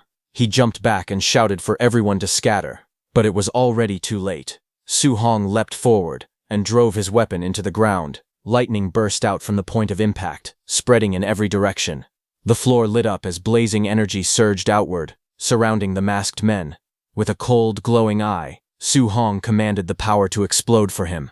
The masked assassin leader cursed under his breath as waves of blazing light streaked across the area. Outside, People saw the supply stronghold suddenly erupt with dazzling golden light. Flames and lightning shot out from within the building. Staring at the overwhelming glow, someone muttered in confusion, wondering what that light was. But the next second, a massive explosion erupted from the stronghold. Fire and debris blasted outward, sending shockwaves across the courtyard. The crowd below stared in horror as flames swallowed the building. One of the onlookers shouted in disbelief, questioning whether it was truly necessary to use such overwhelming power just to kill a Tier 2 martial artist. The shockwaves swept across the ground as several Tier 3 martial artists were thrown violently into the air before crashing down. Bodies hit the earth one after another. Someone trembled and wondered why these were the ones who had died. He could not believe that such terrifying power had truly been released by that Tier 2 youth. Moments later, the building collapsed completely. Dust and smoke filled the air as the ruins settled into silence. At the center of a deep crater, with debris scattered all around, one figure slowly stirred, coughing repeatedly. He struggled to rise amid the fallen bodies surrounding him. It was the Tier 4 masked assassin leader. He stood among the ruins, his body trembling slightly as embers drifted through the night sky. He stared at the destruction in disbelief and admitted that the power was truly terrifying. He realized it was even a 3-attribute martial art. Frustration rose inside him as he cursed the intelligence network for failing to mention this detail. Looking at the crater and the scattered bodies around him, he assessed the situation calmly. Even at the center of the explosion, as a Tier 4 martial artist, he himself had suffered heavy injuries. Since Su Hong was only Tier 2, he concluded that he must be dead. After a moment of silence, he decided to let it go. Although the casualties were severe, the mission could still be considered complete. He let out a tired sigh, thinking it was far better than all of them being executed by Lord Nabu. But suddenly a violent surge of energy erupted behind him. The masked assassin leader's eyes widened in shock. From within the blazing light, Su Hong launched forward with a spear blazing with power. He used the third stance of the 9 heaven-breaking spears, the heaven-breaking technique, to attack.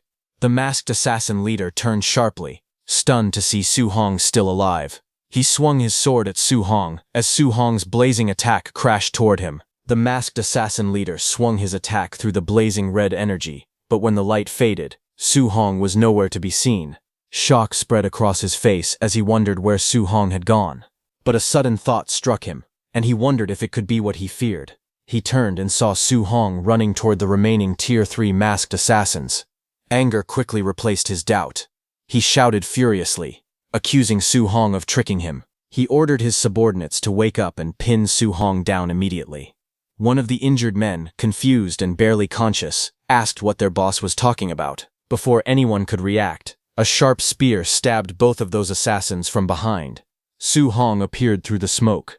He stood with a spear in his hand, carrying the 2 killed masked assassins over his shoulder. Coldly, he declared that if he could not kill a Tier 4 martial artist, then killing the Tier 3 martial artists under him would be enough. Su Hong's expression turned serious as he reflected on the terrifying aftermath of the attack. He realized that the power of a failed 3-attribute fusion was far more frightening than he had expected. He knew that if he had not condensed the thick earth armor and upgraded his overlord body in time, he would have been crippled even if he had survived. Without hesitation, he flung the 2 dead Tier 3 martial artists into the air and coldly bid the Tier 4 masked assassin farewell. He immediately turned and ran away from there. In his heart, he calculated the situation clearly. The enemy's Tier 3 martial artists were almost completely wiped out. As long as he could successfully fuse the 3 attributes, he believed he still had a chance to kill the Tier 4 martial artist. Across from him, the masked assassin leader erupted in rage. His eyes glowed blood red with killing intent. Surrounded by blazing red energy, he roared that he would tear Su Hong's corpse into 10,000 pieces. The scene shifted to the Star City martial artist base. Inside the base, several martial artists gathered near the entrance, discussing recent events. Among them was the group of Wang Tiantuo, Lin Xinghe, and Zhao Yan, who were at the training camp with Su Hong. Lin Xinghe sighed and said that he had originally wanted to invite Su Hong to go to Stargazing Lake together. However, he had not expected Su Hong to leave 7 days earlier. Wang Tiantuo added that Su Hong had only rested for 1 day before heading to Stargazing Lake to train, while the rest of them had taken 7 full days to recover. Lin Xinghe told him not to compare themselves to a monster. Determined, Xiao Yan suggested that they set off quickly. Perhaps they could even run into Su Hong near Stargazing Lake. Elsewhere, a furious voice cursed those masked assassins as nothing but trash. It was Ye Qi. Sitting in a chair, he angrily smashed a teacup onto the ground. He couldn't believe that those masked assassins had not only impersonated the martial artists of his base, but had also locked down the area around Stargazing Lake. On top of that, they had dared to attack Su Hong directly at the supply stronghold. Ye Qi was very scared, because he knew that if Su Hong were to die, even a fool would suspect him. He also knew that the City Lord valued Su Hong greatly, and if anything happened to him, the City Lord would not hesitate to wipe out their entire clan. The scene then shifted to the dark purple bamboo forest. There, a terrifying purple gravity field spread across the forest. The bamboo bent under the overwhelming force. Only a single bamboo was still standing beneath that powerful aura descending from above. This was the mysterious gravity field. Several martial artists struggled within the field. One man clenched his teeth and cursed. He said the gravity was too terrifying. The treasure was right in front of his eyes, yet he simply could not reach it. Another martial artist revealed that he had only taken the 14th step, and the gravity was already more than 30 times stronger than normal. Outside the gravity field, someone calmly calculated that, assuming a body weight of 80 kilograms, 30 times the gravity would equal a little over 2 tons. He questioned how a Tier 3 martial artist could not even withstand this. Another person explained that this was not like carrying a heavy object. Instead, every single cell in the body had to endure 30 times the gravity. Even if the bones and muscles could withstand it, the internal organs and brain might not survive such pressure. While they were talking, the group that had helped those masked assassins hunt down Su Hong appeared behind them. Those martial artists were surprised to see them. The group's leader, a black-haired man holding a tablet, stepped forward. Looking at the gravity field, he said that the higher a martial artist's cultivation, the greater the gravity applied by the gravity field. He added that if a Tier 4 martial artist like himself entered, the gravity he would endure would probably be several times greater than what a Tier 3 martial artist experienced. Looking at the bamboo standing in the middle, the black-haired leader thought that although the 3-star patterned dark purple bamboo was certainly precious, it would be meaningless if it could not be obtained. The black-haired leader then turned around to leave, thinking that he should continue searching for the divine object instead. But as he walked, the compass-like tablet in his hand suddenly reacted. He froze and shouted for everyone to stop. Staring at the device, he realized with surprise that he had finally found it. He looked toward the direction indicated by the tablet, and saw that it was pointing at the 3-star patterned dark purple bamboo in the gravity field ahead. His expression darkened upon seeing that. He thought that of all places for the divine object to be hidden, it had to be inside the dark purple bamboo. Frustrated, he wondered how he was supposed to retrieve it. Just then, he sensed someone approaching. He turned sharply and saw Su Hong running toward him. He was confused about why Su Hong was there. He couldn't believe that a Tier 4 leading a group of Tier 3 martial artists had actually failed to kill a mere Tier 2 brat. With killing intent rising in his eyes, he gripped his weapon tightly and cursed his subordinates as useless trash. In the end, he would have to handle this himself. The black-haired leader immediately charged at Su Hong, thinking that there was no reason to refuse merits delivered right to his door. If he killed Su Hong, that lord would definitely reward him. At that moment, Su Hong sensed the attack and felt the overwhelming pressure approaching. He could not help but admit that it was a strong aura. The black-haired leader lunged forward with full force, his weapon slashing down fiercely toward Su Hong. But in the next instant, a blazing energy erupted. A powerful orange energy flared around Su Hong's body, forming a fiery defense that covered him completely. The attack collided with the burning aura, and a massive explosion of light and force burst outward, shaking the surroundings. The smoke slowly dispersed, and Su Hong stood at the center, gripping his staff. The black-haired leader faced him from a short distance away. Breathing heavily, Su Hong looked at the black-haired leader and admitted that he was not bad. He had actually managed to withstand his strike, but the black-haired leader's expression turned cold. He declared that Su Hong must die today. With a fierce shout, the black-haired leader swung his weapon again, a powerful wave of energy forming around the blade as he charged forward. Su Hong's eyes sharpened. He recognized the black-haired attacker as a demonic cultist, and he realized that he even knew his name. As the black-haired leader rushed closer, Su Hong understood that, aside from Ye Qi, the demonic cult also wanted him dead. Without hesitation, flames erupted along his arm and weapon. A blazing strike shot forward, colliding head-on with the incoming attack. The two forces met in midair with a thunderous crash. The two forces collided violently, and a blazing explosion burst outward, flames roaring as the impact shook the ground. The shockwaves spread across the forest, tearing through the earth and sending dust flying in all directions. The black-haired demonic cultist was thrown backward at high speed, crashing through the bamboo grove as a long trail of force carved a path behind him. Struggling to steady himself, he stared ahead in disbelief. He could not understand it. Was this power really something a Tier 2 martial artist could unleash? Clenching his weapon tightly, fear crept into his heart. He realized that Su Hong was far too monstrous. Suddenly, his eyes widened. He saw Su Hong running toward the gravity field. Panic flashed across his face as he shouted for his allies to stop Su Hong. In the next moment, several figures rushed forward together, charging through the forest toward Su Hong. Seeing the demonic cultists blocking his path in front, and Tier 4 martial artists chasing from behind, Su Hong felt that this pursuit was endless. The cultists gritted their teeth as they ran. They had seen it clearly. Su Hong had taken all of their leader Bai Ao's attacks head-on. One of them suggested undergoing a mutated transformation to deal with him. Another immediately rejected the idea. He argued that Su Hong could only cast such a tremendously powerful martial art once at most. It would be impossible for him to use it a second time. Another man said that as long as they held Su Hong back, their leader Bai Ao would catch up and finish him.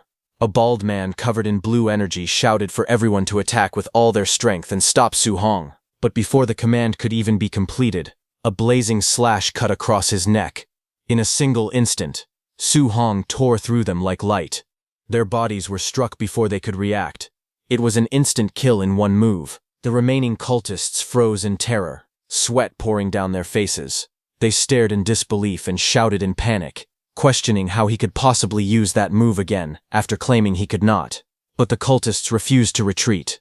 No matter what, they had to stop him. One of them shouted for his brothers to charge, and they rushed forward through the bamboo forest.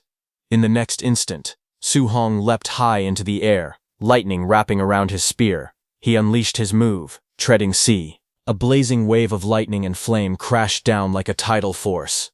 The ground split apart under the impact. The cultists were swallowed by the storm of energy. They screamed in shock, realizing that the kid was far too terrifying. Before the dust even settled, the cultist leader, Bai Ao, roared angrily and lunged forward with his weapon. He shouted that he wanted to see how Su Hong would block his move. His attack came down like a crashing waterfall of force. But just as the strike descended, Su Hong stepped onto a purple bamboo and, using his flying swan startling cloud step, jumped inside the gravity field. He moved with lightning speed inside the gravity field, thinking about why he would bother blocking the full-powered strike of a Tier 4 martial artist. The surrounding men stared in disbelief, seeing that Su Hong had stepped more than 10 paces in an instant. They wondered how powerful Su Hong's physical body must be. It was as if gravity had no effect on him at all. Seeing this, the cultist leader Bai Ao roared angrily, telling Su Hong not to think that just because he had escaped into the gravity field, there was nothing he could do. But as Bai Ao took his first step inside, the gravity intensified rapidly. With only one step, the pressure had already increased 30-fold. Bai Ao's face twisted in shock. He thought that if someone at his level continued deeper for over 10 steps, he would have to endure hundreds of times the gravity. Meanwhile, Su Hong continued forward without hesitation. Seeing that, Bai Ao cursed the crushing gravity as it pressed down on him. Even so, he gathered his strength and threw his spear at Su Hong with full power. The spear shot forward with unstoppable force. In an instant, the spear was overwhelmed by the surrounding gravity force and fell onto the ground. Seeing that from afar, the cultist leader Bai Ao shouted angrily, telling Su Hong that if he had the guts, he should not come out. Seeing that the cultist leader Bai Ao was not coming any closer, Su Hong lowered his spear and steadied his breathing. Having reached this position, he believed it should be temporarily safe. Right before his eyes stood the 3-star patterned dark purple bamboo. However, as he tried to get closer, his body trembled under the immense pressure. He could clearly feel that the gravity around him was growing stronger and stronger. Besides that, he also had injuries on his body, and he was already close to his limit. He decided that he needed to use a healing technique first. Knowing that the people from the demonic cult would not be able to cross into this area for the time being, he sat down and began circulating a healing martial art. A green aura wrapped around his body, slowly restoring his injuries. Watching from a distance, several people were shocked. They realized that he was actually using a healing martial art to treat himself. Someone pointed out that he had just used the thunder attribute earlier. How could he also know a wood attribute healing technique? Another person exclaimed that this was not the main issue. The real problem was that he was already only a little over 10 steps away from the dark purple bamboo. The cultists' leader Bai Ao immediately ordered his men to notify Lin Chen and the rest to come quickly, saying they needed to join forces to kill Su Hong. They absolutely could not let him leave alive. Seeing Su Hong inside the gravity field, his face twisted with anger and fear because he knew that the divine object was very likely hidden inside that dark purple bamboo. If Su Hong managed to obtain it, none of them would survive. Near Stargazing Lake, a wounded cultist with dark wings lay on the ground, unconscious and battered. Not far from him, 3 people stood at the edge of a cliff overlooking the lake. It was Wang Tintuo, Lin Xinghe, and Xiao Yan who had killed that cultist. They had just discovered that the entire area around Stargazing Lake had been locked down by demon cultists. Wang Tiantuo wondered whether the cult might be targeting Su Hong. Lin Xinghe replied that it was hard to say. The demon cult could also be searching for treasure. After a brief pause, they decided to hurry back to the martial artist base to report that demon cultists had appeared in the area. As they ran through the forest, Xiao Yan frowned and said that something felt wrong. If Stargazing Lake had truly been locked down, it was impossible for the martial artist base to have no reaction at all. Lin Xinghe immediately understood the implication and asked if she was suggesting that the martial artist base might be colluding with the demon cult. Determined to confirm the situation, Wang Tiantuo decided to directly notify his father and have him send people to seize control of both the martial artist base and Stargazing Lake at the same time. At the City Lord's mansion, City Lord Wang was shocked to hear that the Stargazing Lake area had been sealed off by demon cultists and that the martial artist base might be working together with them. Wang Tintuo also told him that Su Hong was likely near Stargazing Lake and could be the demon cult's true target. Hearing this, the City Lord was furious. Without hesitation, he declared that he would personally bring men over immediately. On the other hand, at the purple bamboo gravity field, Su Hong was still inside. Not far away, several demon cultists stood in the forest. Just then, the masked assassin whom cultist leader Bai Ao had called for arrived. However, cultist leader Bai Ao was shocked and demanded to know why he was alone and where the others were. The masked assassin leader, who was injured and breathing heavily, explained that Su Hong, whom they were after, had fought dirty and caused heavy casualties among their brothers. Cultist leader Bai Ao was stunned upon hearing that over a dozen Tier 3 martial artists had been completely wiped out. He said that even if they had faced a dozen Tier 3 wild boars, they would not have been eliminated so easily. Yet they had fallen to Su Hong, who was supposedly only a Tier 2 martial artist. The masked assassin leader gripped his sword in anger and revealed that Su Hong knew a powerful 3-attribute fusion martial art.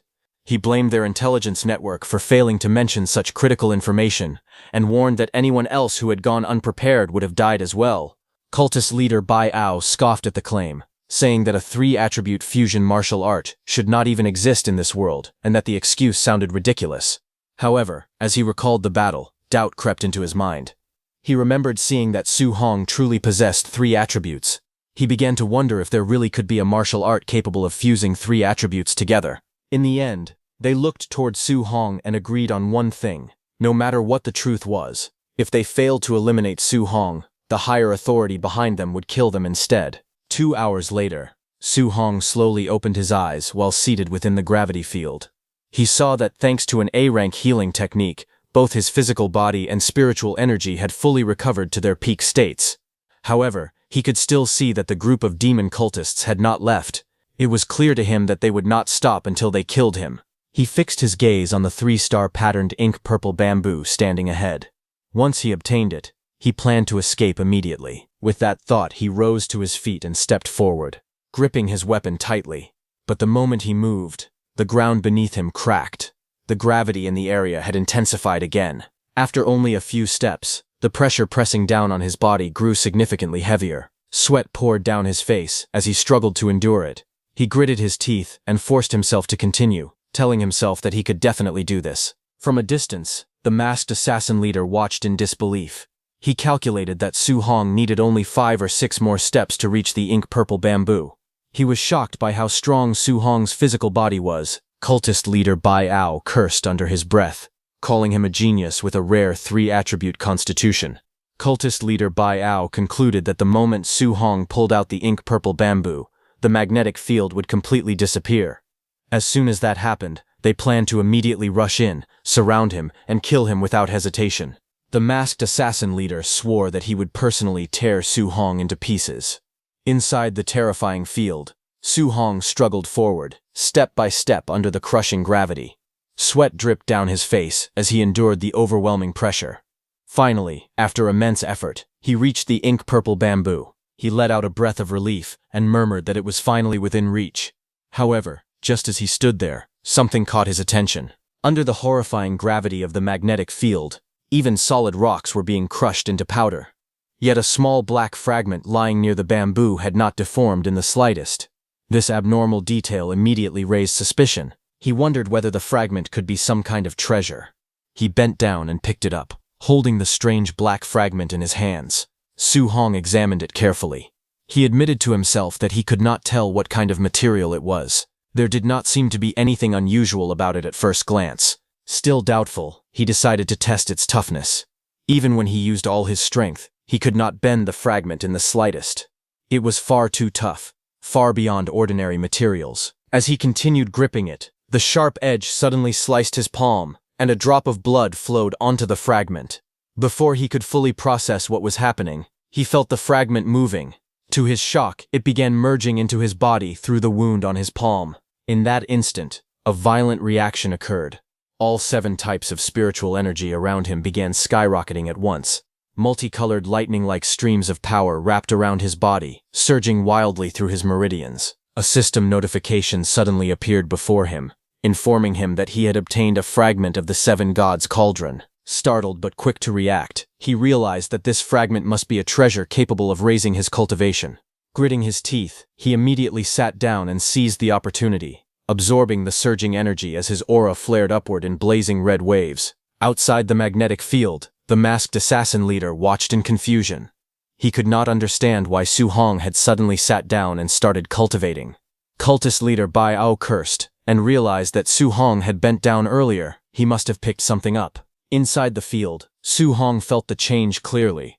The spiritual energy of all 7 attributes had skyrocketed by more than 10-fold. Previously, using the same attribute A-rank martial arts several times in a row would completely drain his spiritual energy. Now, however, he felt that he could unleash it dozens of times consecutively without exhausting himself. Even more astonishing was the fact that the 3-attribute fusion he had struggled to achieve for so long had now been completed directly and effortlessly. Radiant energy swirled in his palms as a glowing sphere of fused power formed before him. A system panel appeared, displaying his updated status. His blood chi and mental power had increased significantly. His overlord body spirit rank had risen, and the 7 gods cauldron fragment was listed as 1 out of 100. Realizing this meant there were 99 more fragments scattered somewhere. Su Hong's heart stirred with ambition. Just a single fragment had caused his strength to soar. The 7 gods cauldron was clearly a treasure far beyond S rank. If he could gather all 99 remaining fragments, he could hardly imagine how powerful he would become. With 3 attributes fused and an immense amount of spiritual energy surging within him, Su Hong slowly rose to his feet. A confident smile appeared on his face. There was no longer any need for him to run. Su Hong's eyes turned sharp as he declared that it was time to end this. With a firm grip, he seized the ink-purple bamboo. Spiritual energy spiraled around him in glowing rings as he pulled upward with overwhelming force. Outside the magnetic field, cultist leader Bai Ao realized that Su Hong was about to pull out the ink-purple bamboo and shouted for everyone to prepare to strike. The masked assassin leader snarled that he did not need any reminders. He wanted to kill him even more than the others did. Su Hong grabbed the bamboo with both hands, and with a powerful roar, he yanked the bamboo free. The moment it left the ground, a violent surge of energy burst outward in expanding rings. The oppressive gravity field that had crushed everything within its range instantly disappeared. Freed from the pressure, the cultists charged forward at full speed, surrounding him from all directions. They shouted for him to prepare to die and launched their attack without hesitation. Standing at the center of the clearing, Su Hong took out his spearhead and attached it to the 3-attribute ink-purple bamboo. He then turned and let out a cold snort. His eyes filled with confidence and disdain. He decided that since they were so eager to attack, he would let them help him test the true power of the move he was about to unleash with all his strength. Gripping the ink-purple bamboo tightly, he swung it upward. Lightning and flames surged along the weapon, twisting together in violent streams of energy. The ground beneath him trembled as a blazing sphere of power gathered at the tip of the bamboo. Cultist leader Bai Ao and the masked assassin leader, who had rushed forward together, were shocked to see that. But it was already too late. In the next instant, a blinding light erupted, as Su Hong shouted for the power to explode. A massive pillar of fiery lightning shot upward, expanding in a roaring wave. The explosion tore through the air, swallowing everything in its path as shockwaves rippled across the clearing. The cultists screamed as the blazing beam tore through them. One man let out a hoarse cry as the scorching energy engulfed his body, flames and lightning streaking across his chest. Another shrieked in agony as he was hurled backward by the overwhelming force. The explosion carved a massive crater into the earth. Trees at the edge of the clearing trembled, and smoke spiraled into the sky. The ground cracked open, glowing with molten streaks as dust and embers drifted through the air. When the smoke began to settle, broken bodies lay scattered across the scorched battlefield. Some were burned beyond recognition, while others struggled weakly amid the rubble. The masked assassin leader coughed violently, black blood spilling from his mouth as disbelief filled his eyes. He could not understand how such terrifying power was possible. To him, it seemed absurd. Cultist leader Bai Ao, barely able to stand, concluded that Su Hong must have obtained the fragment of that divine object. Otherwise, there was no way he could have suddenly become so strong. Through the haze of smoke, Su Hong stepped forward calmly, lightning still crackling along the ink-purple bamboo. With a faint smile, he asked whether hunting him had been enjoyable, because now it was his turn to kill them. Su Hong stood holding the ink-purple bamboo in his hand. Looking at the surviving cultist leader, Bai Ao, and the masked assassin leader, he told them that survival was not impossible. If they wanted to live, all they had to do was reveal the location of the demonic cult's stronghold in Star City. He pointed out that for them to have worked together with Ye Qi from the martial artist base and gathered so many people in such a short time, it was obvious that numerous members of the demonic cult had already been hiding in Star City for a long time. The masked assassin leader's face twisted with rage. Refusing to submit, he leaped forward to attack Su Hong, shouting that Su Hong should not be so arrogant. Even if he died, he swore he would drag Su Hong down to hell with him. At the same time, the injured cultist leader, Bai Ao, threw something towards Su Hong and urgently yelled for the masked assassin leader to stop and retreat immediately. A blinding flash erupted from the hidden device Bai Ao had thrown. Su Hong covered his eyes to block the light. As the smoke and dust disappeared, Su Hong saw that Bai Ao and the masked assassin leader had vanished. Seeing that, Su Hong's legs gave out, and he fell to the ground. He let out a sigh of relief, saying that they had finally run away. He sat on the scorched battlefield, leaning on the ink-purple bamboo as sweat rolled down his face. That devastating attack he had just unleashed had nearly drained all of his thunder, fire, and metal-attributed spiritual qi. Su Hong knew that if those two Tier 4 martial artists had truly been willing to fight to the death instead of retreating, he might not have been able to defeat them. Knowing he was in a dangerous state, Su Hong decided he needed to recover as quickly as possible. Once his spiritual qi returned, he intended to settle the score with Ye Qi. Without wasting any time, he activated a healing technique. Green spiritual energy flowed around his body as his injuries slowly began to recover. Meanwhile, far away in the forest, the cultist leader Bai Ao and the masked assassin leader continued running at full speed. The masked assassin leader suddenly looked back and realized that Su Hong had never pursued them. Thinking it over, he concluded that the terrifying martial arts Su Hong had used must have completely exhausted his spiritual qi. In his view, Su Hong had merely been bluffing to scare them away. But the cultist leader Bai Ao immediately argued back. What if Su Hong had not been bluffing at all? After all, geniuses often possessed abilities that defied logic. Still unwilling to admit fear, the masked assassin leader pointed out that Su Hong was only a Tier 2 martial artist, while the two of them were Tier 4. However, Bai Ao angrily told him to shut up, reminding him that both of their teams had been completely wiped out despite that advantage. As they continued fleeing, Bai Ao said that a single Tier 2 martial artist had somehow reduced two Tier 4 martial artists to commanders without an army. If news of such a battle spread, few people would believe it, yet the reality was right before their eyes. In their minds, these monstrous geniuses seemed to become more outrageous with every generation. At the martial artist base, tension was growing by the minute. Ye Qi sat alone in a luxurious room, anxiously waiting for news. He knew the blockade around the area could not continue forever. If it dragged on any longer, the city lord would eventually discover what was happening. Just as his patience was running out, the communication token in his hand suddenly lit up. A message arrived through the token, and a smile briefly appeared on his face. At last there was finally a result. However, the moment he heard the report, his expression froze. The operation to assassinate Su Hong had failed. Shock instantly replaced his confidence. He shouted in disbelief, asking if they were kidding him. They couldn't even kill a Tier 2 martial artist. He said that if Su Hong didn't die, their secret would definitely be exposed. Ye Qi cursed repeatedly in frustration. His mind raced as he searched for a way out of the disaster. In the end, he came to only one conclusion. He had to flee Star City immediately. Otherwise, once the city lord uncovered the truth, there was no chance he would be spared. As Ye Qi hurried toward his vehicle, rage and panic churned inside him. In his heart, he blamed everything on Su Hong. If not for him, he would never have been driven into such a desperate situation. Just as he was about to escape, a blazing wall of fire suddenly erupted in front of him, cutting off his path. Ye Qi froze, sweat forming on his forehead, as a familiar voice echoed through the area. Su Hong had arrived. Stepping out from the shadows, Su Hong looked at him and asked where he thought he was running. The sight of Su Hong instantly filled Ye Qi with shock and fury. With his eyes glowing red from anger, Ye Qi roared Su Hong's name. He unleashed his power and charged forward. In his mind, Su Hong was nothing more than a Tier 2 martial artist, while he himself stood at the peak of Tier 3. There was no way a mere Tier 2 could threaten his life. Flames surged around him as he launched a fierce attack, but Su Hong remained calm and moved slightly to the side, easily dodging the attack while gripping his spear as lightning crackled around it. Su Hong looked at Ye Qi and replied that it was hard to say who would win. The next moment, with a powerful swing of his staff, Su Hong unleashed a terrifying strike. Before Ye Qi could react, the lightning-charged blow reached him and pierced his chest. Blood sprayed from Ye Qi's mouth as he stared at Su Hong in disbelief. At that moment, only one thought remained in his mind. Su Hong was a monster.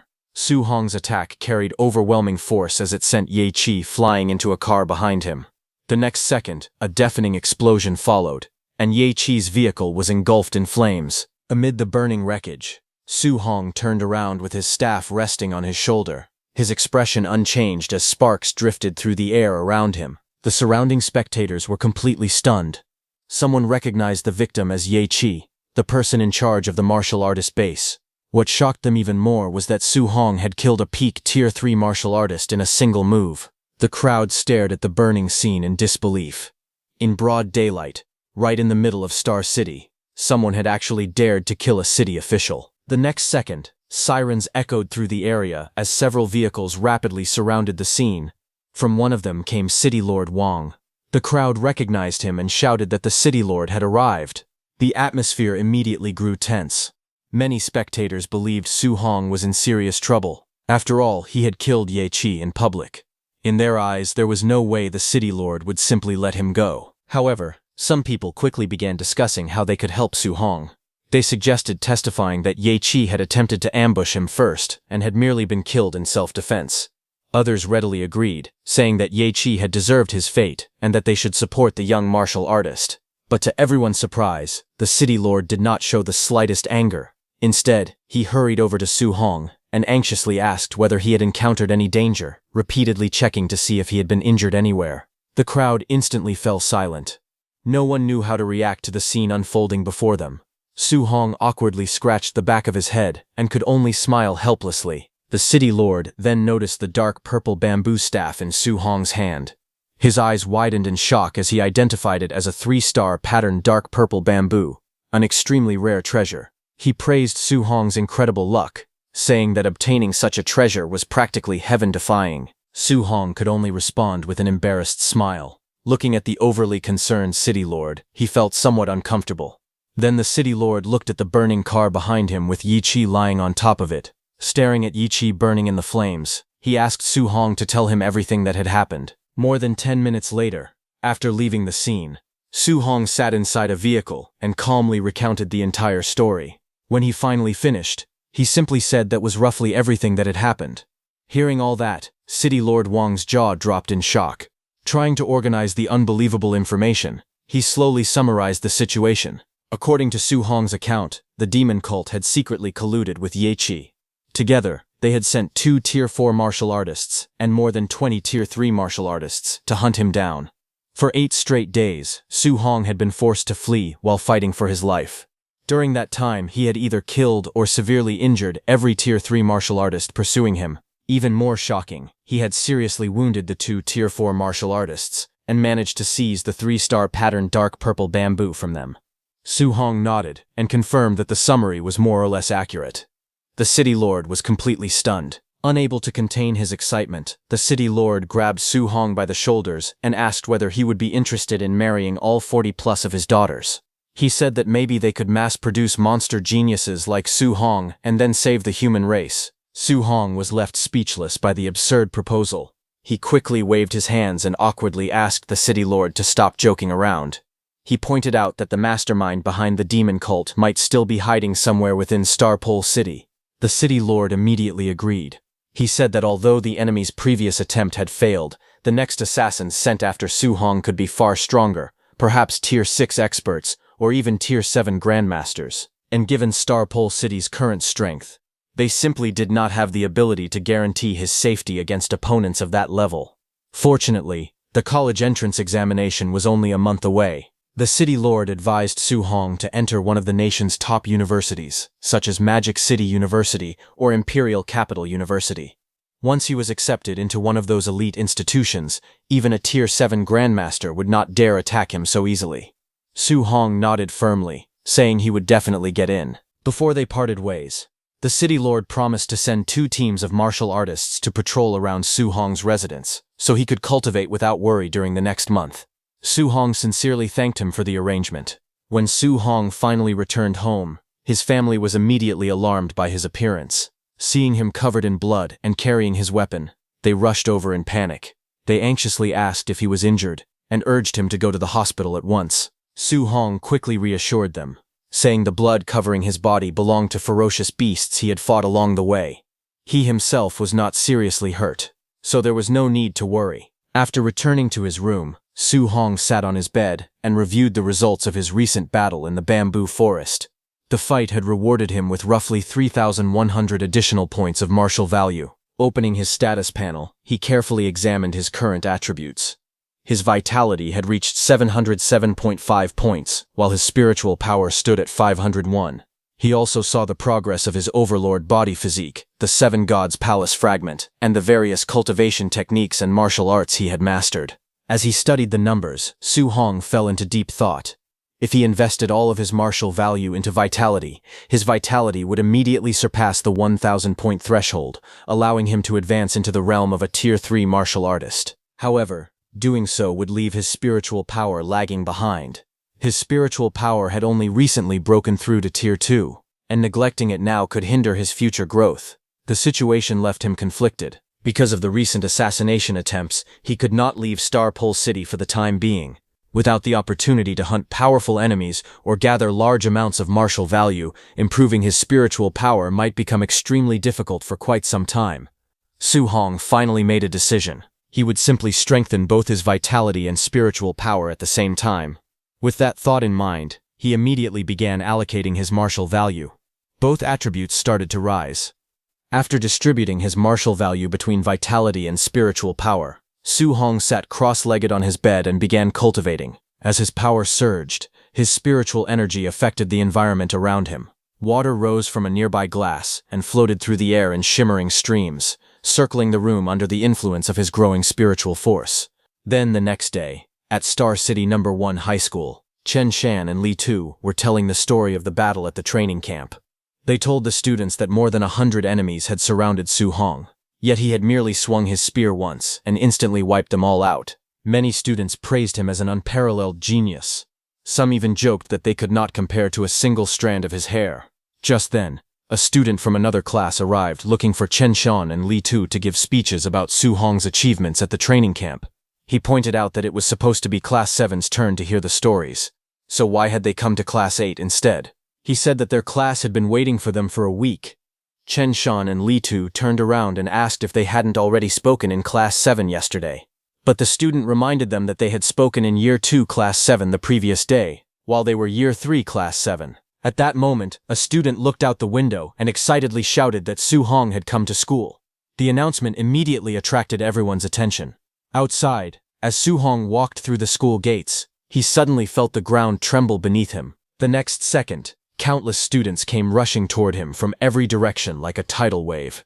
They shouted his name excitedly, calling for him not to run away. Many of them cheered, saying they had finally waited for the day he returned to school. The sight left Su Hong completely stunned. Looking at the enormous crowd charging toward him, he broke out in a cold sweat. He could not understand why nearly every student in the school wanted to get to him.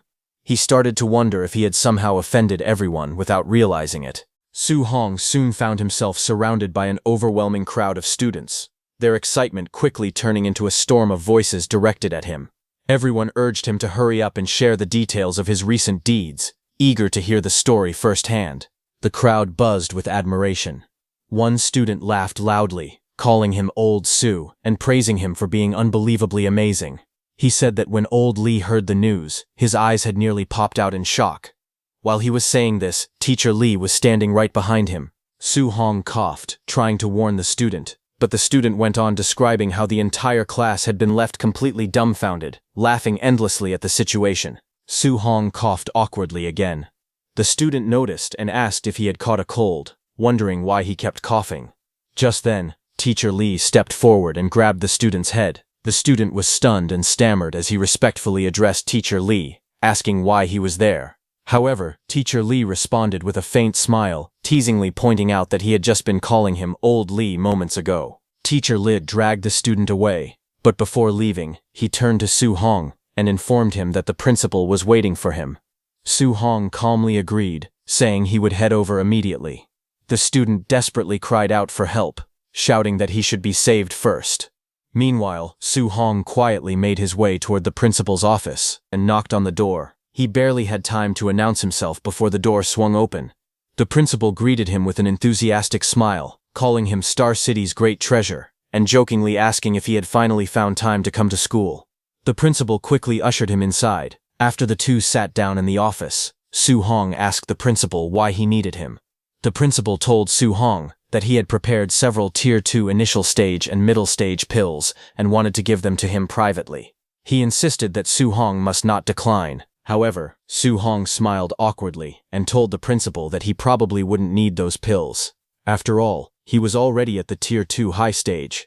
He explained that a Tier 2 middle stage pill would not be of much use to him at his current level. He told the principal that it would be better to give them to someone who truly needed them. Hearing this, the principal was stunned. The last report he had received stated that Su Hong had only broken through to the Tier 2 initial stage during the training camp. He asked Su Hong how he was already at the high stage so quickly. Su Hong calmly explained that he had recently encountered several situations that had accelerated his growth. Inwardly, he recalled the battles and assassination attempts he had endured. If those people had not repeatedly tried to kill him, he would never have gained so much martial value in such a short period of time. The principal grew increasingly excited the more he heard. Rising from his seat, he declared that they should head to the gymnasium immediately. He wanted to personally test Su Hong's strength, and while doing so, teach him a few martial arts techniques. Hearing this, Su Hong looked at the principal with surprise. After all, he remembered that the principal himself was a Tier 3 martial artist. The principal looked at Su Hong with a confident grin and assured him that there was no need to worry, as he would hold back during their spar. Soon after, they arrived at the gymnasium. The spacious building stood bright and open, and as they stepped inside, several students walked up to greet the principal. Some immediately recognized Su Hong and whispered among themselves, saying that he had once fought 100 people on his own. Without wasting time, the principal announced his plan. He declared that he would spar with Su Hong and ordered the nearby students who were free to gather and observe carefully, instructing them to learn as much as they could from the match. The students responded enthusiastically, agreeing at once. Hearing this, Su Hong hesitated slightly and suggested changing the location, clearly concerned about the situation. However, the principal laughed it off and reassured him, telling him not to feel embarrassed. He confidently stated that he would not let Su Hong lose too badly. But Su Hong wasn't worried about losing. He was worried that if the principal lost, it might damage his dignity as the head of the school. The gymnasium quickly filled with noise as students gathered from all sides, forming a large circle around the arena. Their excited murmurs echoed throughout the hall as they anticipated the match. Standing at the center, the principal released his energy. A powerful aura surged around his body, his muscles tensing as his vitality erupted outward. He confidently told Su Hong to make the first move. Seeing this, the surrounding students were instantly amazed. Some exclaimed that the principal's vitality was incredible, noting that it was their first time witnessing a Tier 3 martial artist in action. Others cheered loudly, urging Su Hong to give it his all. Meanwhile, Su Hong remained calm on the surface, but inwardly he was cautious. He knew he absolutely could not injure the principal, so he began thinking of a skill that was both weak and wouldn't make it obvious that he was holding back. He decided to start with a B-rank martial art, the Cloud-Hiding Gale Fist. Energy gathered around his fist as Su Hong declared that he was coming. He charged at the principal using his Cloud-Hiding Gale Fist technique. His movements swift and precise. In an instant, he closed the distance. Observing this, the principal was taken aback. He realized that Su Hong had opened the match with a B-rank martial technique, finding the approach far too direct and unexpectedly bold. However, the principal could feel that Su Hong's power was already comparable to that of a Tier 3 martial artist. The principal then unleashed his technique, Giant Rock Fist. His arm hardened like stone, radiating immense strength as he charged forward to meet Su Hong's attack head-on. The moment their attacks collided, a violent explosion of force erupted. Su Hong's strike met the principal's with overwhelming impact, sending shockwaves blasting outward. The spectators were caught in the aftermath. Many were forced to shield themselves, some unable to even open their eyes as the pressure and wind surged through the arena. They were stunned, exclaiming that the sheer power of the clash was far beyond what they had expected. Amid the chaos, Su Hong and the principal continued their exchange at incredible speed. Their movements blurred as they traded blows, fists colliding repeatedly with explosive force. Each strike carried enough power to shake the ground, leaving afterimages in its wake. Just then, one of Su Hong's punches landed, and the principal was pushed back. Seeing this, the principal was stunned and wondered whether such overwhelming combat power could truly belong to someone at the high stage of Tier 2. What shocked him even more was that Su Hong did not appear to be using his full strength yet. In his eyes, Su Hong's abilities were simply ridiculous.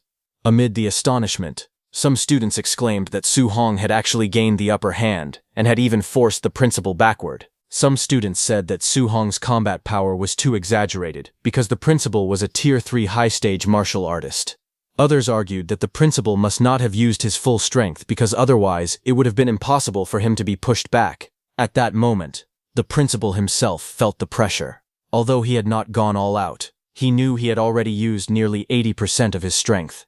He thought that if he really lost to Su Hong, he would be humiliated in front of so many students. He would be done for. But before the match could continue, Su Hong suddenly staggered and dropped to one knee, letting out a pained groan. He grabbed his stomach, faking pain, and quickly declared that the principal was truly amazing and admitted defeat. At the same time, he inwardly asked the principal to understand his intentions. The surrounding students immediately reacted, praising the principal and declaring that such an outcome was expected. Some even encouraged Su Hong, saying that there was honor even in defeat. Meanwhile, the principal stood there, momentarily confused.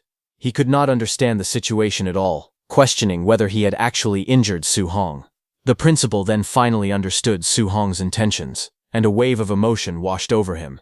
Deeply moved, the principal thought that he would love Su Hong till death. Composing himself, the principal loudly praised Su Hong in front of everyone. He declared that Su Hong was undoubtedly the most outstanding genius student of their #1 high school, possessing combat power comparable to a Tier 3 high-stage martial artist despite only being at Tier 2. He admitted that even he had to go all out, otherwise if he was not careful for even a moment, he would be defeated. Hearing that, the crowd erupted in excitement. Many students exclaimed that Su Hong's strength was simply heaven-defying, amazed that someone from their star city might finally have a chance to be admitted into a prestigious magic martial university. The principal helped Su Hong up while smiling and admitted that he had nearly embarrassed himself. As Su Hong stood up, he said that the college entrance exam was in 1 month, and that he wanted to find someone to spar with to help him break through to Tier 3. Su Hong wondered aloud whether the principal might be able to help him. Hearing that, principal looked at him with a complicated expression, realizing that he had fallen into Su Hong's trap. From that day on, Su Hong began sparring and training with the principal during the day, using the opportunity to refine his skills and push himself closer to a breakthrough. At night, he devoted himself to cultivating guidance techniques at home, steadily refining his strength. As time passed, the principal went a step further and invited an old comrade to serve as Su Hong's sparring partner. Standing there while shaking in exhaustion, the principal asked Su Hong to let Coach Chen accompany him and let his old bones rest for a day. Coach Chen greeted him, calling him Genius Boy. Su Hong respectfully apologized to Coach Chen for the trouble. Not long after, the principal and Coach Chen helped Su Hong get in touch with President Wu of the Martial Dao Association. Exhausted, both of them stood there as the principal told President Wu that he was entrusting Su Hong's training to her. However, upon seeing the exhausted state of the two of them, President Wu could not help but question why they looked completely drained. Then, within one day, it quickly became clear why. President Wu, a Tier 5 martial artist, showed no restraint in her training. She relentlessly pushed Su Hong, refusing to let him rest and forcing him to continue no matter how exhausted he became. Under such intense training, time flew by, and a full month passed in the blink of an eye.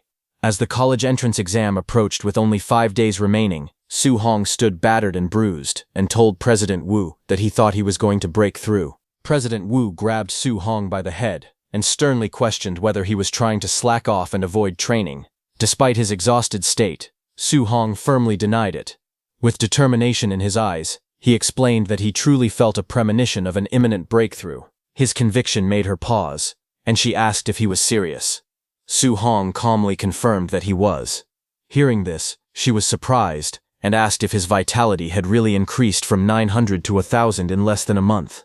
Su Hong answered with confidence that it had. Without hesitation, she immediately made a call, urgently requesting 2 bottles of Tier 3 advancement pills to be delivered to the training room. After ending the call, she told Su Hong to break through right there and to give it his all. Su Hong expressed his gratitude before sitting down to begin. As he entered a meditative state, a powerful aura surged around him, crimson energy flaring intensely as his body began to transform. His wounds gradually healed under the rising energy, and his strength climbed higher. At that moment, Su Hong was very excited that he was finally going to become a Tier 3 martial artist. At the Martial Dao Association's first floor, the atmosphere was somewhat confusing as people moved about the hall, watching someone. It was President Wu, who walked forward gracefully, humming to herself with a bright and cheerful expression, completely unlike her usual cold demeanor. She reflected that Star City had never produced a Tier 3 early-stage examinee before. If Su Hong managed to break through to Tier 3, it would attract a huge influx of cultivation resources from the province into Star City. With those resources, the Star City Martial Dao Association would rise rapidly and reach new heights. As she continued walking with a radiant smile, the surrounding staff could not help but notice the unusual change. They whispered among themselves in disbelief, wondering how the usually expressionless President Wu could suddenly look so happy and even radiant. Some of them jokingly speculated that she might have fallen in love, while others assumed she had become completely lovesick over that boy. While those people were talking, someone suddenly called from behind, asking if they had seen President Wu. It was Su Hong's principal, along with Coach Chen. They too were in a very good mood. Su Hong's principal said that they had gone to President Wu's office, but her assistant had told them that she had come down to the first floor. Confused, those people told Su Hong's principal that President Wu had headed toward the back courtyard. As the two of them hurried toward the back courtyard, calling out for President Wu and saying they were here, the surrounding staff watched from a distance in stunned silence. Some of them whispered in disbelief, wondering if President Wu was actually meeting someone and whether her type was 2 old men. Meanwhile, in the courtyard, Su Hong sat cross-legged on the ground with 2 bottles of pills placed in front of him. A powerful red aura surged around his body as he focused intensely, attempting to break through. The energy around him flared violently, spreading outward in waves as his body trembled under the pressure. Sweat poured down his face, and his teeth clenched tightly as he endured the strain. Then, with full force, he tried to break through. The crimson energy roared around him violently like a storm. But despite his efforts, the attempt failed. Exhausted, he slumped slightly, breathing heavily, and realized with frustration that his first breakthrough attempt had not succeeded. But Su Hong gritted his teeth and refused to give up. Even after failing once, he steadied himself and resolved to try again. As he focused, his thoughts turned to the people who had supported him, the principal. Coach Chen, and President Yan. Remembering how much they had done for him, he felt a surge of resolve. He could not allow himself to fail them. Time passed, and half an hour later, the raging blood energy within his body was finally brought under control. Every last trace of that violent power was compressed and contained deep inside him. Sweat poured down his face as he endured the intense pressure. His body trembled, and his breathing grew heavier, but he pushed forward, urging himself to continue. He clenched his teeth, forcing his strength to rise as he commanded himself to break through. In the next moment, the energy exploded outward. A powerful surge burst from his body, tearing through his clothes as the aura around him expanded violently. The force spread in all directions, shaking the surroundings with its intensity. After the eruption, the energy slowly settled. Su Hong exhaled deeply, his body drenched in sweat, his breathing heavy but steady. He slowly stood up, feeling the changes within his body. As the remaining energy settled, he realized that this was what it felt like to reach Tier 3. Curious, he gathered his blood energy and tested it. With a single motion, he projected the energy outward, forming a visible force from his fist. Su Hong knew that warriors below Tier 3 could only launch ranged attacks through specific sub-techniques, but a Tier 3 warrior could release blood energy freely without restriction. The gap between Tier 2 and Tier 3 was massive. A Tier 2 warrior with 999 blood energy and a Tier 3 warrior with 1000 blood energy were separated by an enormous difference in power. He then checked his status panel, which displayed his updated attributes. It confirmed that he had successfully reached Tier 3, with all his abilities greatly enhanced and his skills fully mastered. After confirming his breakthrough, Su Hong relaxed slightly and got to his feet. With a faint smile, he decided that he should go check in with President Wu. But suddenly, Su Hong sensed people watching and turned around. At the gate stood President Wu, Su Hong's principal, and Coach Chen. Seeing Su Hong like that, President Wu smiled and teasingly asked if he had planned to show up looking like that. She told him to have some self-respect, but Su Hong's principal and Coach Chen cheered for him, saying it was bold of him to say that. Hearing that, Su Hong quickly sat down and tried to hide his body, unable to show his face in embarrassment. Without paying much attention, President Wu made a call to City Lord Wang, telling him that Su Hong had already broken through to Tier 3 and asking him to come to the association. She even mentioned that they were preparing a small parent meeting for him. On the other side, at the City Lord's mansion, Wang Tiantuo rushed in excitedly, shouting that he had broken through to the mid-stage of Tier 2.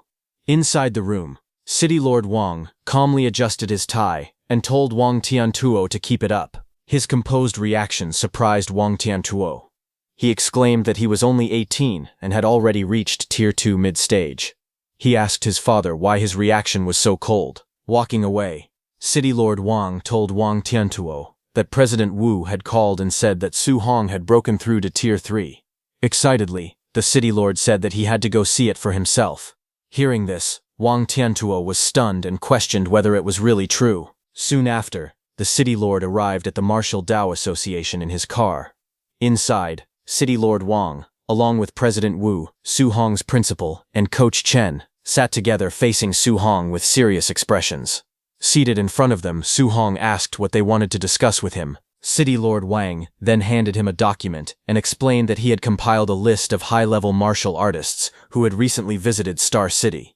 Although he was not sure who was targeting Su Hong, he told him that it would not hurt to pay more attention to the people on this list in the future. As Su Hong looked through the list, he read out names and factions, mentioning the Lin family of the imperial capital, Grand Master Chen Budo, and Magic City Wang family's Wang Dao. Looking through the list, Su Hong frowned and said that there were nearly 100 names on it, but he did not recognize a single one. City Lord Wang then explained seriously that Su Hong needed to understand something important. There were traitors even among the highest ranks of humanity, and they would not spare a human genius like Su Hong. They would definitely find a way to eliminate him. Hearing this, Su Hong closed the book and said that he had long been mentally prepared to be hunted by the 10,000 races, but he did not expect to face assassination attempts from human traitors in the future. Seeing his reaction, President Wu reassured him that he did not need to worry too much. Once he was officially enrolled in Magic City Martial Arts University, none of those corrupt insiders would dare make a move against him there. Hearing about Magic City Martial Arts University, Su Hong became confused and asked whether Imperial Capital Martial Arts University was not safe, since they had previously told him about it. President Wu then explained to Su Hong that the students at Imperial Capital Martial Arts University were either rich or noble. If he threw a brick randomly, it would hit a descendant of one of the top 100 families, or an heir to a Tier 8 or Tier 9 powerhouse. But Su Hong had no family background at all, so how could Imperial Capital Martial Arts University value him? City Lord Wang agreed with President Wu, saying that before, he had let Su Hong choose between Magic City Martial Arts University and Imperial Capital Martial Arts University on his own. But looking at it now, the City Lord felt that it had been an ill-considered decision. President Wu explained confidently that Magic City Martial Arts University, on the other hand, was all-inclusive. They did not look at status, only talent and strength. As long as he was strong enough, almost no one would intentionally suppress him. After hearing all this, Su Hong made up his mind and said that it was settled. He would go to Magic City Martial Arts University. City Lord Wang then added that the school ethos at Magic City Martial Arts University was very wild, and their principal was extremely protective of his students. No matter how much trouble Su Hong caused, he would protect him. Hearing this, Su Hong scratched his head awkwardly and remarked that he did not understand why the City Lord thought of him like that. He never took the initiative to cause trouble. Hearing that, with a deadpan expression, City Lord Wang asked who it was that had killed Ye Hui from the martial base. President Wu asked who it was that had taken down dozens of demon cult assassins. Su Hong's principal asked who it was that had caused the collapse at the Weiyangzhou City training camp. Coach Chen asked who it was that had single-handedly wiped out every student at the training grounds. Faced with those questions, Su Hong could only laugh it off, jokingly asking who such a person could possibly be. City Lord Wang then added that there was one more matter to address. He said that, as the #1 genius of Star City, Su Hong represented the city's image after all, but his taste in clothes was a bit. Before he could finish his words, President Wu quickly stepped in with confidence, asking the City Lord what was wrong with it and whether her taste was not great. She then explained that Su Hong's clothes had been shattered by his vitality during his breakthrough, so she had specially lent him her outfit to wear instead. Hearing that, City Lord Wang was shocked. He quickly changed his words, nodded approvingly, and praised the choice, stating that her taste was absolutely wonderful and that it suited Su Hong perfectly. Embarrassed, Su Hong scratched his head and thanked the City Lord with an awkward laugh. A few days later, at Star City Airport, City Lord Wang arrived and was a little surprised to see a familiar face. He asked if he was the one coming to Star City this year to oversee the college entrance exam assessment. The City Lord recognized that man as Wang Lindao. Wang Lindao was standing beside a woman as they arrived to take charge of the proceedings. Wang Lindao stepped forward and, while shaking hands with the City Lord, let out a frustrated sigh, saying that he did not even want to get started on the matter. He explained that his teacher had suddenly issued an absolute order, asking him to come to Star City to oversee the college entrance exam, and even telling him to lower his status and actively befriend talented students. He complained bitterly about the situation, pointing out that, as a Tier 5 martial artist, taking the initiative to befriend a student felt like a blow to his pride. He further added that Star City had not even produced a single Tier 2 examinee in past years, questioning what there was to befriend. In response, the City Lord calmly mentioned an 18-year-old Tier 3 prodigy, and asked whether that was worth befriending. Hearing this, Wang Lindao was visibly shocked, his expression tightening in disbelief. Without hesitation, he immediately changed his attitude and demanded to know the student's location, insisting that the City Lord take him there at once. The scene shifted to the Star City martial arts exam venue, where preparations were in full swing. The staff reported that the vitality tester inspection for District 2 had been completed. They were instructed to carefully check the number of combat power testers and their components once more to ensure everything was in order. Meanwhile, on the stage, President Wu asked the City Lord whether he had gone to pick up the examiner. She asked where the examiner was. The City Lord pointed toward the distance, indicating where the examiner was. Not far away, the examiner had already found Su Hong. With a playful and overly familiar attitude, he approached Su Hong and took a selfie with him, even jokingly asking Su Hong to smile. Confused, Su Hong asked who he was. The man introduced himself as Wang Lindao, the examiner for the assessment. He claimed that he had long heard of Su Hong's reputation and had come specifically to make friends with him, even encouraging him to pose casually. President Wu was stunned. Watching this unfold in broad daylight, with so many students present, she could hardly believe that the examiner had personally come all this way just to cozy up to a student like that. The city lord could only sigh, saying that Wang Lindao was truly shameless and thick-skinned. A few minutes later, examiner Wang Lindao, along with President Wu and the city lord, went onto the stage. Wang Lindao cleared his throat and announced that this year's assessment process would follow the same format as previous years, with priority given to the vitality test. He further explained that students who had reached Tier 2 and above would be required to take a special train to the provincial capital for centralized testing, while those below Tier 2 would continue with combat power and other subject evaluations locally. With that, the official declaration was made that the martial Dao assessment had begun. Hearing this, Su Hong realized for the first time that Tier 2 students had to go to the provincial capital for further assessment. He found it surprising that no one had informed him earlier. He could imagine President Wu, the city lord, and his principal casually laughing it off, admitting that they had simply forgotten to mention it. Nearby, Wang Tiantuo, Lin Xinghe, and Xiao Wan arrived. Lin Xinghe congratulated Wang Tiantuo on advancing to the middle stage of Tier 2. Xiao Wan curiously wondered whether he had already surpassed Su Hong. However, Wang Tiantuo responded calmly, telling them they would find out soon. As the testing area grew crowded, a large number of people gathered around where Su Hong was being tested, creating a sea of people. Lin Xinghe was shocked to see so many people, and asked if they were all curious about Su Hong's tier. Among the crowd, discussions spread quickly. Some believed that Su Hong, being the strongest martial arts examinee of their batch, might have already reached the middle stage of Tier 2, while others speculated that, as a genius, he could even be at the high stage. At that moment, attention shifted towards Su Hong as he prepared to begin his test, drawing the focus of everyone present.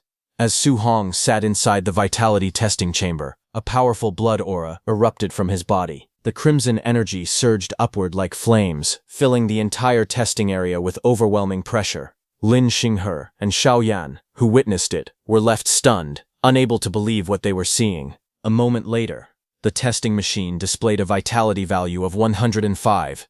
Seeing the result, Lin Xinghe and Xiao Yan immediately realized that Su Hong had already become a Tier 3 martial artist.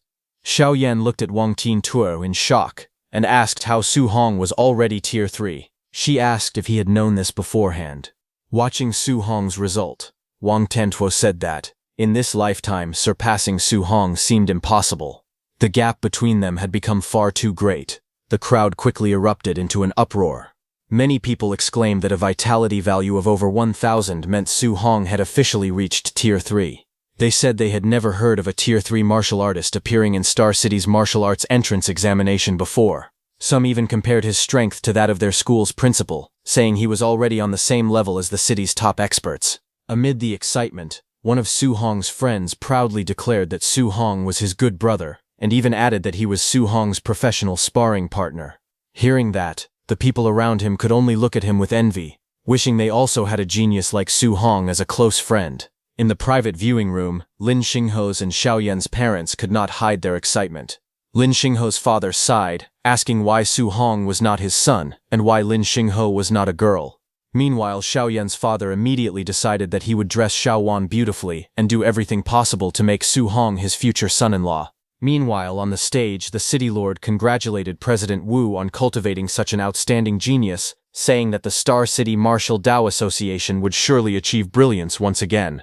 President Wu then congratulated City Lord Wang on cultivating such an outstanding genius, saying that Star City's development would surely advance by leaps and bounds. Examiner Wang Lindao was completely stunned. Looking at Su Hong, he said that he had traveled across many cities over the years to oversee martial arts examinations, giving him a broad understanding of young talents. He explained that in a mid to lower ranked city like Star City, even producing a Tier 2 examinee was already a rare achievement. The problem was not that Star City students lacked talent, but that small cities had far fewer cultivation resources than major cities like Magic City and the imperial capital. He further explained that for someone to reach Tier 3 in a resource-poor city like Star City was truly extraordinary. In his opinion, if Su Hong had grown up with the educational opportunities and cultivation resources available in Magic City or the imperial capital, he might have already reached Tier 4. Without hesitation, Wang Lindao declared that Su Hong possessed the greatest talent he had ever seen. After the test, Su Hong became the center of everyone's attention. Fans surrounded him, shouting his name and cheering wildly. Some even confessed their admiration, while others jokingly claimed they wanted to have his children. Faced with the overwhelming enthusiasm, Su Hong could only smile awkwardly. Being watched and admired by so many people at once made him feel extremely uncomfortable. After the assessment, only 4 students in the entire Star City had qualified for the next stage. Among them, Wang Tiantuo, Lin Xinghe, and Xiao Yan had successfully advanced to Tier 2, while Su Hong had already reached Tier 3. Soon, the 4 of them boarded a special train that would take them to the provincial capital for the next phase of the martial arts examination. As they entered the train, Su Hong calmly walked ahead while the other 3 followed behind him. Inside the train, the atmosphere was quiet but tense. Many talented examinees from different cities had already taken their seats. The moment Su Hong's group entered, several students released their powerful auras. The powerful pressure spread through the train as nearly every examinee released their aura. The entire carriage was instantly filled with overwhelming martial energy as everyone tried to intimidate Su Hong's group. Seeing that, Lin Xinghe said it was childish of them to show their strength right off the bat. Wang Tiantuo and Xiao Yan stepped forward and got ready to release their auras. Xiao Yan declared that she would use her spiritual telekinesis to push back. Wang Tiantuo agreed, saying Star City could not afford to lose face. But at that moment, Su Hong finally made his move. Without saying a word, he unleashed his aura. A brilliant blue energy burst from his body, instantly sweeping through the entire train. The terrifying power took the shape of a gigantic azure dragon that roared above him. Su Hong's terrifying blue dragon aura swept through the train like a storm. The overwhelming pressure instantly crushed every other aura in the carriage. One after another, the examinees could no longer withstand the force and collapsed back into their seats, their faces filled with shock. They all stared at Su Hong in disbelief. They finally realized that he was a genuine Tier 3 martial artist. None of them could believe that a small and ordinary place like Star City had produced such a terrifying genius. A few seconds later, after showing them their place, Su Hong finally stopped and dispelled his energy. Seeing that, Wang Tiantuo was stunned. He could feel that the pressure coming from Su Hong was no weaker than that of a middle-stage Tier 3 martial artist. But only he noticed that. Lin Xinghe and Xiao Yan looked at Su Hong with admiration and quietly admitted that Su Hong was truly incredible. Meanwhile, all the examinees were shaking in fear. While walking through the middle of them, Su Hong warned them that coming to provoke him without even a greeting would lead to this result.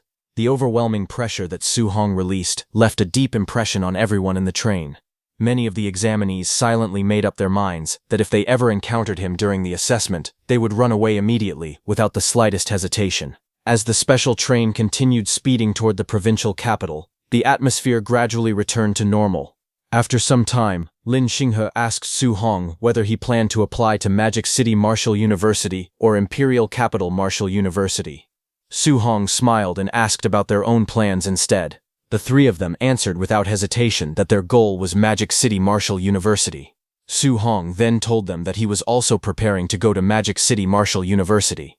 He added that in the future, when they entered the All Heavens battlefield, they would be comrades in arms. Lin Xinghe laughed and said that with Su Hong as a teammate, he could feel completely at ease. Hearing that, Wang Tiantuo jokingly reminded Lin Xinghe that Magic City Martial University expelled students who were lazy every year, so he had better make sure he did not get kicked out. Hearing their conversation, Su Hong recalled President Wu telling him that Magic City Martial University accepted students based only on talent and strength, regardless of their background or status. Thinking about it, he became even more determined. In his heart, he silently declared that Magic City Martial University would be his next destination. As the journey continued, talented students from many different cities boarded the bus one after another. Before long, several of them recognized Su Hong. Lin Chunfeng from Yang City walked up to him and declared that since Su Hong had come to participate in the martial arts examination, he would finally defeat him.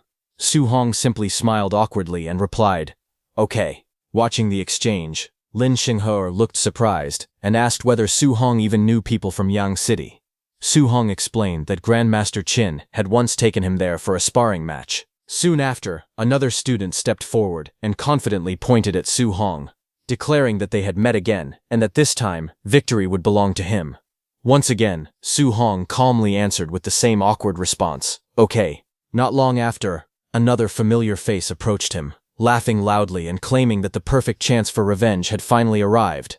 Su Hong could only give the same calm reply, As more and more students boarded the bus, voices calling Su Hong's name echoed from every direction.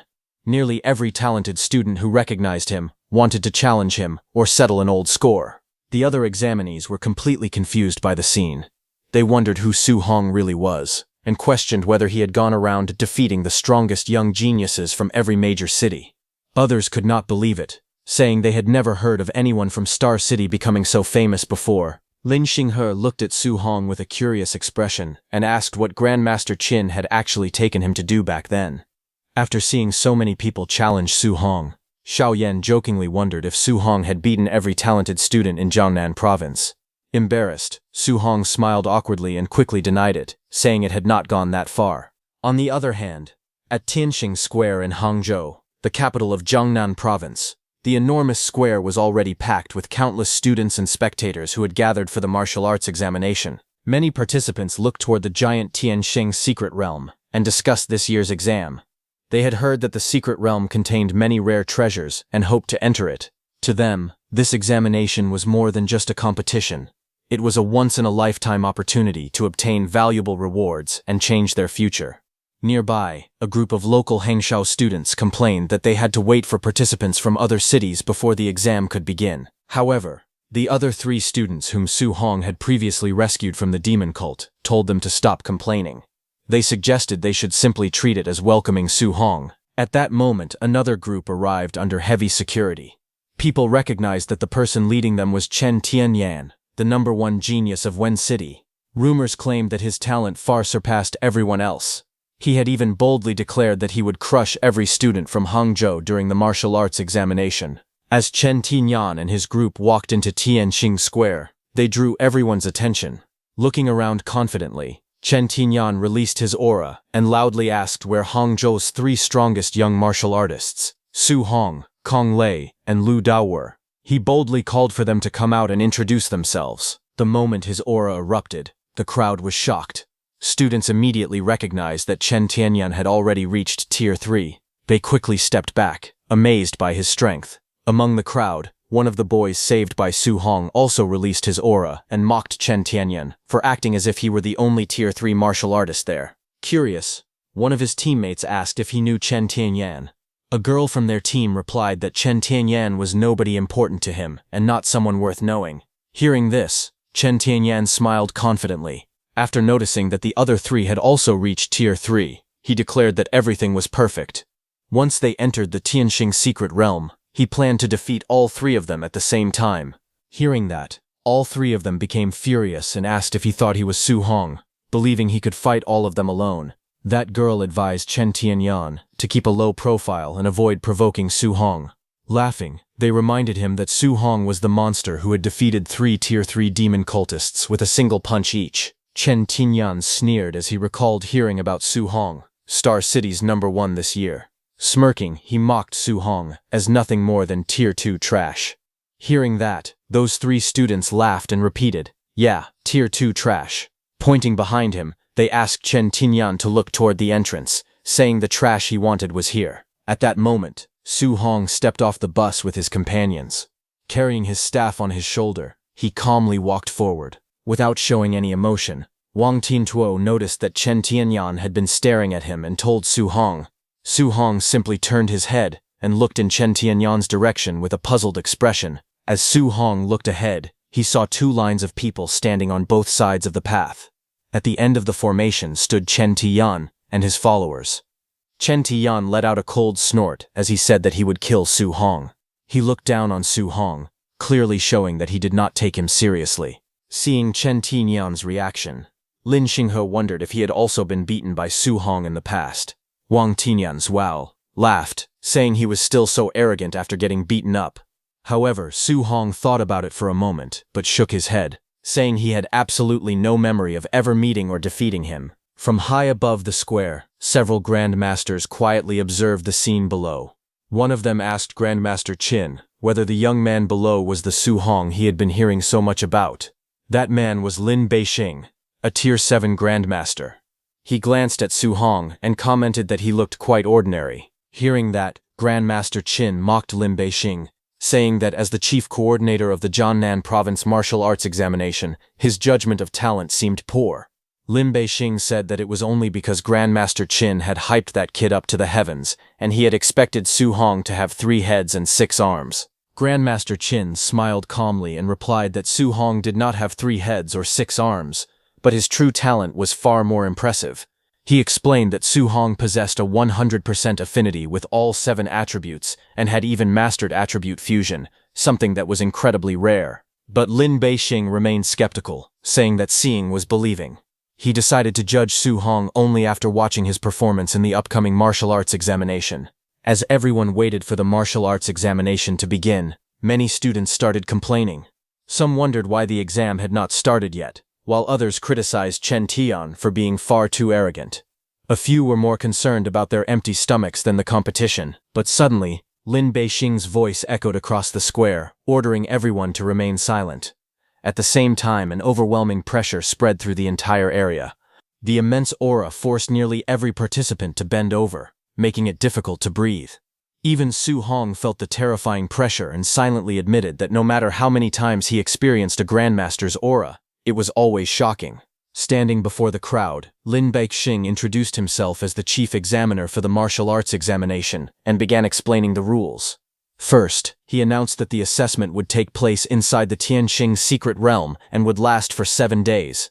Participants would earn points by hunting and killing fierce beasts. Second, he explained that map fragments were hidden inside those beasts.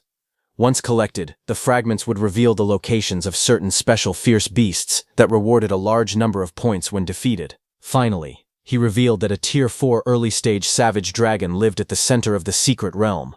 Anyone who managed to kill it would receive a reward of 10,000 points. Hearing this, Su Hong immediately became interested.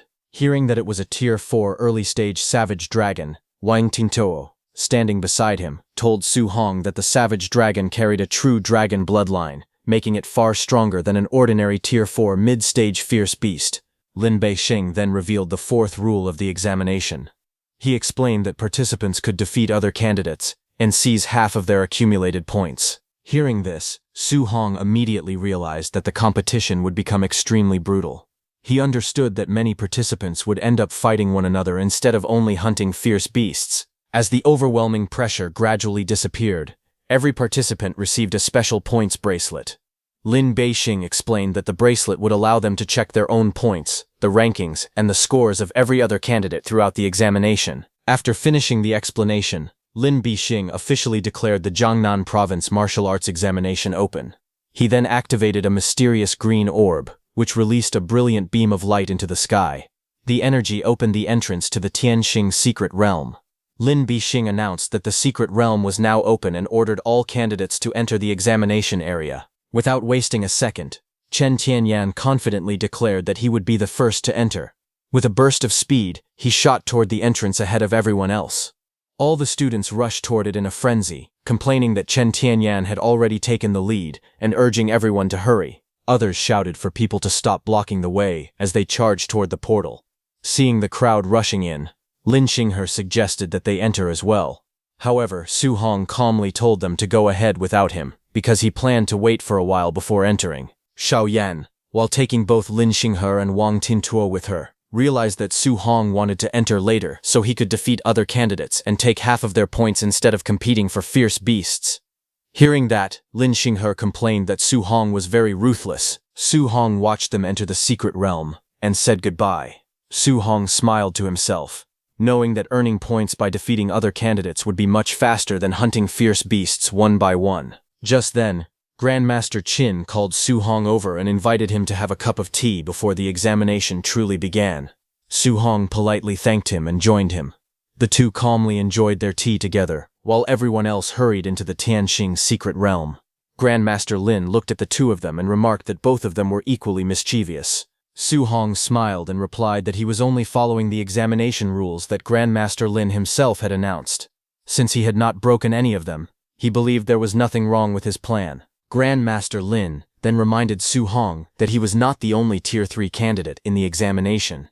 Several other Tier 3 geniuses were also participating, and he questioned whether Su Hong was truly that confident. Su Hong simply smiled and answered that he only had a little confidence. Before Grandmaster Lin could say anything else, Grandmaster Qin laughed and declared that Su Hong was being far too modest. He proudly explained that not long ago, Su Hong had encountered an assassination by the demon cult in Star City.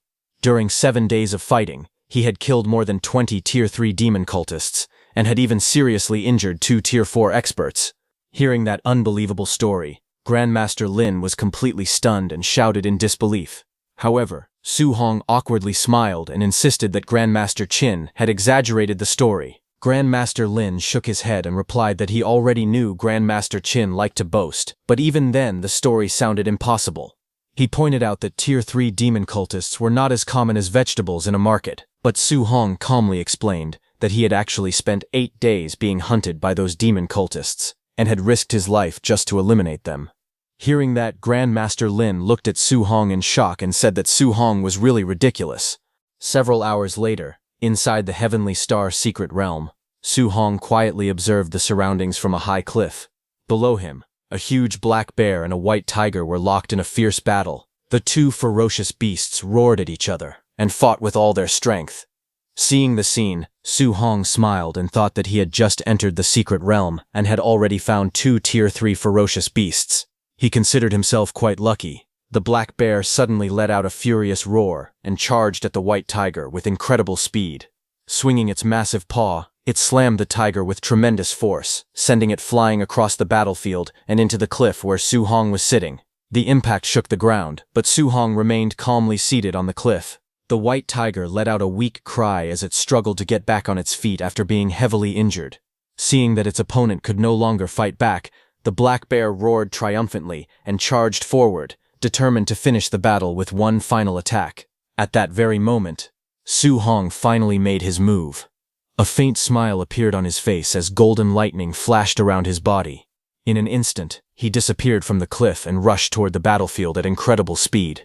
Before the black bear could react, Su Hong appeared behind it with his spear in hand. Moving like a bolt of lightning, he unleashed a single devastating strike. The spear pierced straight through the black bear's body, creating a massive wound. The huge beast froze in place as blood burst from the injury. Its enormous body trembled for a moment before collapsing to the ground with a loud crash. With just one attack, Su Hong had killed the Tier 3 black bear that had been dominating the fight moments earlier. After killing the black bear with a single strike, Su Hong stood on top of its massive body and looked toward the white tiger, calmly pointing his spear at it. He said that he had already taken care of one beast, and now it was the tiger's turn. Seeing that, the white tiger became too scared. Realizing how dangerous Su Hong was, it immediately gave up on fighting and turned around to climb the cliff, fleeing as fast as it could. Su Hong smiled as he watched the beast run away. He asked if it was really trying to escape before casually floating into the air and following it up the cliff. The white tiger froze in fear when it found Su Hong standing directly behind it. Without giving the beast another chance, Su Hong raised his spear and unleashed the 3rd stance of the 9 heaven-breaking spears, gathering powerful lightning around the weapon as he prepared to deliver the finishing blow. But as Su Hong gathered his power for the final attack, the white tiger suddenly dropped to the ground. It pressed its front paws together, wagged its tail, and began letting out soft meows like a frightened kitten, clearly begging for mercy instead of fighting. Su Hong froze in surprise. He had never expected a fierce Tier 3 beast to suddenly act so harmless. For a moment he could only stare at it in confusion. Even though the tiger looked pitiful, the energy from Su Hong's attack had already been released. The blazing spear attack shot forward, carving a huge trench through the ground. However, it narrowly missed the tiger, leaving the beast completely unharmed. The white tiger realized it had survived and immediately rolled onto its back, exposing its belly. It continued meowing, waving its paws in the air, and acting even cuter to show that it had no intention of fighting. Seeing the enormous ferocious beast behave like a spoiled house cat, Su Hong was left speechless. He could hardly believe that a powerful Tier 3 beast actually knew how to beg for mercy by pretending to be cute. Su Hong looked at the white tiger and made it a simple offer. He told the beast that if it led him to other humans and stronger ferocious beasts, he would spare its life. The white tiger immediately let out a soft meow. Su Hong sighed and told it to stop acting like a cat. Hearing that, the tiger quickly barked like a dog instead, leaving Su Hong completely speechless. Without wasting any time, the white tiger sprang to its feet and began running at full speed. Su Hong jumped onto its back, and ordered it to find a powerful opponent with a high cultivation level.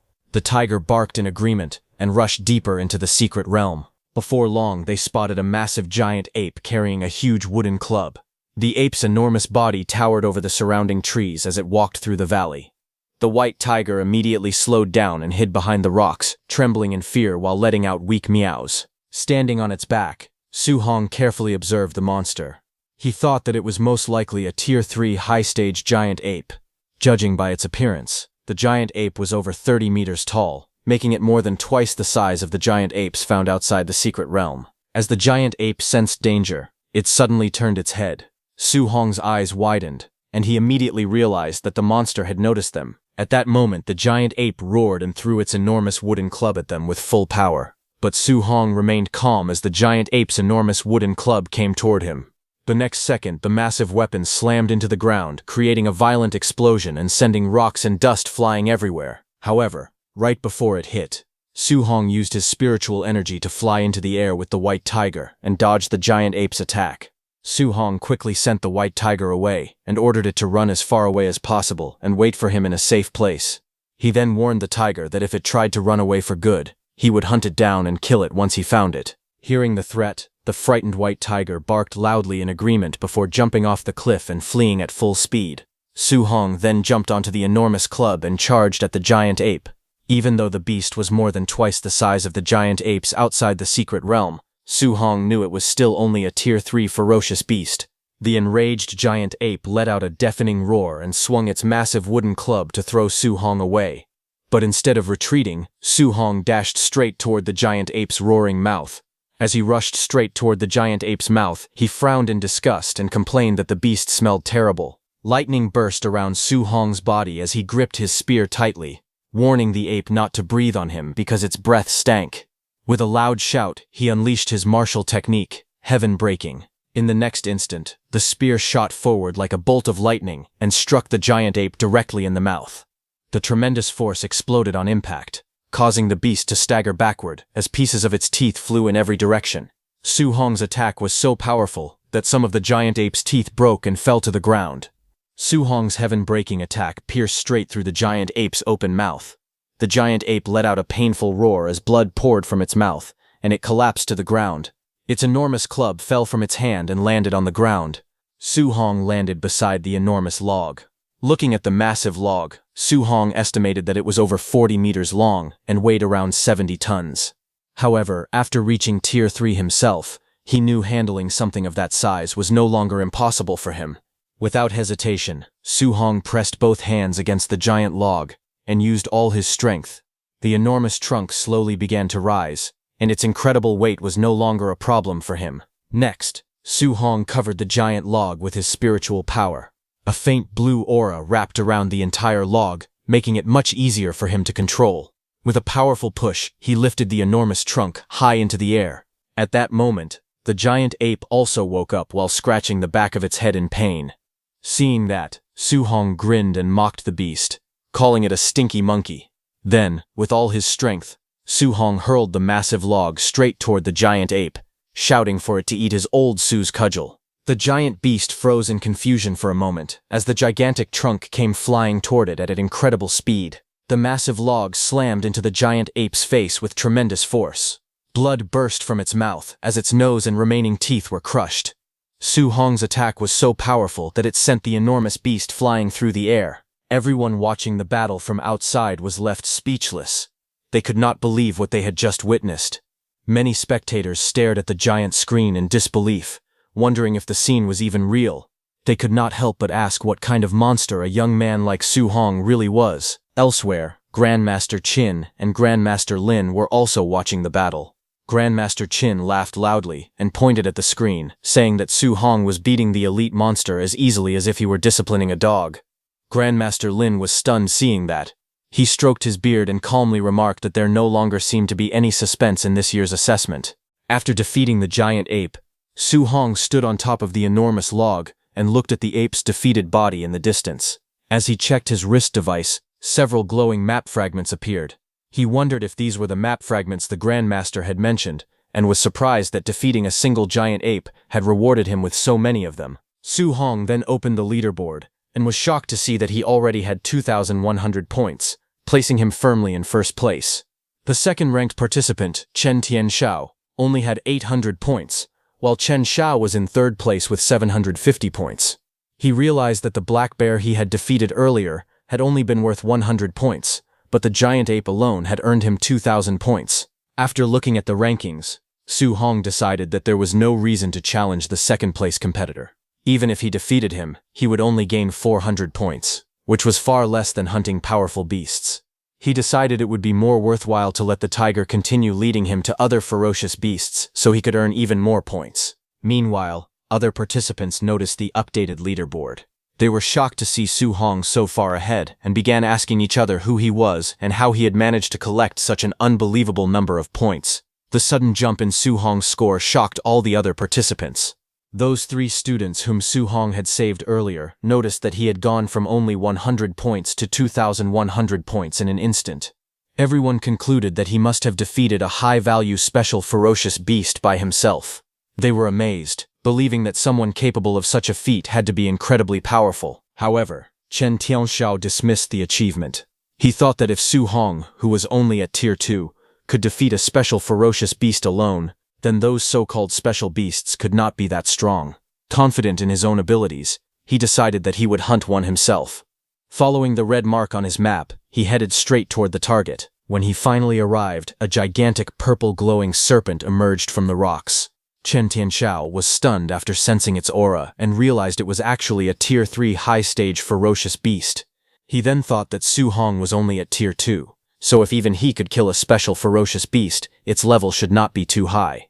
However, after seeing its size, he began to doubt himself. He wondered whether he had simply been unlucky to encounter such a powerful monster, or whether every special ferocious beast in this realm was this terrifying. If the latter was true, then Su Hong's true strength had to be far greater than he had imagined. After seeing the giant python's terrifying strength, Chen Tianxiao refused to back down. He convinced himself that if Su Hong could kill the beast, then he could do the same. With burning determination, he unleashed all of his power and declared that he would never lose to anyone. Wrapped in a blazing red aura, Chen Tianxiao charged straight at the giant python and threw a powerful punch. However, the enormous beast barely reacted. A few minutes later, it struck back with overwhelming force, sending Chen Tianxiao flying through the air. He crashed heavily into a massive tree, leaving him badly injured. Coughing up blood, Chen Tianxiao finally realized something was wrong. He could clearly feel that the giant python's combat strength was almost comparable to that of some Tier 4 ferocious beasts. He could not understand how a beast this powerful had supposedly been defeated by Su Hong alone. After suffering several heavy blows, Chen Tianxiao realized he could not continue fighting. He knew that if he stayed any longer, the giant python would kill him. Swallowing his pride, he decided to retreat. Although he hated the idea of running away, he admitted that staying alive was more important. As he escaped through the forest, Chen Tianxiao quickly came up with another plan.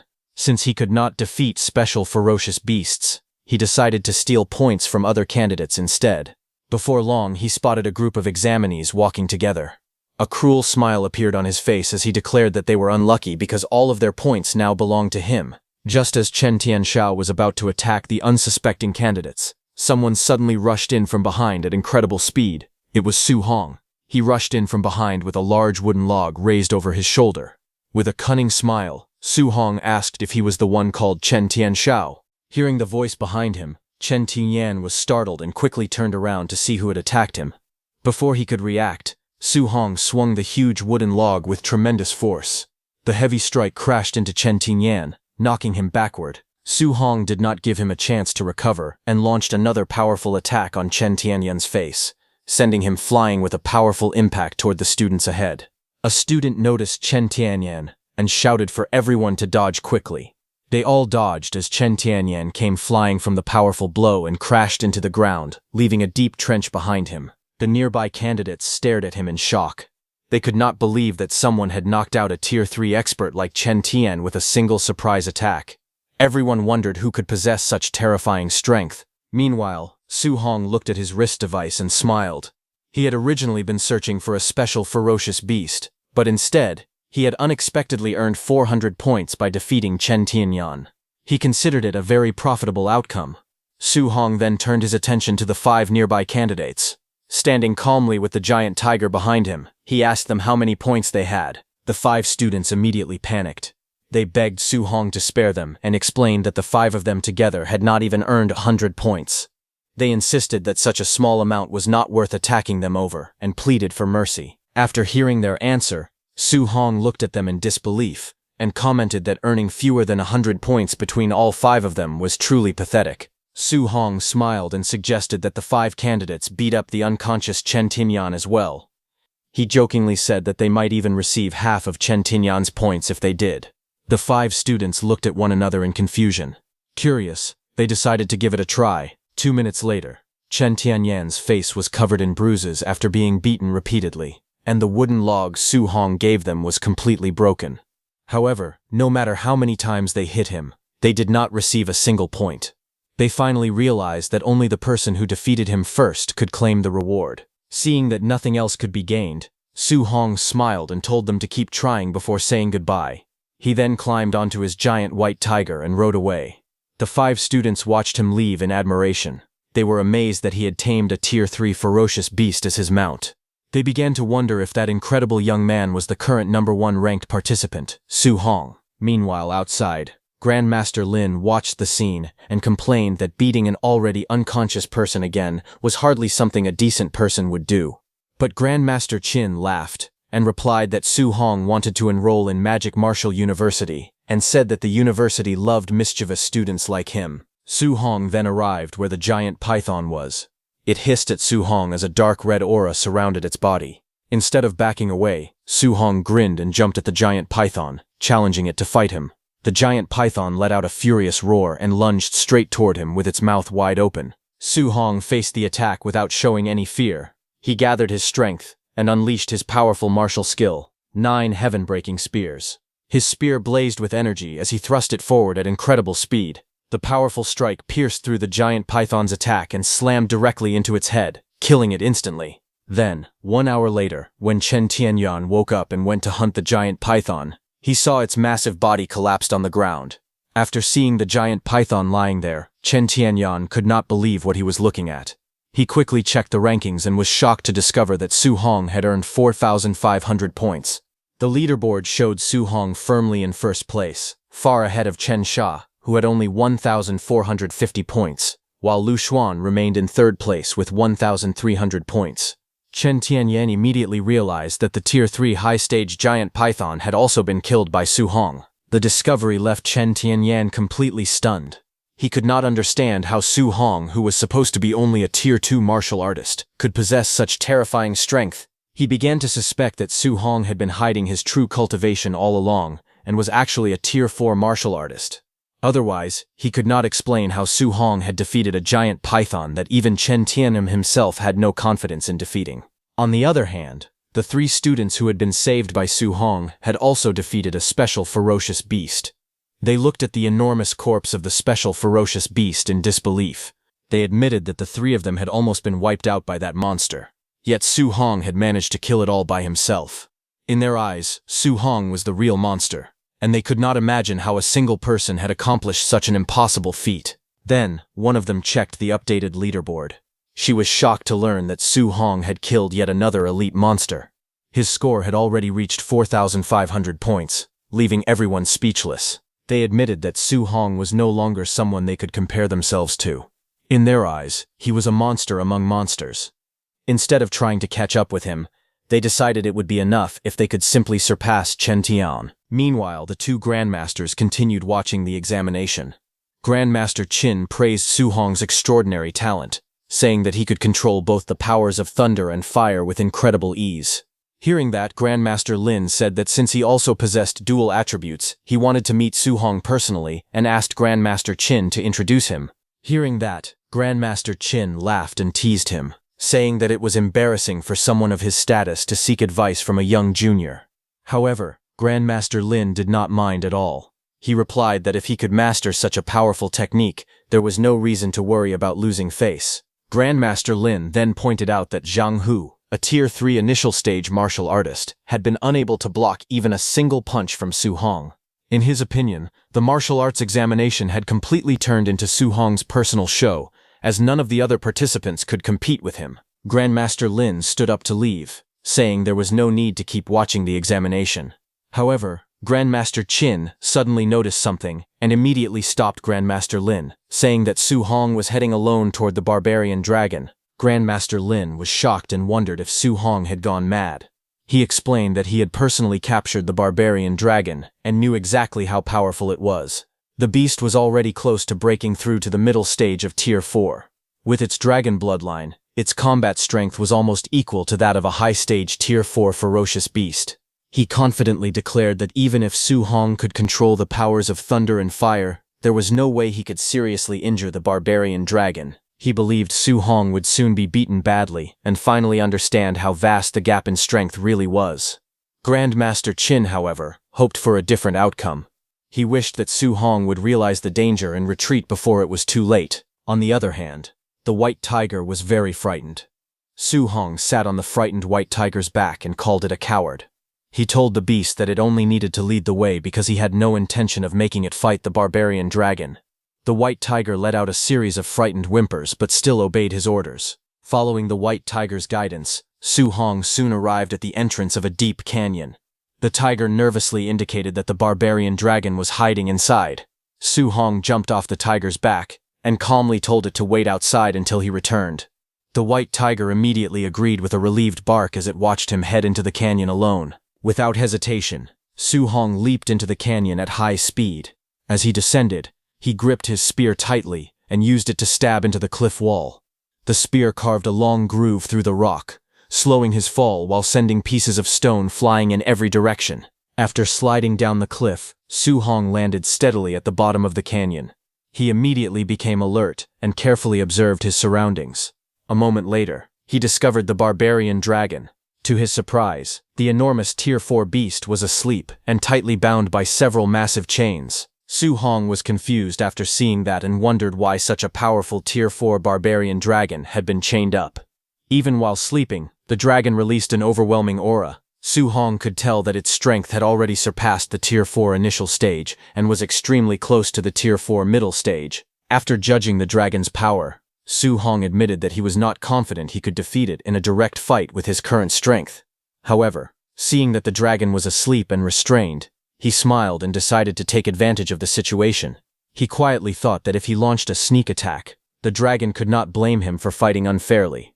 After carefully observing the sleeping barbarian dragon, Su Hong noticed one particular weak spot. He realized that no matter the creature's race, gender, or how strong its defense was, a direct hit to that spot would cause tremendous damage. He went behind the barbarian dragon. A confident smile appeared on his face as he gripped his spear tightly and used his unlimited technique.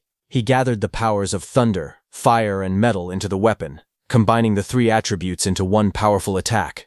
Without hesitation, Su Hong unleashed his ultimate move and thrust the glowing spear straight toward the barbarian dragon's weak point, hoping to deal devastating damage before the beast could wake up. Su Hong unleashed his ultimate attack and drove his spear straight into the barbarian dragon's weakest spot. The combined powers of thunder, fire, and metal exploded on impact, causing a massive blast. The barbarian dragon let out a loud, painful roar as the powerful strike dealt heavy damage. This made the barbarian dragon furious, and it immediately turned around and shot flames from its mouth at Su Hong. However, Su Hong ran to the other side of the barbarian dragon to attack it from the front. Seeing the dragon restrained by the heavy chains, Su Hong smiled confidently. He believed that as long as the chains continued to limit its movements, defeating the barbarian dragon would not be as difficult as he had expected.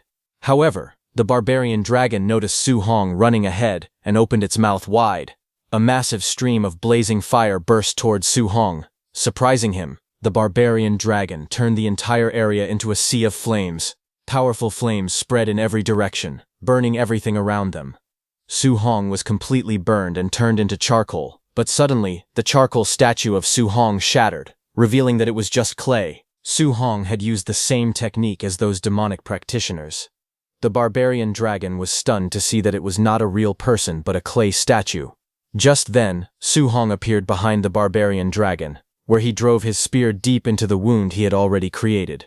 Blood poured out as he smiled and declared that he would strike the same spot one more time. His spear flashed with thunder, fire, and metal energy before crashing into the dragon with tremendous force. The dragon let out a painful roar that echoed across the battlefield. Everyone watching the live broadcast was stunned.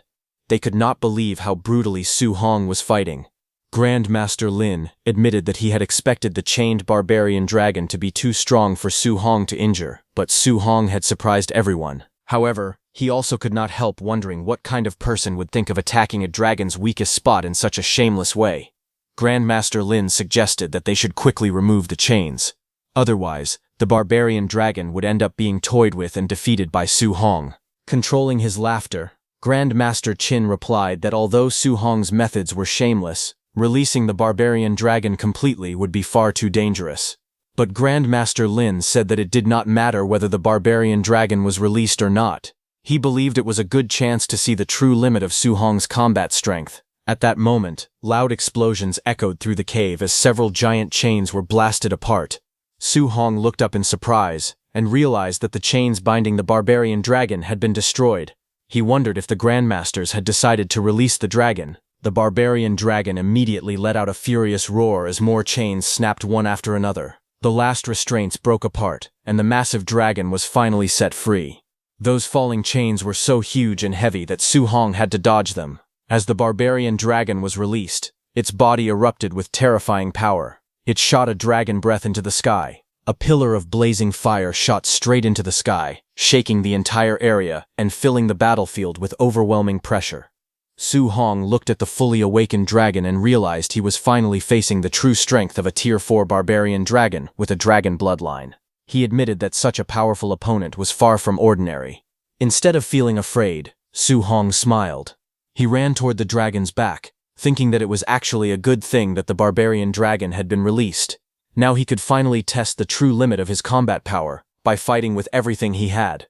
The barbarian dragon noticed him and opened its mouth, gathering blazing flames before unleashing a massive stream of fire towards Su Hong.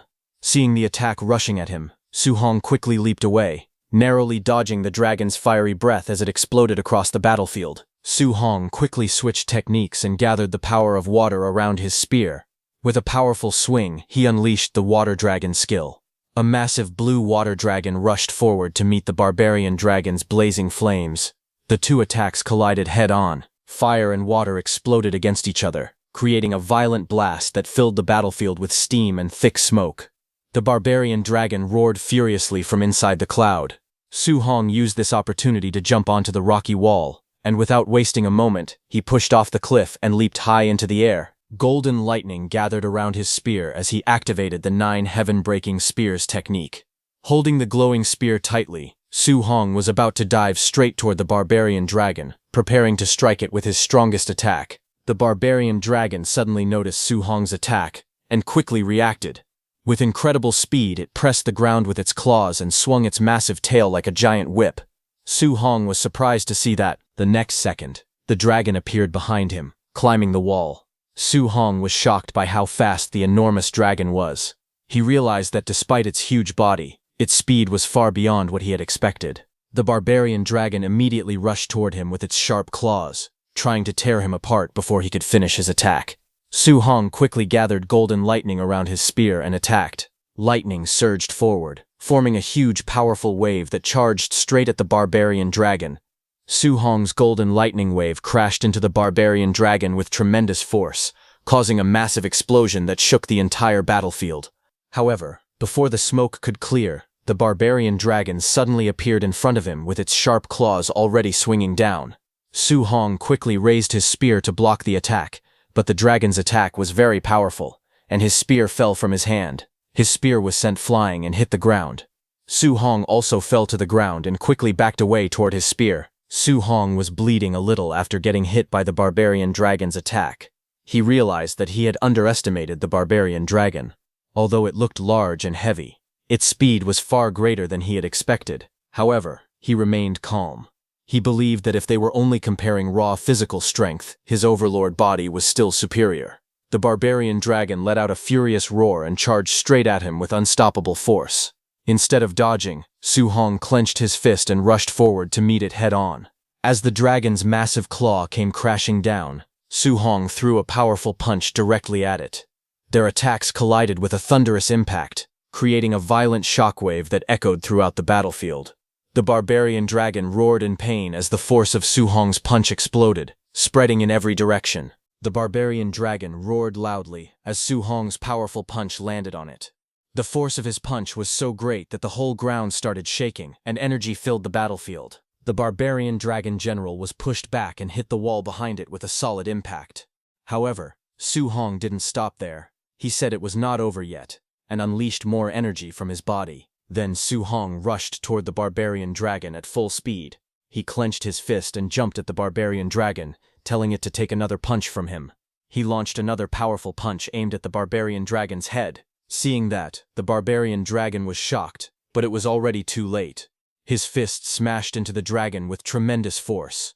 His punch was so powerful that the barbarian dragon's 2 teeth broke and fell to the ground. But Su Hong did not stop there. He shouted that it was not over. He charged at the barbarian dragon once more and landed another heavy blow. The impact shook the dragon's huge body. The barbarian dragon roared and tried to endure the attacks, but Su Hong's punches kept coming one after another. His speed and strength shocked everyone watching the battle. The people outside watched the fight on the screen in disbelief. They could not understand what was happening.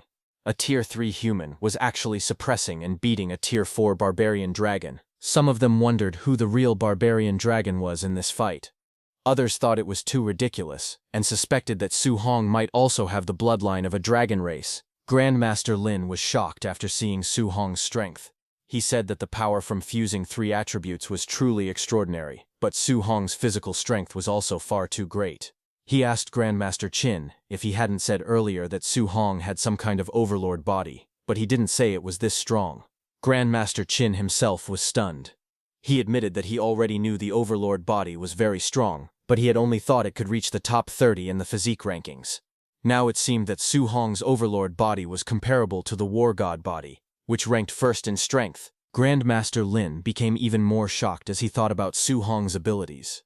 Su Hong had the overlord body, was also a spirit master, could fuse 3 attributes, and had perfect compatibility with 7 attributes. To him, Su Hong was simply too much of a monster. He believed that in this year's martial arts exam, Su Hong's results would surely break historical records. Meanwhile, Su Hong continued attacking the barbarian dragon with terrifying speed and power, making it throw up blood. Then, finally, he attacked with full power and smashed the barbarian dragon's head, sending it flying and crashing onto the ground with a solid impact. Its fall filled the whole battlefield with smoke and dust. That huge barbarian dragon finally died, and the system announced that Su Hong had killed the barbarian dragon and gained 10,000 martial value. Su Hong sat on the ground, exhausted. He admitted that the barbarian dragon could really take a beating, and his spiritual chi was almost depleted. He knew that without relying on his overlord body and 3-attribute fusion, normal moves might not have even hurt it. He thought that if other students had been the ones fighting the barbarian dragon, defeating it would have been impossible. Su Hong also felt that the Grandmaster was too wicked for arranging such a terrifying beast for their trial. However, Su Hong smiled when he looked at the ranking list. His points had finally reached 14,500, placing him in first place. Chen Su was in second place with 1,450 points, and Lu Dao was in third place with 1,300 points. Chen Tianyan, who saw the ranking, was shocked. He could not believe Su Hong had gained 14,500 points and wondered if Su Hong had really killed the barbarian dragon. He remembered that the barbarian dragon was said to be a Tier 4 ferocious beast with a dragon bloodline, so he could not understand how Su Hong had defeated such a monster. The people in the canyon were shocked when they saw Su Hong's score. One person could not believe that Su Hong was even human.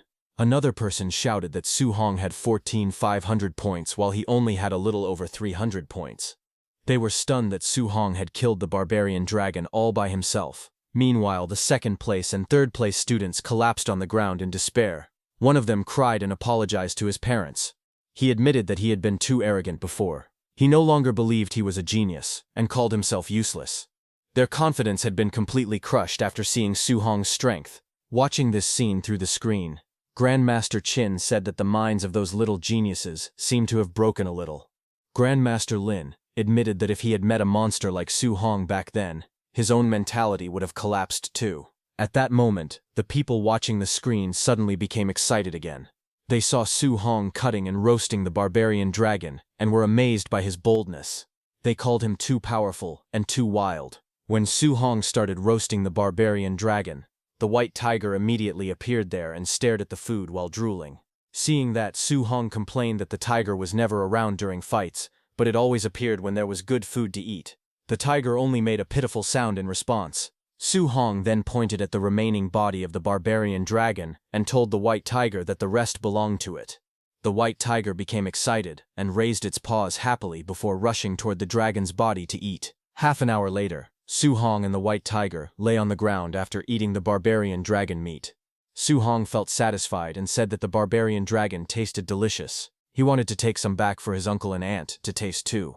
The white tiger also looked full and made a happy sound. But suddenly, something strange happened to the white tiger. Red energy burst out from its body, and it started roaring in pain. Su Hong looked at it in surprise and asked what was wrong. He wondered if the tiger had eaten too much and become too full. At the same time, Su Hong felt a sudden change inside his own body. His vitality began to rise quickly. He was shocked when he realized that his life force had suddenly surged. Red energy surrounded his body, and the system kept showing increases. His vitality rose again and again, and his overlord body also improved little by little. After the energy calmed down, Su Hong let out a breath. He checked his status and saw that his vitality had increased by more than 20 points. His overlord body had also risen from 6.5% to 9%. His status now showed that his vitality was 1025, his spiritual power was 642, his physique was the spirit rank overlord body at 9%, and his martial value had reached 2120. Su Hong was shocked because every 1% increase in the overlord body consumed 1000 martial value. But after eating only a few pieces of barbarian dragon meat, he gained power equal to thousands of martial value. He was amazed and understood that the barbarian dragon was a treasure from head to toe. On the third day of the assessment, other students arrived in the valley and saw the remains of the barbarian dragon. They were shocked and could not believe what had happened. Su Hong had not only killed the barbarian dragon, but had also eaten it. Another person said that the dragon was so huge that it would be impossible to finish it even in a year and asked if Su Hong was a pig. On the other hand, Su Hong stood on top of the white tiger and shouted at it. He asked if it was a pig and how it could eat so much. He told the white tiger to quickly take him to find other high-tier ferocious beasts, or else he would eat it instead. The white tiger cried out in fear and immediately obeyed him. Over the next few days, Su Hong went around the assessment area and took away almost all the high-tier ferocious beasts. On the fourth day, Su Hong killed a special ferocious beast called the 9-life white ape. He attacked it with his spear and lightning power, finishing it quickly. On the fifth day, he killed another special ferocious beast called the death worm. The huge worm tried to attack him, but Su Hong struck it down with powerful lightning. On the sixth day, he killed a special ferocious beast called the heavenly wind mad bull. Even though the beast was huge and fierce, Su Hong still defeated it with his strength. On the seventh day, Su Hong suddenly attacked Chen Tenyan again and knocked him down with one powerful strike. Chen Tenyan cursed in pain, saying that Su Hong had ambushed him again. After that, Su Hong checked the leaderboard and saw that he still had only 26,500 points. Su Hong became confused and asked why he had not received any points from the fight. Then, when Su Hong looked at Chen Tianyan again, he felt that the man seemed familiar. After thinking for a moment, he remembered that the man's name was Chen Tianyan, and that Su Hong had already robbed him once before, so he understood why he did not receive any points this time. Soon, a loud announcement rang out through the forest, saying that the martial arts exam had ended. The exit of the secret realm opened, and all candidates were ordered to leave immediately. Su Hong looked at the sky and felt surprised that the exam had ended so quickly. He thought the secret realm was a very good place and it was a pity that they could only stay there for 7 days. Before leaving, Su Hong patted the white tiger and told it not to cry. He said he was leaving and told it to cultivate hard so that it would not be beaten to death by someone next year. Then Su Hong noticed that Chen Tianyan had fainted. He wondered how Chen Tianyan would leave the secret realm in that condition. Su Hong carried him and flew toward the exit. He came out while carrying the unconscious Chen Tian on his shoulder and holding his spear in his hand. Just as he came out, everyone was there to welcome him. The whole crowd shouted his name again and again. They called him the top scorer of Jiangnan province and the top scorer of the martial arts exam. News quickly spread across Jiangnan province that the historical record for the provincial martial arts exam had been broken by an enormous margin. Su Hong's outstanding performance became the biggest headline everywhere. At Star City No. 1 High School, students celebrated excitedly. They proudly held banners with Su Hong's picture and cheered for him. One of his classmates laughed happily and proudly declared that Su Hong was his good friend. Reporters also interviewed Su Hong's uncle and aunt. They smiled with pride and said that Su Hong had always been a sensible and hard-working child ever since he was young. Another reporter interviewed Chen Tianyan after he woke up. She mentioned that he had fallen into a coma before the exam ended, and that Su Hong had carried him out of the secret realm. She then asked if he had anything to say to Su Hong. As soon as Chen Tian heard Su Hong's name, he was so shocked that he almost jumped at the camera. Meanwhile, Su Hong's phone kept ringing without stopping. News headlines and notifications flooded in one after another.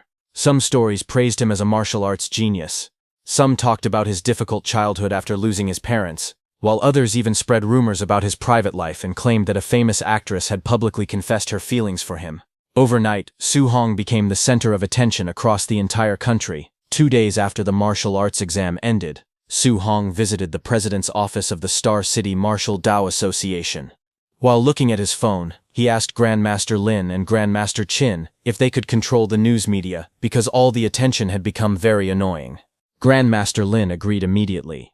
He promised that they would tell the media to restrain themselves and stop disturbing Su Hong's family. After that, Grandmaster Lin signaled to Grandmaster Qin, saying it was time to discuss more important matters. Grandmaster Qin then hesitantly asked Su Hong for advice about the attribute fusion technique. He wanted Su Hong to share some of his experience and give him a few pointers. Su Hong was completely stunned by the request. He could not believe that a respected grandmaster was asking him for guidance. In his mind, he wondered if the whole world had been turned upside down. Su Hong then remembered that Grandmaster Qin had always treated him very well. Since it was the first time Grandmaster Qin had asked him for a favor, Su Hong felt there was no reason to refuse. He respectfully greeted the two grandmasters and humbly said that he would not dare call it giving guidance. He only wanted to share his limited experience with them. He also asked them to correct him if he made any mistakes. Half an hour later, Su Hong carefully explained his cultivation method in detail. He even demonstrated the techniques and elemental energy while the two grandmasters listened and took notes. After hearing everything, Grandmaster Lin was deeply moved. He realized that Su Hong had hidden nothing and had openly shared every detail of his cultivation.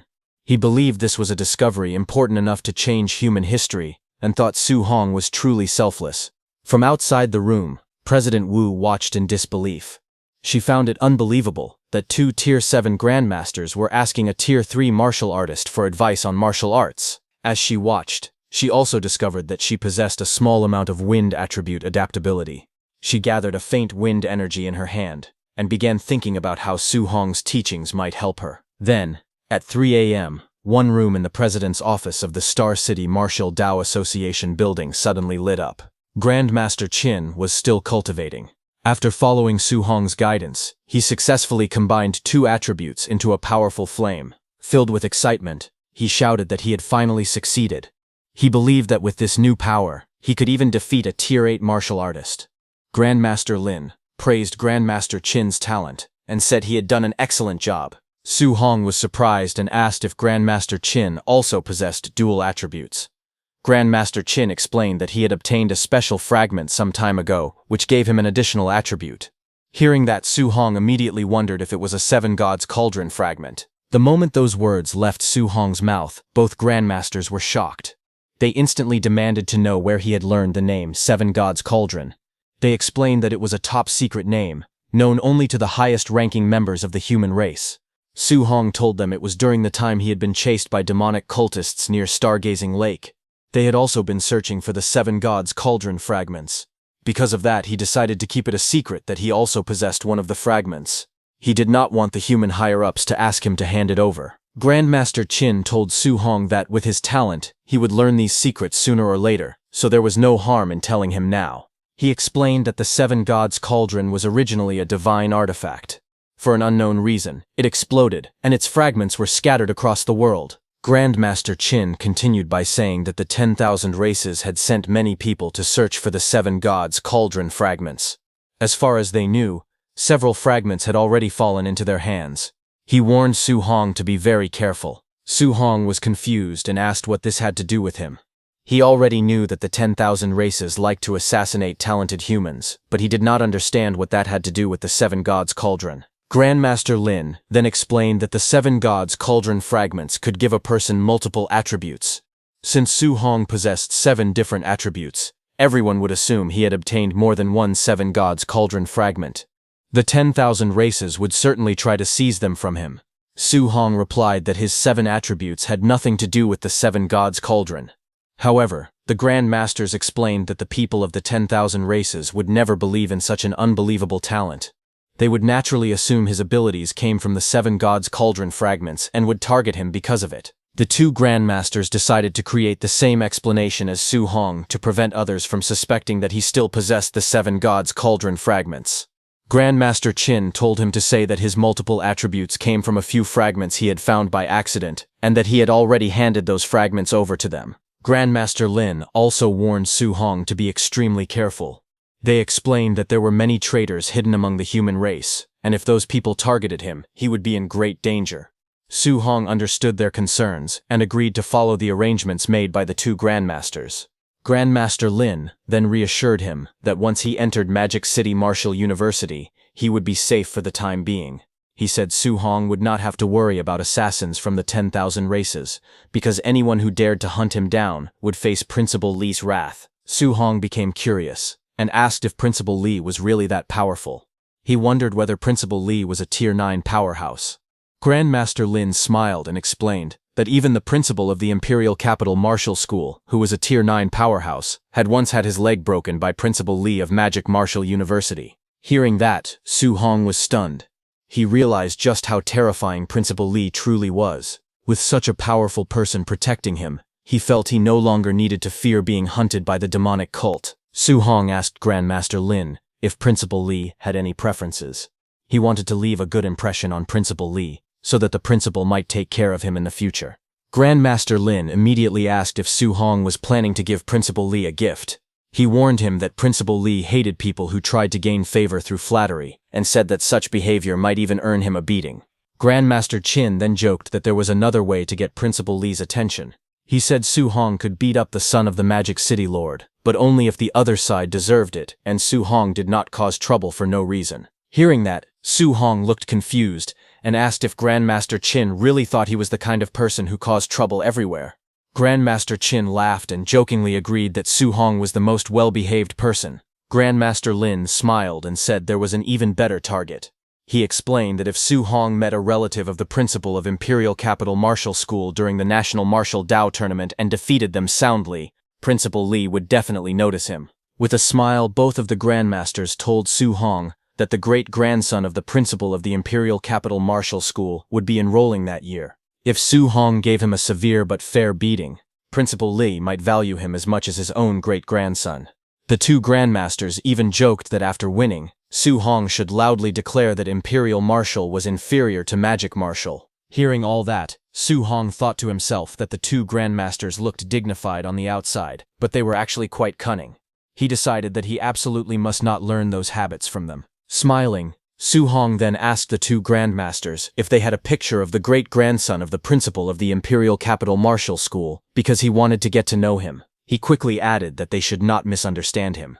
He insisted that he only wanted to meet the young man, and definitely was not planning to beat him up. The 2 Grandmasters smiled warmly and said they understood. They praised Su Hong for being such a kind-hearted and considerate young man. Meanwhile, at the admissions office of Magic City Martial Arts University, the staff were busy reviewing the entrance exam results. Admissions Office Director Wang Yang sighed and remarked that this year's examinations were unbelievable. Talented geniuses had appeared from almost every province. As he prepared to review Jiangnan Province's results, he recalled that the province usually produced several outstanding students every year. However, the moment he saw the latest score, he was completely stunned. Su Hong had earned 35,500 points, leaving Wang Yang staring at the screen in shock. He ordered the staff to quickly search for the combat footage of Su Hong, the student from Jiangnan Province. Several minutes later, they finished reviewing the recordings and were completely shocked. They saw that Su Hong had fought a Tier 4 barbarian dragon by himself. They could hardly believe that a young martial artist possessed such terrifying strength. When Director Wong witnessed him perform a 3-attribute fusion, they were even more stunned and wondered if he was even human. One staff member checked Su Hong's file and discovered that after coming into contact with a fragment of the 7 Gods' Cauldron, Su Hong had awakened 7-attribute spiritual qi. His compatibility with all 7 attributes had reached a perfect 100%. Hearing this, Director Wong was left speechless. He could not believe that Su Hong not only had perfect compatibility with all 7 attributes, but had also successfully completed a 3-attribute fusion. They felt he was no ordinary genius, but a true monster. Unable to stay calm any longer, Director Wong rushed out and urgently asked the principal to lend him the university's private jet because he wanted to fly to Jiangnan province immediately. However, another powerful figure, the principal of Magic City Martial Arts University, Cheng Daoli, calmly stopped him. He said there was no need to rush because he also wanted to meet Su Hong in person. Principal Cheng Daoli smiled and said that a truly remarkable young genius had appeared in Jiangnan province this year. Surprised, Director Wong asked if he already knew about Su Hong. Principal Li laughed and replied that it was impossible not to know. He handed over a stack of recommendation letters and told Director Wong to look for himself. As Director Wong read through the documents, he was stunned. He saw the names of famous grandmasters such as Lin Beixing, Wang Qingshan, Qin Tianli, Zhang Lin, and many others. To his shock, more than a dozen grandmasters had all recommended Su Hong to their school at the same time.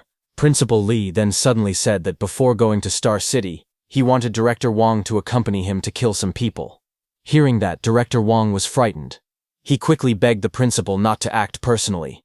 He said that if someone had offended him, they could handle it for him and asked him not to cause trouble everywhere. Principal Li assured him that the people he planned to kill were members of the demonic cult. According to their intelligence, a demonic cult stronghold near Magic City was preparing to hunt down human geniuses, and Su Hong had been listed as their highest priority target. Therefore, he intended to eliminate the cult members before they could make a move. Hearing that, Director Wong immediately became excited. Since Principal Li was going after the demonic cult, he had no objections at all. He eagerly agreed to join the principal. Before he could react, Principal Li grabbed him by the shoulder and shot into the sky at incredible speed. Director Wong was so startled that he shouted, complaining that the principal could have at least warned him before taking off because he had almost been scared to death. Soon they arrived at Tianfeng Forest, 50 kilometers east of Magic City. Hidden deep inside the forest was a secret cave that served as a concealed base. Inside the cave, several members of the demonic cult gathered around a large stone table for a meeting. One of them reported that news from Jiangnan province suggested Su Hong was very likely to enroll at Magic City Martial Art University. Because of that, they planned to intercept him on the way and kill him before he could safely reach the university. The leader of the demonic cult announced that the heavenly god race had made a promise. He declared that anyone who killed Su Hong would receive divine blood and be transformed into a true member of the heavenly god race. The other cult members immediately became excited after hearing the reward. The leader reminded everyone that if several Tier 7 experts like them could not even kill a young martial artist like Su Hong, they would have no right to return to the heavenly god race. They might as well just slit their throats and return to heaven. Everyone nodded firmly and shouted that they had to kill Su Hong no matter what. Meanwhile, Principal Li and Director Wong arrived above Tianfeng Forest. Director Wong looked across the countless mountain peaks and asked if Principal Li knew where the demonic cult members were hiding. Principal Li looked around and admitted that he had no idea where their secret base was located. Director Wong quickly volunteered to go down into the forest and search for the demonic cult's hiding place himself. However, Principal Li stopped him and said there was no need to go through so much trouble. Instead, he simply told Director Wong to record everything on his phone because the battle would make the perfect promotional video for Magic City Martial Art University this year. Director Wong immediately understood the plan and agreed. He took out his phone and started recording. At that moment, Principal Li slowly raised one hand toward the sky. A terrifying red aura erupted from his body as his energy surged wildly. In an instant, a gigantic red energy hand formed high above the forest. The enormous hand descended with overwhelming force, covering the entire mountain range. He intended to crush everything beneath it in a single strike. As the gigantic energy hand descended, the hidden demonic cult members were thrown into panic. The entire cave shook violently as rocks and debris rained down from the ceiling. Everyone looked around in confusion, wondering what was happening. Just then, a massive boulder crashed into the cave. followed by countless more. In only a few moments, the hidden base was completely buried under tons of rock. From high above, the enormous palm-shaped crater left on the mountain showed just how terrifying the principal's attack had been. Director Wang stared at the scene in complete shock while still holding his phone. He thought that every time he watched the principal fight, he felt as powerless as an ordinary martial artist standing before a god. The principal's strength was simply overwhelming. Meanwhile, back at Su Hong's house, expensive gifts had piled up everywhere. The living room was filled with boxes, leaving almost no empty space. Su Hong's uncle smiled and joked that it was already the third group of visitors to bring gifts. He laughed and said the house had almost run out of room because so many people had come to congratulate Su Hong. Su Hong's aunt even brought out photos of several young women from powerful families and asked if there was anyone he liked. She happily offered to arrange a blind date for him. Su Hong quickly waved his hands and politely refused. He explained that he was still young and wanted to focus entirely on his cultivation. For the time being, he had no interest in finding a partner. His uncle immediately supported him, saying there was no need for Su Hong to rush into marriage. Smiling mischievously, he joked that once Su Hong reached Magic City, he could simply marry a talented young woman from one of the great families there. He laughed and said that would be much better than choosing someone from Star City. Embarrassed by the teasing, Su Hong smiled awkwardly and said he was going back to his room to cultivate. He asked them to call him when dinner was ready, before quickly leaving. As Su Hong walked away, his uncle laughed and joked that Su Hong was getting shy. His aunt scolded her husband for embarrassing Su Hong. Back in his room, Su Hong sat cross-legged on his bed and opened his system panel. After checking his current status, he realized that the martial arts points he had accumulated were enough to raise his spiritual power to Tier 3. Su Hong selected the option to increase his spiritual power. As soon as he tapped the plus button, his spiritual power began rising 1 point at a time. The system repeatedly displayed notifications showing spiritual power +1 as a powerful aura surrounded his body. As his spiritual power continued to grow, Su Hong's eyes suddenly shone with a bright white light. He could clearly feel the tremendous increase in his mental strength. After reaching the required level, Su Hong calmly activated a technique called Weapon Condensation Art. A large glowing shield appeared in front of him, radiating powerful energy. Without hesitation, Su Hong threw a powerful punch at the glowing shield. The impact shook the room, as the shield trembled under the force of his attack. Su Hong's powerful punch broke through the glowing weapon shield. Cracks spread across its surface before it completely shattered into countless glowing fragments that scattered through the air. Looking at the result, Su Hong smiled with satisfaction. He realized that the shield had been strong enough to block nearly 30% of his punch's power. He estimated that the same punch could now easily kill a mid-stage Tier 3 ferocious beast. Su Hong then imagined fighting several Tier 3 martial artists at the same time. With his newly condensed weapon and increased strength, he felt confident that he could handle such opponents without much difficulty. Satisfied with his progress, Su Hong looked at his remaining martial value. He decided to spend all of it on improving his overlord body instead of saving it. As soon as he selected the upgrade, the system repeatedly displayed Overlord Body +0.1 notifications. A blazing red aura burst out from his body as immense power flowed through him. Su Hong roared while enduring the strengthening process, feeling every part of his body become tougher and far more powerful than before. After the upgrade was complete, Su Hong's Overlord body reached 36%. The violent energy inside him gradually settled down, and his body quickly returned to normal. Feeling the changes, Su Hong smiled in satisfaction. He realized that the Overlord body was far more powerful than he had expected. Based on physical strength alone, he believed that a full-powered punch from him could now easily kill a Tier 4 martial artist. Just then, his aunt called him to dinner from outside. Su Hong happily replied that he was coming and joined his family for the meal. The next morning, Su Hong was still sleeping when his phone suddenly started ringing. Half asleep, he wondered who would call him so early in the morning. He answered the phone with a sleepy greeting. The moment the call connected, his principal's panicked voice shouted his name. He desperately begged Su Hong to come to the school immediately and save him.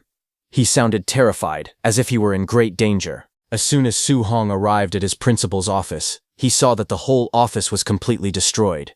His frightened principal quickly introduced the people who had fought there. He pointed to the elegant but injured woman and explained that her name was Chen Lin, the director of admissions for Imperial Capital Martial Arts University. He then introduced the stern-looking injured man as Wang Yang, the director of admissions for Magic City Martial Dao Arts University.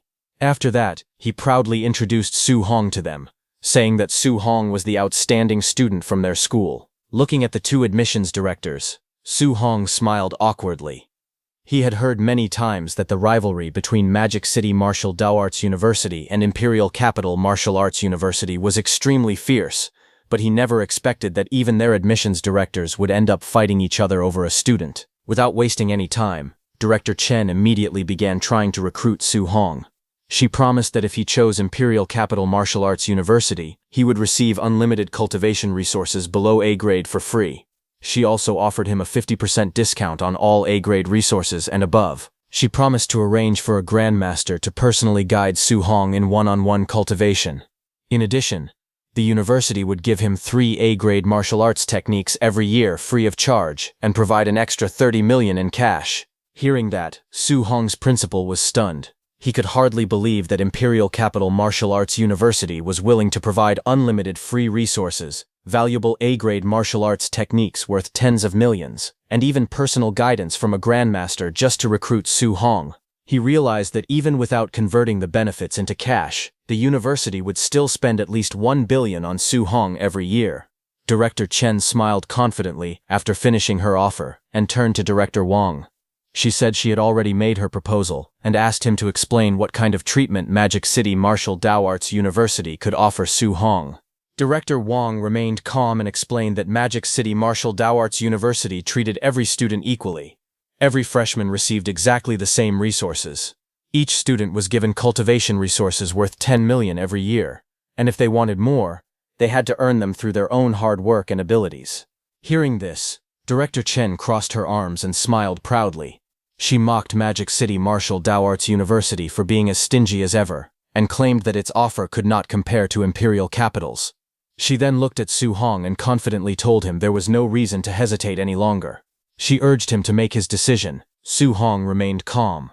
After listening carefully to both universities' offers, he finally opened his mouth and said that he had made his choice. Su Hong announced that he chose Magic City Martial Dao Arts University. Confident in her offer, at first Director Chen didn't understand Su Hong's words and said it was a wise choice, adding that only Imperial Capital Martial Arts University was worthy of a genius like him. But when she realized what he had actually said, she was shocked. She quickly asked him to repeat his answer. Su Hong looked at her calmly and confirmed once again that he had chosen Magic City Martial Dao Arts University. He explained that although Imperial Capital offered incredible benefits and resources, it also had too many rules. In his opinion, Magic City Martial Dao Arts University provided much greater freedom, and that was more important to him. The moment Director Wang heard Su Hong's answer, he burst into laughter with excitement. He happily praised Su Hong for making a wise choice, and declared that only Magic City Martial Dao Arts University was worthy of a genius like him. Director Chen, however, refused to give up. She asked Su Hong if he was absolutely sure and reminded him that the difference in treatment and cultivation resources between the two universities was enormous. Su Hong smiled and replied that a smooth sea never made a skilled sailor. Because of that, he firmly stated once again that he chose Magic City Martial Dao Arts University. Hearing his final decision, Director Chen could only remain silent. She clenched her teeth in frustration. Director Wang laughed loudly and praised Su Hong's decision. He said Su Hong was full of ambition and had great vision. Director Wang then told Su Hong to report to Magic City Martial Dao Arts University the very next day. Su Hong was confused. He thought it was still summer vacation and asked why he had to report so early when the new school year did not begin until September. Director Wang smiled and explained that students at Magic City Martial Dao Arts University never chose to waste their time resting. Instead, they spent every day becoming stronger. He then listed the many activities waiting for Su Hong, including the annual freshman tournament, Martial Dao Club selections, experiential training missions, the on-campus rankings, virtual ladder matches, and the National Martial Arts University League. Director Wang explained that everyone at Magic City was constantly competing and cultivating. No one wanted to fall behind, and every student focused on training harder than everyone else. After hearing everything, Su Hong smiled, finally understanding the atmosphere at Magic City Martial Dao Arts University. Director Chen looked at Su Hong one last time with disappointment.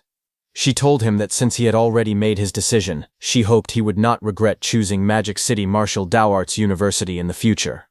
After saying that, she left the room with an unhappy expression. As she walked through the hallway, Director Chen took out her phone and thought carefully.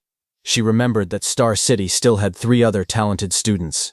Since she had failed to recruit Su Hong, she decided that she had to recruit those 3 students no matter what. Soon afterward, the scene shifted to the Star City Lord's mansion, where Director Chen met with the remaining 3 top students, Wang Tiantuo, Lin Xinghe, and Zhao Yan, but without hesitation, all 3 of them announced that they had also chosen Magic City Martial Arts University. Hearing their answer, Director Chen was left speechless.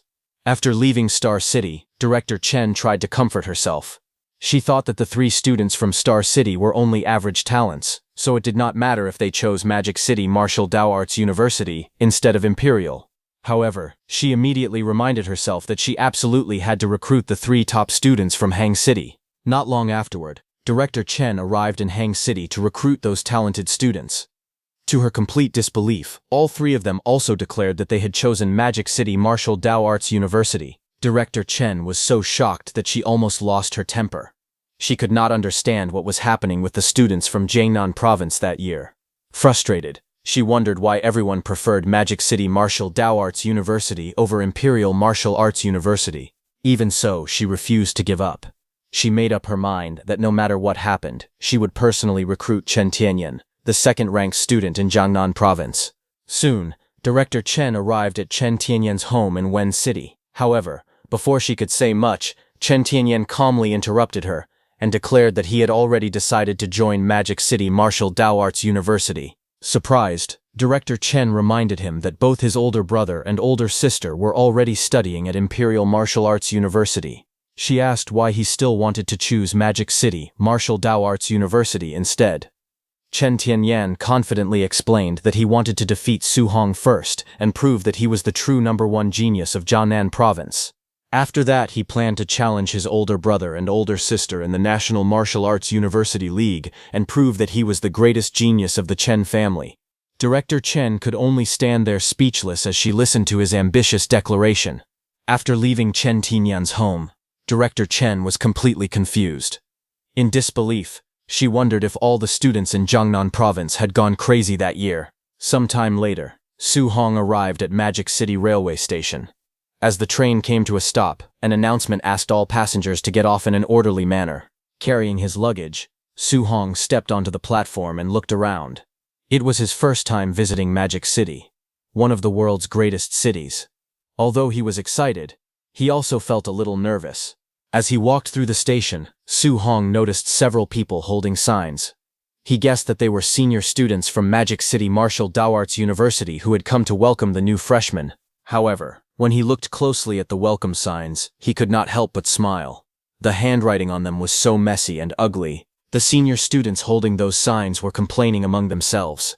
They grumbled that if Senior Bai ever led another freshman welcome event, they would refuse to join.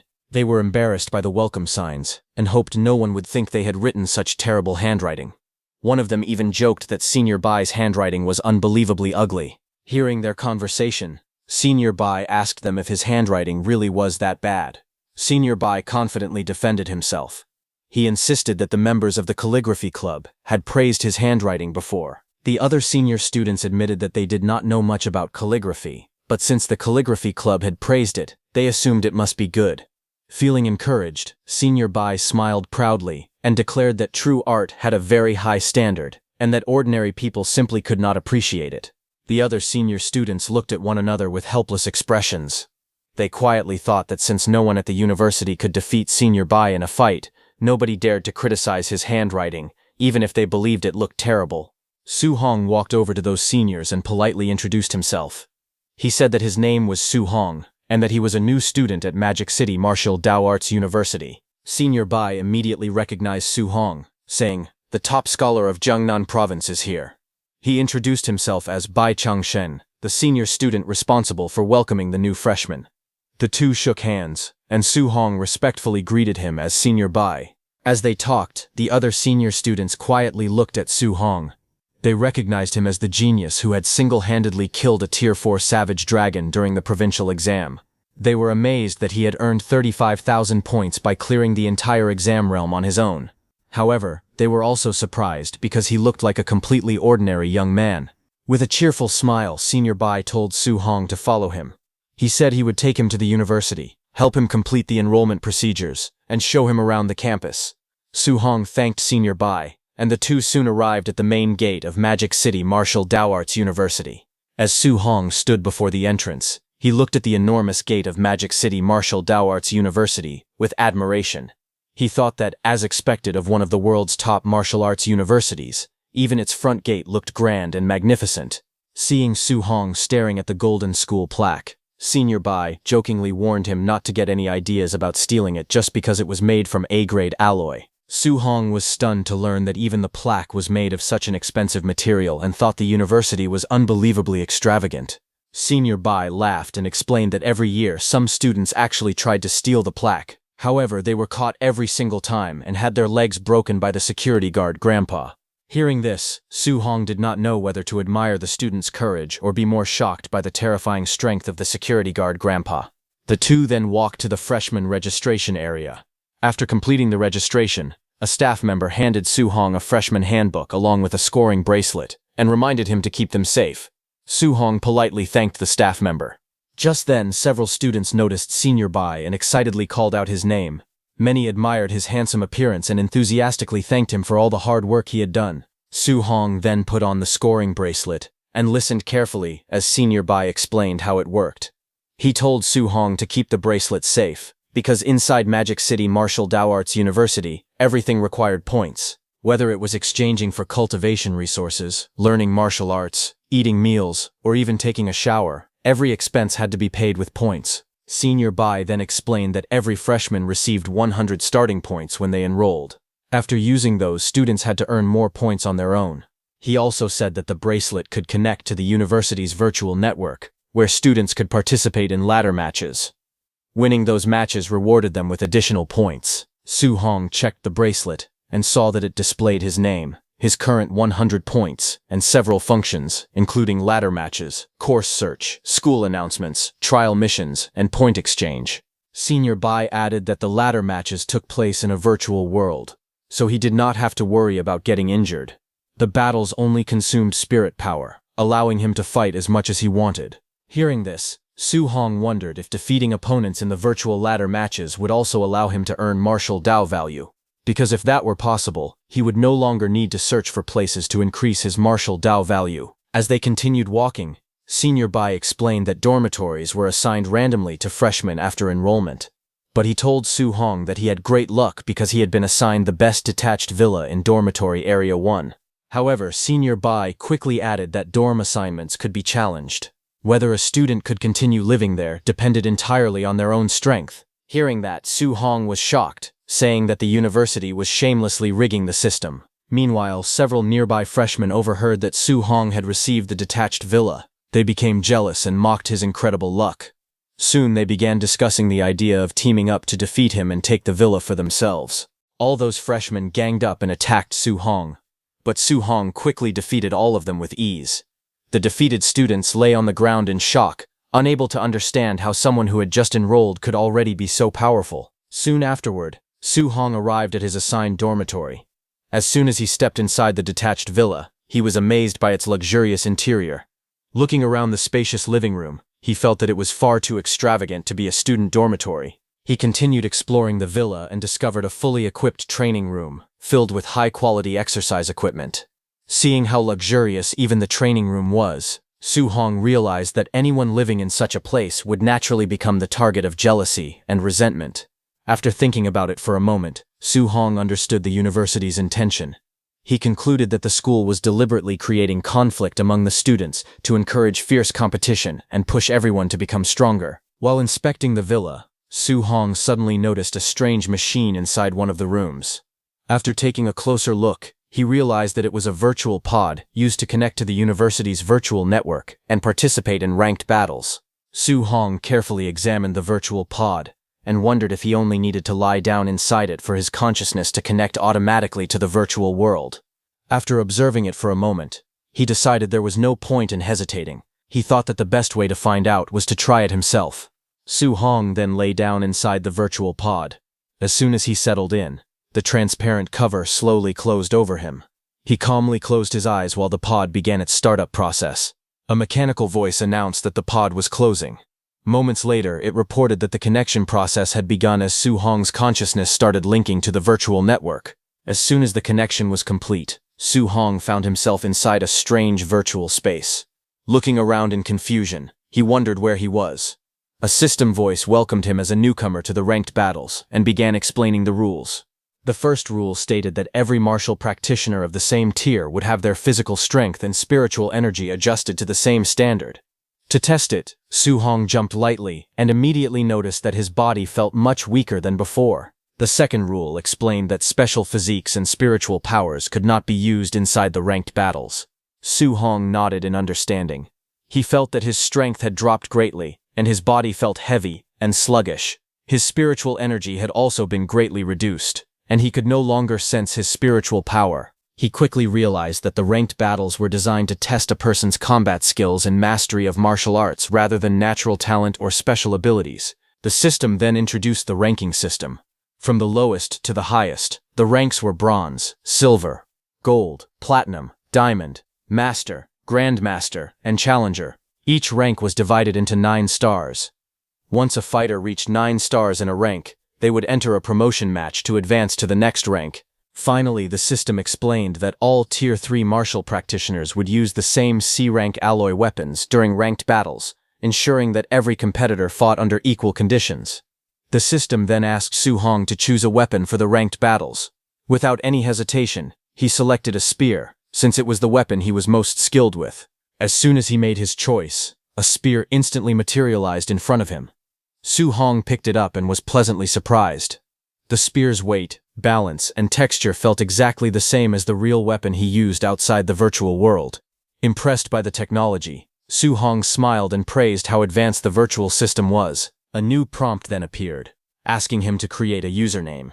At the same time, the system reminded him not to use his real name, because protecting personal privacy was everyone's responsibility.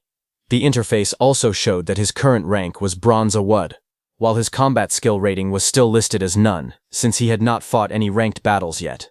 Su Hong thought for a moment about what username to use. He tried entering several different names, but every one of them was already taken. The system repeatedly displayed messages, telling him that the username already existed, and asking him to choose another one. Surprised, Su Hong complained that even such strange usernames had already been claimed by other people. After failing so many times, he gave up trying to think of a proper name. He decided to simply press random keys on the keyboard and use whatever came out. This time, the system informed him that the username was available and asked if he wanted to confirm it. Without paying much attention, Su Hong immediately selected yes. A moment later, the system announced that his username had been successfully set as I love long legs in black tights.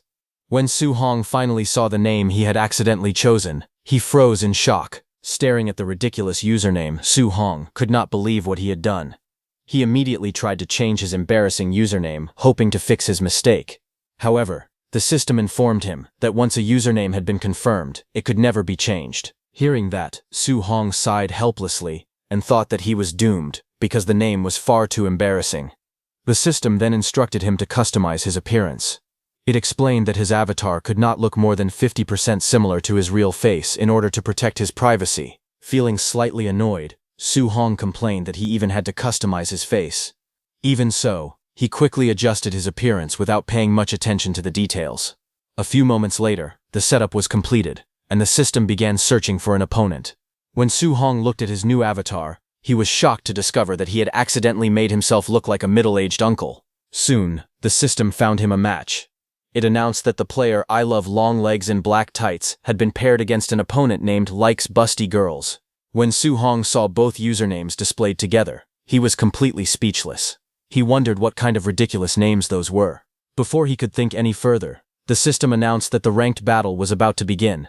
As soon as the battle arena loaded, Su Hong looked at his opponent and immediately fell silent.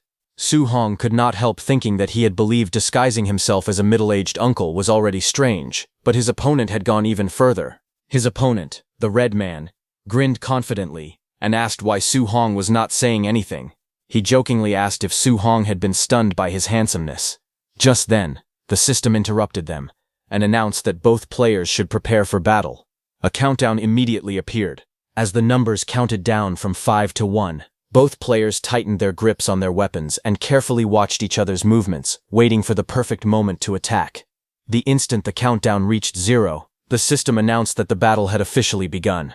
At the same moment, the red man smiled fiercely and charged towards Su Hong with his massive blade. As soon as the battle began, the red man burst into laughter and shouted for Su Hong to take his attack.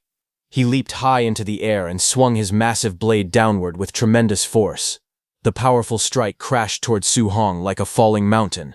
However, Su Hong remained calm and met his attack head-on. With a single strike, Su Hong broke the red man's energy slash with ease. Watching Su Hong's power, the red man grew nervous and thought that he had encountered a speed-focused fighter in his very first match. The next moment, Su Hong's figure suddenly blurred.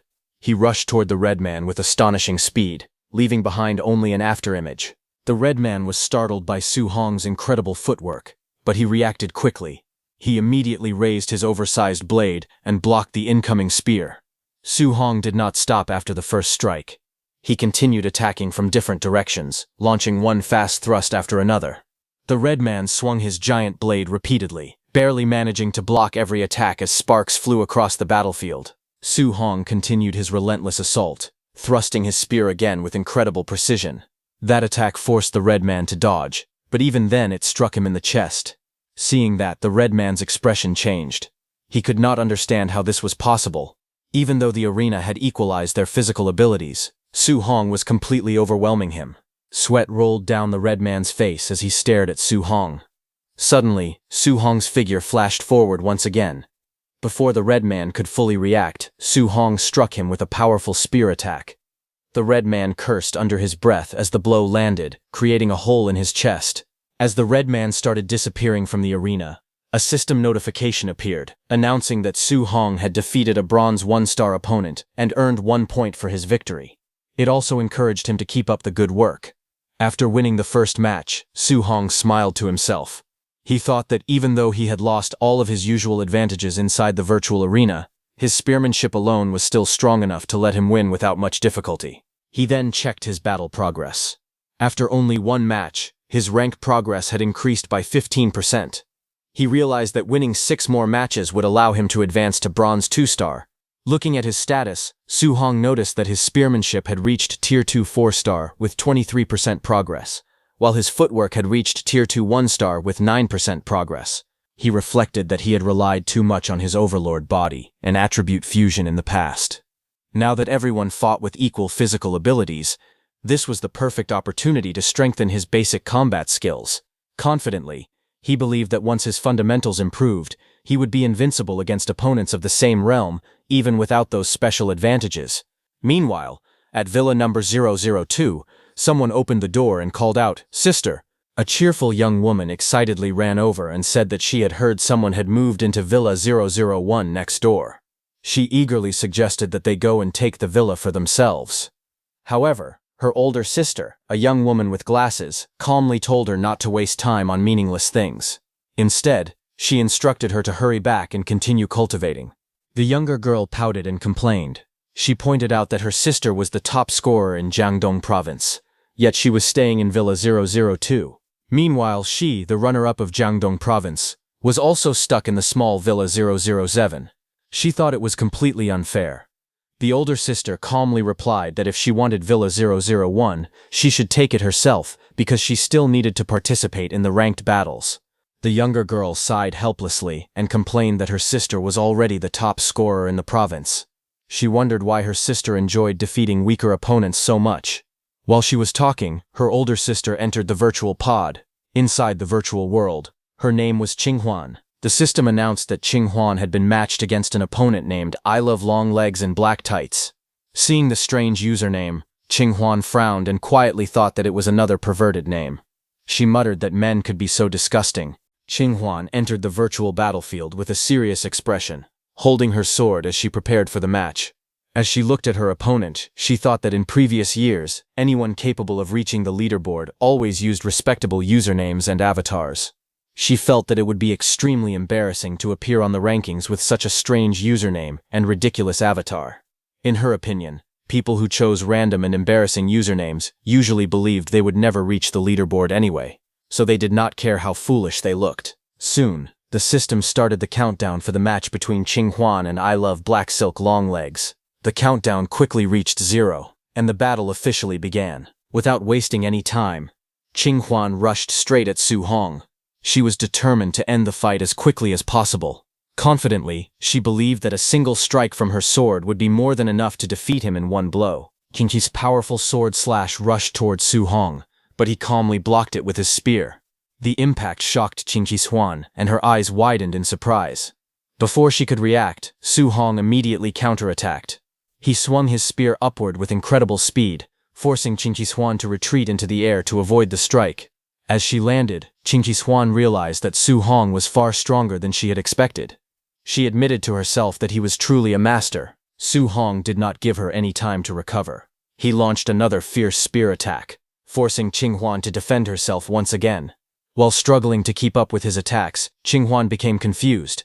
She wondered why someone as strong as Su Hong would use such a shameless username and ridiculous avatar. She suspected that he had done it on purpose, so his opponents would underestimate him before the battle even began. Realizing her mistake, Qinghwan admitted to herself that she had become too arrogant. She understood that she should never judge an opponent by their strange username or avatar. Without hesitation, Qinghwan unleashed her full strength. She activated a powerful fire attribute martial art and sent countless blazing attacks crashing towards Su Hong.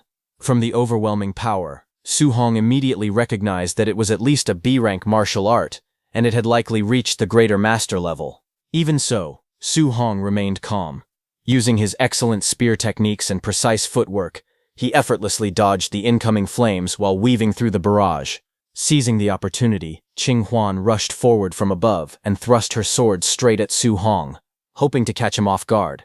Su Hong was surprised to see that she had already seen through his footwork and predicted his movement before he attacked. He instantly blocked her sword with his spear and launched a swift counterattack. The two exchanged blows at incredible speed, their weapons colliding again and again as sparks flew across the battlefield. Despite Qinghwan's relentless assault, Su Hong defended every strike with ease and continued to pressure her with flawless spear techniques. Qinghwan suddenly switched to her wind attribute. Powerful currents of wind wrapped around her sword as she launched another fast attack. Seeing the change, Su Hong immediately realized that she possessed both fire and wind attributes. Using the boost from her wind attribute, Qinghwan moved much faster and slashed at Su Hong with incredible speed. However, Su Hong dodged the attack at the last moment. Even then, the wind from her sword scratched Su Hong's cheek. Seeing that, he smiled and thought, as expected of Magic City. He had not expected to encounter a dual attribute genius so early. Qinghwan was also surprised to see that Su Hong had avoided her attack so easily. As they continued fighting, she realized that Su Hong's spear techniques were extraordinarily powerful. She felt that his mastery of the spear might even surpass her own swordsmanship. At the same time, she became convinced that Su Hong was a true top-tier genius.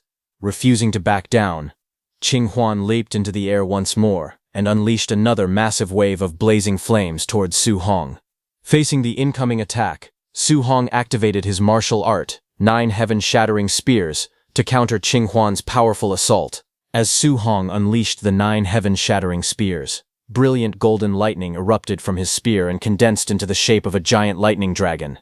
It shot forward with overwhelming force and collided with Qinghwan's blazing flame attack.